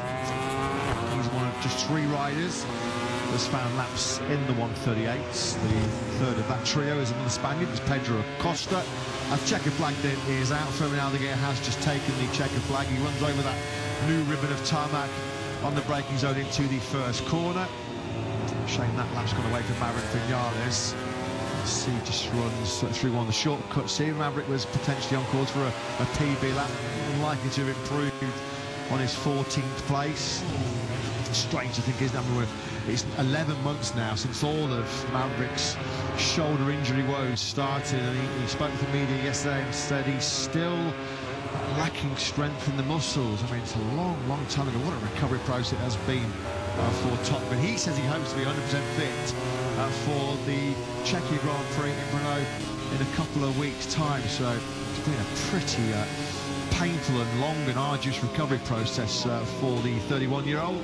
Doesn't feel, certainly looking at the lap times and the results in front of our eyes, doesn't look as if he's on the verge of being 100%, but we'll trust Maverick. He knows his body better than we do. It's I guess a bit of a worrying sign when he's having to slow down from lap 4 in the Italian Grand Prix just to make sure he's got the energy to reach the finish. But we certainly hope that we do see Maverick back to 100% very soon, because we know what a class rider he is, and KTM around here at least does appear to be working fairly well for Pedro Acosta, who ended the morning inside the top 3.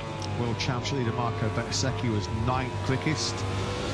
Jorge Martin was 12th, so a rather low-key under-the-radar start, as they tend to often do for the factory of Prix. Luca Marini is impressed, just as he did here in the Grand Prix last August. 8th quickest for the Italian, who looks like he's in shop window territory. Last weekend here in Hungary was his best weekend for HRC, 4th in the sprint.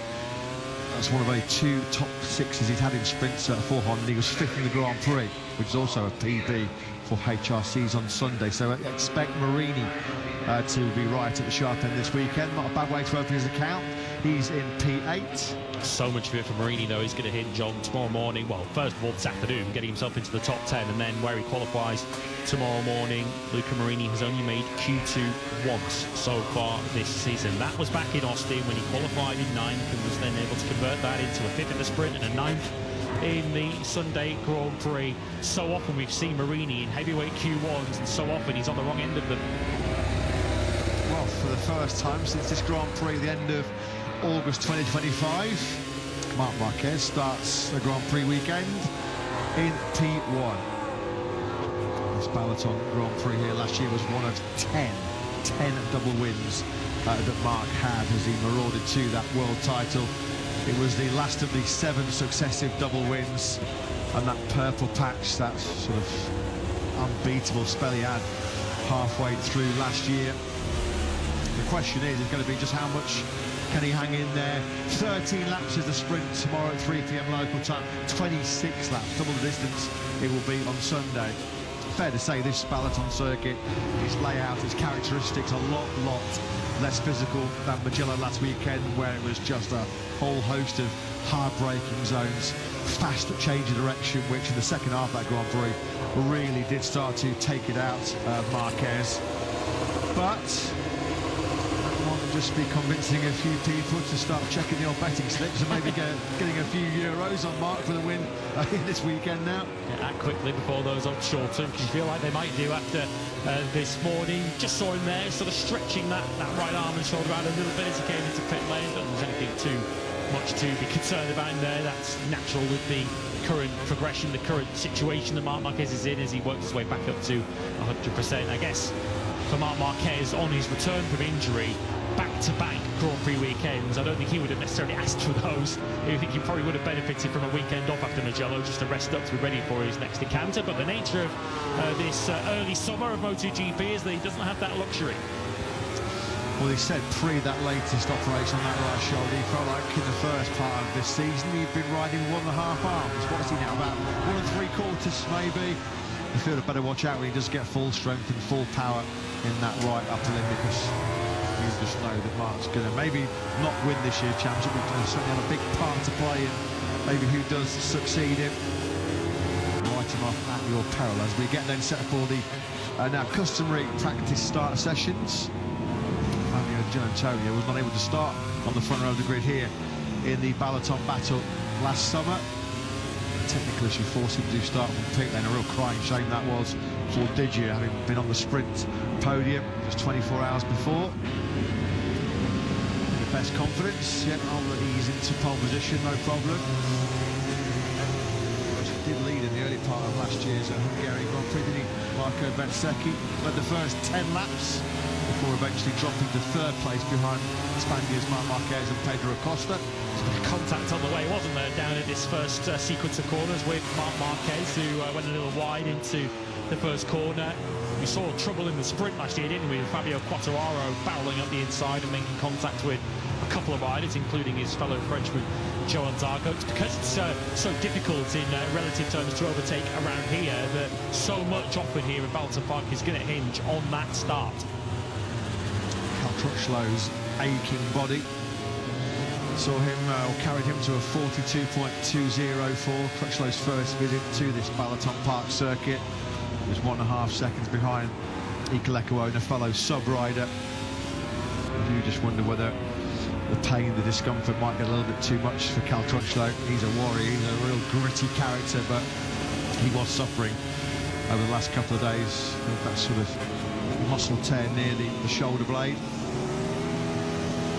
That's an absolute beaut start by Marc Marquez. Lovely. We're hoping for one of those in the sprint of the Grand Prix here over the course of the weekend. It's around about a 300-metre run down to the first corner. Start-finish straight here is around 660 metres, and the start line is pretty much smack bang halfway down the main straight. So Davide Tardozzi is happy with what he saw. This was what he saw. Marc Marquez, barely a lift of the front tyre there of that Ducati on the run down to the first corner, which certainly Pecco Bagnaia has had plenty of so far this year. Yeah, fourth on the grid slot there he was. Fourth, he started the Italian Grand Prix last weekend as Alex Rins slots in alongside him. Alex Rins, ever the optimist, not completely given up hopes. He said there are still seats available. He's trying to secure one of them in 2027. A whole bunch of riders we've talked about over the last few weeks. Marini, Morbidelli, there MotoGP Futures and the Series Rep, Brad Binder 2, Alex Rins, Jack Miller, all the old ones out next year as well. There is Morbidelli just coming in behind Diogo Moreira. Special occasion coming up for Frankie this weekend. He is, as mentioned, due to make his 150th Premier Class start. Start number 221 of a career that carried him to Moto2 glory, of course, back in 2017. Top 6 last year here for Frankie Morbidelli, 16th in that morning session. Raikkonen demonstrates once again that the Aprilia, if it's not the best bike off the line, it's very close to it, as it once again barely a lift of that front tyre with these ride high devices, which we're not going to see too much of for MotoGP. 2026 will be the last, and then of course the riders will have to rely much more on talent and feel to get these bikes off the line next year. How much longer will they last in 2026 with all kinds of discussions ongoing behind the scenes as MotoGP management consult with teams and riders and factories about steps that can be taken after the instance. Well, he nailed the first one, did Marc Marquez. That one not so, as he went sideways. That was tweaked that right shoulder a little bit as he wrestled for control of that factory Ducati launching off the line. So one an A+, one a D-, I would say. Yeah, one to work on for tomorrow when they launch off the grid in the sprint. Where Marc Marquez will launch from, we'll have to wait and see. Here's what it looked like for Marc. As the rear tyre spins up, he heads about 45 degrees over to the left-hand side instead of directly forwards. That was not in the plan, as once again, exuding confidence, slotting in the pole position, goes Marco Bezzecchi. Just like a lightning bolt off the line. Poles, of course, in our season opener in Buram, and most recently last weekend in record-breaking fashion, that 1:43 lap from Bez in Mugello was something super special, wasn't it? Only twice this year Bez has found himself starting off the front row of the grid. Amazing record, isn't it? When you look at his record, top 2s in 8 of the last 9 races, 173 points he's already collected so far this season. Bez was 9th with a 139.368 this morning, around this rather unique and rather quirky Balaton Park circuit. Here he is, though. Here's your fastest rider in FP1. Fastest rider in FP1 here last August as well was the number 93. A top 3 has a rather familiar feel to it here in Balaton. Pedro Acosta looking strong once again in 3rd. Fabio Di Giannantonio once again in the mix in the VR46 GP26. Bagnaia, who clearly has found some confidence of late, the Jerez test and the Barcelona test, giving these Ducati team a bit of time without the time constraints of a Grand Prix weekend, just to find some feel, find some confidence on that GP26. Well, seems to be coming back, doesn't it? As we saw in that graphic earlier on, back-to-back podiums for the 29-year-old Italian for the first time in a year since Assen and Sachsenring last season. Catalina Mugello, the first time he's actually back-to-back podiums, in a year. Pecco Bagnaia's form deserted him certainly through the second half of last season. But Marc Marquez then, P1 here in FP1. 60 minutes of practice to come later on this afternoon. Marc Marquez, and that's what does it. Does the damage, or certainly does the physical damage and the fatigue to your body. It's when you have to then rest up and then go again later on this afternoon for what will be a crucial session. So important. It's important every weekend to get yourself to the top 10 in MotoGP because the field is so competitive. But a circuit such as this, where overtaking, as Jorge Martin proved last year, isn't impossible, but it is certainly very difficult. Such a premium on grid position around here. So there'll be a few nervous faces across this pit lane later on this afternoon in the latter part of that 1 hour practice when those Q2 places are decided. Toprak, true to his word, he came into this Hungarian Grand Prix very confident that, given his previous track experience and some recent steps, he feels like, with particularly engine braking settings and some front feeling, he's able to get that Yamaha M1 into the corners a lot better. He said pre-weekend, I think I've got a great shout of being in the mix for the top 10, which is exactly what he delivered this morning. So a great performance that by Razgat Lioglu. There he is on the screens right now. His best work came late on, lap 18 of 19, a 1:39.398. Certainly the closest that Razgat Lioglu has been to the lead times at the end of the opening session. As we saw there at the bottom of the screens, he did change front tyre during that FP1 session, but did the entire session, 17 laps, on the same rear tyre, which just underlines what a good job Toprak did this morning. Martin 12th, he's got an awful lot of work to do in sectors 1 and in sectors 3 in particular. Martin half a second and a little bit more.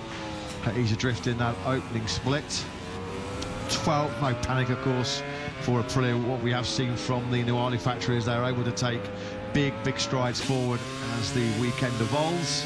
The weekend here in the Grand Prix of Hungary, which has got off to the best possible start for our reigning world champion. Marc Marquez, fastest with a 1:38.626, just over a tenth and a half. He finished ahead of a all-Spanish top 4. Ralph Fernandez second, bouncing back pretty quickly from the crushing disappointment of his early mistake in Mugello last weekend, where he dropped down to 18th, 19th from the front row on lap 1. Pedro Acosta excelling once again here in Balaton inside the top 3.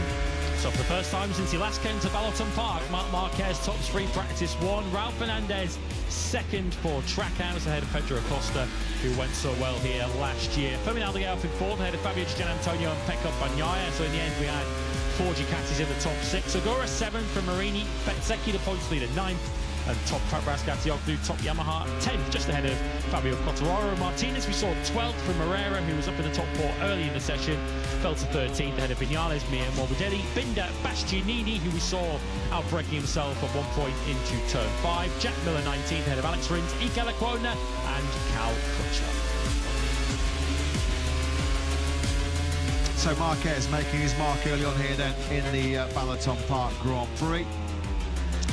This was the world champions work in that session. Stuck to his guns, medium throughout the entirety of the session. Coming about halfway through that best of a 138.626. Fast and consistent as the factory Ducati start. Ralph Fernandez did go for a brand new medium front tyre during that session, benefited from it, as you can see, on run 3 to get himself into the 138s. The last rider into the 38s this morning was Pedro Acosta. He went for a fresh front tyre for his 3rd run in that session. Just prior to that, he found at 138.924. Just the 2 runs for Fermin Aldeguer, but still put in 17 laps in the morning. His fastest came right at the very end to lift himself up to 4th. Marc Marquez dominating the opening split. Nobody within 0.2 of a second of him. Acosta and Fernandez the closest challengers. And you'd argue the fastest section is sector 2, and it was dominated by the Aprilias, Fernandez from Martin. Yeah, looking strong in that 3rd split by a whisker ahead of Marquez and Acosta. And Ralph Fernandez back on top in the 4th sector, which lifted him in the end up into 2nd overall.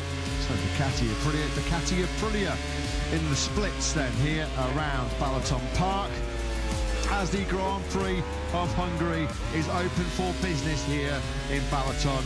And getting himself back to business, recovering from recent double surgery. It is the reigning world champion, Marc Marquez, hungry for more success, hungry for that 100th Grand Prix victory. He's made the perfect start here in the Grand Prix Hungary. He leads FP1.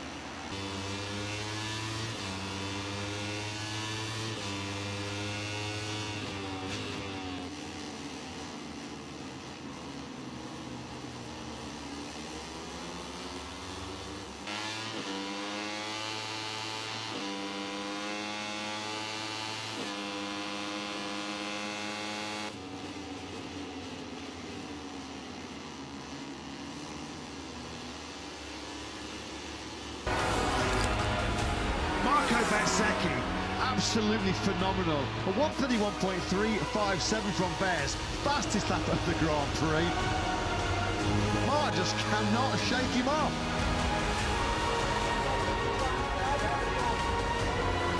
Marc Marquez responds with one of his own. It has been another Misano masterclass from Mark. He takes the checker flag, just over half a second clear of Bezzecchi. It is a very lonely and distant third place for Alex. Comeback loading. He gets a match point, and the Japanese Grand Prix are taking. That is revenge. That is payback for his exit.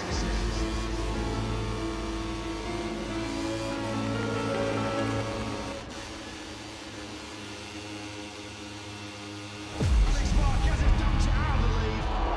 Can you believe it? Alex was in cruise control. Your sprint winner here in Barcelona is Marc Marquez. 2025 MotoGP Constructor Champions once again are Ducati. Congratulations. Marc Marquez comes into our main race day in round 15 with a 185-point lead. He will go to Misano next weekend with a first match points. So Mark could not lose 3 points or more to Alex in this upcoming 24-lap Grand Prix Catalonia. It's lights out of the race to give MotoGP here in Montmano. At the front though, it's Alex Marquez that leads the field down into the first corner. Mark trying to get aggressive on his inside in the braking zone for turn one. Alex goes around the outside and Mark almost going through two. They lean on each other, don't they, the brothers? But it's Mark that has the early advantage. Bagnaia started this Grand Prix in the right vein of form. He's already up to 12th place. He's gained 9 places on lap 1.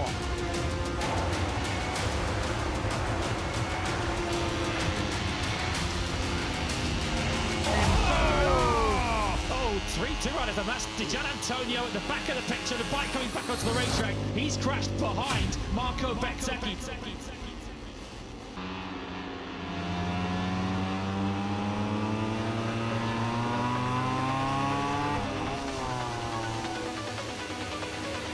They're just trying to get to Quattararo. Nice move that, a really tidy move by the beast on the inside of Quattararo.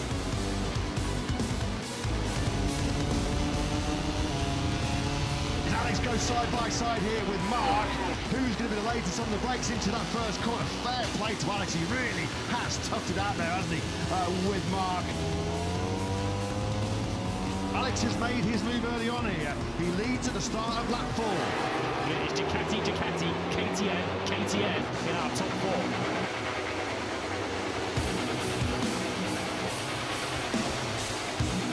Can now Mark with some slipstream make an instant revenge attack on Alex. He goes side by side, Alex.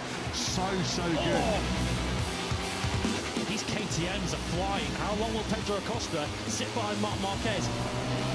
Alex has opened up about a gap of what, about half dozen bike lengths back to Mark in second place. In fact, Mark's coming in a bit of pressure here. Acosta once again just letting him know he's right there, showing him his front wheel down the hill into 5. Alex, Mark, Acosta, Bastianini. It's KTM versus KTM, and Bastianini's just going to park it on the inside of the 37. Can the 23 get it stopped just ahead of Pedro Acosta? Bastianini does, and he's now staring potentially at the first KTM podium. Could he improve on that yet? That gap for the first time in an awful long time is down to under 0.3 of a second. We're coming to the phase of this Grand Prix where we know Mark is the master.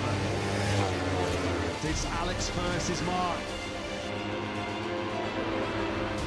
Mark really skipping the rear tyre. Is Alex finally starting to break the resistance of Big Brother here? It has been a brilliant bounce back in Barcelona for Alex Marquez, who takes the victory here in the Catalonia Grand Prix. He wins by nearly 1.8 seconds ahead of brother Mark. Marc Marquez can now no longer clinch that 7th MotoGP World title in Misano next weekend. It's a brilliant first KTM Grand Prix podium. I thought Enea Bastianini, this is going to be such a special moment for the Marquez brothers. On a podium together in their backyard here in Barcelona. It does not get any better than this.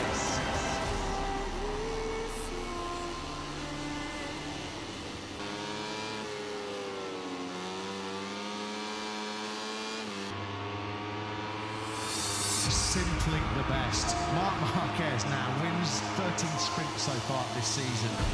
Simply sensational.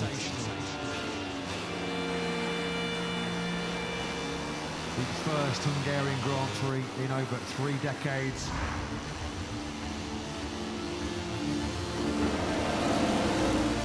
MotoGP is going to roar into life here in Balaton Park.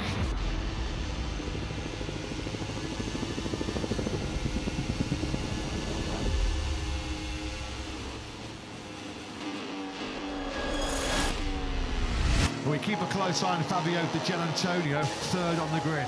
VR46 Ducati crew identified an issue on the sighting lap. Big headache for, or did you? Have to start this Grand Prix from the pit lane.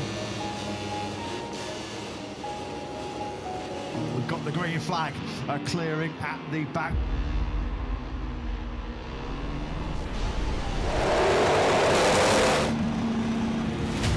Lights out and racing then here in MotoGP. Marco Bezzecchi is going to try and be aggressive on the inside of Marc Marquez into that first corner.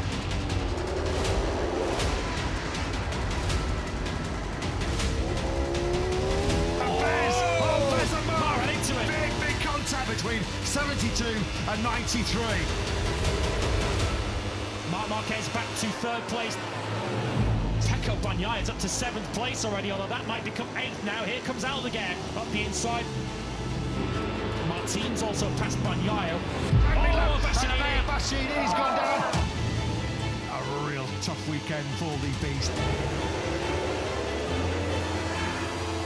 And what a start for Pedro Acosta, already up into P4. Something's up to Alex Marquez. Alex Marquez is on the floor. He's gone down at one of...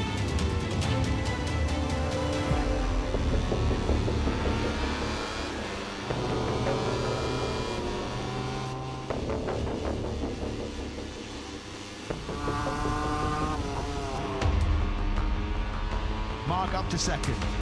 Marc Marquez then, and now he does start to think about honing in on Bezzecchi. Acosta will now be wanting to try and get past Morbidelli quickly. Marquez now getting quicker and quicker and quicker. Acosta has gotten through into 3rd place on Morbidelli. Acosta then does move up into 3rd place. Marco Bezzecchi, when he's looking really vulnerable right now on that factory Aprilia. So vulnerable that Marquez hits the front end for the 3rd time. And Marc just charging in that little bit too hot on the brakes into turn 1. Bez briefly then back at the front. Now we go into turn 5. Marquez levels Bez once again in that heavy braking zone. Bezzecchi comes straight back on through. Marc Marquez got another very good run out of turn 17. Can he get up alongside and break late enough this time to get through on Marco Bezzecchi? Bezzecchi tries to cut back underneath him, but Marc Marquez now has the inside line for turn 2. You can just see there Acosta. He really is starting to hunt down Bezzecchi. Bezzecchi goes charging in hot then into that final chicane. Power on the factory Aprilia down the start-finish straight, but he's up against the fastest Grand Prix bike in history, Pedro Acosta's KTM. Acosta has the inside line now in the braking zone. Acosta up in a 2nd.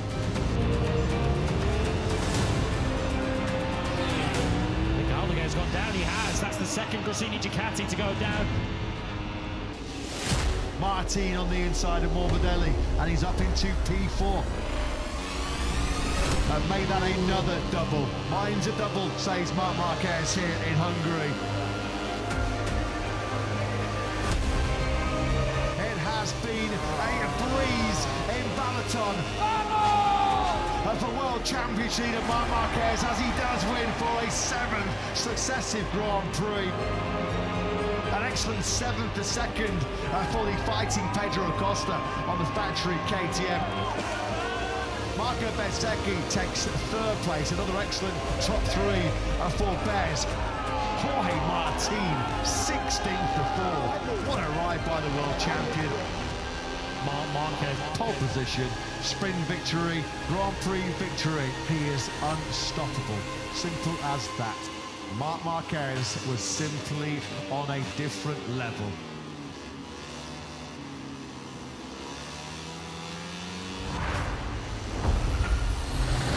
Back from the summer break, Saxon lane sprint. Massive wheels to below Bagnaia. Marc Marquez with a super run. Wins the sprint here in the Grand Prix of Austria. It is chapter 13. Welcome to Grand Prix number 1000. It's the Grand Prix of Austria.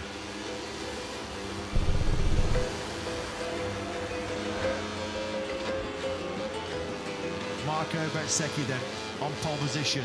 Green flag though clears at the back.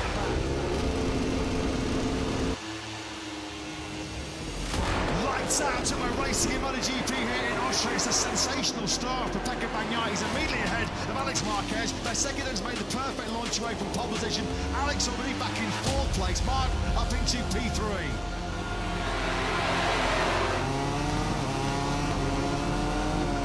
Marquez attacking immediately on the inside of Bagnaia. Now, and Marc up into 2nd.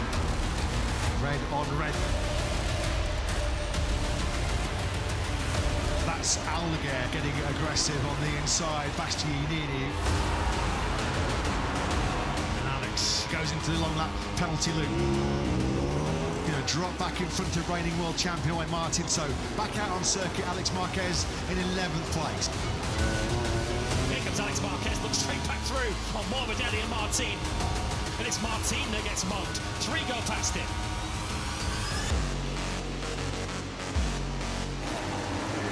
This is Ralph Fernandez just going to stuff it on the inside of Brad Binder. And Fermin Aldeguer is the big winner out of that one.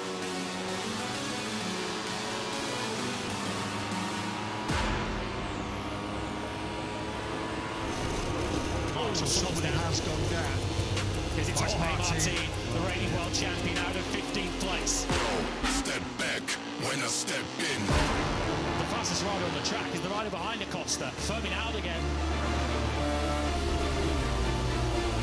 As Bagnaia now has got some serious bother. Big bother.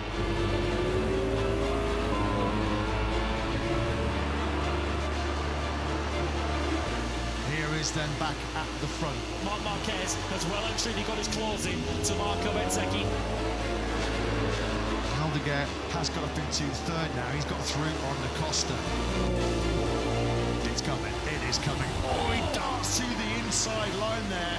I think Bezzecchi just charged that a little bit high. He's compromised his exit speed on the factory of Prix. They go side by side. Marc Marquez decides it's his moment. He hits the front. Marco Bezzecchi tries to respond.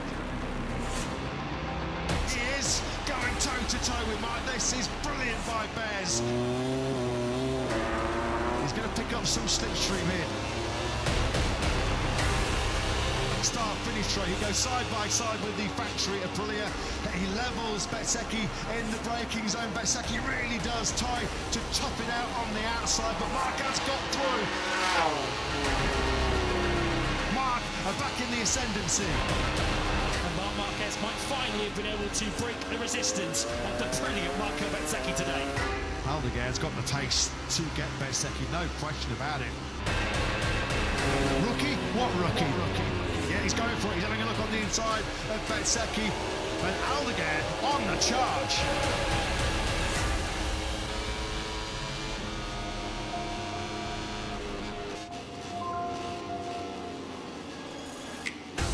Marc Marquez has been supreme once again. is 6 successive victories then now in 2025 for Marc Marquez. It is 6 successive double wins.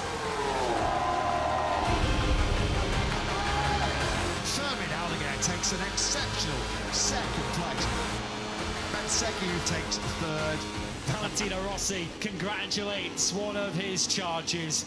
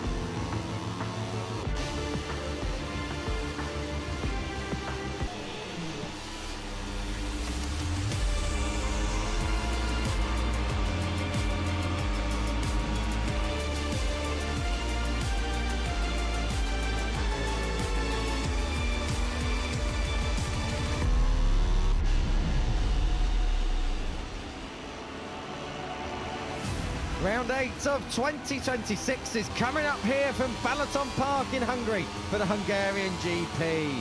The European Tour continues just an hour or so from the gorgeous capital, Budapest. Prix Practice 1 is in the history books. All-important practice is next. Welcome to Balaton Park in Hungary.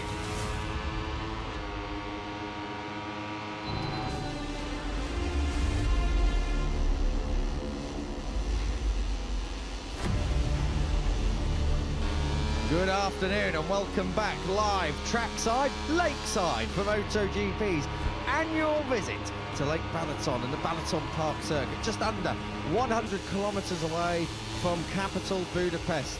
And you join us here for Moto3 Practice, where we have had some enormous news during the lunch break. Third in the championship, coming into the round, Adrian Fernandez has been disqualified from the opening 6 Grand Prix of the season following a technical infringement.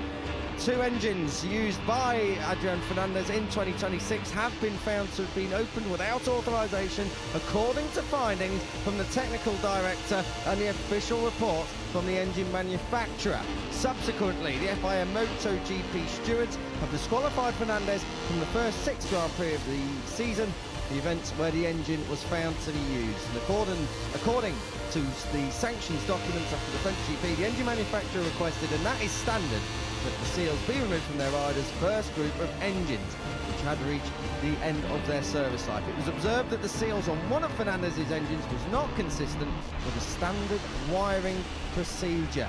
And following further checks and based on on the technical director's findings regarding the seals and the official report from the engine manufacturer, it's found that this engine was opened without authorization. That means the engine is considered new in a rider's allocation, and according to Article 2.6.33.13, an engine with damage, tampered with or missing security seals is deemed to have been rebuilt and must be treated as a new engine in the rider's allocation. Massive, massive drama. It has a huge implications for the championship here as we go green very, very soon for Balaton Park Practice.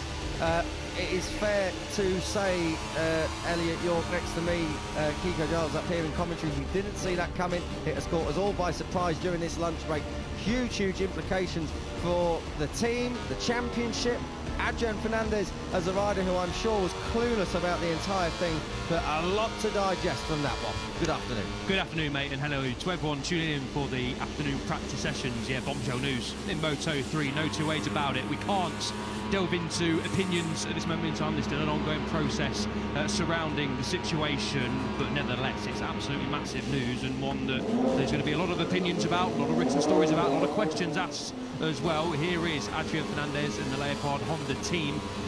What we can talk about, though, is the sporting ramifications. It means Adrian Fernandez loses all but 13 points of his 90 points. There's confirmation of what Kiko has just read out there. Engine technical infringement, disqualified from the first 6 Grand Prix of the 2026 season, and that is what the championship looks like around about half an hour ago. Now you've got to take all but 13 points away from Adrian Fernandez, which means Alvaro Carpe is a little bit closer in the standings to Max Quiles. It means Veda Pratama, Indonesian fans, moved up to 3rd overall in the standings, and it does also mean that Pratama now has an extra podium to his name because he finished P4 in Le Mans. And with Fernandez finishing 2nd over in France, and that 2nd now taken away, it means Veda Pratama, among others, have been bumped to position to P3 for the Indonesian, so that's good news for Veda Pratama. And also Marco Morelli is another one who has an extra podium to his name. So 2 very fast rookies who are already in the top 5 in the championship having another podium to their name, which is good news, not in the way they would have wanted, of course, but nevertheless, rules are rules, and I was going to say these things happen. They don't happen very often, especially multiple disqualifications, but that is the situation we are in. So we're waiting to, get updated championship standings. We haven't been quick enough in the break to redo all the mathematics, of course, but we will do. That's across the weekend here in Balaton Park. But yeah, huge news. Hugely disappointing for Adrian Fernandez, who was absolutely a title contender this season. Now, all those hopes have pretty much vanished. Got to be said as well, the part that I was reading out was with regards to the first batch of engines. Then, at the conclusion of the race weekend in Mugello, some other engines were requested to be surrendered by the Leopard Racing team so that they could be examined to determine whether they conform with the regulations. And once removed, the engines were inspected by the engine manufacturer to confirm the condition of the seals at the time they were surrendered by the team. During this process, it was observed that both the seal wires and sealing stickers on one engine showed evidence of tampering. The evidence that the engine was transported to the subsequent event under the supervision of technical control, and they're opened by the engine manufacturer for inspection under the supervision of the technical director. During this procedure, the engine manufacturer identified various anomalies indicating that this engine had been adjusted and therefore opened. And therefore, based on the technical director's findings and the official report from the engine manufacturer, it was also found that this second engine had been opened without authorization.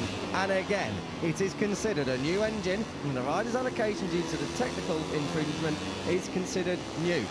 The stewards have imposed a penalty, and that is disqualification from the French and Catalan GPs where this second engine was used. That means that Adrian Fernandez, the number 31, has only 13 points from the Italian GP at Mugello, dropping him out of third place in the standings to the lower end of the top 20. Obviously now that really eats into Adrian Fernandez's allocation for the rest of the year. We are not even a third of the way through this calendar season yet anyway, so there's a lot of mileage to go yet on those engines. Worth noting for clarity purposes, this is an Adrian Fernandez allocation issue. It doesn't impact at all on Guido Pini. That side of the box is clear. The victory, more importantly for them, does stand from Kota. But on Adrian Fernandez's side of the box, just last week are his points tally. As you may have noticed, we are underway with this session, but this is a massive topic. Yeah, huge topic. Obviously, Leopard Racing are one of the lead teams, used to winning races, used to challenging for championships as well. As I mentioned, we can't delve into too many opinions. There is a process ongoing to determine what comes out of this, but what we do know is this is going to rumble on for the foreseeable future. It's going to be talked about a lot in the paddock, and understandably so as well. I do feel sorry, like I say, for Adrian Fernandez, who's going to come under a bit of scrutiny now, and really through no fault of his own. But let's wait and see how this story unfolds. I will tomorrow in qualifying go, if I'm allowed to, of course, speak to the team and try and get a grasp of the situation. Whether the team want to speak to me, whether I'm allowed to go speak to them is another matter. But what we can say is the journalists and other people in and around the paddock are going to be trying to bring you up to speed with what's unfolding here in the Moto3 Championship. Major bombshell news, as I mentioned, and yeah, let's hope it doesn't get too messy. Fingers crossed that this can be put to bed pretty quickly, because it's not a story really that people, especially Leopard, of course, the championship, want to be rumbling on, and we want to see the results decided on a Sunday on track and not through disqualifications.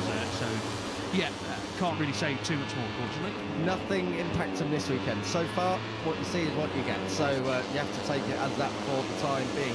A couple of small observations further down on who it will affect. Seems like Zen Matani now and Ruche Moodley will have scored their first points of 2026 in the case of Zen Matani, his first Grand Prix World Championship points. It looks like Rico Salmela will be bumped up one in the championship. It seems Carpe now is around 12 points closer to Max Quiles. So whilst it has penalised Adrian Fernandez and the Leopard Racing team, it's also had a big say on the overall points difference between Quiles and Carpe at the very front of this field. Yeah, exactly. As we mentioned, good news for some of the other riders. Not how they want to gain points and pick up podiums at all. However, if you're going to get handed some more points, then you're going to welcome them with open arms. Not good news for Quiles to have Carpe a little bit closer to him in the championship, but that's the nature of the beast. Unfortunately, Quiles won't really be thinking about that at all. Neither will Alvaro Carpe. Spoke to him after the Grand Prix in Mugello, and he said he's not thinking about the championship. Yes, it's nice to see myself inside the top two and be Quiles' closest challenger, but there's a hell of a long way to go in 2026. Worth noting as well, as we get to the 5-minute mark in this session thus far, there is an article already out on MotoGP.com. I read it word for word, but obviously we're not going to read it word for word multiple times over the course of this session, so please do go and check it out for the full rundown on MotoGP.com regarding Adrian Fernandez's disqualification from the first 6 Grand Prix due to an engine technical infringement. Let's park that there then, if we can. It's all important Moto3 practice. The top 14 in this session will move directly through into Q2. Everyone else who's not in that top 14 will get one last chance in Q1 to try and put themselves in the front 4 places of that session in order to move through and make a group of 18 riders. This rider here on your screens was very lucky last time out. Max Quiles, 14th in practice at the end of Friday at Mugello. Did come through though to at least lead the Grand Prix and fight for victory before being shuffled back for later on in that big Sunday outing they had at Mugello. So Max Quiles slipstream very minimal here in comparison to Mugello, so we shouldn't see too much dawdling or waiting around or looking for a tow in this one. No, I was down there in qualifying. It was well documented, I think, in Moto3, both in Q1 and in Q2, the antics that were going on. Obviously, Mugello, massive slipstream at play. You can gain 4, 5, maybe even over half a second in terms of placing yourself in the right position, which Quiles wasn't able to do in qualifying.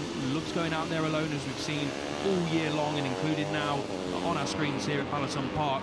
Unfortunately, Mugello, when there's that much to be gained from slipstream, no matter how quick you are, in the case of Quiles, you're going to lose out, and lose out he did. And when the team tried to head out for the final couple of minutes of Q2, they left it a bit too late. They weren't the only team, of course.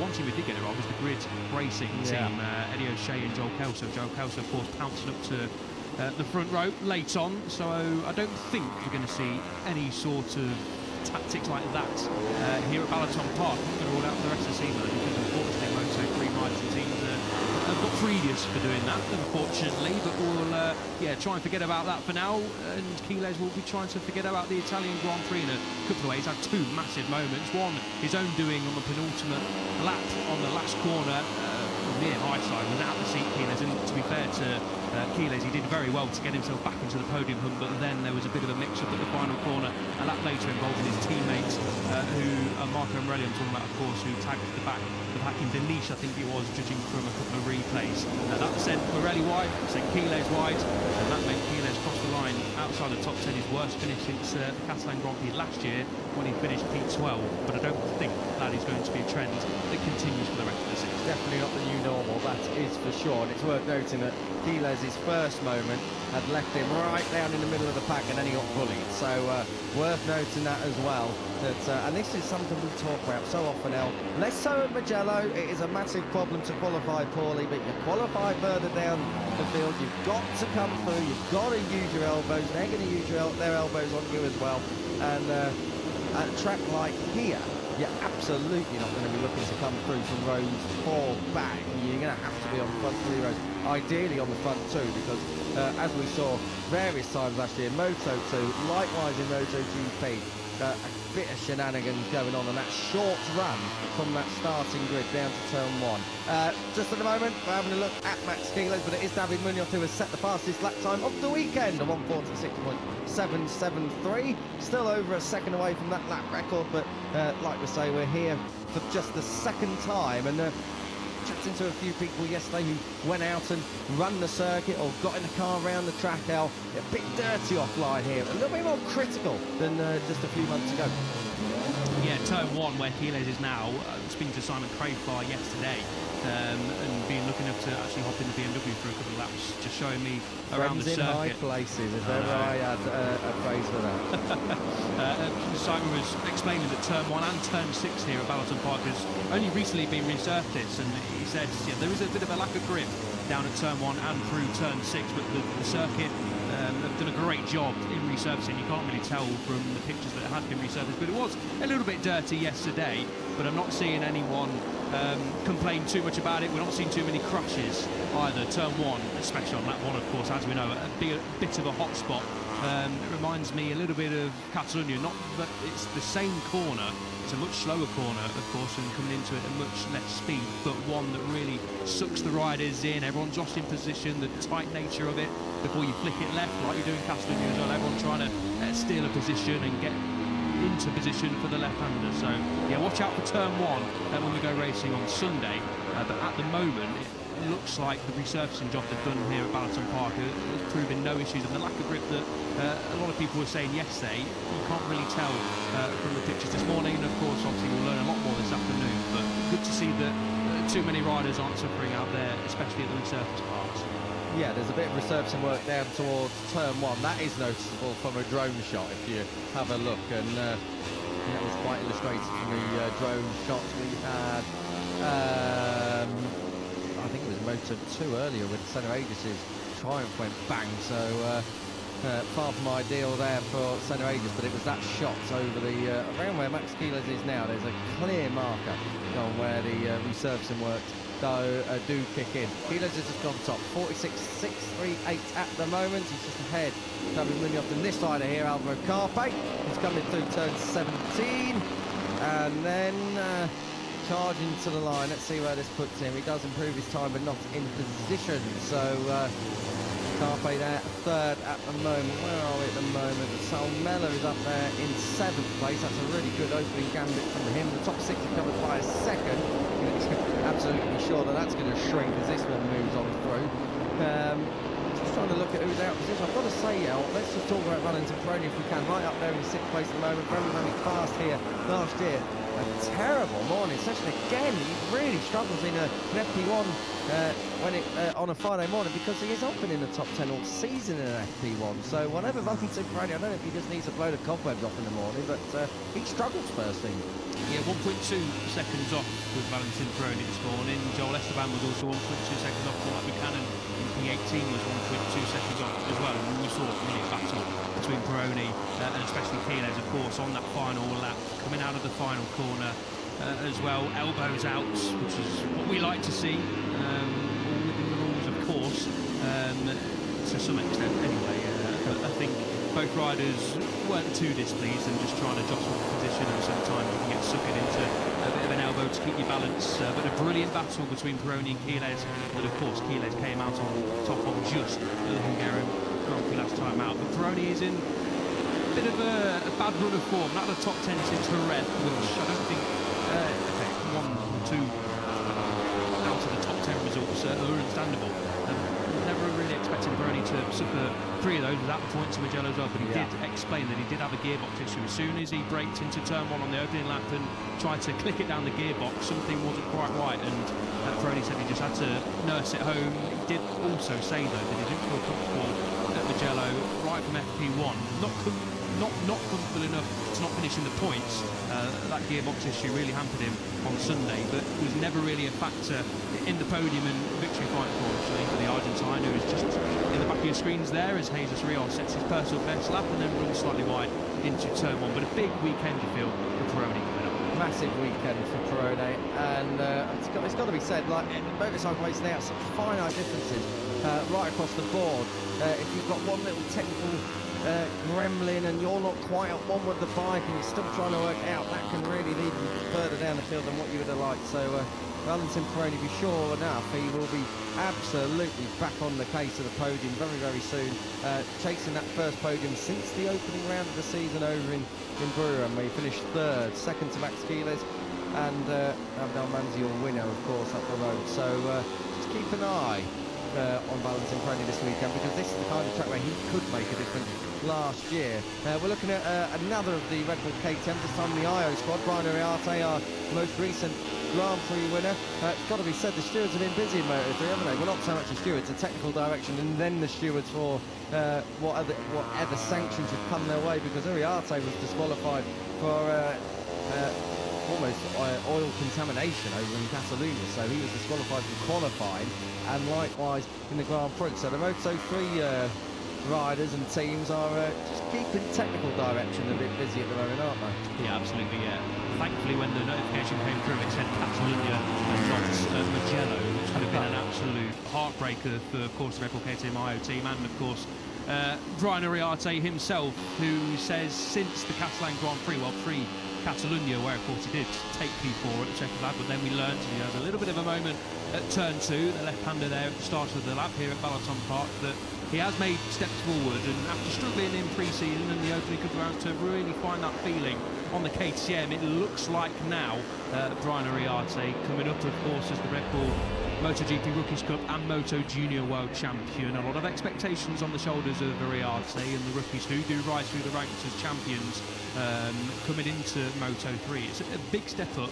A lot of the rookies do say that, but as we saw, Brian Uriarte won the race last time out. Hakim Denise was on the podium. 2 rookies we saw Marco Morelli on the podium as well this season. And we so often see, not just this year, in years gone by, that rookies such as Maximo Quiles on the screen just now come up and are already as fast as the fastest guys in the class. And Uriarte certainly is one of those. And he did say a lot of confidence has been gained, but feet on the ground.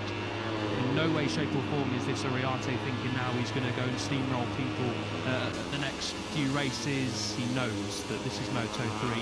He's not really in title contention. It's his rookie season, he reiterated, and he's got obviously a very experienced and great team around him to know that he's got a lot of time in Moto3 to just continue to make his way, build some confidence, get more mileage under his belt, progress onto podiums, and more wins 100% are coming for Brian Uriarte. Great to see a new winner, of course, in the class, and a name that we're going to be so often seeing at the front, I'm sure, in Moto3, in Moto2, and hopefully in years to come in MotoGP as well. He's a great young lad to speak to as well. Really, really eloquent, as so many of the youngsters are coming through. Vader Patama, Hakim Denise, another couple as well. Eddie O'Shea, who we spoke to last week. It's brilliant, brilliant guys. Marco Morelli caught up with him in the lunch break today.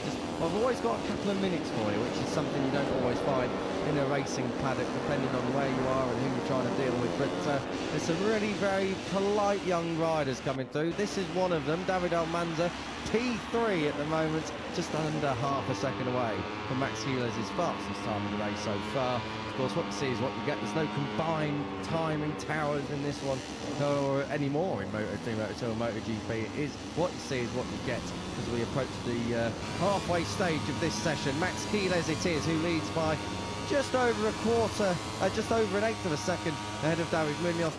Teammate Almanza there in third as Munoz waddles back into pit lane. Fourth for Carpe, fifth for Esteban. Casey O'Gorman sixth place was a little bit down the order earlier, I think down in 16th place. Worth noting that O'Gorman has been here before as a standing rider last year here for the 658 squad, I think in place of Luca Lunetta. This was his last GP he missed before he came back, I'm fairly sure. So there in 6th place for O'Gorman, 7th for Pini, Uriarte, Peroni, Morelli, Battaglia, Moodley, Salmella and Vader Patama. At the moment, your top 14 as we have yellow flags at the second chicane here. And that is Alvaro Carpe, another practice 4. I mean, at least here, turns 9 and 10, it's going to be about as slow as you can have it. This is it. He's in just behind 2 riders who are in very, very deep indeed. Valentin Peroni was one of them, and the front folds at turn 9. And Carpe has to sprint over at the exit of turn 10. Slides on the floor, picks his bike up, and the number 83 can't get it started, not allowed to start it anymore if it stops in the gravel, so has to get to the service road. But that's not ideal for the rider who's currently 4th in this session. Yeah, Carpe crashes on a Friday afternoon, both in France and in Catalonia. Ended up with him finishing outside of the top 14. Something that he said over in Italy and after the Catalan Grand Prix that he just needs to fix what's going on here with Quiles. That front end was threatening to chuck him down the road, but Quiles dug his knee and elbow in down there at turn 11, and on his way he goes. Good save from Maximo. The team not quite enjoying it as much as we are in the comms. Jorge Martinez Aspar's face said it all. And what I liked about Quiles was that he was straight on the foul on the curve and pulling a wheelie as well, just to get it crossed up even more. Runs it right out to the curb. This is a brilliant section of the track. It's one of our favourites up here in commentary. I think the fast right between turns 6, 7 and 8 there, really, really great. And then all the way down here into this final complex. This isn't really a chicane, this bit is, but it then double apex, stand the bike up on the Moto3 machine, and then haul it into turn 17. Max Quiles looking to try and bring himself a bit more of an advantage here. 46.6 at the moment, he's on a 46.296. He's getting quicker and quicker as last year's Hungarian GP winner. In the braking zone for that turn 1, it got to get it really anchored up here, even in Moto3. It is a very, very sudden stop down at turn 1. And then this, it all opens up through here, turns 2, turns 3, and then turns 4 onto the back straight. Here's Adrian Fernandez, 19th at the moment, looking to try and move through into qualifying 2 directly today if he can. And at the moment, he's just about 0.3 of a second off. He's rolled out of it through that third sector. He'll be coming in the pits at the moment. So good to see number 31 back out there and for sure putting his disqualification from the opening 6 Grand Prix to the back of his mind and focusing on the job in hand at the moment. Yeah, I'm trying to do exactly that, of course. Not sure how much he would have been told pre-session, but yeah, I'm sure Fernandez will be well aware of this situation. Nothing he can do about it now. He's got to just get his head down and try and, first and foremost, get into the top 14 on Friday here at Valence. Was 6th this morning was Fernandez, 2nd of the Honda. The top Honda this morning was Joel Kelso, up in P5, half a second away from David Almanza's time. At the moment, Quiles, Marco Morelli is on screen. It's the 97's teammate, of course, we're talking about. Looks a lot stronger than he did over in Catalonia and then again at Mugello as well. I remember in Catalonia, Quiles after Friday was saying that, you know, I'm obviously the championship leader, I've won some races already this season, and at the minute I'm the strongest rider, but I also recognise that sometimes other riders are going to be faster than me, including my teammate Marco Morelli, who's been very impressive so far this season. And Quiles said he was learning a thing or two from his teammate. I think this time around here at Balaton Park, it's everyone else learning a bit from Quiles so far anyway. A lot can change in the final 13.5 minutes in this session, but as things stand after, I mean, it wasn't an off weekend over at the Catalan Grand Prix of Quiles, because ultimately he went on to win the race. It was definitely an off weekend at Mugello though. He's looking back to his best though so far. Yeah, he really is, and Max Quiles is very rarely not on his best form. It was a stunning run of form up until Mugello. If we just have a look at the number 28, it was either P1 or P2 right the way through the course of this season so far, which I've got to say, in the opening 6 Grand Prix of the season isn't bad. You can always forgive him for having one off, and he still came home with points. So Max Quiles, yeah, his championship may have shrunk a little bit more following Mugello and now following the exclusion from the results of Adrian Fernandez. But Max Quiles is still very, very much the favourite moving on through. What will be interesting as we see a lot of stones out there between, is that turns 12 and 13 over there. There's a lot of rockery on that track there through there, so that might be getting cleaned up between sessions. At the moment, it's not disturbing the Moto3 riders so far. What's going to be interesting is this rider here. Will Aspar firstly need to implement team orders? But it's going to be very, very hard to try and stop Marco Morelli, who is one of the fastest towards the end of the Grand Prix. He's definitely got a bit of Ayagura talent in him there, hasn't he? He's very much sandbags all the way through and then comes right to the 4 late on. But the Argentinian is something of a bit of a weapon, and it's going to be very, very hard, as I say, to restrict him from trying to take that first Grand Prix win. We didn't see team orders last year for Max Quiles, even if he was an outside title contender, so we'll have to wait and see whether or not they do it this year. This is Casey O'Gorman coming through the penultimate corner. Oh, that front end again! Folding away, and Casey O'Gorman, cat-like reactions, gets his knee on the ground. Brilliant stuff from the 67 to keep it upright, because how many times have we seen on a Friday how you crash, how much of a risk it is further down those top 14 places. 7th at the moment for the Irishman. Well, yeah, especially when there's just over 10 minutes of the session to go. This is Alvaro Carpe, who we saw wasn't able to save a front ender, and thankfully for Carpe, who'd come from pretty much the opposite end of the circuit through turn 9 and 10, is back out there for the final 10 minutes of this session, and he's got a freight train behind him as well. Just to go back to the topic of Marco Morelli versus Max Quiles, very interesting to see if they do deploy team orders. Morelli could still well get himself in this title fight yet. I mean, we're so early on in the season, but it's not done. No, I'd be very surprised if Aspar implemented any team orders at this stage of the season. Sure not at this stage. When it gets to crunch time, I don't know, I'm thinking of maybe Japan, Indonesia, sort of, you know, the time of year where we will see a champion crowned. I mean, Quiles might have wrapped up by then, who knows, but a long way to go. But Aspar, Morelli will know that their chief title candidate is the one donning the number 28, David Almanza, backing it in. I was going to say nicely for the cameras, not too nicely if you're on board that machine, as Almanza was. That was turn 5 at the end of the back straight here at Balaton Park. But yeah, Morelli will know the situation. However, when you're in Moto3, when you're in the mix of a race, emotions can take over, and if Morelli has a chance of winning, I think no matter when it comes, he will go for the win. He's a racer at the end of the day. I do believe before we get to that sort of stage of the season, I reckon Morelli will have won a race by then. He is, you rightly say, the Igor at the minute of Moto3, and he said it himself, not that he's the Igor of Moto3, but he needs to figure out a way of trying to get down to business on a Sunday in the opening few laps to give himself a less work to do in the latter stages. Said Sunday Mugello was a bit of a race to forget, tried to start strongly from the beginning, but well, so he could set his own pace, but he couldn't ride the way he wanted to. Didn't have the same feeling with the tyres, he said, he had for the rest of the weekend. And when he'd spun some laps, worn them out, he did start to feel a bit more comfortable. And we did, of course, see Morelli come up to the podium. The fight was, as I mentioned a little bit earlier on in the broadcast, got a little bit tangled with this rider on screen, Hakim Dinish. Of course, Dinish went on to finish to a brilliant podium. It was no one's fault. Not blaming Dinish, not blaming Morelli, just two riders at the final corner of Mugello scrapping for positions, and Morelli just tagged the rear end of Dinish and nearly got spat over the top. Morelli actually did well to keep it on, but I think a victory is definitely coming for Morelli. But you are right to point out team orders and the team dynamic a little bit later on in the season. It's something to keep in mind. You know, Max Keeler doesn't like being beaten. That's why we like him, because he shows his anger at finishing second. No one should be happy finishing on the podium unless it's in P1.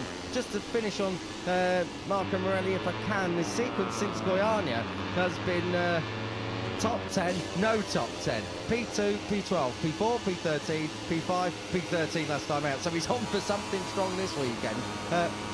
Very much worth noting is qualifying as well. Yet to have a front row, or at least start from a front row.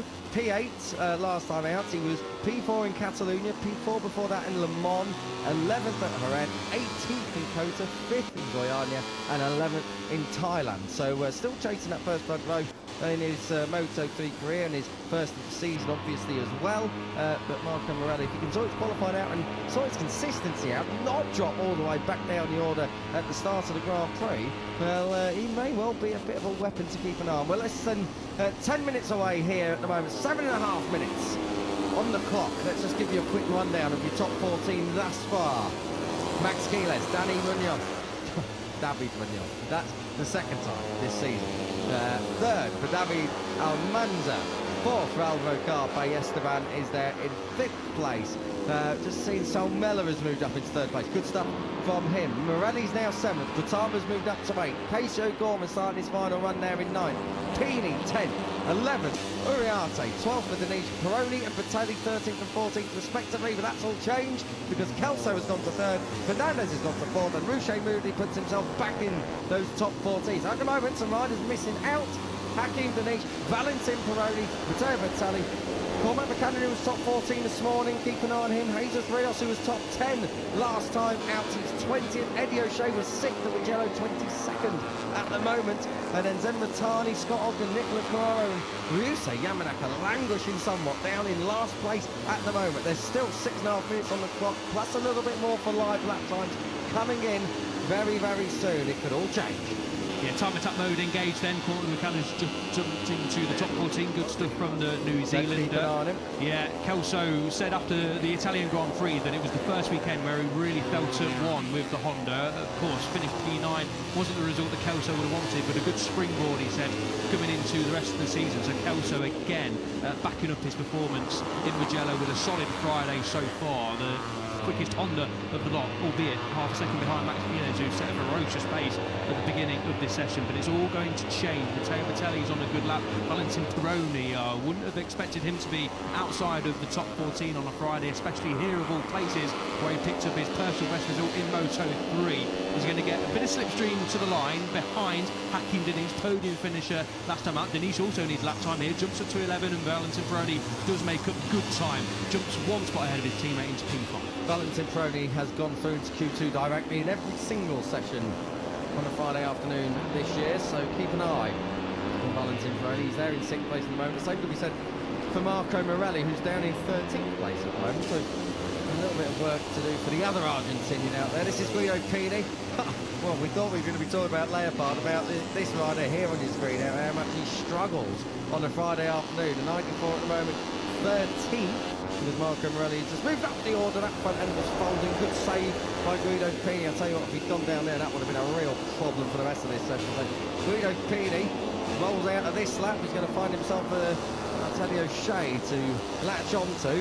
Let's see if Guido Pini can get into Q2 directly on a Friday afternoon for the first time since the European stint of this 2026 season began. Scott Ogden just behind Adrian Cruces. Of course, Ogden a week ago was topping the times on a Friday afternoon. The British rider is not looking like he's going to be doing the same this time around. 9/10 through sector 2. If he can hold it to the line, it's just about going to drop him into the top 14. But he needs to make up time in the latter half of this lap. Ogden, the time isn't quite coming as easily this time around as it did in Mugello. It looks like he's struggling to get it anchored up and hauled into the apex of the corner, the number 19. So just keep an eye on him versus his teammate who's up ahead of him. Adrian Cruces looks like he's a lot more at one with the bike. The bike looks heavy for Scott Ogden at the moment. We'll have to keep an eye on him, but he's not having a great day of things here at the moment at Balaton Park. Less than 4 minutes on the clock to go. Ogden's going to improve his lap time.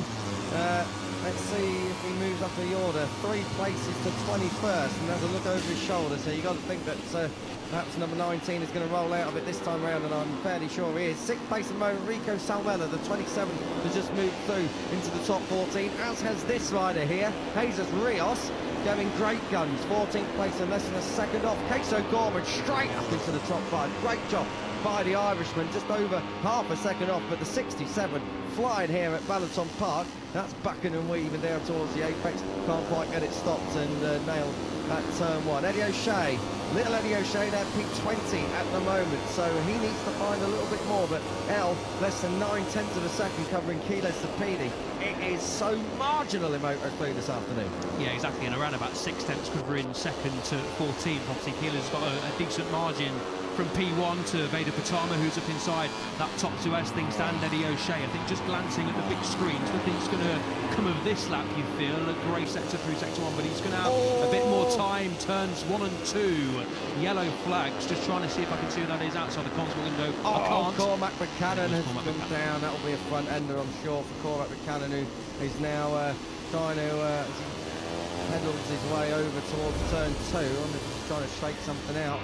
Let's have a look what happened. Braking, smashing it down through the gearbox, and that front is about to tuck now. Oh, on the bumps as well. I think even much warning, even did it for Buchanan. You can see him trying to hold the clutch in, of course, trying to keep that bike running. As we know, new rules now, if the bike stops running, you can't bump start it in the gravel or on the road. You've got to go to the service road to do that. Mac attack, you can see there on the butt patch of his leathers. A bit more tarmac attack at the moment, wasn't it? Down there at turn 1. So Cormac Buchanan, where is he at the moment? Down in 19th place. Got to say that perhaps that might be his session done. I was just about to say, before we saw that, Eddie O'Shea, we saw the MLAV guys go out and do their own thing in Mugello because they had to. Push is coming to shove here. At least Eddie O'Shea's going to get a little bit of slipstream here to start his what will be final flying lap behind Queso Gorman and Adrian Fernandez. So, that's good to see. Guido Pini just moved up into P9. So, Pini moves through, and I'll tell you what, I think we're going to have a couple of moments here.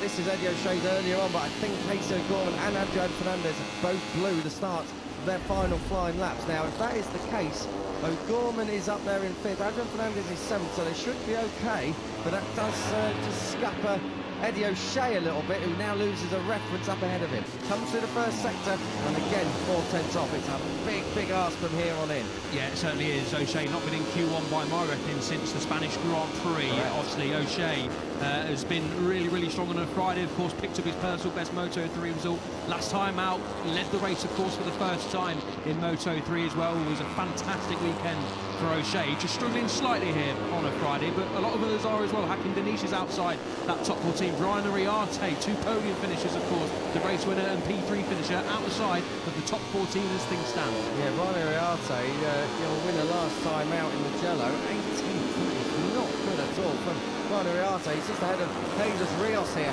The thing around here at Balaton is it's so narrow, the race to 9, and there's chicanes everywhere, so it's really tricky to make a lap time, particularly if you're stuck right up someone else up in front. Carpe has come across the line, 13th for Carpe, so again, rider at risk is Moodley, but Carpe's dancing down there with Q1 at the moment. Checkered flag is out.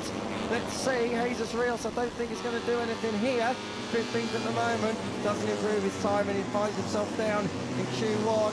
Brian Uriarte down in Q1 as well, has taken the flag. It's a disaster for Brian Uriarte. Scott Ogden has taken the flag, improved his time, as did Adrian Cruces, but nothing to shout about down there. 21st and 22nd, Eddie O'Shea, top 6 in Mugello, 20th in practice here in Moto3. Rouget Moodley has taken the flag, and Cormac Buchanan is in the pit lane. So your top 14 is set because everyone else who's not in there has taken the flag. We pick up David Almanza. He's still on a live lap at the moment, and this will put him maybe a couple of places up if he can hold it all together through these final left-handers, 16 and 17. Oh, I'll tell you what, didn't see Danish was on a lap. Let's see what Danish can do. Almanza's coming to the line. It will improve. As he improves his place, goes up into the top 3. But Danish is around 30-odd seconds from home here. Let's see what this third sector's going to be. It's going to have to be something special for the Malaysian.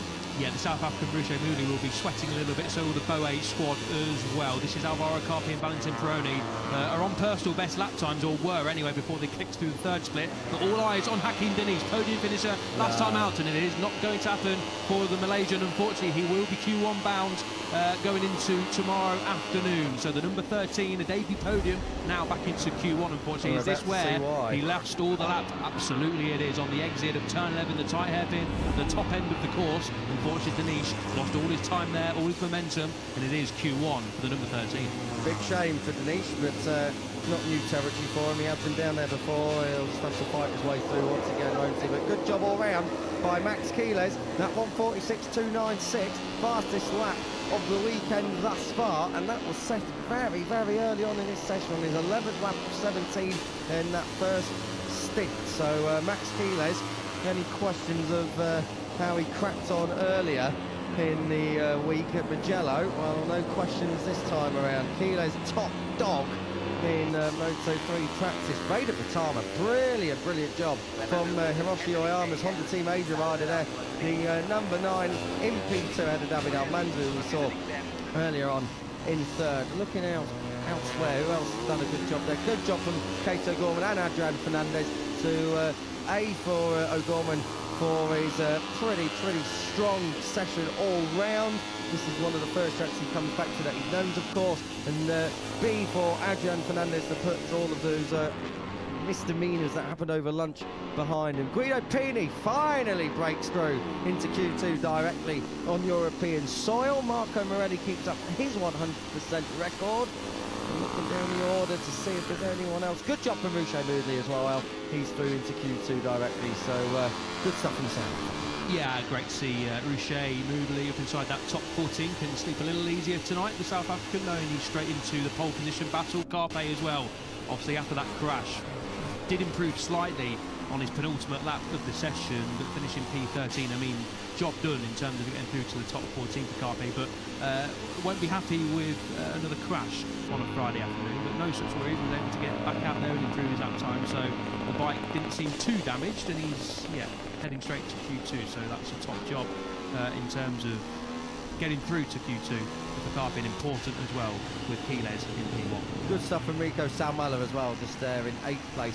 It's not the end of the world to go through Q1, of course. It's another opportunity to try and bump yourself up. Jesus Rios will be looking to do that. He's been on the second round of good for the last 2 Grand Prix, so Q1 is going to have to be a little bit more dramatic for the number 54, but they are all chasing Max Quiles, the championship leader, P1 in practice here at Balaton Park, ahead of Vader Patama and David Almanza, as we've said, your top 3. Going down the order, Cormac Buchanan was a crasher earlier on, right towards the end of that session, 19th place in the New Zealander, finds himself down in Q1 as well, as does Eddie O'Shea. Scott Ogden joins them along with Adrian Cruces, Nicola Carraro, Leah Ramastorfa, Zematani and Ryusei Yamanaka. What on earth is going on down there? The number 6 in P26, not where he wants to be.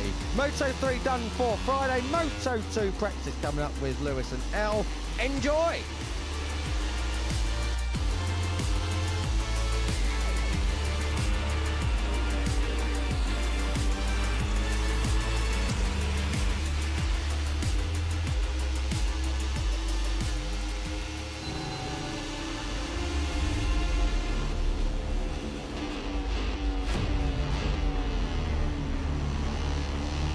Good afternoon, everybody, from Balaton Park.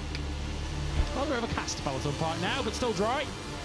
And the hope and expectation is that will remain the case as we get set for the Moto2 afternoon practice session, which will determine who goes through automatically to qualifying 2.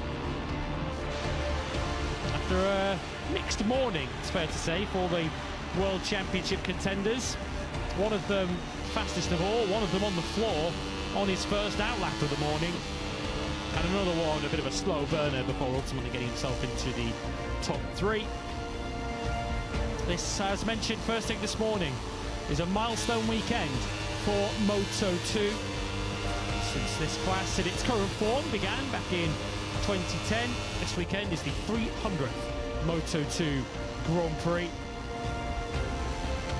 And Manu Gonzalez, who has won 8 of the previous 299, is looking to strengthen his position at the top of the World Championship.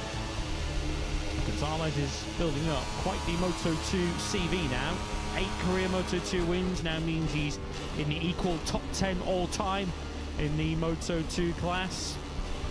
9 pole positions, which puts him clear 8th all-time for most Moto2 poles. And also now finds himself in the equal top 10 for most podiums in a Moto2 career. 21 of them he has now, with the last of those coming a week ago, 5 days ago in fact, at the Mugello circuit in Italy. And all of that has contributed to a 34.5-point World Championship lead over Ethan Cavara, who was the aforementioned title chaser on the floor this morning, with brake problems he was suffering from late in the Italian Grand Prix weekend. Really affected him, he said, in the race. Certainly didn't appear as if it was plain sailing for him this morning either on that particular front, with that crash at turn 5, and 1 or 2 tantrums on board his Boscoscuro when he was still finding it a little bit of hard work to get around this Balaton Park circuit later in that free practice 1 session. But that doesn't count towards the overall qualifying picture. This session does. So it should be a fascinating and competitive practice to come in the company of myself, Lewis Suddaby, and Elliot York in pit lane. Our immediate focus on screen, at least, is on last year's winner, David Alonso, who will surely take heart from how his morning session went. Yeah, and the smile says a lot, doesn't it, for David Alonso. Good afternoon to everyone, and of course you as well, Lewis. Looking forward to this one, as always. A bit of a mini qualifying session on Friday afternoons really gets the juices flowing, and thankfully for Alonso, those shoulder issues that he'd had seem to be behind him, which is good news for us, great news for Alonso and the team, and also maybe good news for the championship as well, in terms of riders trying to chase down the clear favourite as things stand, and the standout rider so far this season, Manu Gonzalez, who we just saw on our screens. But yeah, much more like it from Alonso to be just over a tenth away from Gonzalez. Of course, the race where Alonso has his Moto2 win to the record books. A fantastic Grand Prix here last year in Balaton Park. Some usual late race rhythm from Alonso, and a great battle with Diogo Moreira, the eventual world champion, and Manu Gonzalez for the podium. So fingers crossed we get more of the same from Alonso. We want to see Alonso back in that lead group, back fighting at the front, back fighting for victories alongside the likes of Gonzalez and Celestino Vietti. That was your top 3 from this morning. And of course alongside his teammate Danny Holgado as well. A decent morning for Holgado. He was just over 3 tenths away from top spot in P6. So yeah, an intriguing morning, and good to see the Aspar duo, mainly Alonso after Holgado's podium last time out, and Alonso's outside of the points finish, that it looks like, early days of course, not going to jump the gun too much on this one, but it looks like Alonso is returning to a bit of form, which is what we want to see, and form is what Philip Salac is in with us as well. Yeah, and looked pretty good this morning too, did Salac. He was able to put in 4 laps in the 141s, which was generally what the overall leaders were doing. It was close in the end overall at the very sharp end this morning. A second covered the top 9 to 18 riders, beg your pardon, down to Luca Lanetta in 18th place on the Speed RS Boscoscuro. But when you look a little bit deeper, Manu Gonzalez was actually much stronger than the rest than it looked firstly this morning. When you look at the likes of Danny Holgado, who's in 6th place, he put in 3 laps too in the 141s.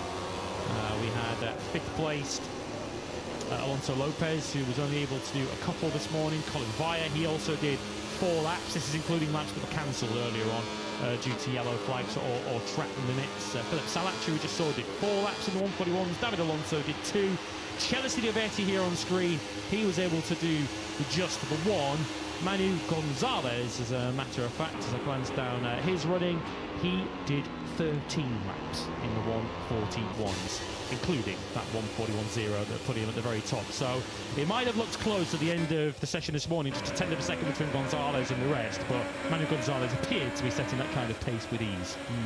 MotoGP teams, are you watching? Says Manu Gonzalez. Printing the analysis out, just sticking it on some team hospitality. Yeah, exactly that. Handing them around the paddock like some early Christmas cards. Yeah, Gonzalez, look, we said it this morning.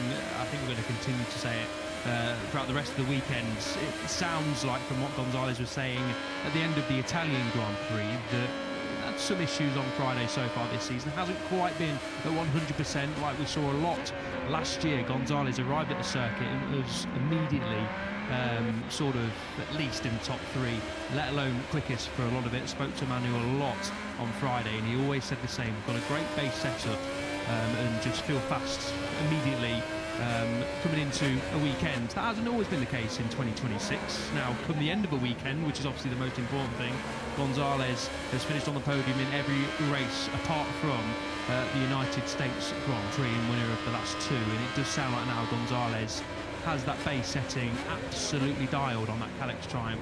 Of course, Kalex changed a few things with their chassis coming into 2026, so it looks like Gonzalez has figured that out, and he was already leading the championship and already pretty quick, and now he's figured out the couple of gremlins, let's call them, at the start of a weekend in terms of his overall feeling. As Pedro Acosta gives us a nice wave, we'll be seeing him, of course, in around about 45 minutes time, maybe a little bit more, just under an hour away from MotoGP Practice coming up. But for Gonzalez, we'll be hoping to be in MotoGP Practice next year. We'll wait and see if that's the case, but it was a little bit of a gauntlet laid down, and that pace this morning should worry, and probably will worry, his rivals. But of course, we're going to learn a lot more in this afternoon's session. Ivan Ortola, at the end of this morning session, where was he? 17th place on a 141.989. Coming here on the back of, well, I guess a disappointment in terms of the overall result and the way his race ended, but surely we'll take a lot of positives from his Sunday performance in Mugello, where certainly seeing Ortola build up a bit of a reputation as one of Moto2's expert fast starters nowadays, aren't we? After he came from 14th in the end it was on the grid in Le Mans, up through to the podium, and he was up inside the podium places within a lap or 2 of the start, and of course came through from 10th on the grid in the Italian Grand Prix last time around. He was already up to 4th by the end of the first lap before moving up to 2nd by lap 4. So Ortola has certainly made his presence felt early in Grand Prix already this year. Back up to full strength are the MSI squad this weekend. If you weren't with us this morning, we welcome back Angel Piqueras this weekend. He broke his femur and damaged his left ankle in that lap 1 crash in Austin, Texas. Within just over 2 months, Piqueras is back with us. The 19-year-old was 27th at the end of practice this morning. Jerry Tusa is now the permanent second rider at the Forward Clinton Racing team as teammate to Alex Escridge. They have parted company with Jorge Navarro, and we also bring Jacob Ralston into the fold in Moto2 this weekend at Honda Team Asia. He's the injury replacement, he says, for the next couple of Grand Prix at least, in place of Mario Aggi. And Ralston solidly up to speed this morning. He was last in the standings, that's to be expected as a Moto2 debutant, but he was within 3 seconds of the red hot World Championship leader Manu Gonzalez. Yeah, very respectable, I've got to say, from the Australian, who rides a Boscuro chassis over in the Moto2 European Championship. A couple of weeks ago they had the opening round of the season at the circuit of Barcelona, Catalunya, so a different bike for Ralston to get used to. Of course, rode here in Moto3, so knows the track, but of course not on a Moto2 machine. So I think this weekend all about getting bedded into Moto2 for the young Australian, and yeah, sounds like we'll be seeing Ralston at least in Brno. Of course, a speedy get well soon to Mario Aggi. Hopefully we'll see the Indonesian back on track very soon, but a chance for Ralston to put himself in the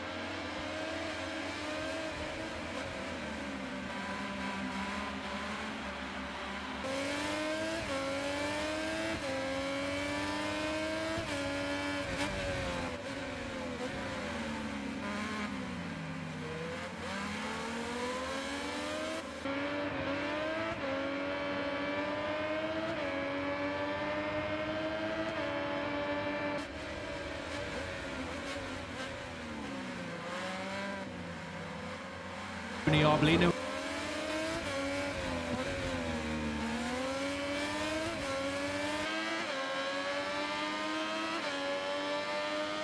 Finished 1.3 in 5th place. And feels like Vaya's 2026 season just hasn't quite sparked into life just yet. Of course, we did.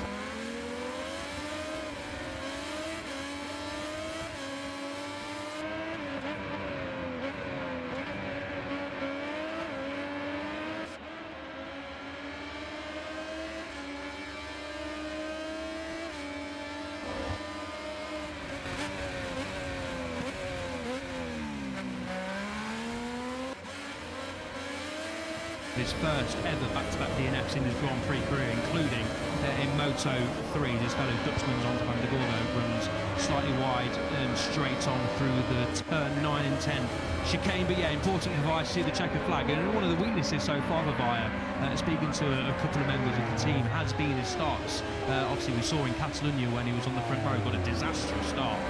Vaya, and of course, coupled with that long lap penalty, completely scuppered any chance of Vaya fighting for the podium. Then, of course, he crashed out.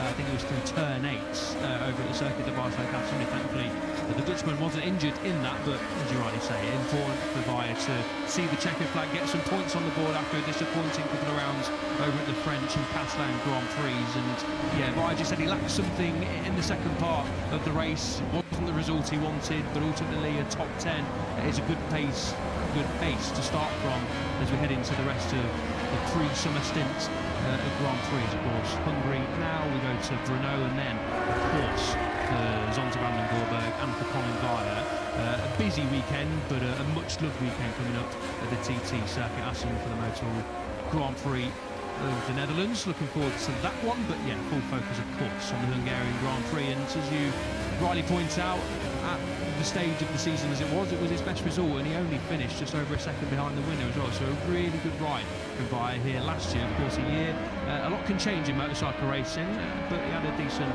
session this morning, did Vaya, and he's having a decent session so far this afternoon. So yeah, it's a big weekend for Vaya.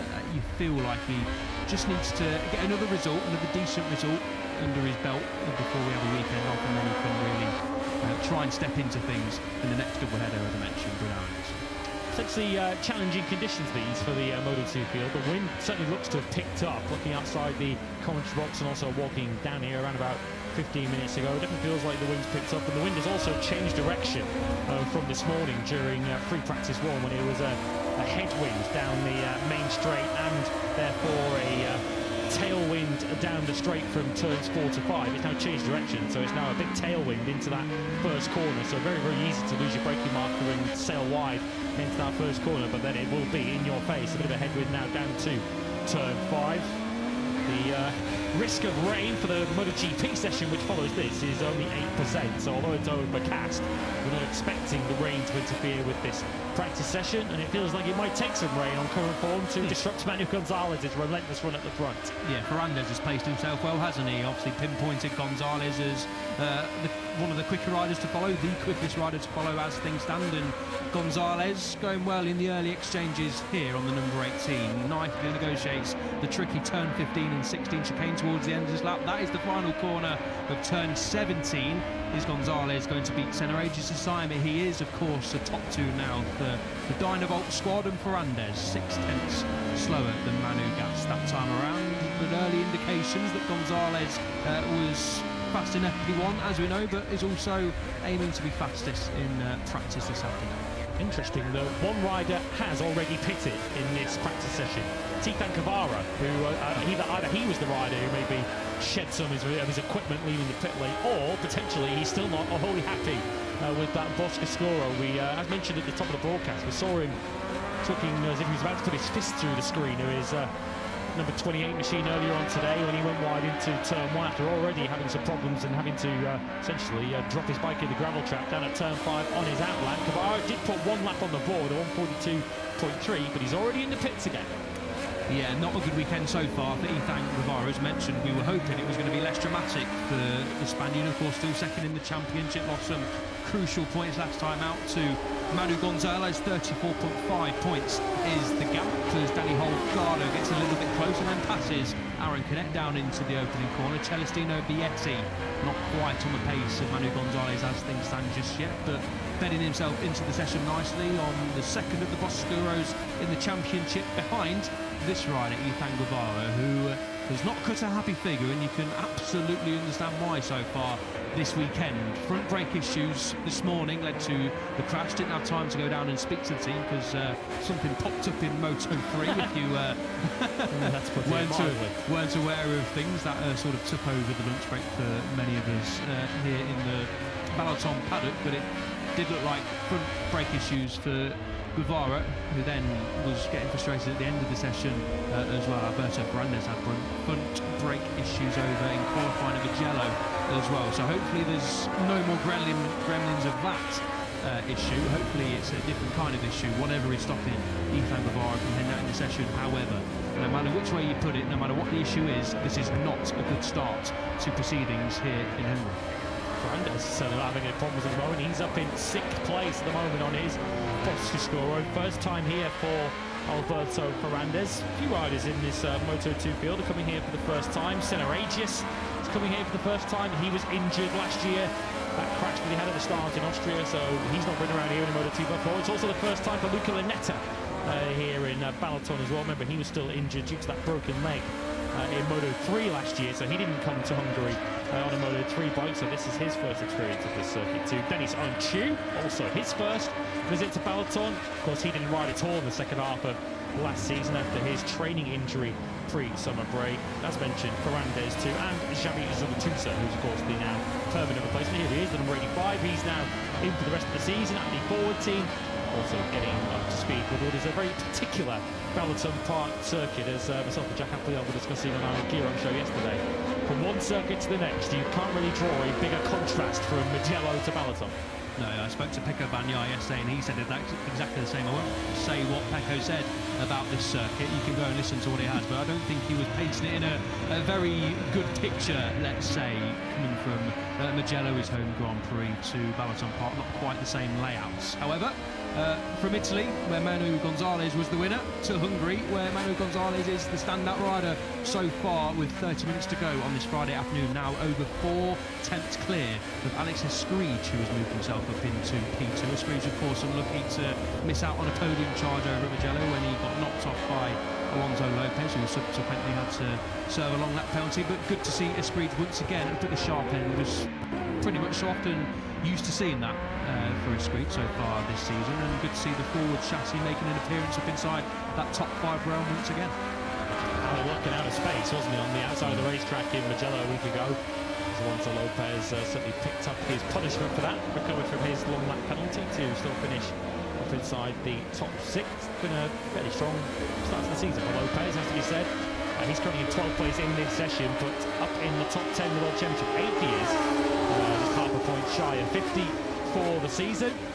Manu Gonzalez is 4/10 of a second clear at the moment in this afternoon practice session. He's the only rider so far this afternoon, first of the weekend, into the 140s, 140.811 for Manu Gas. That's around 4/10 of a second away from Diogo Moreira's all-time lap record. Gonzalez actually comes here at round 8 of the season with a bigger points lead than he had when he came here last year. Of course, we came here at the end of August back in 2025, and Manu Gonzalez actually arrived here last year with a 19-point World Championship lead. At that time over Aaron Canet. He was 35 points ahead of the eventual champion, Diogo Moreira. He's 34.5 points at the moment clear of his nearest challenger in the World Championship this time, and we've covered it a few times this season. It certainly feels as if we're talking about a much more complete rider this year in Manu Gonzalez. Mugello, really the first weekend that he's grabbed the scruff of the neck and dominated certainly from qualifying on Saturday afternoon. A brilliant pole position that he took on Saturday when both Guevara and Vietti made mistakes in qualifying and dominated that race from the front. And he certainly looks like a rider that will be very difficult to dislodge in the front of the World Championship. But I don't get the impression from Manu Gonzalez that he's going to potentially get stage fright with the title trophy in sight in the end of the season like he maybe did last year.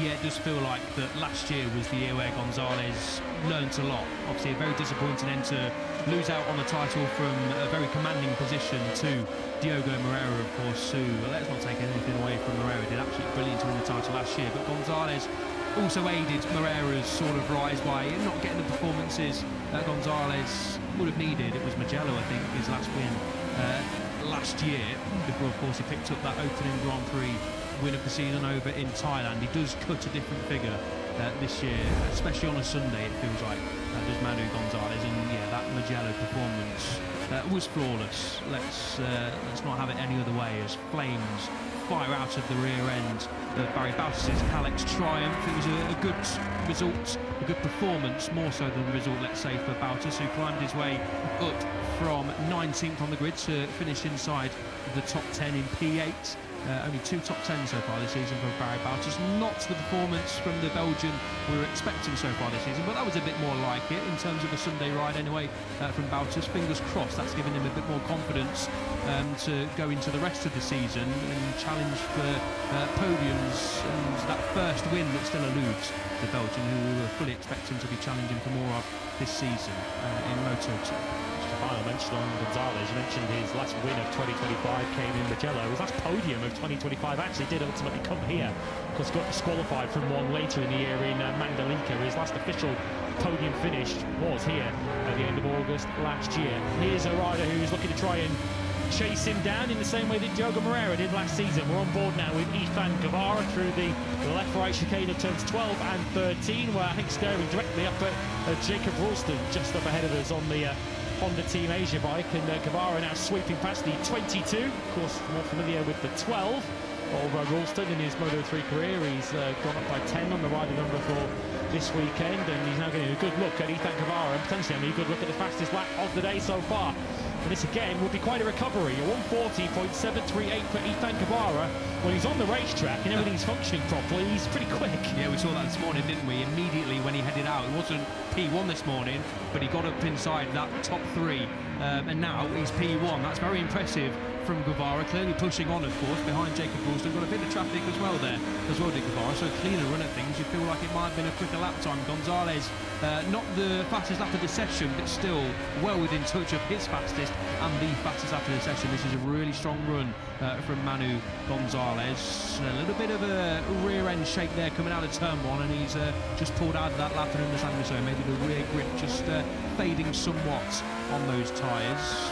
We're not expecting anywhere near the drop that we experienced over at Mugello, and of course Catalunya, big one for tyre wear consumption. We're not expecting similar here, but Gonzalez just a little bit of a moment, a little bit of a warning on the rear end of that Kalex, and wisely just sat out of that lap.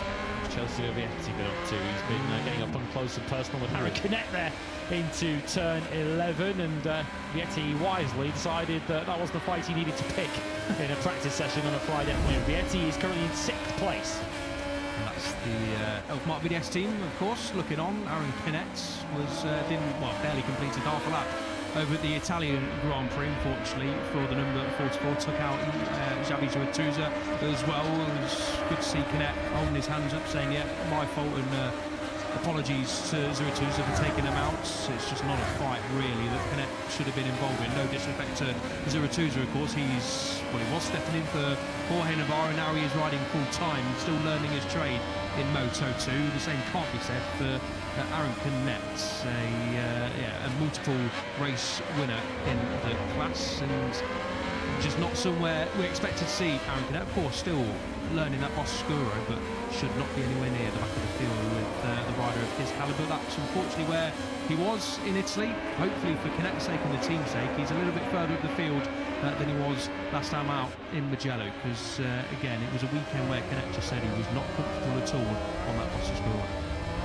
Some progress certainly in the other side of the box with Denis Sunchu, who I didn't notice until I looked back through the race. He was 22nd at the end of the first lap back in the Italian Grand Prix, after he had some contact, or as he put it, he was in a sandwich into turn 4 in the first lap in Mugello. Fell sort of 3/4 of the way down to the back of the field, but still rallied to come through and finish inside the top 10. His second top 10 of the season, after that 9th place in Buriram, which of course was in a shortened Grand Prix with slightly fewer participants in it as a result of those red flags in the end. So I think you could make a very good case that was Unchu's best Sunday performance of the season. last time out in Mugello. Finally some signs of life and progress in that particular team, because it has been a tough time of it has to be said, for two riders who are both new to Boscoscuros, or in Canet's case returning to that kind of machinery after his rookie Moto2 season was on that chassis. And of course a team with so much pedigree, so much class in this Moto2 field, you wouldn't expect them to be struggling down in the bottom half of the field for long. They're just too good a team not to find it out and figure it out. Yeah, too good of a team, and two race winners ultimately in Moto2. Two very, very quick riders, as we know, in Canet and on Shoe. Eventually, they're going to fully figure it out.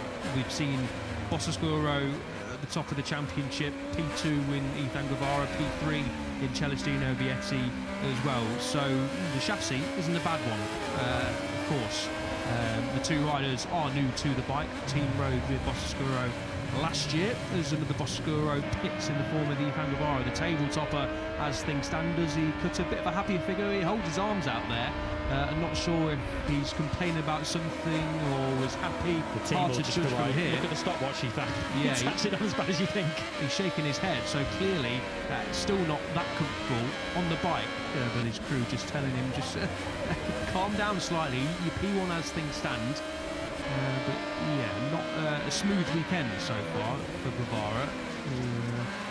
Yeah, doesn't cut a happy figure, unfortunately. I think it's fair to say too, El, that Ethan has dropped the ball in the last two qualifying sessions, where Barcelona probably wasn't as competitive as he and we thought he might be after winning in the French Grand Prix. Qualified down in 11th, which he, in fairness, did recover from to finish on the podium. And of course, his haste to get through the field on the first lap and into turn 1 was because he qualified down in 8th place back in Mugello. Of course, a very good podium record Ethan has this season. Only Manu Gonzalez has more podiums than him so far this season, 4 from the first 7 Grand Prix, but he's only actually found himself on the front row of the grid on 2 occasions, and they're actually the only 2 occasions he's qualified on the front 2 rows of a Moto2 grid this season. So if we're being ultra picky for a rider who is having his best Moto2 season so far, you'd say that Saturday afternoons haven't quite been Ethan's strongest discipline so far, and there's further confirmation that he is far from a happy figure despite being P1. Yeah, 100% the Achilles heel so far this season for Ethan Guevara. There's Sergio Garcia down at turn 1, I believe that is. Yeah, yellow flags at turn 1 and 2. Digging a tunnel to Brno there, isn't he? Yeah, it does look quite deep, the gravel trap here for Sergio Garcia, who was here last year, replaced Senna Aegis in the Liquid Money Dynamo Intact GP team, and yeah, just getting out of shape. Not the first nor the last time we're going to see a rider just get turn 1 a little bit wrong here at Balaton Park. But yeah, back to Ethan Guevara. Definitely the weakness so far has been qualified on the front row in Thailand, finished second, qualified on pole position in Le Mans, finished first. So yeah, and after Friday, I remember in Mugello, he was saying, look, target in qualifying tomorrow is qualify on the front 2 rows. Qualifying on the front row is difficult, on pole position is even more difficult, but if you can put yourself inside that top 6, which, as you rightly say, Lewis, Guevara has only done on 2 occasions, and on those 2 occasions he finished on the podium. So understandably for Guevara, not going all out for pole position, of course. If you can go for it and you've got the pace, 100%, that is the dream for a Saturday. But qualifying on the top 2 rows is what Guevara is aiming for come tomorrow afternoon. Just to underline how difficult it is to take pole position in Moto2 nowadays, we've had 7 different pole sitters in the first 7 races of this season. Senna Aegis, Danny Holgado, Barry Baltus officially, of course it was Alonso in Austin, but that was then handed over to Baltus with the lap times being deleted due to tyre pressure infringements. Colin Vire in Jerez, Guevara himself back in Le Mans, Vietti was on pole in Barcelona, and Manu Gonzalez, the first rider or the first pole position for him in 2026 when he took pole in Mugello last time out. As mentioned, this is the 300th Moto2 in Grand Prix this weekend. The record holder for the most pole positions in the Moto2 class, putting on the spot a bit there, El. Sam Lowes indeed, with 20 pole positions in the Moto2 class. 4 clear he is of Tito Rabat, who of course famously used to be a nickname Tiso Rabat, didn't he? Given how often he took pole position back in his Moto2 career. Most wins in a Moto2 in the Moto2 category since it began in 2010. Won't surprise many of you, it's Marc Marquez, who has 16 Moto2 victories to his name. Of course, many of those on his way to the World Championship in 2012. He's one ahead of Johann Zarco, of course, the only repeat champion in Moto2 history, who has 15 to his name. As far as the current grid is concerned, Celestino Vietti and Manu Gonzalez, the most frequent winners, with 8 apiece in the Moto2 class. And of course, as far as podiums are concerned, by far and away the most frequent podium finisher in Moto2 history of the current grid, that is Aaron Canet, who's visited the podium on 34 occasions. Thomas Luthi holds the record in Moto2 for the most podiums, 53 podiums. So basically, of course, his Moto2 career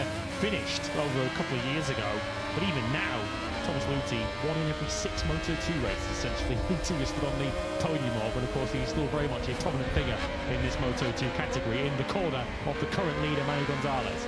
Yeah, you're asking not too many better people to be in your corner, are you, if you're Manu Gonzalez and Seneragius, of course. To have Tom Luthi in your corner. Knows a thing or two about the finish on the podium, as Lewis rightly mentions. I didn't know, obviously, the specific maths of 1 in 6 when you put it like that. That is a pretty impressive record for Tom Luthi, and there's obviously some fast names that have won the title, won races in Moto2, and we're seeing more of the same again this year. A fascinating class, and yeah, for it to reach 300, it sounds like a lot, but also doesn't sound like a lot at the same time as well. A milestone weekend for the class that I heard Marc Marquez saying yesterday is the toughest class in motorcycle Grand Prix racing. He said the step up from Moto3 to Moto2 is bigger than the step up that he felt anyway, and I've heard more riders say this as well, from Moto2 into MotoGP, and that's why the rookies from last year, I'm thinking of Alonso and Olgado mainly, of course, who won races.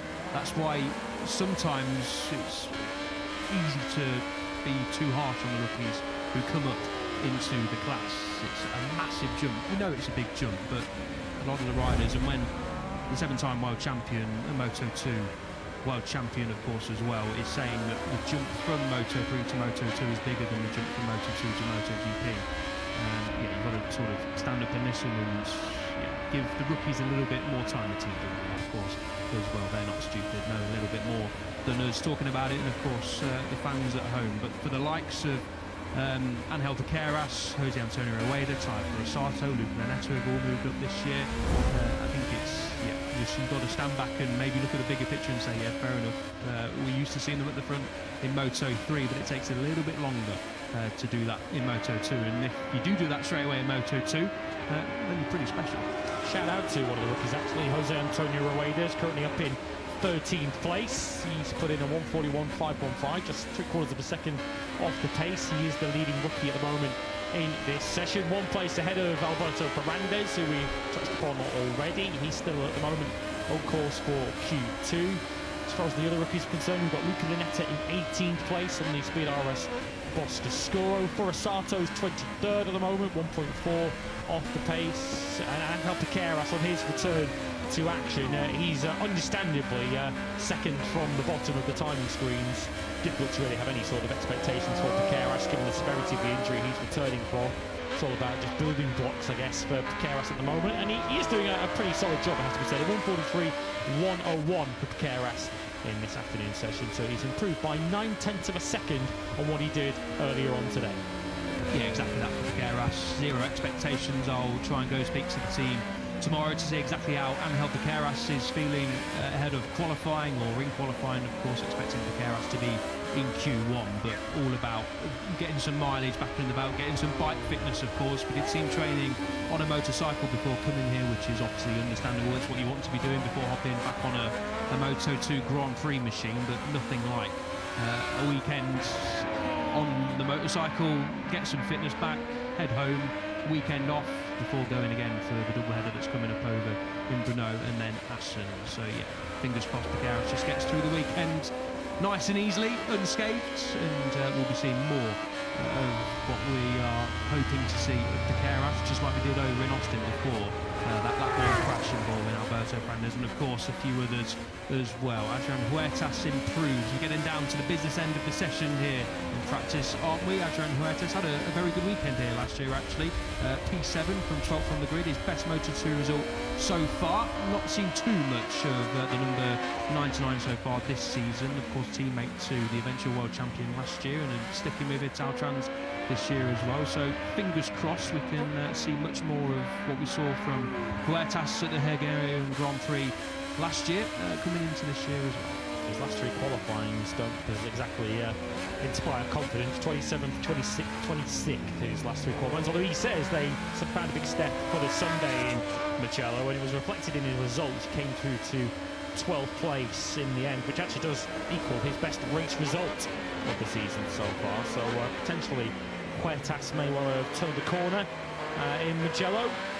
This weekend will give us, I guess, further evidence whether he has or he hasn't. Currently in 18th place in this session, just a second off the pace. The riders who need to find something in these final 12 minutes, well, chief among them is David Alonso, last year's Hungarian Grand Prix winner in 15th place. Alonso Lopez currently in 16th. It would be a surprise to see Lopez in qualifying one. Haven't seen him in Q1 since the season opener in Buriram. He's been automatic Q2 in every race since then. We've got, who else should we be expecting to move up the order? Joe Roberts must surely be one. 25th he is at the moment, 1.7 seconds off the pace. Although Roberts didn't exactly enjoy his first visit to Peloton here last year, and he finished now in 19th place. But a major gulf at the moment between the two American racing riders. Salach is in 5th on a 1:41.1.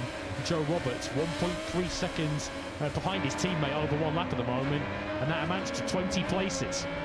Right on cue, here they are, flying formation for the OnlyFans American race team. Understandably so, Roberts chasing Philippe Salach. We know that they get on very well. I think it was after the Americas Grand Prix it was when Philippe Salach headed over to California, of course, where the Joe Roberts is from. They spent a week training hard together and enjoying themselves over in that part of the world, but Salach has bedded himself in really well. In speaking to the team, that's exactly the case. The harmony between the two is very, very good, and there's a great atmosphere down there. But yeah, Roberts will be wanting a little bit more, especially in this session. And yeah, following his teammate who was up inside that top 5 isn't a bad thing to do, of course. So we'll see how Roberts gets on in the final 11 minutes. Alberto Ferrandez is definitely deciding that Manu Gonzalez is the rider to chase, because as we saw earlier on in the session, Ferrandez is just tucked up behind the number 18 once again, and to be fair, it's not a bad tactic. Loud of the Blue Crew Pramac team were just saying, go out there and annoy Ethan's championship. Also a good point. More likely, I think your theory is the correct one for Alberto Ferrandez. I prefer your theory. Yeah, it makes a better story, doesn't it? Ferrandez at the moment in Q2 anyway, in 14th place, so you can argue he doesn't really need a tow around this Moto3 Practice circuit at the moment to reach Q2. Keep an eye, by the way, on the American racing teammates. Salach could be about to go into the top 3 with this, but he's dropped his teammate, has to be said. He's already 7/10ths up on Joe Roberts at the same time on the same lap, and you'll notice the gap has opened up between them. There's Roberts in the back of the picture as Salach does indeed go up into the top 3 on a 1:14.8. Roberts' improvement does come down to a 41.7, but he still needs more if he's to make Q2.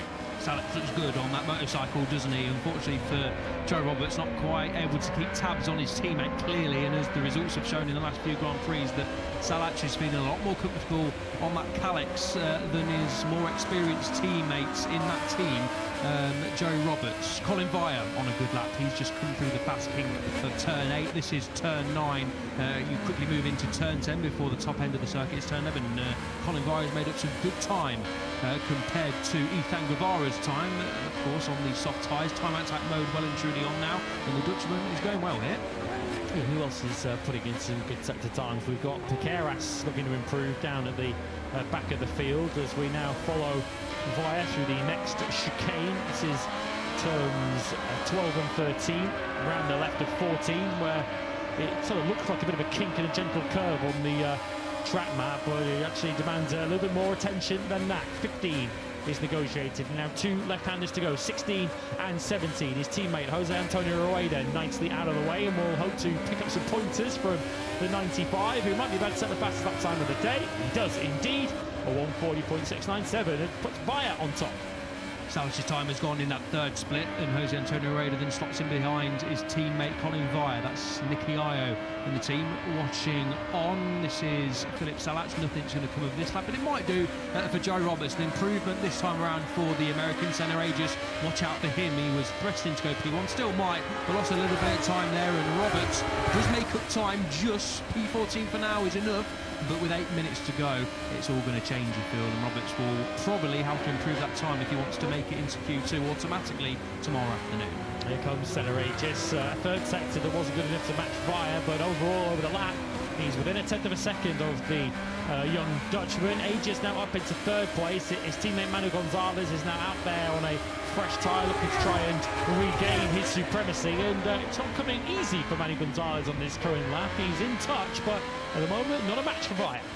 Garcia then demotes Roberts outside of the top 14. Alonso Lopez jumps up to then demote his teammate outside of the top 14. And now, as you can see, the rider at risk on the cut is Jose Antonio Rueda. What is Rueda currently doing? He's on a personal best lap time. He is following Colin Vire as well, 2 tenths off. As you can see there on the bottom of your screens. Manu Gonzalez, though, does go P1, so he was threatening it. Wasn't the red sections that we've become accustomed to seeing so far this weekend for Gonzalez, but at the end of the lap, he does rise to P1 by near as makes a difference, 2 tenths of a second. All in the fourth sector for Manu Gonzalez, super strong in the fourth sector. He was fastest through the fourth sector this morning, and bizarrely, that was the only sector this morning that Manu Gonzalez was fastest in.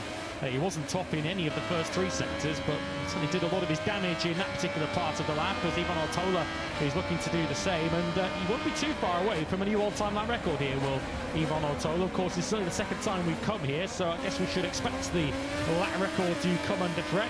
And Ivan Ortola, who has shown the potential to be on the podium in Mugello, ultimately wasn't fueled up for it. He had a poor final sector, which means he stays down in 6th place. Once again, potential, not the result. Yeah, a little bit of head nod there from Ortola. I think clearly frustrated with whatever happened in that final sector, potentially just running slightly deep into turn 15. We've often seen that on our 2 visits to Balaton Park. Tony Arbolino, that's more like it from Tiger Tony, up inside the top 10. Teammates Barry Bautus is in P13, so work to do for the Belgian in the final 6 minutes to make sure he's safe. And I was going to mention David Alonso outside of the top 14 in P18, a huge lap coming in from Alonso, because as we mentioned earlier on all weekend so far on Friday, this is a massive Grand Prix, you feel, for Alonso to really ignite his title charge and top 3 hopes at least in the championship. Race winner here last year, of course, and so far it's a really good lap. Danny Munoz has just got up into 3rd place on the Italtrans Calex. He's found the 140.7. I think if you're in the 140s, you're fairly safe of a place in Q2 here. At the moment, a 141.279 for Alex Estridge has him right on the edge in 14th place. Left, right and left for Daniel Holgado, and now left through the final corner. Up ahead of him is Ethan Cavara. He will come across the line first as he looks to climb on from 4th. He doesn't, but it is an improved time. Holgado now demotes him to 5th with a 140.7. He takes 3rd, and David Alonso on the 2nd of the Aspar machines. He now takes 6th place and safeguards his place in Q2. Yeah, pretty much safe and sound now for the Aspar duo inside that top 6. A good lap time coming in for Alonso. Won't like being pretty much 3 tenths away from Manu Gonzalez, but a very good lap for Alonso, an even better one for Philip Salach. Top job from the Czech rider. We've sung his praises so far this weekend and in the last couple of Grand Prix as well, and we will continue to do so. Philip Salach less than a tenth away now from Gonzalez. So we've now got Canet has been bumped out. He's now 15th. It's Sasaki Escreech, Roberts, Lopez outside the top 14. Lopez would arguably be the big surprise. Him and Escreech, if they miss out on the top 14, which is where they're heading at the moment. Personal best for Bautas. He's inside the top 10. As Lopez is closing in on a lap which might lift him back in. He's currently 20th on a 141.374. The 21 is attacking the line now, and he climbs 5 places, but 1 short of Q2.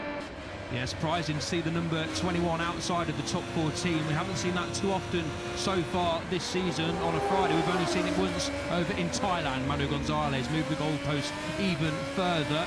And is that an all-time lap record? Yes, it is. By 4 thousandths of a second, he betters Diogo Moreira's lap from a year ago. New lap record for Manu Gonzalez, and he's now a 10.5 clear once again of Philip Salach. And for all the riders we've seen today who've been able to do the odd fast lap, it seems only Manu Gonzalez who can do several of them.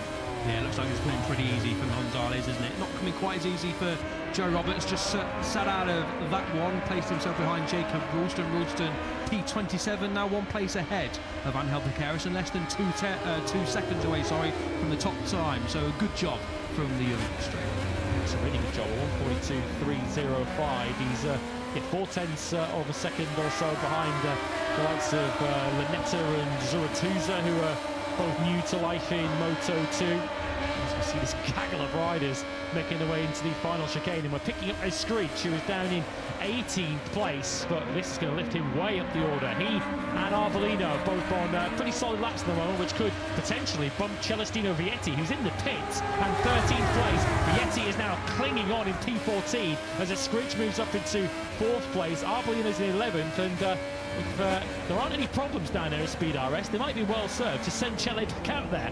Yeah, strange to see Vietti in the pits, and now he's P14. I'm just glancing down at the times and seeing who could be challenging. Gonzalez is challenging to go even better here. Not going to affect Celestino Vietti, maybe mentally though, when he sees one of his title rivals, the chief of those, going even quicker, and a brand new all-time lap record after he just set a 1 on the previous lap time. He moved the goalpost even further, a 1:40.229. Gonzalez is on fire here at Balaton Park. 1:40's for fun for the World Championship leader. 3:10s is a serious advantage around a circuit like this, as Aaron Canet is the rider taking aim at Celestino Vietti's P14. We're keeping an eye on timing screens for Vietti. He is still in the pits, and we've only got 2 minutes of the session remaining, and the yellow flags are coming out. Those won't save Celestino Vietti, because they're out at turns 7 and 8. That'll be a fast old crash for someone through that particular part of the race. So Canet does bump Vietti out. Aaron Canet into 14th place on a 1:41.124, and with Celestino Vietti currently sat in the pits, he's heading for Q1 here. Yeah, absolutely. He's not really got time now. In fact, he hasn't got time, and that is Piqueras, it looks like, unfortunately, who has crashed at the very quick turn 7, and thankfully he is up on his feet. We know, and you guys know as well, the turmoils of injury that Piqueras has gone through so far this season. Returns this weekend. Was saying earlier on that hopefully he gets through it unscathed. He looks a little bit beaten up there and limping away. That's due to not only the crash, but of course the injury he is still having, and that goes early. Piqueras all sorts of out of shape going into turn 7. A barrel roll through the gravel trap as well. A heavy crash for Piqueras. His left leg and ankle slapping down on the gravel trap as he was tumbling through the gravel there. I was about to say, well, fortunately he crashed in a right-hander and not on the left, because that's the leg that he's injured. But yeah, a few painful slaps onto the tarmac there for Piqueras. So relieved that he's up on his feet, because I have to say, it might not necessarily stand out, but for Piqueras to be just 1.3 seconds off the pace on his first day back, that's a heck of a performance. And Celestino Vietti hiding his face from the cameras with that mop of dark hair he's got on his head, and he's got an extra 15 minutes work coming tomorrow. Yeah, another advantage to those luscious locks for Celestino Vietti. Not that he'll care at this moment in time, though. He is heading for Q1. Bit of drama then for the rider who finished a brilliant second place last time out. Alonso P10 should be safe, but he's going to ensure that he's heading straight into Q2 with this lap. Surely, if he doesn't lose time in the final split, he loses a little bit to Gonzalez, but still rises to P2 and bridges the gap. And Rueda's taken 14th off Canet, the Moto3 world champion. Jose Antonio Rueda, he's now in the 140s with a 140.969. He's not there yet, but as it stands with the checkered flag waving, Rueda potentially on course for his first automatic place in qualifying 2. Yeah, who's in danger of maybe knocking Jose Antonio Rueda and maybe a couple more riders out. Barry Bautis is in P12 in danger at this moment in time. One of them is Zonta van der Gorberg on your screens. They're currently 6/10 away and a little bit more on this lap. If he can hold that to the line and not lose too much more time, then he will rise into that top 14. Checkered flag is out for Zonta van der Gorberg and just loses time in that final split, P16 for the Dutchman. Yeah, we can only assume, well, we'll find out later on course, we can only assume that there were some problems down at Speed RS for Celestino Vietti. There's no way, surely, he'd be sitting in the pits in the last few minutes watching himself get knocked out intentionally as Munoz improves. Good afternoon for him in 4th place. Good afternoon, too, for this young man, the rookie Ferrandez, who is still locked onto the rear tyre of Manu Gonzalez, and it's worked a treat for him. Certainly has. He's clearly happy with that as well. Gives himself a nice chest bump, and rightly so too. Okay, you've got to chase in the session leader, but you still got to stick with him and Excuse me, nice. Yeah, cheers, mate, for that one. Certainly on the Christmas card list is Manu Gonzalez for Alberto Ferrandis at this stage of the season, but you still got to put the lap in, so good job from Ferrandis to finish inside that top 5 in practice. He's the top Boscoscuro today, is Alberto Ferrandis, as we've had a late lap coming from Rueda just to settle any arguments in 14th place. Didn't need to improve, but he did anyway. He's through to Q2, so a double for Manu Gonzalez on day 1 in Balaton Park, and he looks the red-hot favourite to complete a hat-trick of victories. Look how cool and collected he is on board that car. Sees himself on the big screen, and he'll like what he sees. A new all-time lap record for the World Championship leader. With his nearest championship rival, Ethan Cavara, quick in patches today, but ultimately down in 11th place. And the next nearest contender, Celestino Vietti, heading for qualifying 1. Manu Gonzalez could have scripted this opening day in Hungary. It would have gone a little bit like that. Yeah, exactly. So he never struck me as a rider lacking confidence. He's not always been the fastest rider out there. Certainly has been on a lot of occasions this year. But judging from that little gesture at the end of the session to the on-board camera facing him, he's a rider that certainly enjoyed himself here on Friday at Balaton Park, and a marker laid down to the rest of the competition to say he is again the rider to beat this weekend. But a better day at the office, got to be said for David Alonso. Not always on a Friday we've seen Alonso challenging Manu Gonzalez and inside that top 5, but a good late lap there from Alonso to mean he is the closest challenger to Gonzalez as things stand.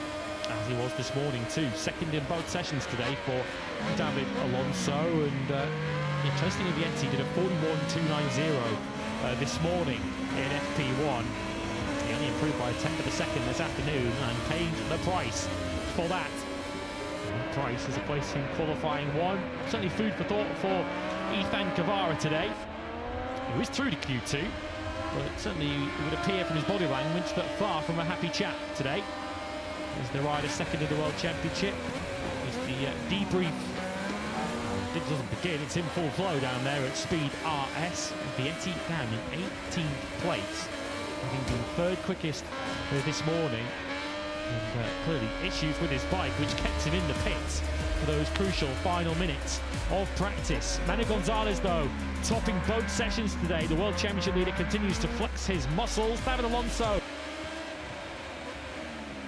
second in both sessions today, and looks the likeliest threat to Gonzalez this weekend. Philip Salac third, another fine day for the Czech, ahead of Dani Munoz, and the top Boscoscuro today, Alberto Ferrandis for Pramac. Via sixth, ahead of Escrich, Holgado, Aegis and Altola. Ethan Cavara is in 11th place, the other Boscoscuro to advance to Q2. Arbelino and Baltus, who were both in Q1 a week ago, they're both in Q2 this time for Fantic, and the last place taken for the first time, automatic Q2 for Jose Antonio Rueda. The big shock, the big story though, outside of Gonzalez's dominance today in Moto2, is that Celestino Vietti, third in the World Championship, is heading for qualifying 1 for the first time this year. Manu Gonzalez then, your dominant pace setter, the World Championship leader on top in both sessions at Balaton Park. We'll count down to the crucial 1-hour MotoGP practice session in just a moment.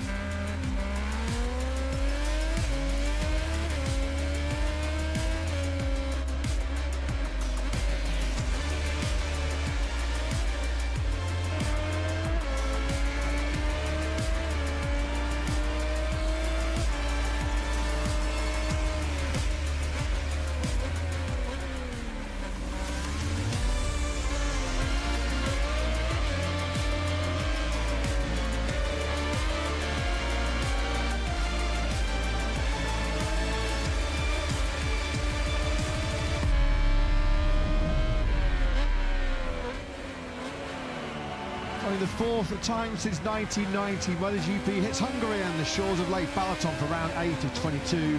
Just under 90 kilometres from beautiful Budapest. Balaton Park joined the calendar last season as Marc Marquez blasted to a pole position, sprint and Grand Prix win treble. The quest for Q2 spots comes up next live. It's time for MotoGP.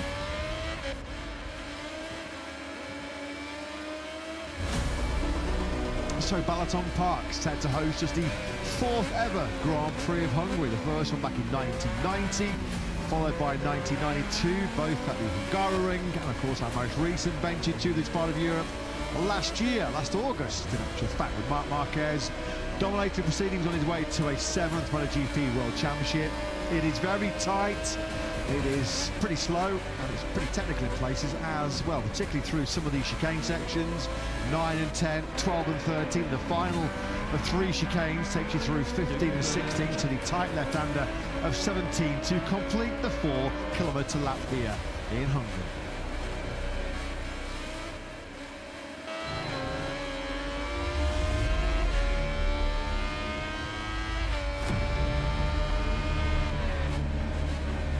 Good afternoon and welcome back to what feels like a slightly cooler and certainly a windier, but at the moment dry Balaton Park circuit here in Hungary. As you can see, these are live pictures as we look down the start-finish straight. Yeah, those flags getting a bit of a buffeting now as the wind has clearly picked up after this morning's opening action in our Chapter 8 of 22 in this year's MotoGP World Championship. We are neighbouring Lake Balaton, a holiday hotspot for so many Eastern Europeans. It was hot laps over the order day for reigning world champion Marc Marquez in the opening 45-minute FP1 session this morning, because for the first time since this Grand Prix in late August in 2025, the factory Ducati star actually led proceedings at the end of our opening practice session, all courtesy of a 138.626 on the 33-year-old Spaniard. One of only 3 riders this morning that managed laps in the 138 bracket. Joining in was Raul Fernandez on the Superfar Trackhouse of Prix. Best ever start to a MotoGP weekend for Raul Fernandez for the 2nd time in MotoGP. He's been inside the top 3 in FP1. Good morning for the Spaniards as well, with Pedro Acosta, who was on the box in the main Grand Prix hit last year, 3rd fastest for the factory KTM team, and Fermin Aldeguer, who really is starting to find his pace, and more importantly his confidence on that Ducati GP25. Well, he was 4th fastest. 4 Spaniards inside the top 4. Fabio Di Gianantonio, the lead Ducati Championship, well, he was 5th ahead of Pecco Bagnaia. And our world championship leader Marco Bezzecchi was 9th because on the factory at Aprilia, fresh off the back of the best win and the best day of his life and his career. Your Italian Grand Prix winner in Mugello just a few days ago. Bez ended play this morning almost 3/4 of a second behind Marc Marquez, who was your leader. Practice coming your way, 60 minutes to determine who will be the top 10 going directly through to tomorrow morning's Q2 session in the company of Matt Barrett, Lewis Sotheby in the commentary box, Jack Appleyard down in pit lane. We knew, Lewis, that Marc Marquez was going to be strong, come what may, come how strong he is with that recovering right shoulder, because it's an anti-clockwise track. He did the win double here last year, but was it still nevertheless something of a surprise to see Marc at the top of the standings this morning? A little bit, particularly given that some went for brand new tyres late in the session, several went for a brand new front tyre, and also, as you can see on screens, it's been quite a while since we've been able to say this about Marc Marquez, since the last time he came here and we came here in August of last year. But Marc Marquez has topped Prix Practice 1. He won't be getting ahead of himself at this stage. He won't be getting excited. You don't win 99 Grand Prix if you get all giddy by topping Prix Practice 1, but certainly surely it must give him a little bit of optimism for his prospects for the weekend ahead. But we shouldn't forget that Ducati were super strong on Friday in Mugello, and then the Aprilias took over for Saturday and Sunday. So Marc knows that topping Prix Practice 1 is no guarantee of Sunday's success yet. Hard to believe it's now 12 Grand Prix, all the way back to Pecco Bagnaia's Motegi success in Japan last September. The last time a factory Ducati rider was victorious in the MotoGP World Championship. Jorge Martin, well, that's an injury-ravaged 2025 campaign. Balaton Park was actually his best weekend of 2025. An outstanding job he did in the main Grand Prix on Sunday, fighting his way through from 16th to 4th place. Martin, a little bit like his teammate Bezzecchi this morning, was steady away rather than spectacular away for the rider, 2nd in the World Championship. 17 points he is down on Bezzecchi coming into this round 8. Martin was 12th quickest, his best all mid at 1:39. He did that actually on his last lap, 19 laps completed by the Martinator this morning. Left him just under a second behind Marc Marquez. Well, the 73s are still on the backdrops and on the chairs in the Gresini box, but it's 27 on the front of the bike this weekend of Iker Lecuona, who in the last couple of months as actually being on podiums here. 3 second places, which he's pretty much exclusively dealing with at the moment in the World Superbike Championship behind Nicolo Buliga. Lecuona 21st at the end of practice this morning, 2 seconds off the pace of Marc Marquez, and the Alex Marquez recovery is continuing to gather momentum. Step by step he takes it as we hope to see the 73 back on a MotoGP track and a Pristini Ducati in the near future. He hopes, or his target was, and all the signs positive, that he'll be back for our next Grand Prix, the Grand Prix of Czechia in Brno in a couple of weeks' time. Marc Marquez spoke in the pre-event press conference yesterday about Alex's ongoing rehabilitation from that horrendous crash he had in Barcelona a few weeks ago. He says we're now at the point where we're having to hold Alex back, which is a real good sign that he's chomping at the bit to get back into MotoGP action. So yeah, we pass on our best wishes for the continuing rapid recovery for Alex Marquez. Likewise, Johan Zarco. Cal Crutchlow is back once again for the absent Frenchman. Cal had a bit of a play, didn't he, on the LCO Honda last weekend over in Mugello. Ralph Fernandez, their best ever Friday morning he's had in the MotoGP World Championship. Impressive, actually, you have to say, by Fernandez. It's 1:38.795 this morning. As he sports a special World Cup helmet at a moment you can only experience every 4 years. I like some of the little motifs at the back of the helmet as well, including the Zinedine Zidane headbutt on there as well. Yeah. I'm not sure too many French fans will be appreciating that one. But at 1:38.795, Fernandez second.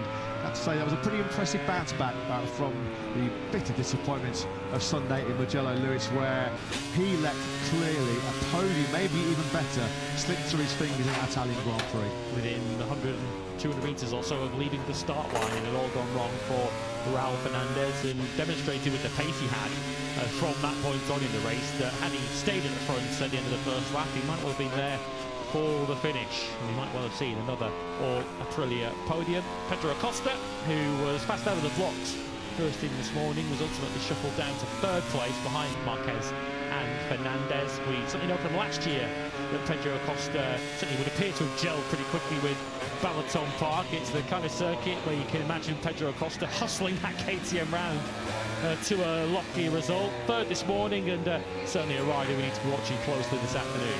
6 in Mugello, 4 top 6 so far this season for the 22-year-old Spaniard. No podium though in the last 4 Grand Prix. He's going to try and rectify that situation. Kota, that 3rd place over in Austin, feels like a long time ago. Well, we are neighbouring the vast body of water.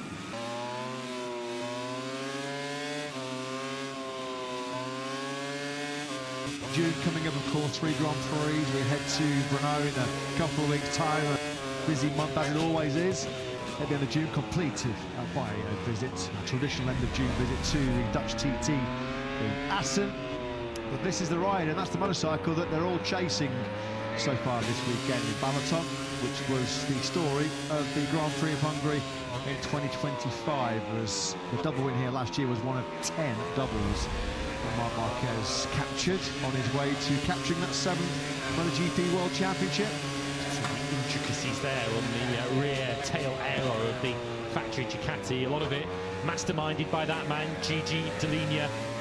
As the game is constantly evolving, they're constantly in the pursuit of any small marginal gain that they can find on these MotoGP bikes, which are coming towards the end of their particular shelf life, with the change of regulations to come for next season, and the shift to 850cc bikes, to Pirelli tyres, the removal of ride height devices for next season. But they are still spending thousands, millions of euros, putting some of the finest brains in engineering to the test to try and bring tenths of a second to these MotoGP machines. Practice underway. They're just wondering whether, in the fact that it's a bit grey and gloomy and the wind has clearly picked up, whether somebody might go for an early time attack here, just to maybe get a marker and get a banker in, just in case everything's rain intervention towards the end of the session. Then we have a quick look at my weather apps on my phone, which have a tendency to be rather inaccurate.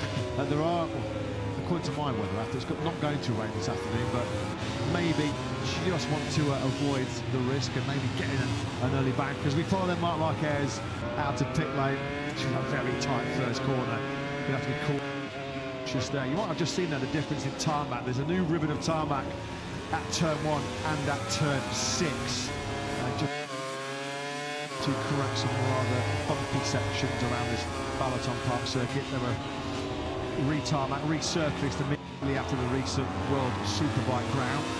This is now one of the faster parts of this Balaton Park circuit. There's not too many of them. It's very, very tight, very, very twisty. I think the MotoGP riders, they're in 6th gear around this Grand Prix of Hungary venue for less than 5 seconds, maybe briefly down that sort of back straight, and then very, very briefly as you run down the start-finish straight, which measures just under 700 metres in length. Yeah, the official weather forecast that was sent out by IRTA just before this afternoon's action got underway says that it's an 8% rainfall probability for this session. I think what's going to play the bigger factor in this session is the wind. It's changed direction completely from when the MotoGP riders were out first thing this morning. It's now a tailwind down the main straight, so potentially difficult to get stopped to turn 1. Of course, the main straight and then the straight from turn 4 to turn 5, they run parallel alongside each other but in different directions, so it'll be a tailwind pushing you into the corner in this first hairpin, first braking zone, and straight away one of the KTM's going slightly wide. There'll then be a tailwind in your face into turn 5, and then a crosswind when you're going through those tricky right-handers through the second sector, turn 7 and 8. Topper Razgatlioglu there, we saw him have his best Friday so far in the MotoGP World Championship. He promised top 10s this weekend, or the threat of the top 10. The fact that he came here last year in World Superbikes and cleaned up with 3 victories in race 1, the Super race and race 2, and he was true to his word this morning. A pretty impressive 1:39.398 from the turn. Did indeed get himself into that top 10. He was desperate to repeat that this afternoon and work himself a place into Q2 for just the second time. He has been there previously once this season, and our second Grand Prix in Goiânia. Alex Rins we're watching now on the factory Yamaha. Of course, he was the star of Friday a week ago when he got himself and the factory Yamaha into qualifying 2. That was about as good as it got ultimately that weekend for the Yamahas as a whole.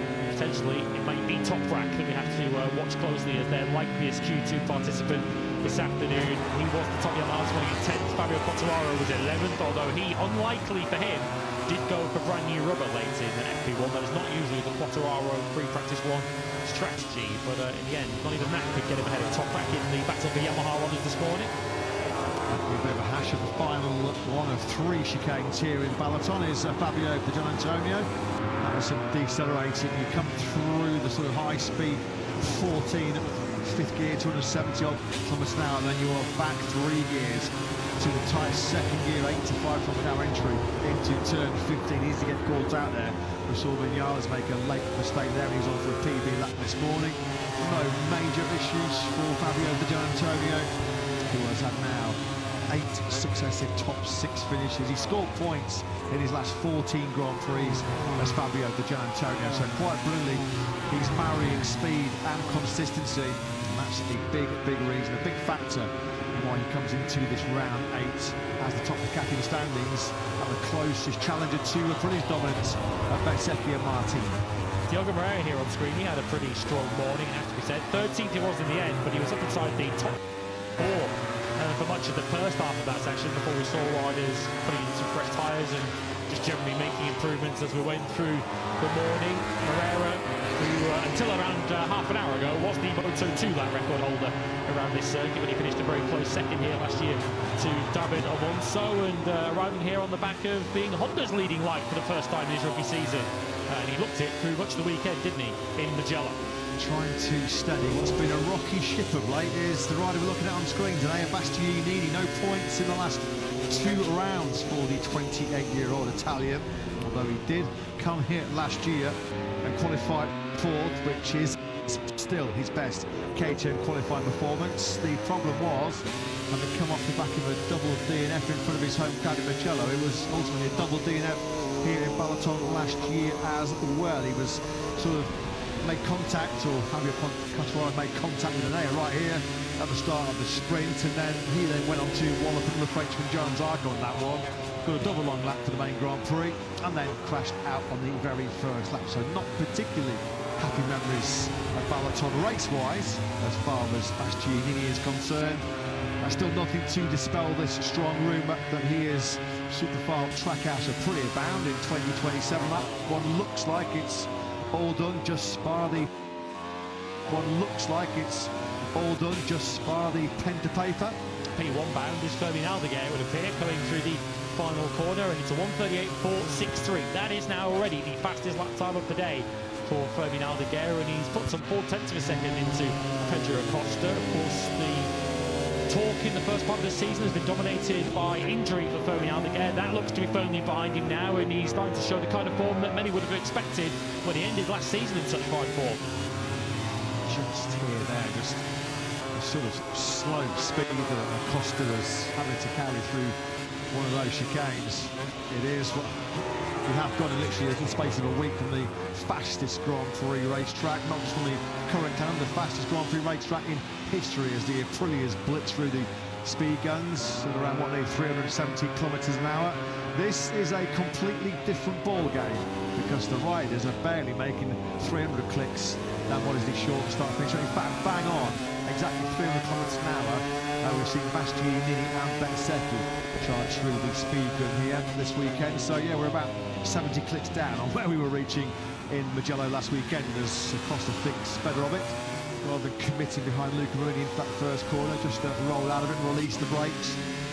Just had a face full of factory Honda there when we're on board with Acosta, who has cut the gap on Fermin Aldeguer down to just over a 1/10 of a second as we now ride on board with the world champion.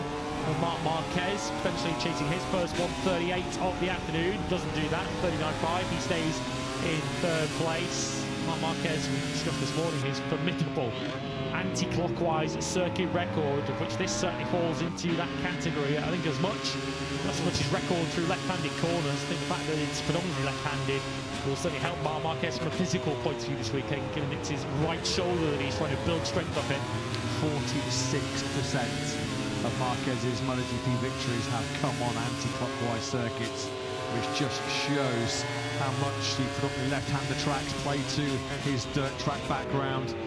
9 wins at the Sachsenring, 7 wins at Aragon, 7 wins at Austin. And of course, he was utterly dominant here a few months ago. He won the MotoGP race here by over 4 seconds. This is more likely from Marco Bezzecchi. That's what we come to expect from a Prix. They just get better and better and stronger, don't they, as the weekend progresses. A 38.463 is the time that they're chasing into the final chicane. Then goes Bez. This is 15 and 16. Makes a mistake though, charging in hot into that final chicane. That's going to cost him the chance to wrestle top spot away from Aldeguer.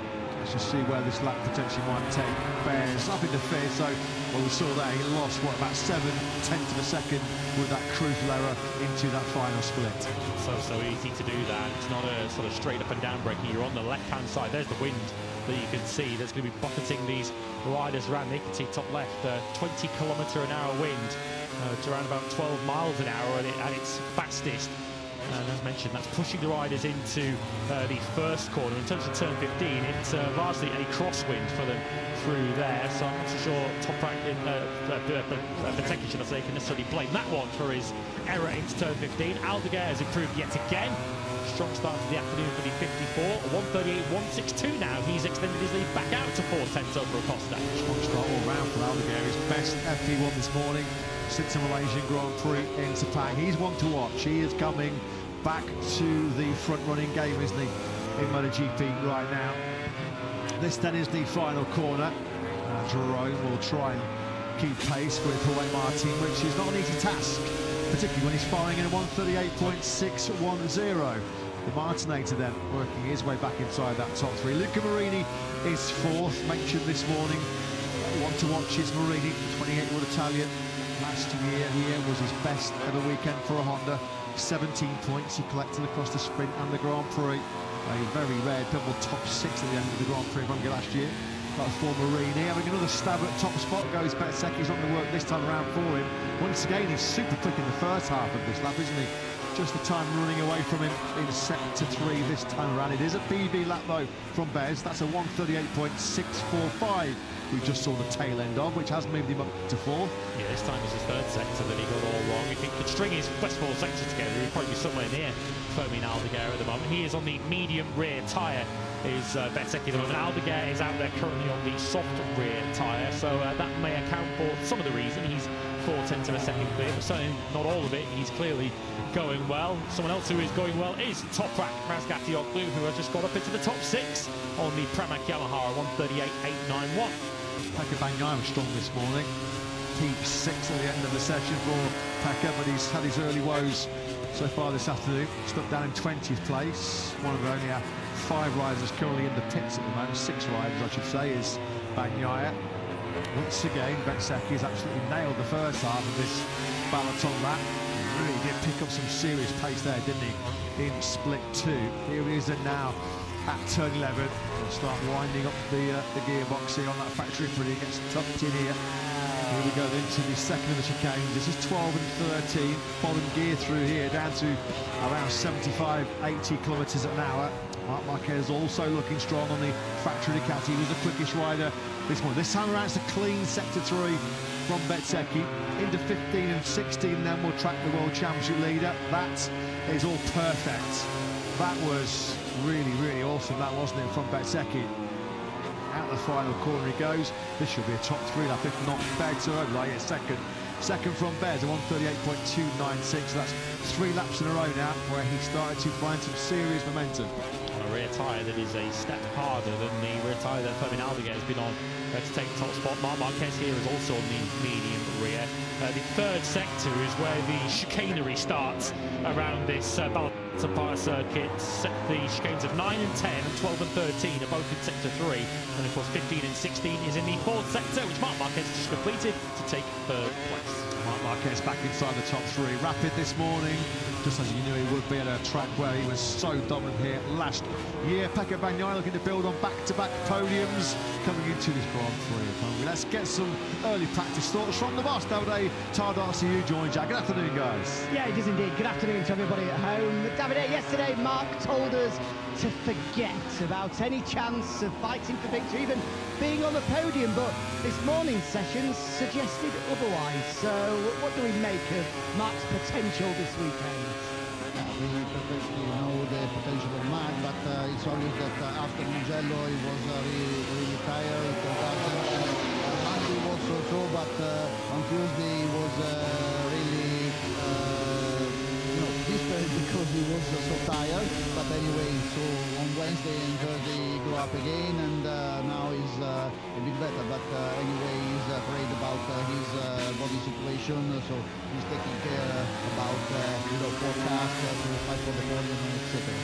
Despite the obvious limitations that he's still got with the strength of that right shoulder, this feels like a circuit where maybe you can hide those physical limitations ever so slightly. A circuit where even the advantages and the disadvantages of a bike are hidden ever so slightly, and talent will come to the fore. So is it still a weekend where we think we can see a strong weekend from Mark?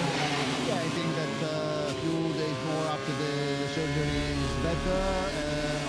Being more a left side racetrack is helping. Mugello is a very demanding one, but on the other hand, I think that is really caring trying not to crash and not to have injuries. Now, back-to-back podiums for Pecco, but the one last weekend felt like a really important one. When we spoke throughout the weekend, you said you dreamed of looking up and seeing Pecco on the top step, which would be a result which could change his season. Is that 3rd place and the manner in which he was able to get it on that final lap still a result that can really change Pecco's season for the better? I think that finally he was fighting hard with Marco Bezzecchi and then with Martin. He had a fantastic half race, but now we have to come out of the way to give him the possibility to fight all the race. I think that Pecco's speed is there, but yeah, in this moment I think that we need something by. Thanks, Davide. Have a good one. Yeah, thanks, Jack. Thanks to Ducati boss Davide Tardozzi. Yeah, you feel like at the moment Marc Marquez feels like his brain's ready to win, his bike's ready to win, but at the moment it's just the body that's not quite there, not quite allowing him to push with full strength, and perhaps more importantly, full confidence, as Davide Tardozzi just alluded to there at the moment. When have you ever heard this? Mark maybe just a little bit cautious, wary of another crash so early into his most recent recovery from surgery. And of course it's going to be that lack of strength, the lack of peak physical fitness which cost him so dearly late on in Mugello, which will be a factor. A lot less physical here in Balaton, but trying to muscle a 300 horsepower MotoGP bike around what's a very tight 4-kilometre layout. Another tough weekend ahead for Marc Marquez. That was an impressive stint. Very impressive run out by Marco Bezzecchi. It was 5 laps in a row where he was able to significantly up his pace on each lap as he got heat in those medium tyres. He got more confidence, crucially, here in Balaton as well. The fastest lap at the end of that run was a 1:38.175, just over 100 behind Aldeguer.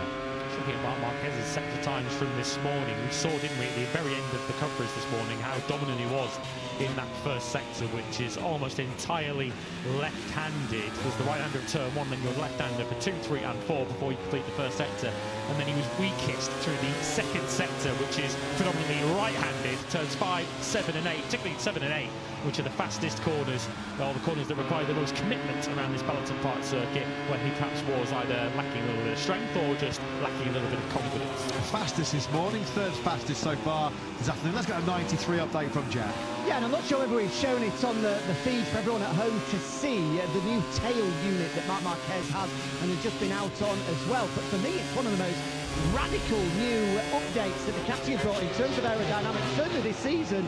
For me, for a very long time, it's the first of its kind in terms of what we've seen other manufacturers bring. A lot of people now will be used to sort of the spoiler on the back of the seat, then also incorporating as a separate element the side wings on the side of the seat as well, whereas this is all in one and on steroids as well. It is quite a large component. It's no doubt going to have a huge impact on the feeling, in particular under braking, with the contact to the rear tyre for Marc Marquez. As I said, has just been out on it for the first time. Interestingly as well, on 2 points, it's something that we haven't seen Ducati roll out at any of the tests. So this the very first time that I've seen this year, going back a couple of years as well, that any Ducati rider has used this at any of the official tests, which is a surprise for them to roll it out now. And secondly, probably a good indication of the comfort and the feeling that Marc had this morning, that they feel that they can try something as radical as that during a session like this. If Marc was building up his speed, building up his confidence, they would like to stick with the status quo. So yeah, definitely quite a bit of interest in what's going on. There's lots of TV cameras, understandably, on this brand new rear aerodynamic package. We'll keep an eye as we go throughout the session to see later on whether Marc continues with it as we go into time attack mode. If he sticks with it then we know that he clearly feels it's a big step in the right direction. Thanks very much, Jack, for that spot down in pit lane. They have to do something, don't they? They have to respond. I mean, what we mentioned earlier on this session, winless in the last 12 Grand Prix, and Ducati for so many years. Well, they were the front runners, weren't they, in the aero war, the aero battle in MotoGP. But they have been usurped. They've been overtaken in many respects in the aero game by the factory Aprilia team. So yeah, Marc Marquez out on that new rear aero. Try and contribute to that as soon as possibly can. As Fonzi Nieto looks on, the reason why he's smiling, because his Prima Pramac Yamaha rider, Toprak Razgatlioglu, well, he's building on the confidence gained from that 10th place this morning. There is the 0-7 of the Turk.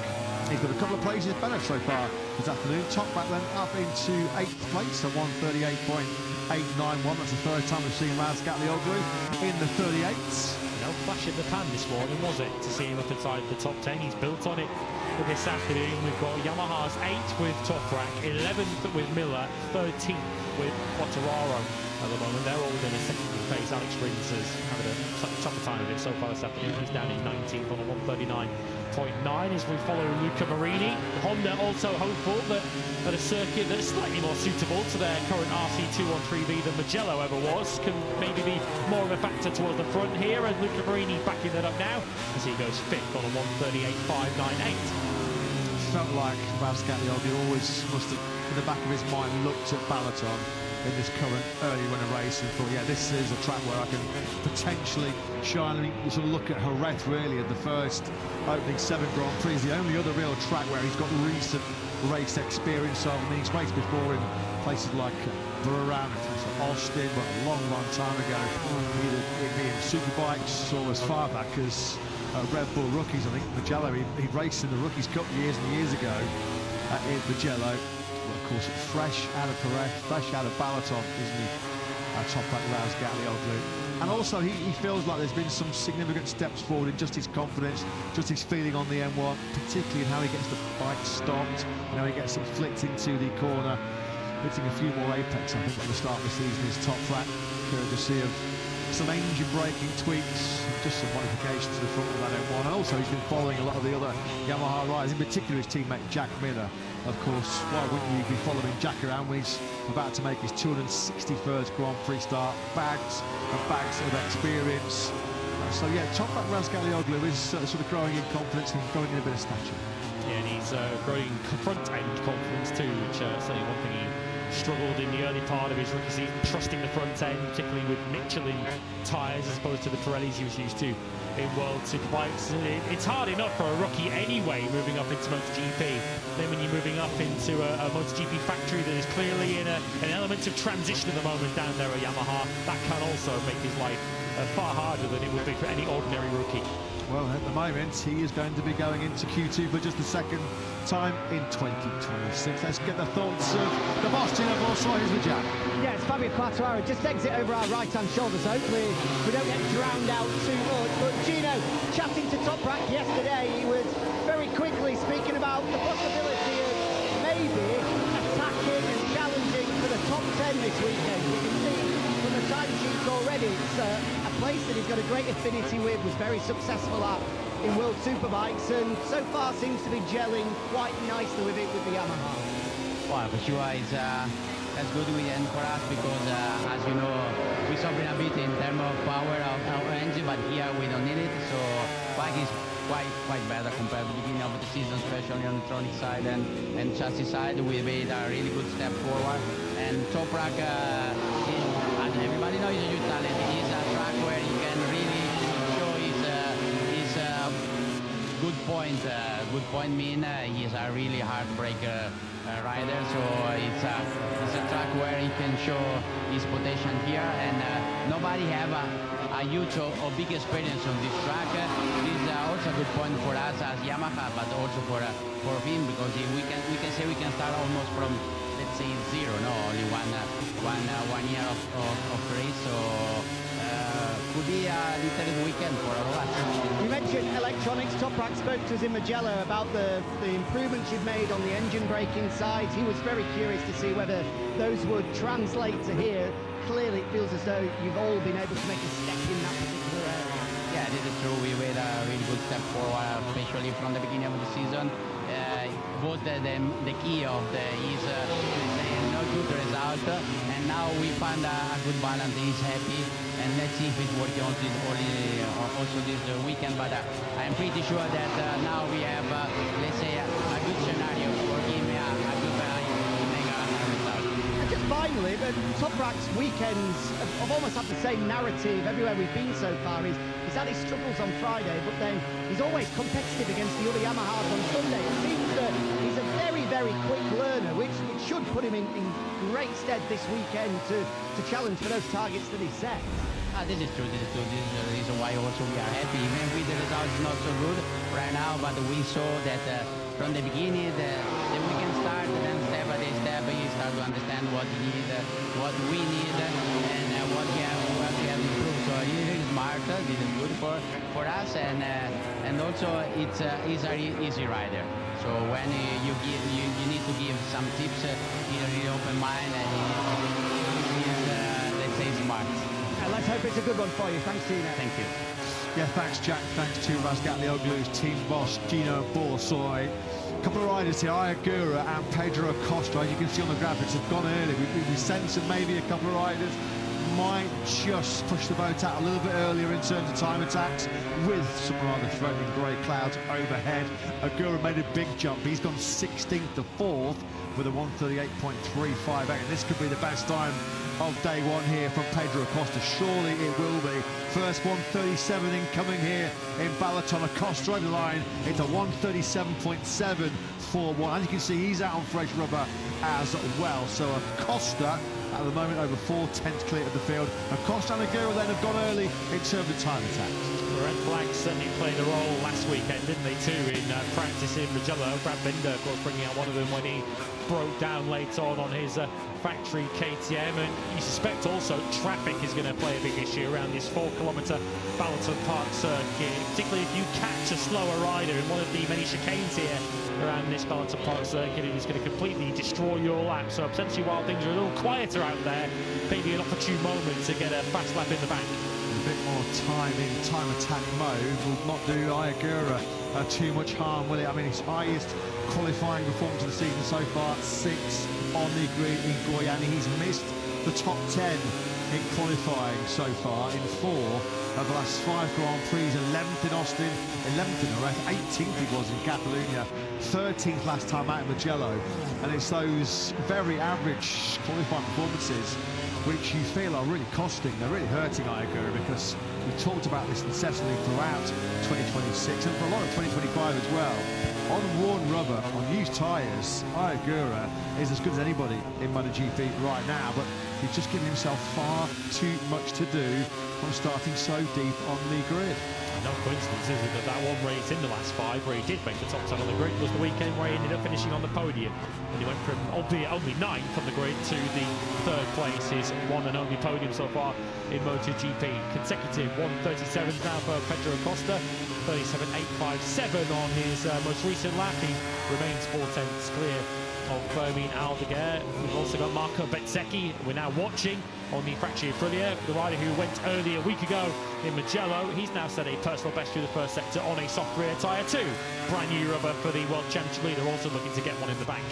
He's now exactly 100 Grand Prix since KTM were last victorious in a dry MotoGP race 5 years ago almost, since Catalonia 2021. That's Marco Bezzecchi. Yeah, he's out on some fresh rubber here as well. And this tends to mean Bez will be flying already 2 times on pole position so far in 2026. Round 1 in Buran, and last weekend that absolutely jaw-dropping first ever 1:43 lap on home turf in Mugello. Pedro Acosta's looking strong as well once again. He's already fired in back-to-back 37s. Bezzecchi then losing a bit of time in the 3rd sector. This is just on his first flying lap, so he'll just be building a bit of heat, a bit of temperature into those tyres.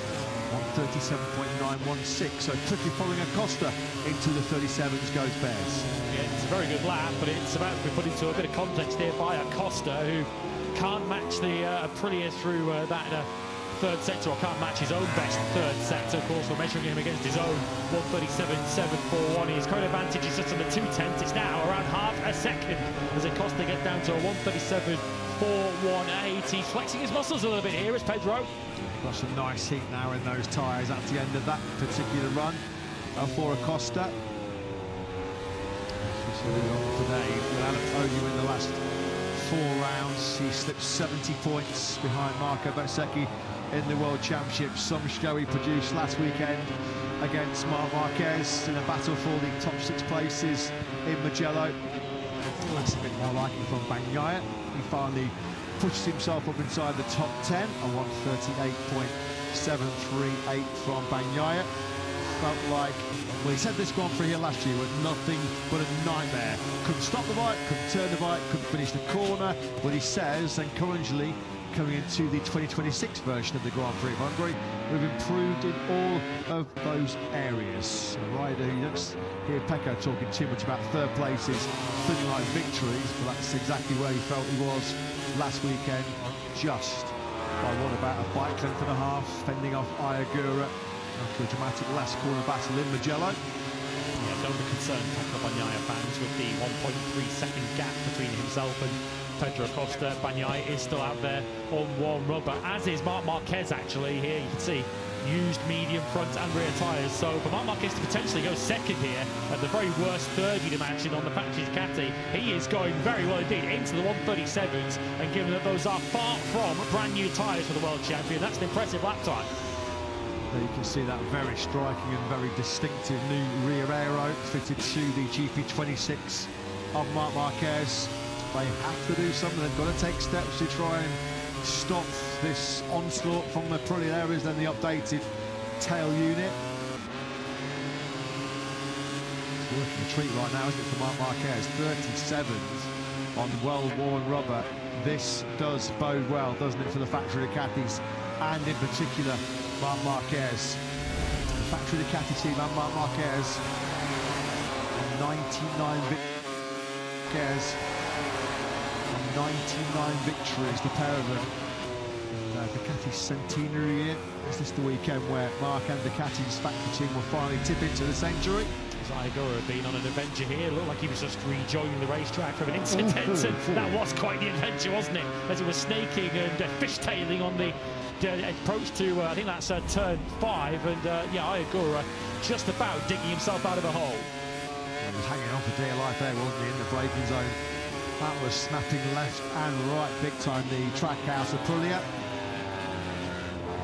Once again, Marco Bezzecchi has got the pace, no doubt about it. He's got the consistency as well. That's another low 138 from Bez. Just a whisker outside of his best, a 137.9. Francesco Venperato, Bez's crew chief. What a partnership those two have struck up over the last 18 months or so.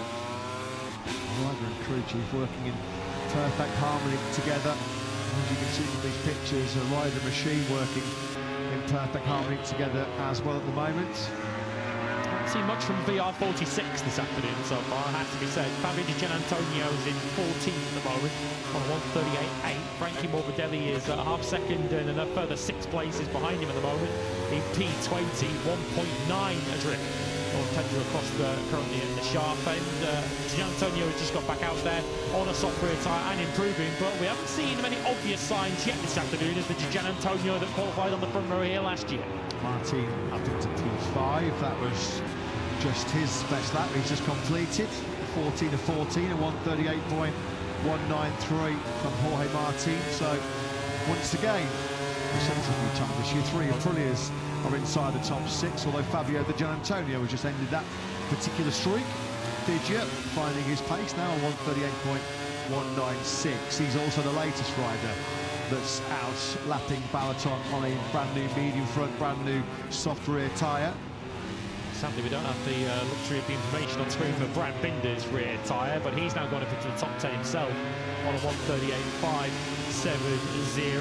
Binder, in the end, paying the price once again for qualifying deep in the pack in Mugello, albeit the KTMs as a collective generally did. And in the end, he had to settle for 2 finishes just on the fringes of the top 10 in Italy. Nothing to split the factory Yamahas. They've set the exact same lap time so far in this session. Quattararo and Rins, 139.029s from that pairing, which leaves them just over 1.6 seconds behind Acosta. Murray Vinales makes a significant move, 20th to 11th. There goes the Top Gun, searching a top 10. That's the end of that particular stint for the number 12. Close actually to the top 10. We've still got 26.5 minutes of this session remaining, so ample time for the chop and change. But at this particular stage, Maverick was only 4/1 of a second from deposing fellow KTM rider Binder outside the top 10. He has improved up into 12th place, 138.620 for the 2020 World Champion. So he's improved by over a second than what he did earlier on today, but he is not top Honda at the moment. That remains Luca Marini in 8th place. Marini, as it stands, heading for qualifying 2, which would be bucking a recent trend, it has to be said, for the number 10s. Only made Q2 on 1 previous occasion this season. Antonio is getting quicker and quicker, as you expected he would do, equipped with that fresh rubber. Digia threatening a 37 now himself. He got close to it on that last circuit, a 138.086. Back with Bez. Just getting a bit of information now. He's done a series of laps, something on that soft rear tyre. As quickest rider on day 1 so far here in Balaton. Well, he's right in the heart of your picture on camera right now. Lap 12 from Acosta at 137.418. He was building up that quite nicely, wasn't he? A 37.7, a 37.8. And then when he really got the hammer down, he found a 37.4. Just for reference, all-time lap record is held by 20 MotoGP World Champion Marc Marquez, 136.518. Was Mark's pole time here last August. Slightly more stable conditions, I guess you could describe them as last year. Not perhaps the same level of wind we have this afternoon. And of course, generally with the rubber that goes down on this circuit, we're going to get faster and faster through the weekend. We saw Pecco Bagnaia in the run-off through the chicane. We didn't see the anger that led up to it, though. Yeah, he's a little bit of a peeved Pecco there, isn't he, at the moment? Once again back with Digia. Doesn't look like this will be his first 137 of the weekend so far, but nevertheless it's been a pretty impressive stint this from Digia, just coming up on fellow Fabio Quartararo. He's just desperate for any kind of respite on that underpowered Weissner RM1. Quartararo just about has enough in the locker to outbrake Digia into this very tight first corner. Flicking there, shall we just pause and have a listen to Fabio Di Antonio? Fabio versus Fabio.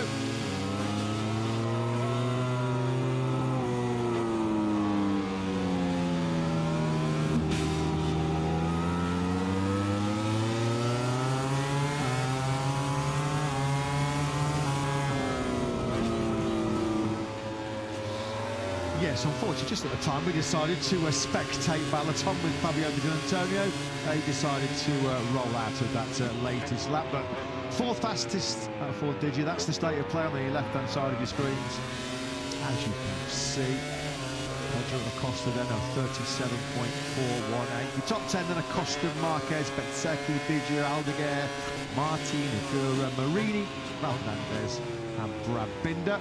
Going to give a shout out to this man. He's now on screen, Lecuona, who's in 16th place. He's ahead of Moreira, he's ahead of Quartararo, Rins, Vinales, Morbidelli and Crutchlow, and he might be ahead of a few more here on the Gresini Ducati. In fact, he's up into the top 10. Early stages yet, and of course plenty of time attack still to be done, but that would represent an extraordinary effort if Lecuona can get his Gresini Ducati into Q2. 15 times so far in this year's World Superbike Championship. He's finished second to Nicolo Buliga. Three of those were here at Balaton Park just a few weeks ago. He's raced a KTM before in MotoGP. He's raced a Honda before in MotoGP. This is a new experience, new territory for the 26-year-old. First time he's been on top of the Ducati in the top class. And he's making more than a decent fist of it, isn't he? Fair play this to Nico Lecuona. He is riding the crest of a wave. He's on a real confident run. I'm sure he's getting sick of being asked, well, when are you going to finally topple Nicolo Buliga in World Superbikes? Great to see him, though, back in action here, replacing Alex Marquez. Someone has to. He's undefeated still, isn't he, in 2026, is Nicolo Buliga, another rider who we might see on a MotoGP grid in the fairly near future. Strong reports that he may get the second VR46 gig alongside Pravin Aldeguer, who, of course, Lecuona is currently partnering for a temporary basis at Gresini. Aldeguer expected to head across the VR46, potentially with Buliga as his teammate. Top Honda honours have now gone to this man, Diogo Moreira, who's now ahead of Marini, ahead of Mir, and of course ahead of Cal Crutchlow. Moreira's put in a 38.2 to take 7th place, and he's not done yet. Still a miserable start to what he hopes to be his 150th MotoGP appearance this weekend for Frankie Morbidelli. Frankie has so far not been able to trouble the 38s on day one here in Balaton. 39.350, his best time this afternoon so far, which is half a second quicker than he managed this morning. We're still down in P21, and Crutchlow is behind the Italian Moreira. Once again, this is yet another eye-catching performance from the Brazilian, isn't it? A 138.111, leaves him just under 7/10 of a second away from P1. And we have seen a few occasions this season when Moreira has set those eye-catching lap times. He's been following someone who wasn't on that occasion. That was all Diogo Moreira's own work to move up into 5th place. We're getting a very up-close and personal look at some of the intricate aero on the Aprilia, as Ducati in the Aero Stakes look to try and strike back against their Italian rivals. So Marc Marquez, second quickest. We haven't seen Marc engaged into time attack mode just yet. Here's Pecco Bagnaia braking almost 250 kilometers an hour. He's scrubbing off speed there into this newly resurfaced braking zone for the first corner. At the moment, Pecco's down in 14th place. His best time so far this afternoon is a 38.662.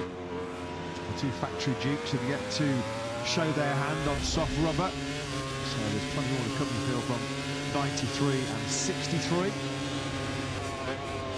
Well, coming to from Frankie Morbidelli while we're watching what's a fairly quiet racetrack and a fairly busy pit lane at the moment. We have got Morbidelli in the middle of a personal best. He's second off though already at the third sector checkpoint, so I don't think this is going to lift Frankie up into qualifying two, or certainly lift him up from P21 as we follow Marco Bezzecchi in that final sector. This is coming around turn 14. He's had one or two wobbles already through 14 up towards 15 today. That's about as unsettled as I've seen a factory in Aprilia for quite some time on that run down to the 15-16 chicane. Morbidelli has found a fairly decent chunk of time, to his credit. Morbidelli has just got to 13th place. He is finally in the 38s with a 38.606. He's actually a million miles away behind Lecuona, who's currently at the most risk of being in P10 before what is going to be now the start of the real fully fledged time attacks. We're going to see all 22 riders and now get themselves in the mindset for the hot laps. Scott Yorkley, respectable pace that, isn't it? 38.7s on medium rubber for the Turk. The task now for Top Practice with the brand new soft rear tyre, which could potentially push the front on, whether he can make that extra step and get himself into Q2. As you mentioned, he had been there before, but that was on a day of slightly iffy weather and upheaval in Brazil. This will be a genuine level playing field, bone dry day. Bona fide top 10 if Top Prat can take it. This is his opportunity now with a brand new soft rear tyre fitted to his Yamaha. El Turco ready to go here in Balaton. With Lecuona, this would be a massive scalp. What a giant killing app this would be as far as Lecuona is concerned. Now, he's no MotoGP novice, but you should say that. This is going to be his 38th start in the Premier class, but it is 3 years since he was last part of this kind of high-pressure situation where you've got to go in for the gung-ho lap times. 39 flat at the end of that run. He got himself down to a 38.8. And then able to jump another 3/10 forward there. So on that first time attack, he was able to build his pace by about half a second, 6/10 to the second, which is pretty impressive. He knows the circuit, he knows the layout, but when you look at some of the company he's got behind him, he is, of course, a very strong and a very fast and competitive Ducati. Alex Marquez's GP26, which is the latest spec version. You've still got to get out there. It's all about the rider on top that's squeezing the brake and grabbing the throttle. This would be a brilliant performance for Lecuona, fully justifying his selection, because I think there's a lot of talk in Mugello, maybe about Andrea Iannone getting that seat with Grazzini, but it was Lecuona that won the race, and at the moment he's in the race for the Q2 spots. Although his place in the top 10 might be about to be taken by Maverick Vinales on the Tech 3 KTM at the moment. Acosta is the only KTM in the top 10, and he's all the way up in P1 and half second clear of the field. Maverick Vinales now on course to change that, and he launches himself all the way up into the top 6. Not a 37, which you feel is likely going to be required for a place in the top 10, but Vinales at the moment in a fairly strong 6th. Has been beset with his well-documented injury problems, hasn't he, Maverick Vinales, but it's almost a full calendar year since he finished inside the top 10. That was an Assen 5th place at the end of June in 2025. We've got a couple of riders, including, of course, Marc Marquez, who's been suffering some serious issues with shoulder injuries. So then, for the first time here this weekend in Hungary, we're about to find out what Marc Marquez's potential really is. What is the 93's level, because he's in time attack mode then for the first time, which you have to say is a bit ominous, because he was doing 37.9s on pretty used and abused Michelin rubber. So the fact that he's done, well, he's one of only 3 riders that's done 37s, Mark. Of those 3, he's only one that wasn't out on fresh tyres. So, I mean, even a sort of half-fit Marc Marquez is going to find half a second on a new soft tyre, maybe a little bit more. So, yeah, there's plenty more to come from the factory Ducati rider. See, getting a very up close and personal view of the updated tail unit there on the Ducati, because it was almost in the way of our own camera there when we were riding on board with Marc Marquez. Aldeguer going very quickly. Martin was too, but he's made a mess of the third sector, so he's going to be staying back in around about 8th place, even if he has a strong fourth sector. Aldeguer across the line there, and he cuts the gap slightly to Pedro Acosta, but he's still 4/10 back. Straight out the gate, Mark's flying. Mark's only 400s down and a little bit more through the first sector. So this is looking really, really good, isn't it, for the 7-time world champion? He's about to come through the second split right now. Lost a bit of time there. This is just Mark making sure that before he really does stick his neck out, before he really does push us, make sure that he's got some temperature in those Michelin tyres. Here is the Prix, Enea Bastianini through the final corner. He powers. Once Enea going to go up to 9th. Not bad, actually, 17th to 9th for the rider who started in P4 here last year. So we now have 3 KTMs inside the top 10. Acosta, Vinales and Bastianini. Brad Binder's in 14th place and is currently also on a personal best. You can keep an eye on his progress on the bottom of your screens. Very good third sector for Marc Marquez. He actually pulled a 10th and change back on Pedro Acosta, so this should lift him back out of Aldeguer into second. Acosta's advantage over the other KTMs is massive. Marquez does go back in the second place. He's cut Acosta's lead down to exactly 4/10 of a second. Acosta's almost 9/10 clear of Bastianini. He's 1.1 seconds clear right now of Brad Binder. He's on his lap counted as well for a shortcut. Look at this by Aldeguer. This is really impressive, isn't it, by the Gresini Ducati rider. Estimated P1 incoming for Aldeguer is about halfway through the final sector. We pick up lead number 54 now. Out of the final corner he goes, drops down that rear ride-high device. Aldeguer line up to second. That was close. That was tight. The two Mercians at the top of the leaderboard. Then Acosta and Aldeguer split by just over 200 of a second.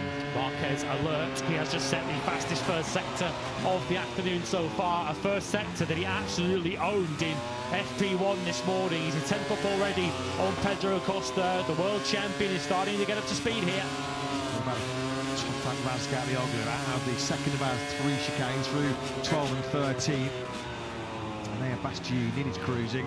That's a shame because Enea was potentially going to be picking up a place or two. Looked like he made a mistake going to final chicane on the entry to 15 and 16, so nothing going on that last lap for Enea. Oh, that's close. That's close for Toprak, isn't it? Moves up into 11th place. That's now 12th because Jack Miller has pushed Ayagura out of the top 10.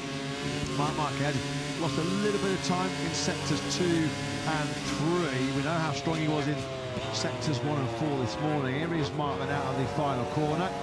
Costa flying once again. Marc Marquez does indeed fire in a PB lap of 37.569. Costa straight through the chicane at 15 and 16. That's Binder up behind him, so Costa needs to make sure he doesn't get in the way of his teammate here, who's potentially about to join him in the top 10. Binder across the line, climbs 9 places, 16th up to 7th. And that's bad news for Martin, second in the World Championship.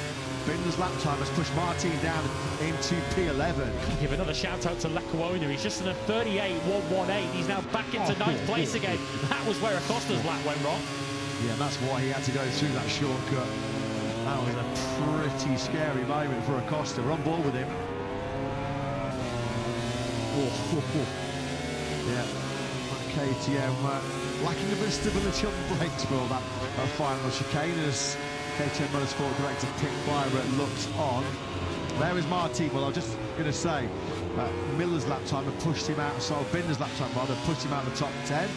But a situation that Martin has quickly corrected because of 37.906. Now 6 riders are in the 37s. Martin Cruzy, one of them.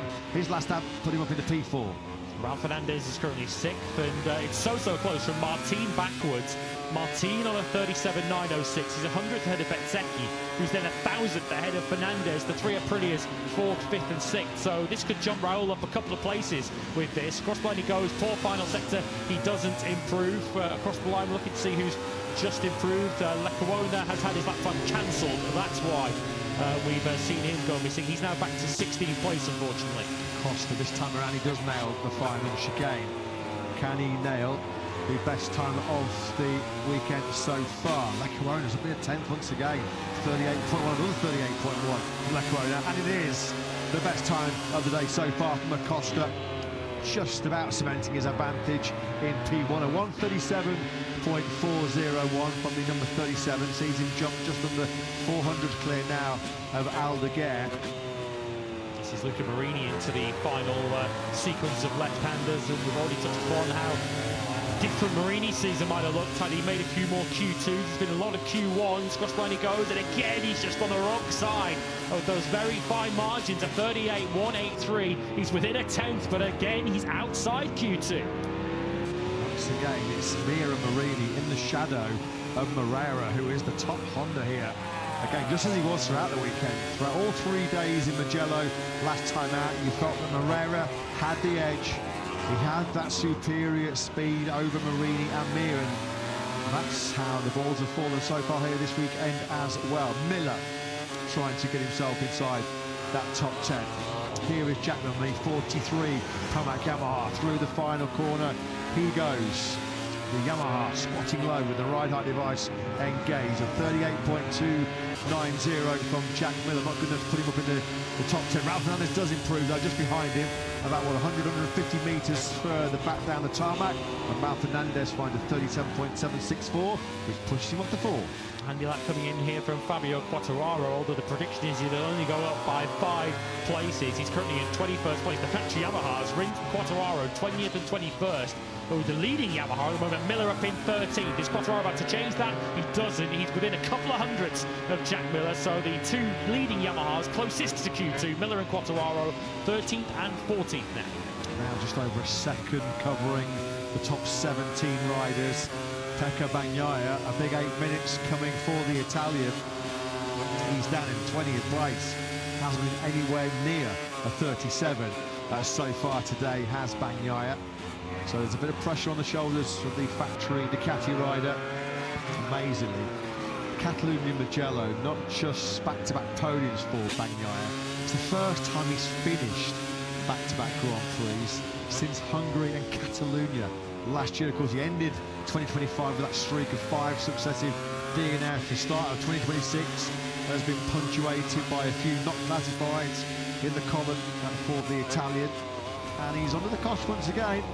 Going to need to deliver, you feel, well, certainly maybe a 37 to make sure there's no doubt about him being in Q2.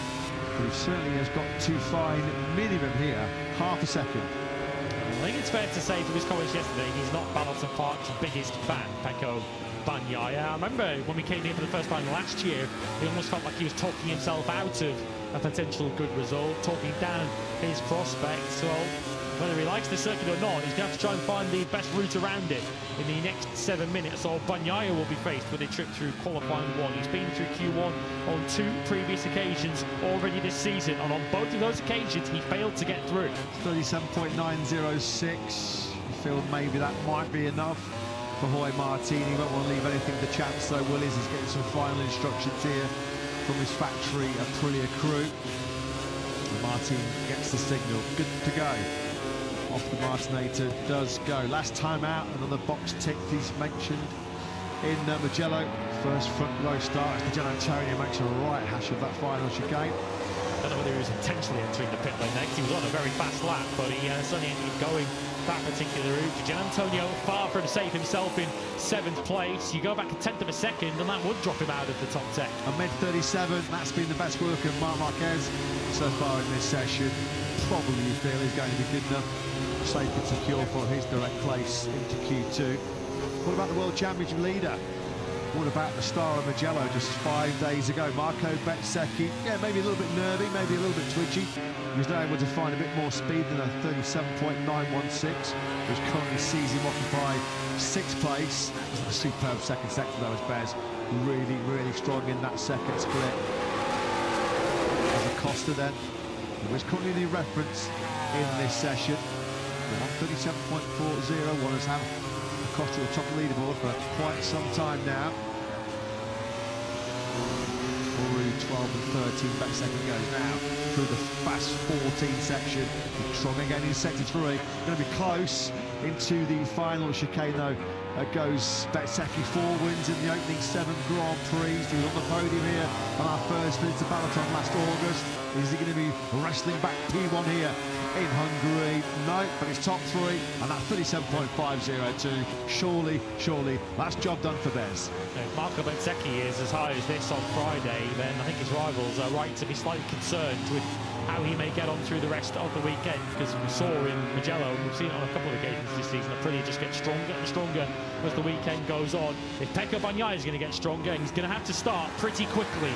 Good second sector for Bagnaia. He's a 10.5 down. He's currently only estimating 13th place, but Bagnaia starting to finally get his weekend up and running, it feels. His only front row start of 2026 was the pole position in Le Mans, which came right out of the blue, didn't it? So we know he's got 1 lap speed in it. We know that 1 lap pace is there. Can he deliver it? That's the big question mark as we look at the double MotoGP world champion attacking hard on the brakes into this final chicane. 15 and 16. Now this is better. This is much. Oh, it was. Well, it was, and it was much better. Almost too good, wasn't it? As far as Bagnaia is concerned, he was almost down there. He was almost on the floor. Still in 7th. Brilliant. I mean, with a massive front end washout on the exit of the final chicane, he still manages to find a 37.986. His first 37 of the day. He did it the hard way as well. He'd have been somewhere near his teammate in 4th had he not made that mistake. The rear came round for Pecco Bagnaia. It initially looked like the front, but it was the rear that kicked out. The reflexes and reactions of Pecco Bagnaia might have saved him a place in Q2. That goes the pushing. No question about that. He's leaving it all out there. What about Marini? Marini then trying to push Moreira outside the top 10, and he has. So one Honda strikes on another. Marini up into 7th, and Moreira gets pushed back down into 11th place, although Moreira's flying on his current lap. You can see his name just popped up on the screen. Marini then 7th. Danger zone now is for Brad Binder.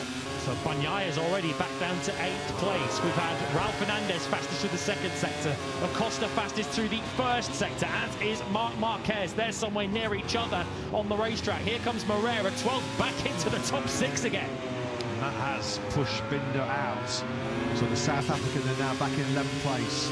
Here is some hot laps coming in. Ralph Fernandez is flying. We're on board with the number 25. Binder's on the charge as well. Acosta, the Gil Antonio, and Marc Marquez. Sector times lighting up like Christmas tree in the commentary box here. What about Ralph Fernandez then? Yellow flags are out at turn 11. And it's... We'll try and find out who that is. Is it Binder? I think it might be. Ralph Fernandez has taken top spot at 37.328. He doesn't have to worry about the yellow flags. It's Binder's indicator that's not moving on the track map, and that might well have affected Pedro Acosta. Acosta, look, he's absolutely flying through the 3rd sector. He might be about to get himself into the 136s here. Confused with Binder stuck at turn 11 with his lap time, as you can see. He's still moving. Acosta is in the 36s. That is brilliant, isn't it, by Pedro Acosta? A 136.827.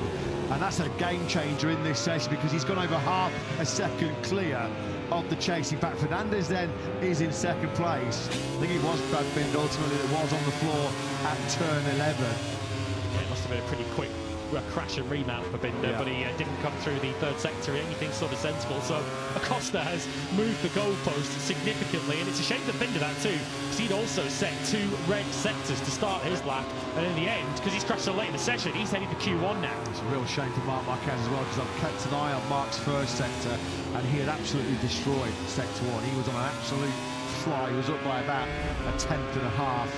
This is going to be the incident then. Well, this is Marc Marquez braking hard into turn 5. Now that's not going to do anything for that right shoulder at all, is it, as he goes careering into the gravel trap. So it wasn't actually the disruption of the yellow flag which was ultimately what did cost Marc. He lost 30 seconds in that gravel trap. He's done another red 1st sector, there's Marc Marquez. So Bagnaia has been bumped back out of the top 10 with all of the action that's been going on. Of course, that loss of the rear. Bagnaia is going to get round for one more lap to try and rescue his Friday afternoon. Di Gianantonio also needs an improvement. He's down in 13th place. We've got Bastianini in 12th place. Quartararo and Toprak on their Yamaha 17th and 18th, but both currently improving. first time since the point. It looks like a girl is going to be going straight into Q2, 6th place. Better up now to 4th place.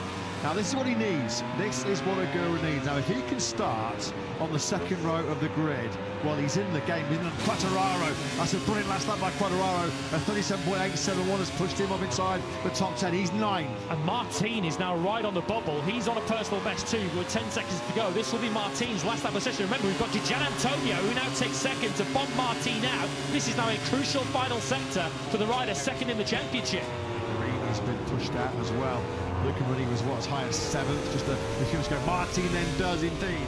That was some last lap of 37.734. Boy, did the 89 need that lap, and he delivered it.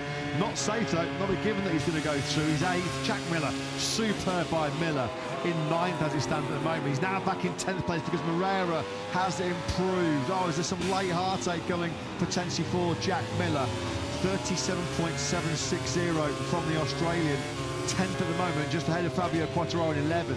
Yeah, if it's going to come from a fellow Yamaha rider, because Quartararo's done 2 personal bests, so has Toprak through the first 2 sectors. So they're the riders taking aim at Miller, and perhaps most importantly for the World Championship, Jorge Martin, who is precariously sitting 9th. He's taken the checkered flag, remember. Razgat Lioglu might be inflicting some pain on his teammate Jack Miller here. Toprak Razgat Lioglu tucked in nicely behind Quartararo. It's Miller who's right on the cusp. Is Miller's 137.760 going to be good enough? Luca Marini might also have a big part to say. As it stands right now, estimated position for Razgat Lioglu, who was wide there, wasn't he, coming out the final chicane. How much time did that cost him? Lap time cancelled for Quartararo. Razgat Lioglu over the line. It did cost him 12th. What about Marini? Can he push Miller outside of the top 10? We're tracking Marini now out of the final corner. The factory on the rider goes. No, so Jack Miller then, for just the second time in 2026, will be in Q2, and that's some ride that by Miller. Absolutely brilliant. He's going to be the top Yamaha in that session. Once again, top Honda, and the only rider in that top 10 is Moreira. 37.708, so Moreira and Miller flying the flag for the Japanese brands, but Pedro Acosta, what a Friday that was from the Spaniard. The only rider to find a lap in the 36s, 4/10 quicker than Fabio the Gian Antonio at the checkered flag. Another brilliant job by Digia. Once again, he is top Ducati. Rafa Fernandez is 3rd, Aldeguer 4th, Ayagura, one of his better Fridays, is 5th. Bezzecchi, Marc Marquez, Moreira, Martin and Miller are through into Q2. Top jumps by both Moreira and by Miller. Superb. Missing out by just over 10 was Fabio Quartararo. Yeah, he straight-lined the chicane on his final lap. We're now going to see it. That's into turn 15, where he ends up going straight through, and then he ends up at turn 17, and then has to try and make sure he doesn't get in the way of Toprak completing his lap. Would have been touch and go anyway for Quartararo to make the top 10. And of course, had he got through, it would have knocked Miller out, but he has to make do with 11. Toprak 12. Heavyweight names, aren't there, in qualifying 1 tomorrow, with Bagnaia down in 14th place. At that moment where he lost the rear through the final sequence of red handers, surely did end up costing him a place in Q2. 14th, 1.1 down on Acosta. Massive shout out as well to Iker Lecuona. He is 17th in that session. He's ahead of this man, Brad Binder, head of Vinales, head of Morbidelli, head of another regular, Alex Rins. You can see the scuff marks all over Binder's leathers after he was down late on in that session. A real shame because at that particular point on that lap he was on course for the top 10. Binder then down at turn 11. Missing a bit of bodywork and missing the screen, isn't he, on that factory KTM? And yeah, so close to the end of the session, of course, you have to restart motorcycles these days behind the trackside barriers, so Binder giving that one up. It's Fabio Di Gianantonio. Just no sign at all of this 2026 hitting the buffers at all. Top 6 in every single Grand Prix so far this season. 3 sprint podiums as well the year he's having. But Pedro Acosta with a statement Friday here in Balaton. 136.827 sees him lead the way. Let's get the thoughts of the boss, Aki Iowa Jack. Yes, the shark rolls into the box. A round of applause from the team. Aki, that's a pretty positive opening day. Ah, yes, not so bad. Okay, somehow we expect that this track maybe fits, as last year fits for us quite well. So I think especially Pedro had expectation quite much higher than the last races, especially last race in Mugello, which is maybe not his favorite and was not really easy weekend for us. But okay, it's a Friday, but of course really positive. So great start, brother. Thank you. It is a great start, but Acosta, I'm sure Caterham will remind us, is only Friday. Great job though, and a great job once again produced by this young man. 22 years of age, back-to-back Q2 appearances for Diogo Moreira. His first coming last weekend in Mugello, which he really did take full advantage of. He ended up qualifying 8th for that Grand Prix of Italy, and then a pair of 10th places in the sprint and the Grand Prix. We'll never know whether Marc Marquez had much more than his 137.560, because on one of his hot laps we saw him go careering into the gravel at turn 5. Thankfully there's no crash, and for the 7 times world champion, he goes through in 7th place. Both factory Aprilis do make it through. You felt that Bez was never really in any kind of serious danger. Can't really say the same about Jorge Martin. He did creep in 9th place. Moreira, Martin and Miller 8th, 9th and 10th respectively, all doing 37.7s, but that's a smile and a sigh of relief, isn't it, for the Martinator. Second World Championship, first front row start last weekend in Mugello, and he goes through in 9th. The big casualties today in the end, certainly Bagnaia in 14th, Bastianini 15th, thank for the thoughts of Luca Marini and Joan Mir on their factory Hondas. Marini 13th, Mir 16th. Looking at Moreira doing what he's doing at the moment, up in 8th place, and although he misses the top 3 in the end, I think Fermin Aldeguer will be very, very pleased with his Friday's work. He looks like he's got a genuine podium challenge in him this weekend. Well, we've been led to believe for an awful long time now that factory Honda lineup in 2027 with Fabio Quartararo and David Alonso. Diogo Moreira is saying, hey, don't you forget about me in terms of that pricing next year. But Pedro Acosta, it's his Friday in Hungary. By a comfortable 4/10 in the end. Acosta ahead of Fabio Di Gianantonio. KTM from Ducati. From Aprilia with Ralph Fernandez 3rd. Aldeguer 4th ahead of Ayagura. 2nd of the Trackhouse. Aprilia is in 5th. Bezzecchi, the points leader, 6th ahead of Marc Marquez. The brilliant Moreira 8th, Martin 9th, and Jack Miller books his place and ensures there will be Yamaha representation in Q2 in 10th. Quartararo and Top Rack just missed out 11th and 12th ahead of Marini. Bagnaia with that big moment through turn 16, ended up 14th ahead of Bastianini Mir. The impressive Lecuona 17th. Binder might well have made Q2 without his crash at turn 11, 18th for him ahead of Vinales. A rather anonymous Morbidelli, it has to be said today, in 20th place, a second and a half down ahead of Alex Rins and Cal Crutchlow.